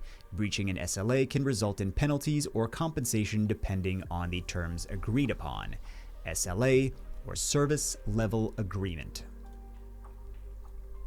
SMART, or Self-Monitoring Analysis and Reporting Technology. SMART is a monitoring system used to analyze and report the health of hard drives and solid-state drives, or SSDs. It tracks various drive attributes such as temperature, read-write errors, and spin-up time to predict potential failures. SMART, or Self-Monitoring Analysis and Reporting Technology, can provide early warnings, allowing users to take proactive actions such as backing up data before a failure occurs. It's integrated into most modern hard drives and SSDs, and the data can be accessed using specialized software tools. SMART is widely used in enterprise storage systems and personal computing to ensure data integrity and prevent unexpected drive failures. SMART, or Self-Monitoring Analysis and Reporting Technology. Server Message Block, or SMB. Server Message Block is a network protocol used for sharing files, printers, and other resources over a network. It allows applications to read and write to files, request services from server programs, and communicate with devices like printers. SMB is commonly used in Windows environments, but is also supported by other operating systems such as Linux and Mac OS. SMB operates over port 445 and can be secured with encryption and authentication to protect sensitive data. The protocol has evolved over time with versions like SMB 1, 2, and 3 offering improvements in speed, security, and functionality. SMB, Server Message Block. SMS, or Short Message Service. Short Message Service is a text messaging service used for sending short messages up to 160 characters between mobile devices. SMS, or Short Message Service, is widely used for personal communication, notifications, and authentication services like two-factor authentication, or 2FA. It operates over cellular networks and does not require an internet connection, making it accessible even in areas with limited data coverage. SMS messages are typically sent using a phone number as the sender's identifier. SMS is simple, reliable, and remains a core component of mobile communication despite the rise of more advanced messaging apps. SMS, Short Message Service. SMTP, or Simple Mail Transfer Protocol. Some people call this System Mail Transfer Protocol as well, but it's mostly referred to as Simple Mail Transfer Protocol. A protocol used for sending and routing email messages between servers. SMTP operates over port 25 and is used by email clients and servers to transmit messages to recipients' mail servers. It's primarily used for outgoing mail, while incoming messages are handled by protocols like POP3 or IMAP. SMTP ensures that email messages are properly formatted and delivered to the correct destination. It is a text-based protocol that uses commands and responses to handle the transmission of email data. SMTP, Simple Mail Transfer Protocol. Small Outline Dual Inline Memory Module, or SO-DIMM. So we have the DIMM, Dual Inline Memory Module, and then the SO part is Small Outline. This is for laptops. A Small Outline Dual Inline Memory Module, or SO-DIMM, is a compact version of the standard DIMM used in desktops designed for laptops, small form factor PCs, and other space-constrained devices. So DIMMs typically have fewer pins than standard DIMMs, with common configurations including 200, 204, and 260 pins depending on the generation. They are available in various memory types, including DDR, DDR2, DDR3, and DDR4, providing different speeds and capacities for different devices. So DIMMs, or Small Outline Dual Inline Memory Modules, offer the same functionality as standard DIMMs, providing memory expansion and improving system performance. They are commonly used in laptops, gaming consoles, and small workstations due to their smaller physical size and high performance. SOHO, Small Office Home Office. A small office home office refers to a small-scale work environment, typically with fewer than 10 employees or a home-based business. SOHO networks usually require cost-effective, easy-to-implement IT infrastructure, including networking, printers, and other shared resources. Common devices in SOHO environments include routers, wireless access points, laptops, desktops, and network-attached storage, or NAS. Security and data protection are important, with basic solutions like firewalls, antivirus software, and data backups being essential. SOHO setups are ideal for remote workers or small businesses that need basic networking and efficient communication tools. SOHO, Small Office, Home Office. SOP, or Standard Operating Procedure. A standard operating procedure is a set of step-by-step instructions compiled by an organization to help workers perform routine tasks consistently and efficiently. SOPs are designed to ensure that operations are carried out in a standardized way, maintaining quality and compliance with regulations. In IT, SOPs are used for tasks like system maintenance, troubleshooting, and software deployment. SOPs can reduce errors, improve training for new employees, and ensure continuity during employee turnover. They are essential in industries such as healthcare, manufacturing, and IT services, where consistency and quality are crucial. SPF, or Sender Policy Framework. Sender Policy Framework is an email authentication protocol designed to detect and prevent email spoofing. SPF allows domain owners to specify which mail servers are authorized to send emails on behalf of their domain. It works by checking the sender's IP address against the domain's SPF record in the DNS to verify the legitimacy of the email. SPF helps reduce the chances of phishing attacks, spam, and other malicious email activities. While SPF is effective in verifying the sender's server, it should be used in conjunction with other protocol like DKIM, or Domain Keys Identified Mail, and DMARC, or Domain-Based Message Authentication Reporting and Conformance, for comprehensive email security. SPF, or Sender Policy Framework. SPICE, or Software Process Improvement and Capability Determination. Software Process Improvement, or SPI, refers to the practice of improving the process involved in software development to enhance productivity, quality, and efficiency. SPI often involves evaluating and refining processes through methodologies such as CMMI, or Capability Maturity Model Integration, and Agile practices. Capability determination assesses an organization's ability to execute software processes effectively, often through benchmarking and performance measurement. SPI and capability determination help organizations reduce defects, improve customer satisfaction, and streamline development cycles. Both concepts are essential for organizations aiming to consistently produce high-quality software and maintain competitive advantages. SPICE, or Software Process Improvement and Capability Determination. I know it's determination, but it's an E. So just keep that in mind as well for the exam, is if you think it's capability determination, although they're probably not going to ask you maybe one question at the most on this, because it's not really the focus of the A+ exam, but just keep that in mind. It's SPICD, but it's SPICE. Structured Query Language, a standard programming language, structured query language, or SQL. It's SQL, but it's pronounced SQL. Standard programming language used to manage and manipulate relational databases. SQL allows users to create, read, update, and delete data, CRUD operations in a database. Common SQL commands include select, insert, update, delete, and create, which facilitate querying and managing data. SQL is widely used in various database management systems, or DBMS, such as MySQL, PostgreSQL, Microsoft SQL Server, and Oracle. SQL supports data integrity, security, and complex queries for efficient database operations and reporting.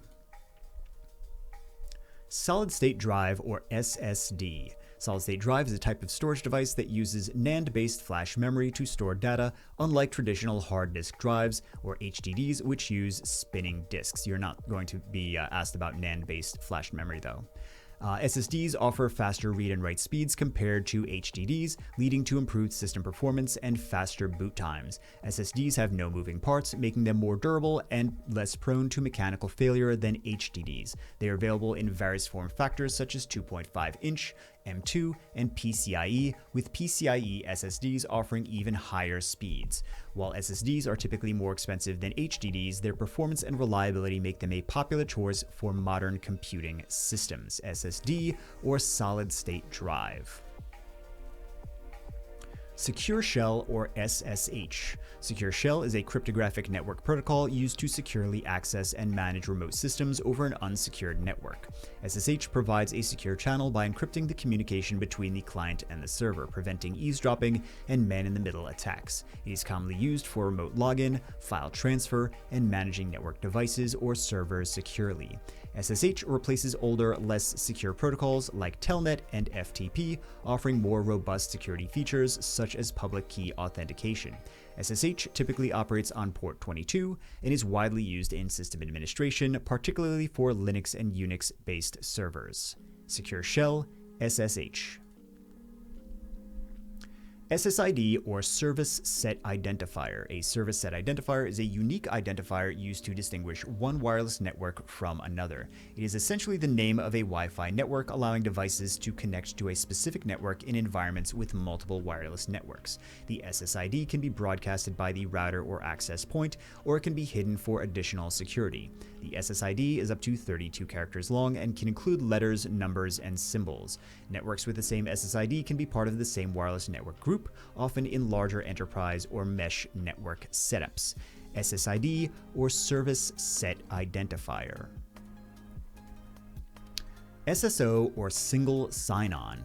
Single sign-on is an authentication process that allows users to access multiple applications with a single set of login credentials. SSO improves user experience by reducing the need to remember and enter multiple usernames and passwords. It enhances security by reducing the likelihood of weak or reused passwords across various systems. SSO is commonly used in enterprise environments, cloud services, and applications that require secure, centralized authentication. SSO works by authenticating the user once and granting access to all connected systems without re-authenticating each time. SSO, or Single Sign-On.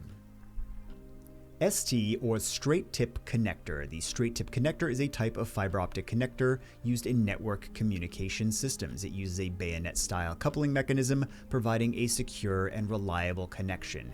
ST connectors are commonly used in older fiber optic networks, particularly for multi-mode fiber. The connector features a cylindrical design with a plastic or ceramic ferrule to align the fiber and ensure accurate signal transmission. While still used in some legacy systems, ST connectors have largely been replaced by more modern connectors like LC and SC. TACACS, or Terminal Access Controller Access Control System. So you can break this up into two different pieces: Terminal Access Controller, Access Control System. Terminal Access Controller Access Control System, or TACACS, is a protocol used to manage authentication, authorization, and accounting, or AAA, for network devices. TACACS allows centralized control over who can access network resources and what actions they are permitted to perform. It's commonly used in environments like large enterprise networks and ISPs to secure network devices like routers, switches, and firewalls. TACACS uses TCP port 49 and encrypts the entire communication, providing enhanced security for network access. TACACS Plus, the updated version, is widely used and supports more granular control over user permissions compared to its predecessor, TACACS, or Terminal Access Controller Access Control System. TCP, or Transmission Control Protocol. Transmission Control Protocol is a core protocol of the Internet Protocol Suite used for reliable data transmission between devices over a network. TCP ensures data is delivered in the correct order with error detection and correction mechanisms. It is a connection-oriented protocol, meaning it establishes a connection before transmitting data and ensures data integrity through acknowledgement packets. So it is the SYN, the SYN-ACK, and then the ACK, it's the three-way handshake. That is the TCP Transmission Control Protocol. It's widely used for applications that require high reliability, such as web browsing, HTTP, email, SMTP, and file transfer, or FTP. The protocol operates at the transport layer, layer 4 of the OSI model, and uses ports to identify specific applications on devices. TCP, or Transmission Control Protocol. TKIP, Temporal Key Integrity Protocol. Temporal Key Integrity Protocol, or TKIP, is a security protocol used to encrypt data in wireless networks, particularly with the IEEE 802.11 standard Wi-Fi. TKIP was designed to improve upon the older WEP, or Wired Equivalent Privacy Protocol, addressing its vulnerabilities by using dynamic encryption keys. TKIP uses a per-packet key system, making it more secure than WEP, which uses a static key for encryption. It was widely used in Wi-Fi networks until it was largely replaced by the more secure AES-based encryption in WPA2, or Wi-Fi Protected Access 2. Although TKIP provided a significant security improvement over WEP, it's considered less secure than modern encryption methods like AES. TKIP, or Temporal Key Integrity Protocol. TN, or Twisted Pneumatic Display. Twisted Pneumatic is a type of liquid crystal display, or LCD technology, used in computer monitors and television screens. TN displays are known for their fast response times, making them popular in gaming and other fast-paced applications. They use a twisted arrangement of liquid crystals that change alignment when a voltage is applied, allowing light to pass through and create images. While TN panels offer good performance and affordability, they typically have limited color accuracy and narrower viewing angles compared to other display technologies like IPS or in-plane switching. TN, or Twisted Pneumatic displays, are widely used due to their low cost and high refresh rates, though they are less favored for professional color-critical work. TN, or Twisted Pneumatic. TOTP, or Time-Based One-Time Password. A time-based one-time password, or TOTP, is a type of authentication method that generates a unique password based on the current time and a shared secret key. TOTP is commonly used in two-factor authentication systems to enhance security by providing a time-sensitive, dynamic password. TOTP codes are typically valid for a short period, usually 30 seconds to 1 minute, before they expire, reducing the risk of unauthorized access. TOTP, or Time-Based One-Time Password, is widely used in applications like online banking, email services, and other secure platforms that require an extra layer of protection. Popular TOTP apps include Google Authenticator, Authy, and Microsoft Authenticator. TOTP, time-based one-time password. TPM, or Trusted Platform Module. A Trusted Platform Module is a dedicated microprocessor designed to provide hardware-based security for devices. TPM stores cryptographic keys, passwords, and certificates, protecting sensitive data from unauthorized access. It enhances security by enabling secure boot processes, full disk encryption, and the generation of unique cryptographic keys for system authentication. TPM is often used in conjunction with Windows BitLocker to encrypt drives and secure data on laptops and desktops. TPM is a critical component in securing devices against malware, physical attacks, and unauthorized access. TPM, Trusted Platform Module. User Account Control, or UAC, a security feature in Windows designed to prevent unauthorized changes to the system by prompting for permission or administrator credentials. UAC helps protect the operating system from malware and other malicious software by restricting administrative privileges. When a program attempts to make system-level changes, UAC, or User Account Control, prompts the user for confirmation before granting elevated access. UAC, or User Account Control, operates with various security levels ranging from Never Notify to Always Notify, allowing users to choose how much control they want over prompts. UAC is particularly important in modern Windows environments, enhancing security without requiring users to operate entirely as administrators. UAC, User Account Control. UDP, or User Datagram Protocol. User Datagram Protocol is a connectionless protocol used for sending messages called datagrams across networks without establishing a connection. Unlike TCP, UDP does not provide error checking, correction, or guarantee of message delivery, making it faster but less reliable. UDP is commonly used in applications where speed is critical and occasional data loss is acceptable, such as streaming, voice over IP, and online gaming. It operates at the transport level, or level 4, of the OSI model and uses port numbers to direct messages to the correct application. UDP provides minimal overhead, which helps reduce latency in applications where real-time communication is essential. UDP, User Datagram Protocol. UEFI, or Unified Extensible Firmware Interface. Unified Extensible Firmware Interface is a modern replacement for the traditional BIOS, or Basic Input-Output System, used in computer systems. UEFI provides faster boot times, improved security features like Secure Boot, and support for larger storage devices over 2 terabytes. Unlike BIOS, UEFI is a more flexible, extensible firmware interface that supports graphical interfaces, networking, and applications during the boot process. UEFI supports both 32-bit and 64-bit architectures and is essential for booting newer operating systems such as Windows 10 and 11. It's compatible with GPT, or GUID partition table, allowing for more partitions and better management of large drives.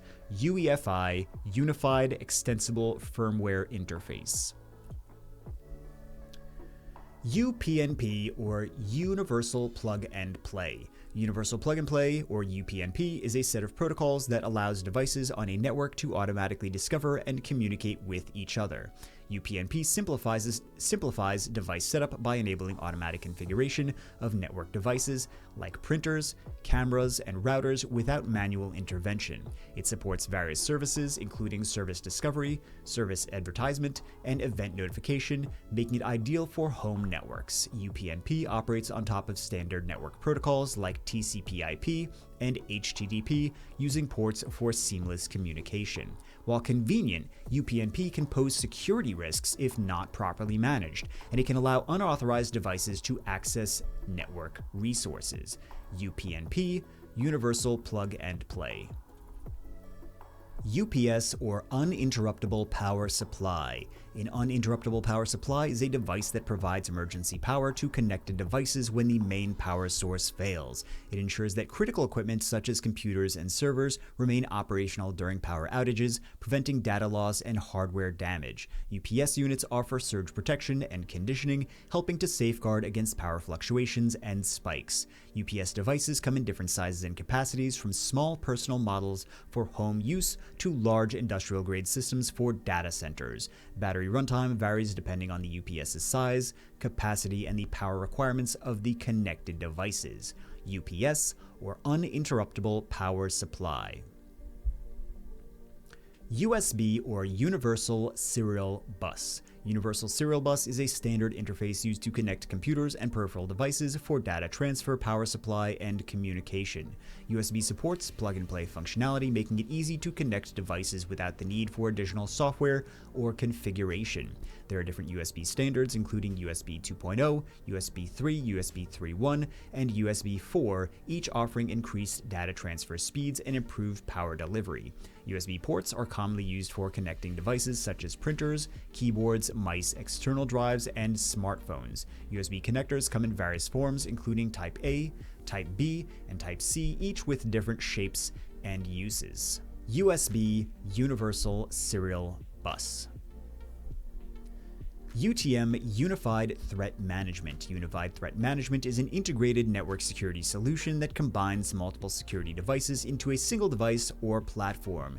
UTM systems typically include firewalls, intrusion detection or prevention systems, IDS or IPS, antivirus, anti-spam, and VPN capabilities. The goal of UTM is to simplify network security management by providing a centralized solution for protecting against a wide range of cyber threats.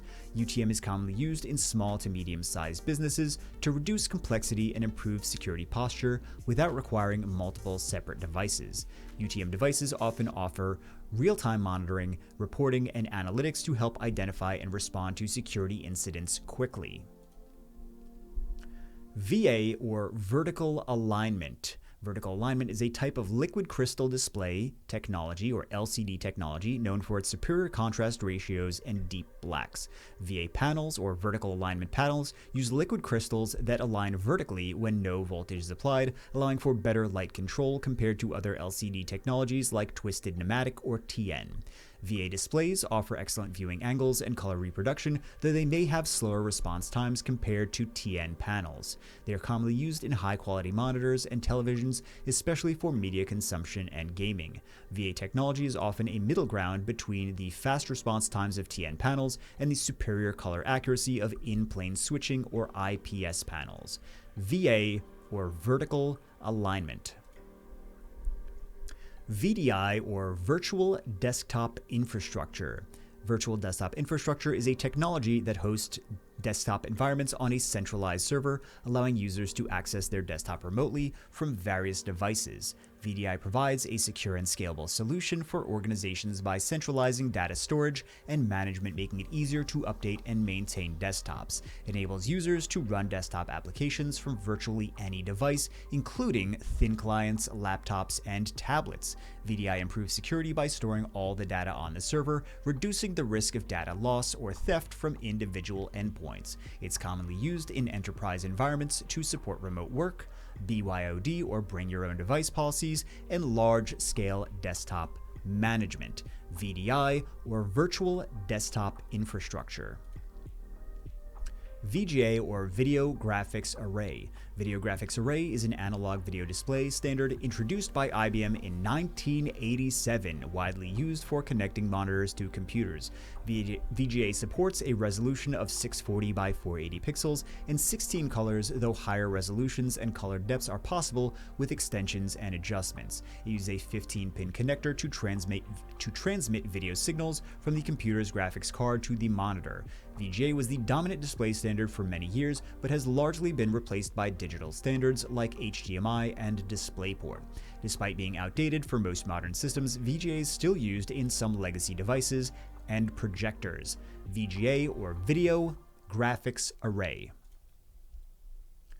VLAN, or Virtual Local Area Network. A virtual local area network is a logical partitioning of a physical network that groups devices based on functional, organizational, or security requirements rather than their physical location. And we see in the image, we have three different LANs, and then we have the different colors are the virtual LANs, and they encompass different devices, one device from each of the physical LANs in logical or virtual LANs.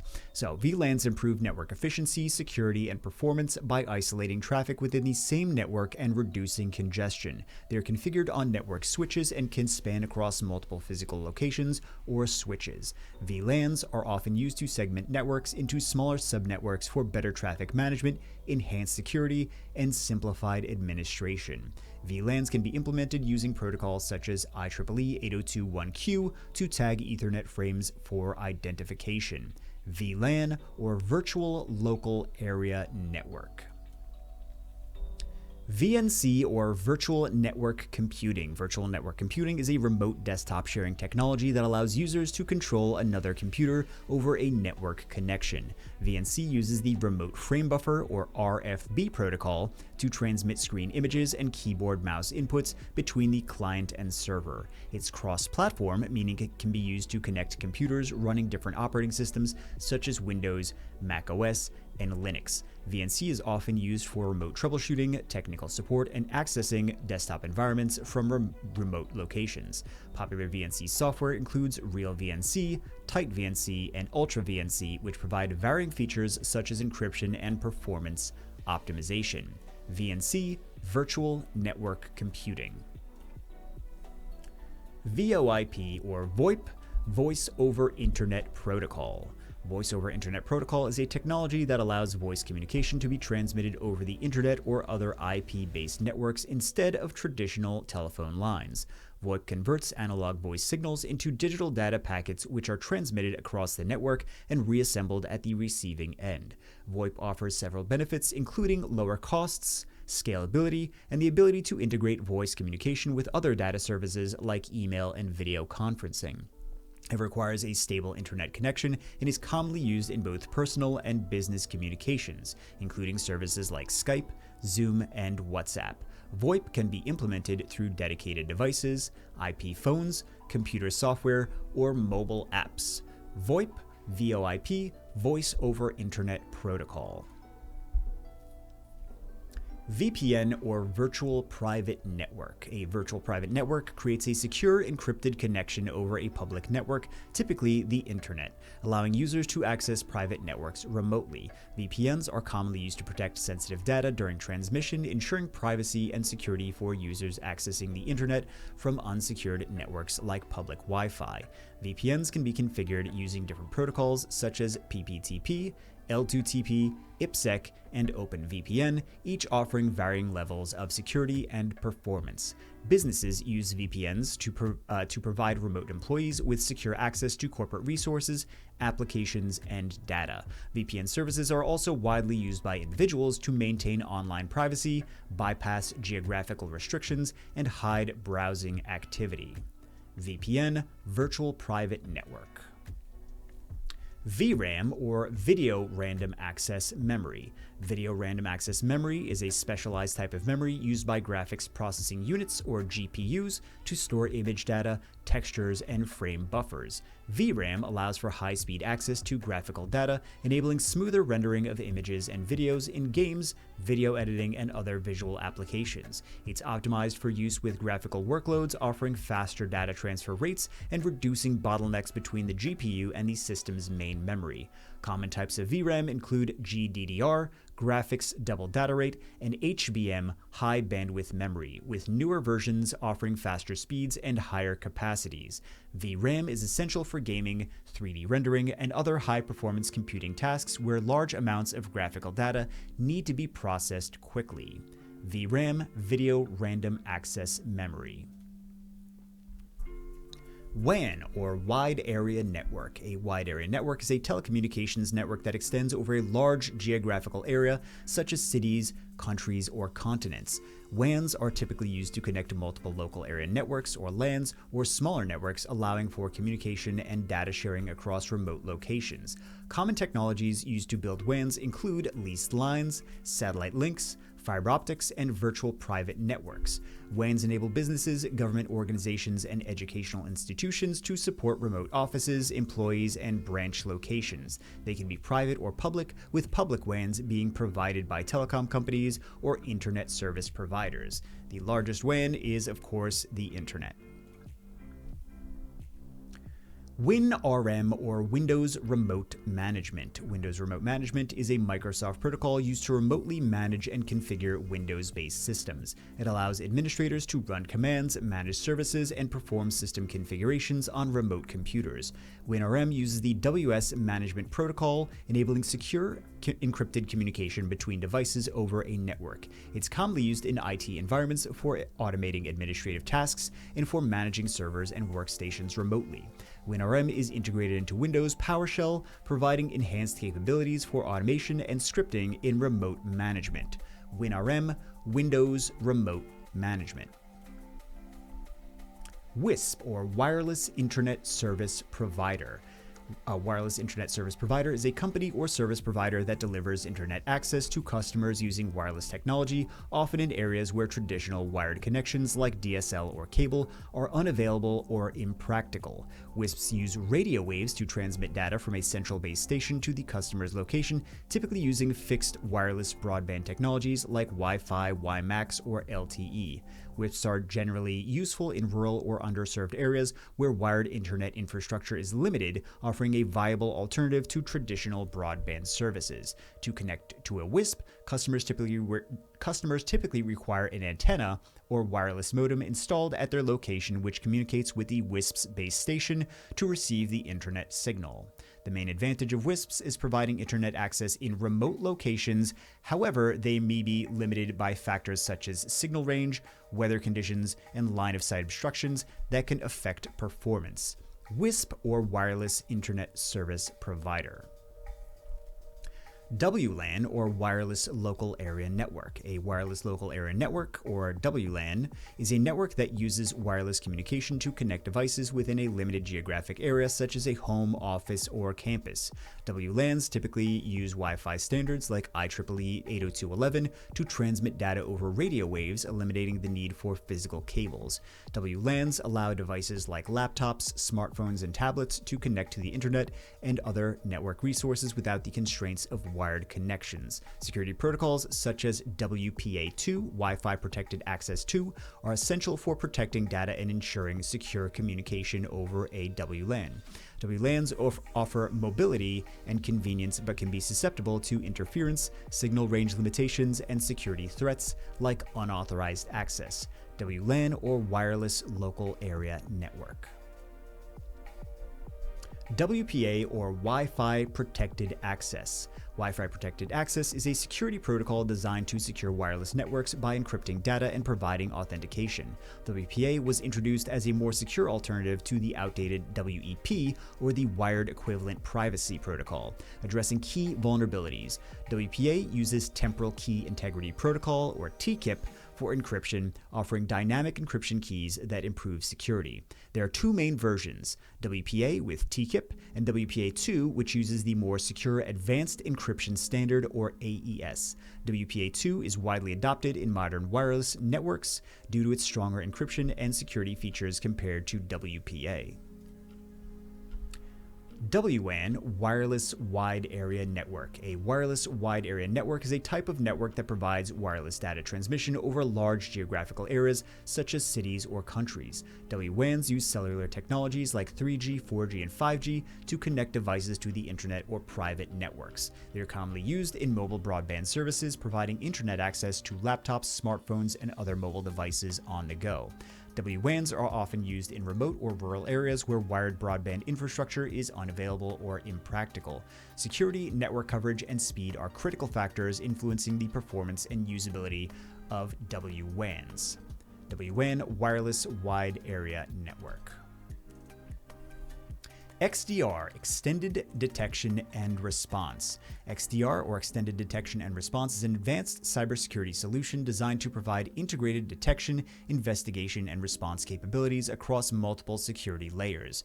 XDR extends traditional detection and response tools, such as endpoint detection and response, or EDR, by integrating data from networks, endpoints, servers, and other systems. XDR uses automated analytics and machine learning to identify threats, correlate data from different sources, and provide faster, more accurate responses. It enhances visibility and threat hunting capabilities by centralizing data from various security tools into a unified platform.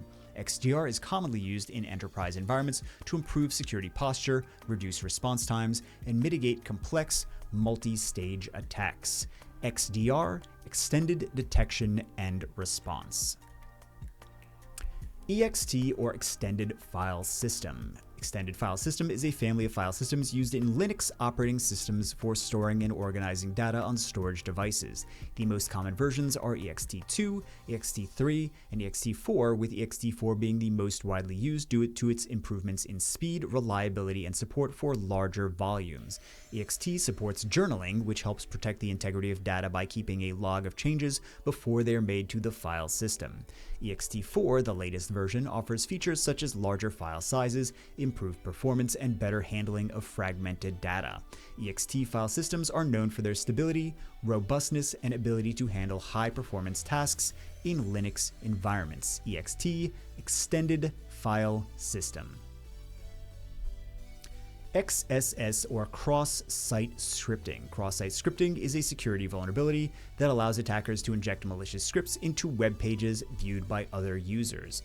XSS attacks occur when a website does not properly validate or sanitize user input, enabling the attacker to execute scripts in a victim's browser. There are three main types of XSS: stored XSS, where the malicious script is stored on the server; reflected XSS, where the script is reflected off of a web server; and DOM-based XSS, where the script executes in the browser. XSS can lead to various malicious activities, such as stealing session cookies, redirecting users to malicious sites, or executing unauthorized actions on behalf of the user. Preventing XSS requires techniques like input validation, output encoding, and using security headers like Content Security Policy, or CSP. XSS, cross-site scripting.